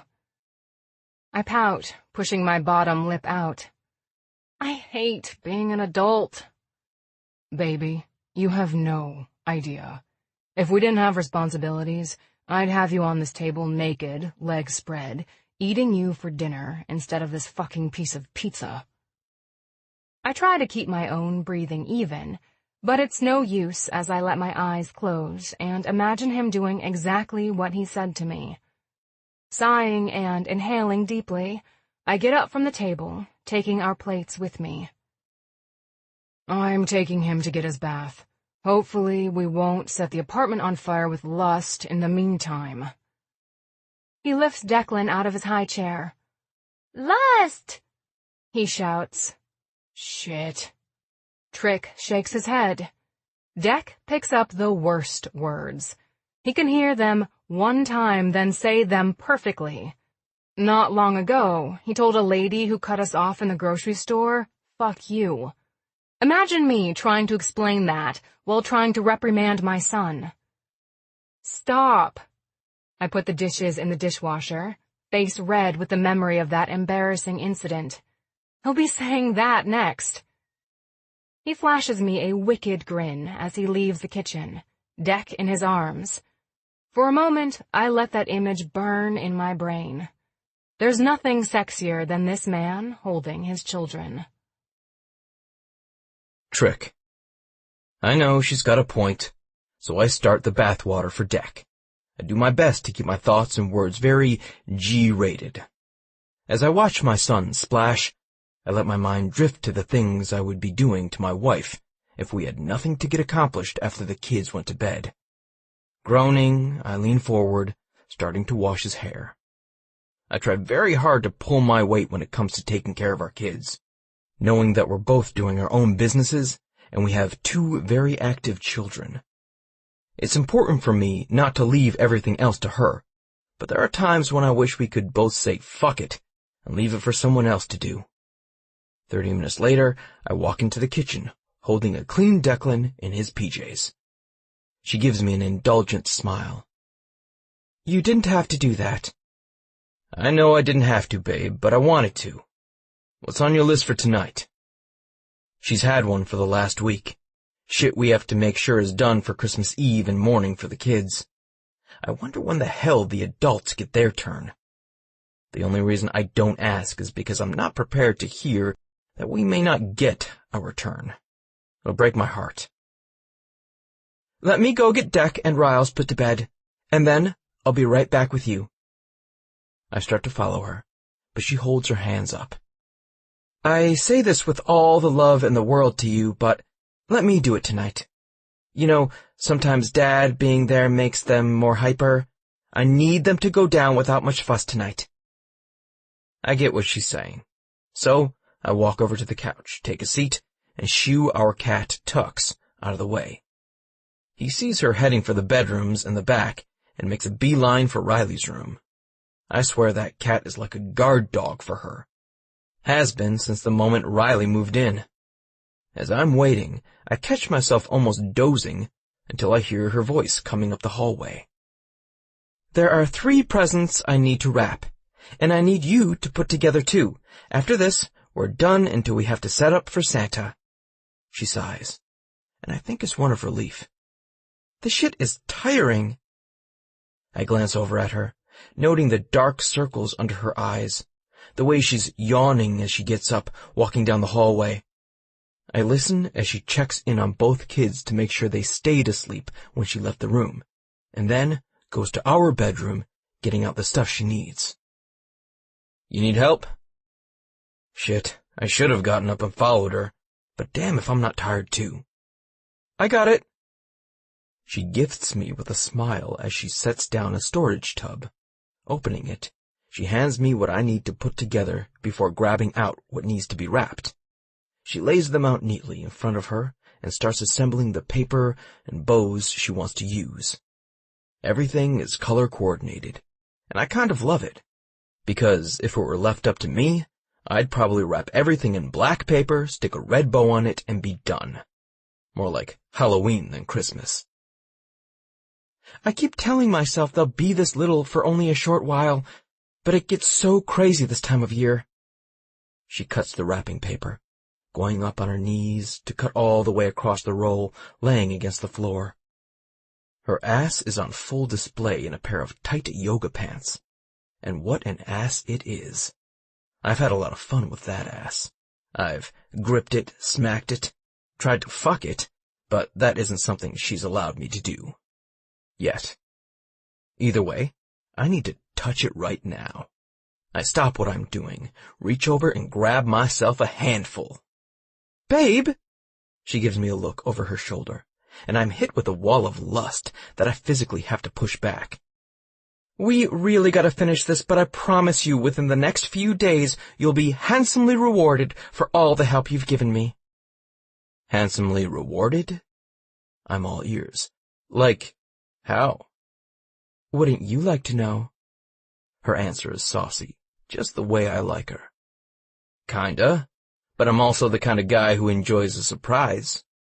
Especially if that surprise is her naked against the sheets of our bed. Those are my favorite kind of surprises.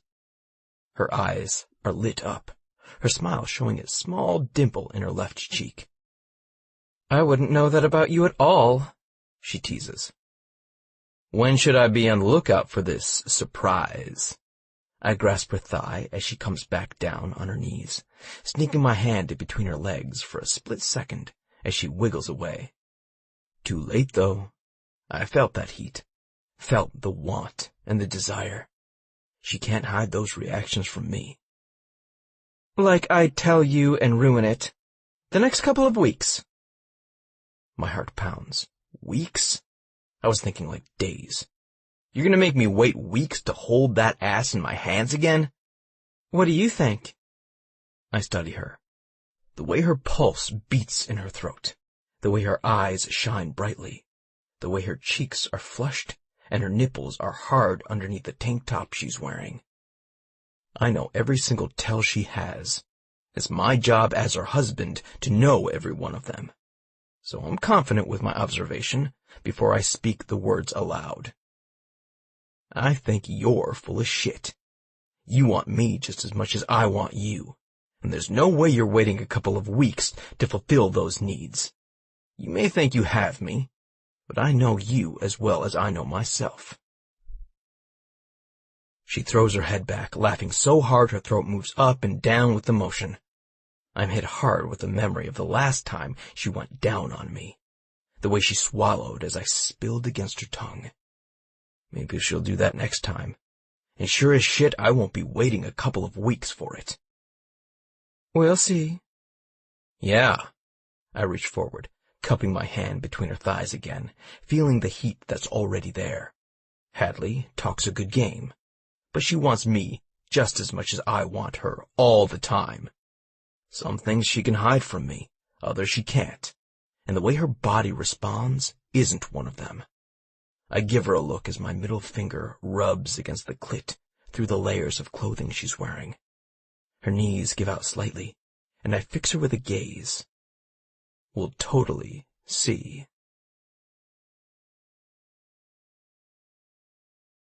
Chapter 6.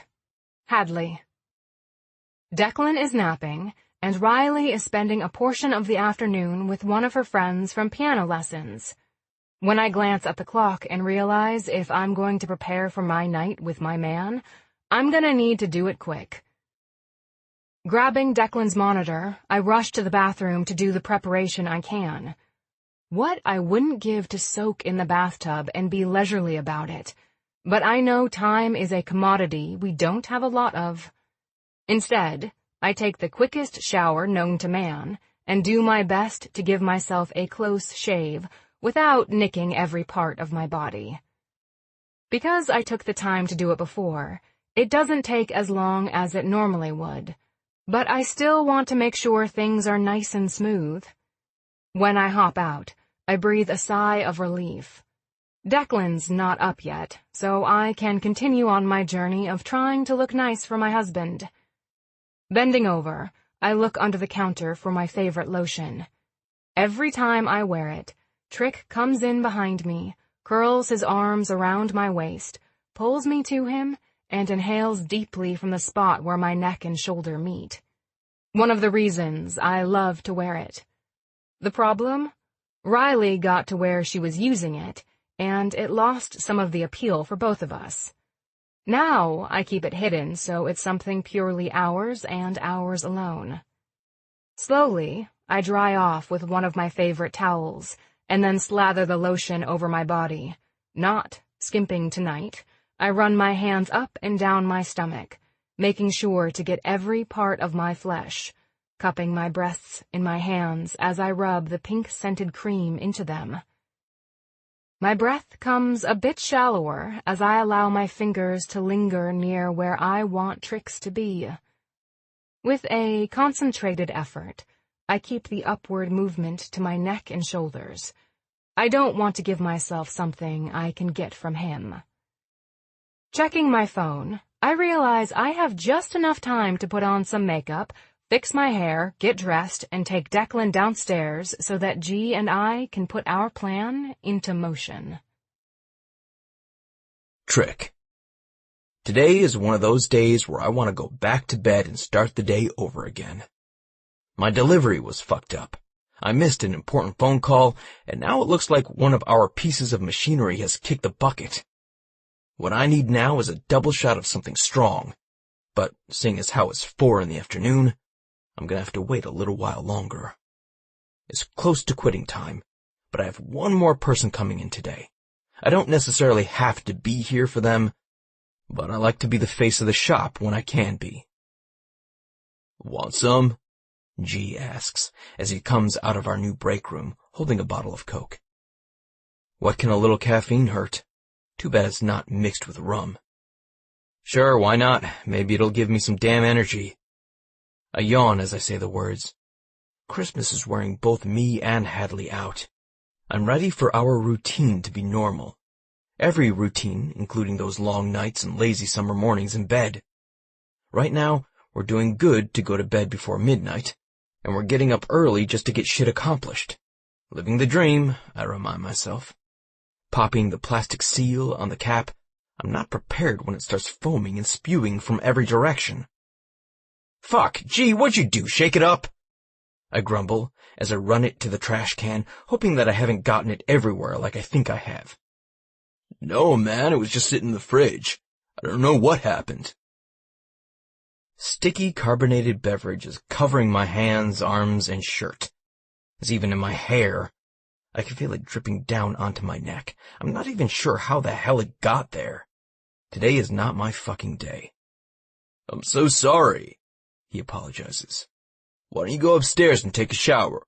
We'll make sure to clean up down here. It's almost closing time anyway. I want to argue with him, tell him the shop is mine, so is the responsibility, but to be honest, I'm done for the day. I have 0 fucks left to give, and I ran out of them a long time ago. Sounds like a plan. I sigh as I head up the stairs to my apartment. I'm almost there when I get a text from Hadley. Hadley. Hey, we went out to run an errand, be back soon. Heart emoji. Trick. What? I didn't see you leave and I'm headed up to the apartment right now. Fucking drink got spilled all over me. Hadley. We went down the back stairs. Deck is being super cranky. Enjoy your quiet shower. Trick. I'd enjoy it a lot more with you in it. Her response is a winking emoticon. Tilting my head back and looking up at the ceiling, I try and convince myself that I can turn this day around. I can turn it around, and it'll end much better than it began, as long as I can take a hot shower. Hadley. He seems pissed. I hand Declan and everything that comes with Declan over to G. He's not had the best of days. To be honest, your idea to seduce him tonight is probably perfect. He needs something to take his mind off everything that went wrong today. I bite my manicured finger, almost double-thinking my idea. He in that bad of a mood? He whistles. I've seen him in better, but if there's anyone who can make Trick see the good in things, it's you. Not gonna lie, though, I think you have your work cut out for you. All right. Well, one or both of us will be by to pick up the kids sometime tonight. Riley's friend knows to drop her off at your apartment. I give him an encouraging smile. Thank you again for everything you've done and for being willing to watch the kids for us. Hey, Trick changed my life. You know he did. I'd still be trying to act like a thug and getting myself into trouble if he hadn't taken a chance on me. I owe everything I have to him. If I can do this for the two of you, I will. No big deal, seriously. Kid doesn't know how much of a deal it is. We wouldn't trust our kids to just anyone, and G has earned that trust. He's grown into an amazing man, and I make a mental note to get Trick to give him a bigger Christmas bonus. He deserves every bit of it. Thank you again, though. You have much better things to do. I know you do. Hey, I love your kids, and we get along great. He holds out his hand for a high five to my son. Right, Deck? Declan high-fives him, and then willingly goes into G's arms, putting his small arms around G's neck. We got this, and I'm just throwing this out there. If you and Trick decide you want the whole night, I'm good with it. Thank you. I'll let you know. Right now, I have to go make sure Trick wants anything at all. I pull a face. Trust me, you offer yourself on a silver platter to him, and he's not ever going to say no. I sure hope this kid is right. It felt weird leaving Declan downstairs to go home with G, and to come up here empty-handed. I kind of almost talk myself out of it, and then realize how much we need this alone time. Entering the apartment, I try to be as quiet as I can. The shower running is the only sound in the silent space. No clapping of Declan's feet on the floor. He is the hardest walker I've ever seen in my life. Totally sure our kid isn't going to be a SEAL or anyone who has to be stealthy for a living. There's no background noise of Riley watching TV, of me listening to Spotify while I'm filling orders, and no deep laugh coming from Trick as he and Riley argue over something 1 minute and then team up against me the next. Those sounds make our home, but right now, I'm enjoying the quiet, because I know there's nothing and no one here to stop what's about to happen. Hands shaking, I enter our bedroom. I take off what I've been wearing and proceed to make myself into a gift I'll be more than happy to let Trick unwrap. Merry Christmas to him. Chapter 7. Trick. The shower managed to get copious amounts of sticky syrup off of me, but it did absolutely nothing for my mood. I'm in a piss-poor one, and I'm not even sure why. I'm kinda glad I've been left to my own devices. Wrapping the towel around my waist, I make to walk down the hallway and grab some clothes. But a note attached to the back of the bathroom door stops me. Trick, your gift got a little delayed. Instead, I've improvised. Follow the snowflakes to the bedroom. When you get here, unwrap me, and I'm yours. Hadley. I have no idea what this is about, but I'm really excited to head to the bedroom now. The door is ajar, and when I push it fully open, I'm hit with a wave of lust that can't be contained. Lying on our bed is my wife, with a bow tied around her wrists, and smaller sticky bows attached to her nipples, and one covering her mound from my eyes. Written on her stomach is one of the sexiest things I've ever seen. From me to you. So, you're my gift. My voice is deeper than it was a few minutes ago. My towel is now tinted, and even my nipples are hard as I look at the picture my wife has painted of herself against the black sheets of our bed. Throwing me a hot smile, she nods. Yours got delayed. Long story. She spreads her legs slightly. I figured I'd offer myself up to you. Give us something we both want.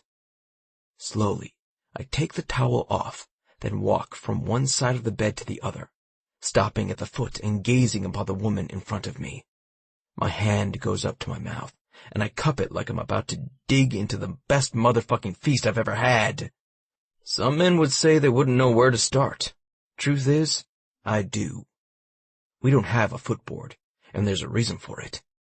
Laying down on my stomach, I slither my way up until I'm completely between Hadley's legs, spreading her thighs wide and pushing them over my shoulders. I nose away the sparkly bow that's barely stuck on her skin and go to town with my tongue. Oh my God. She breathes heavily through her nose. This was supposed to be for you. Pulling my mouth away from her clit, I bring my hand up and smear my middle finger against her.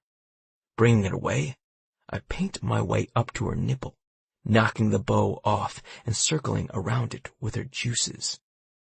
Trust me, baby, this right here, this damp heat is all for me, and there's no way I'll ever turn it down. Getting you off gets me off. Let's say Merry Christmas to each other. I lower my mouth back onto her, moaning when she pulls at my hair with her hands, tilting her legs up, which in turn tilts her pussy more to my liking.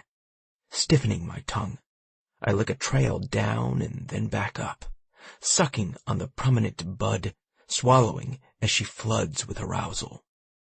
"Fuck me, Trick," she begs, her fingers tightening against my hair, almost hurting. I enjoy the pain, though. Love that I can push her this far. I pry my mouth away from her core and move up her body, taking her nipple into my mouth, circling the bud the way I circled the other. Not yet, Hadley. Not yet. Let me get you ready first. "I'm ready," she argues, knocking my shoulder with her hands that are still bound by the bow. I figure it must be made of some sort of elastic material, since she was able to tie it herself. Not yet. I bite down on her nipple as I push 2 fingers into her heat, enjoying the way she whines against me. Put those hands above your head and let me work you. "I'm supposed to work you," she argues as she does like I asked. Grinding my dick into her thigh, I mumble against her flesh in my mouth. You've got me completely worked up.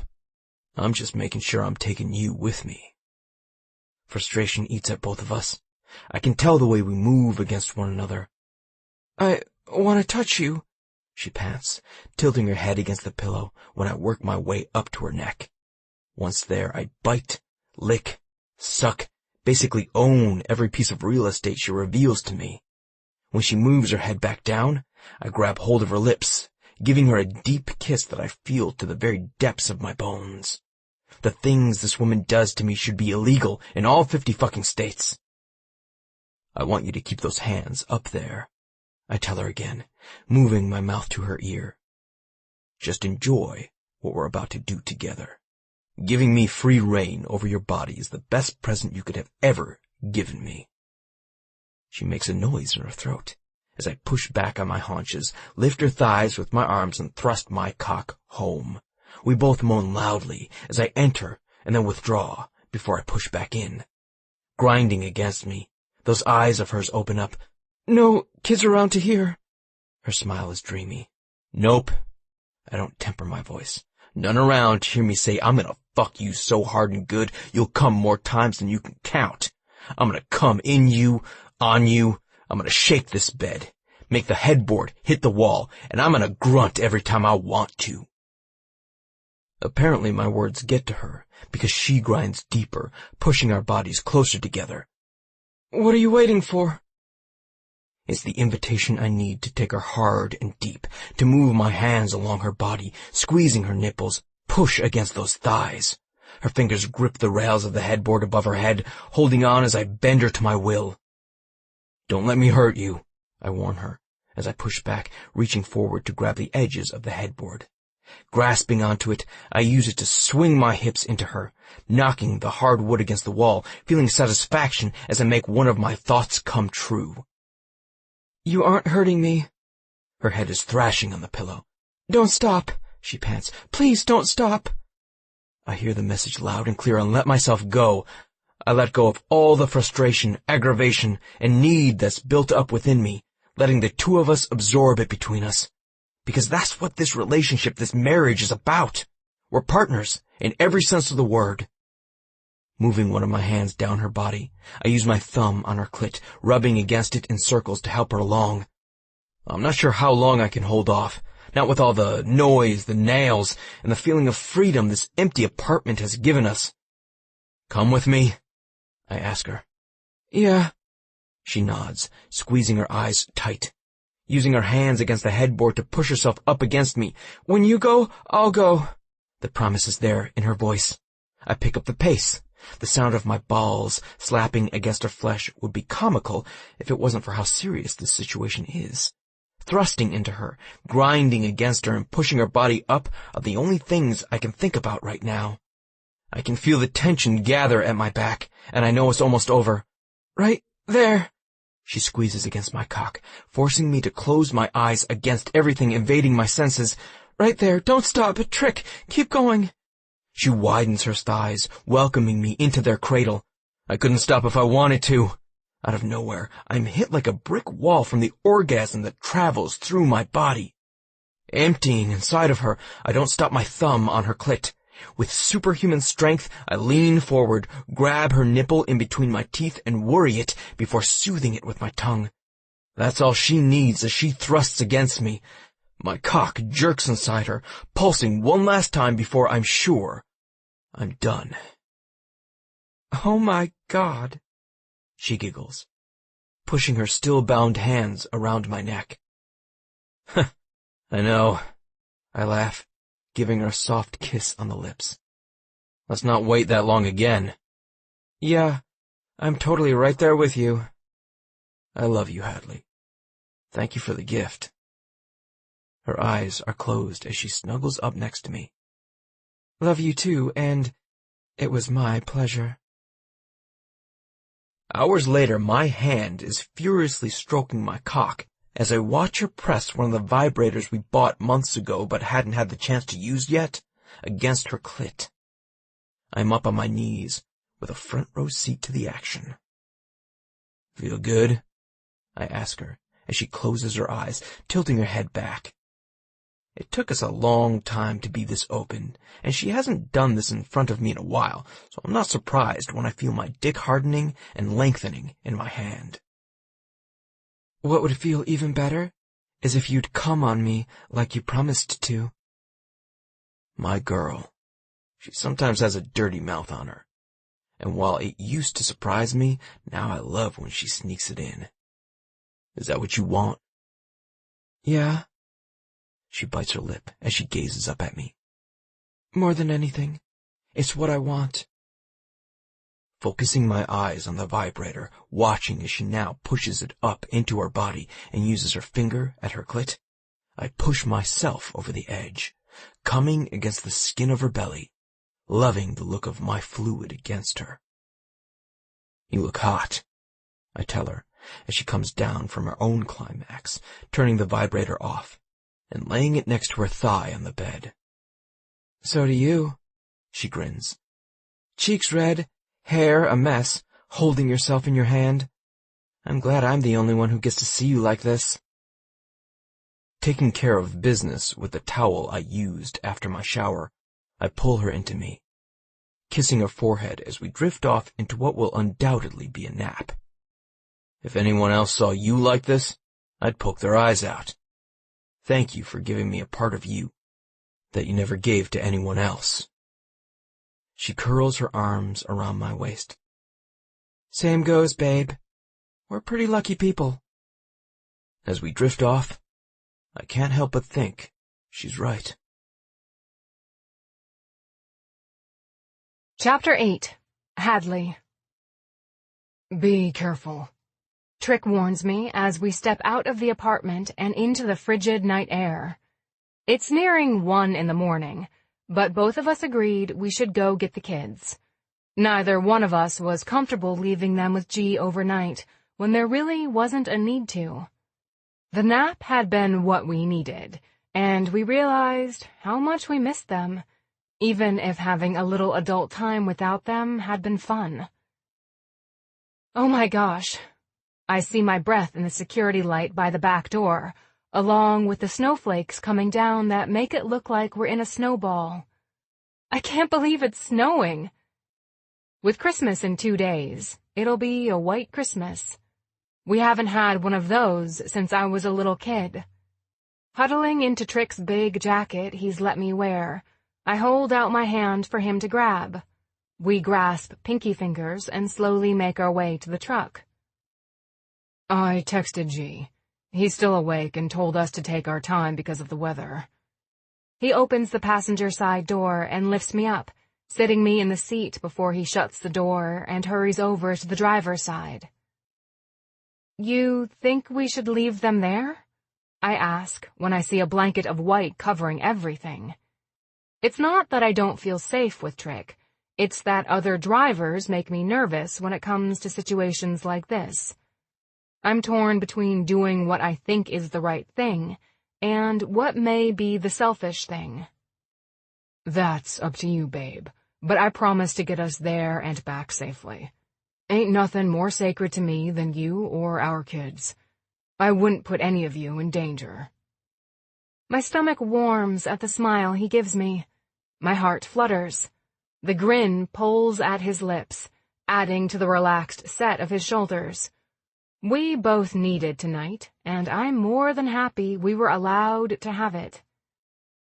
I know.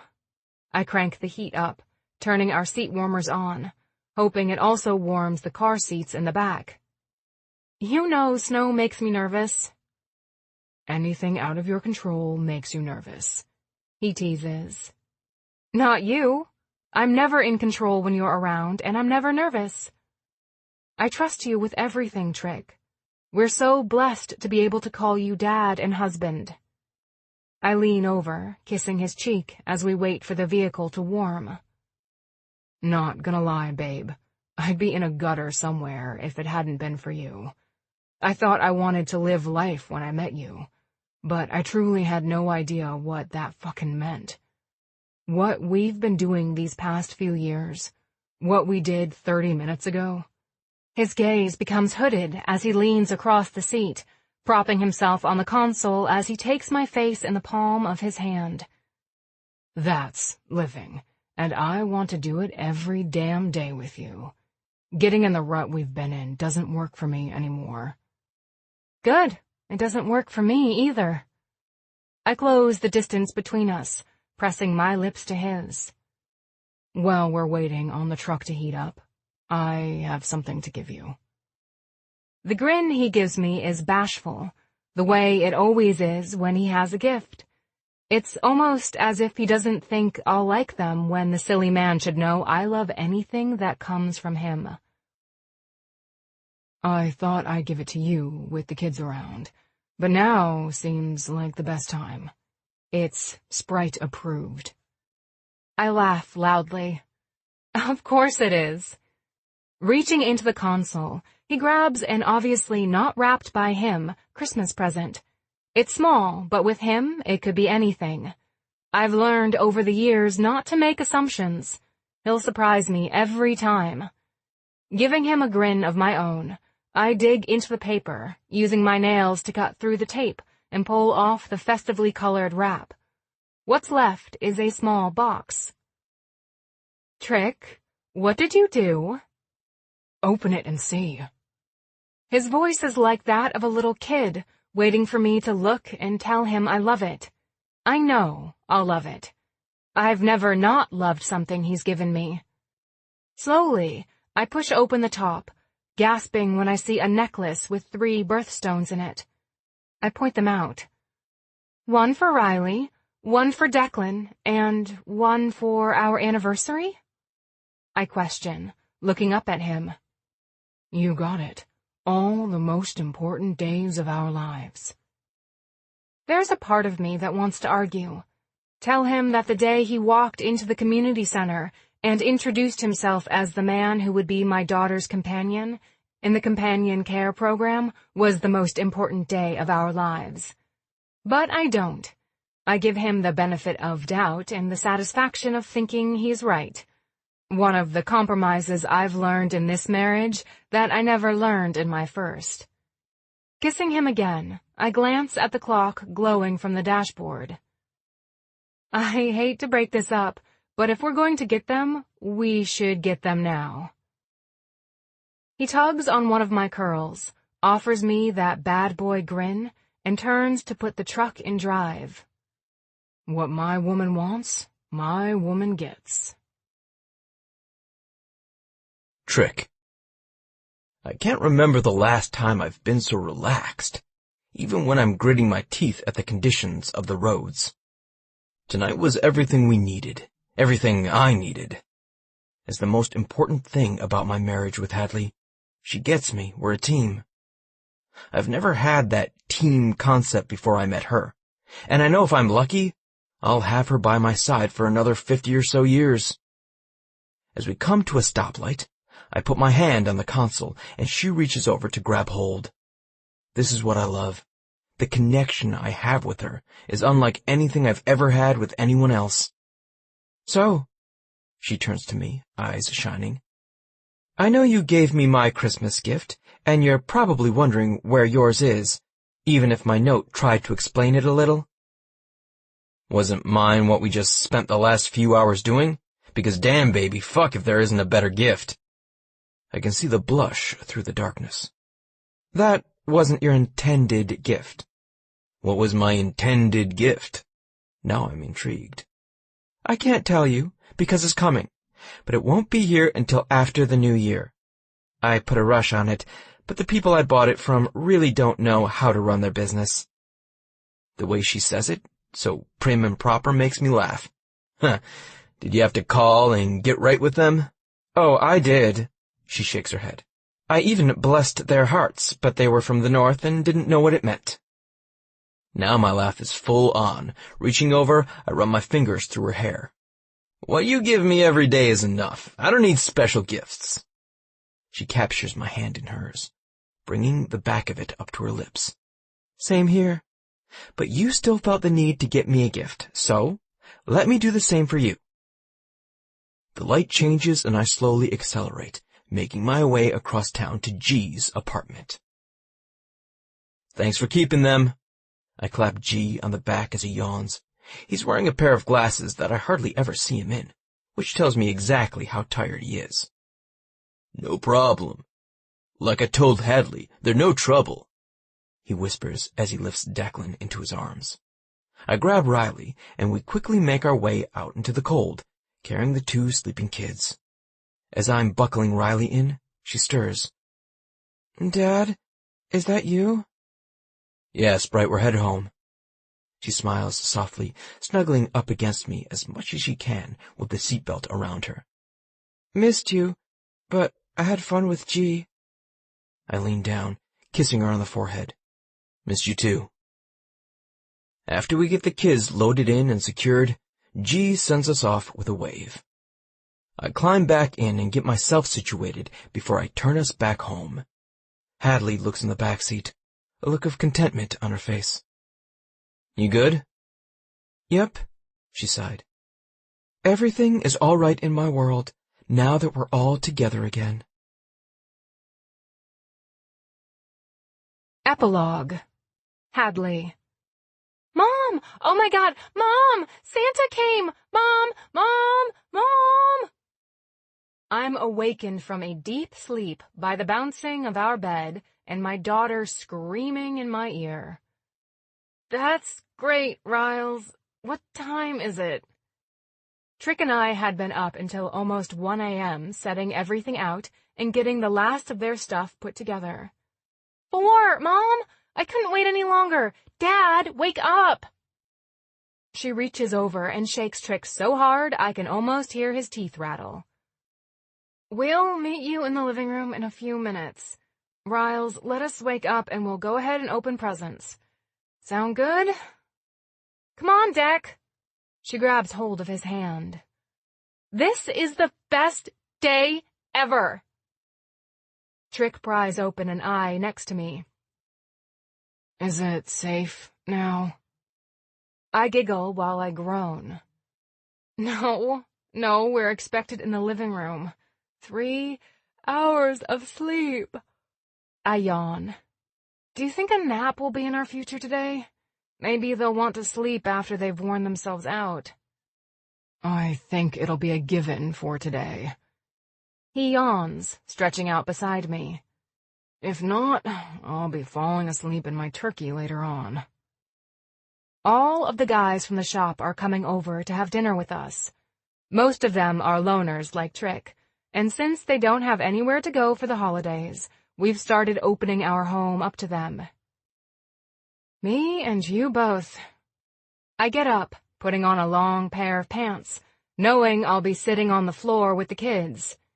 As I look for a pair of socks, I hear Trick get up and start putting his clothes on too. A strong arm hooks my waist, pulling me around to face him.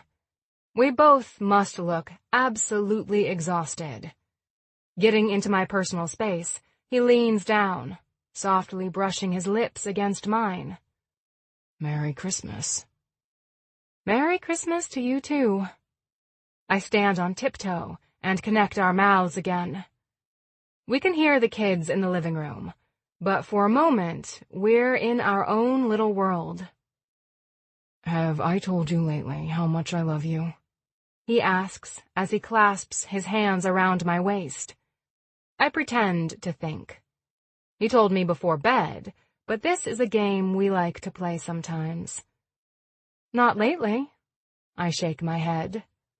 I love the fuck out of you, Hadley Tennyson. I giggle, messing up his hair with my fingers. Not as much as I love you, Patrick Tennyson. He goes in for another peck. Oh my God, are you two kissing again? Riley groans from the doorway. I thought you said we could open presents. We will, Trick promises. I'm holding you to that. If you aren't here in 5 minutes, Deck and I are starting without you. He chuckles before he puts his lips to my ear. You think maybe I can open a gift tonight? There's goosebumps on my flesh as I recall making myself a gift for him 2 days ago. There's a possibility. Possibility, huh? Yeah. I offer him a saucy grin. Odds are in your favor. How will I know when you've made a decision? His stubble tickles my skin. I'll be standing here with hardly any clothes on, and there will be one direction for you to follow. What direction would that be, love? I grin as I give him the answer he's been waiting on, and the direction I gave him a few days ago. For the foreseeable future, this will be my favorite direction to give him. Unwrap me. The end.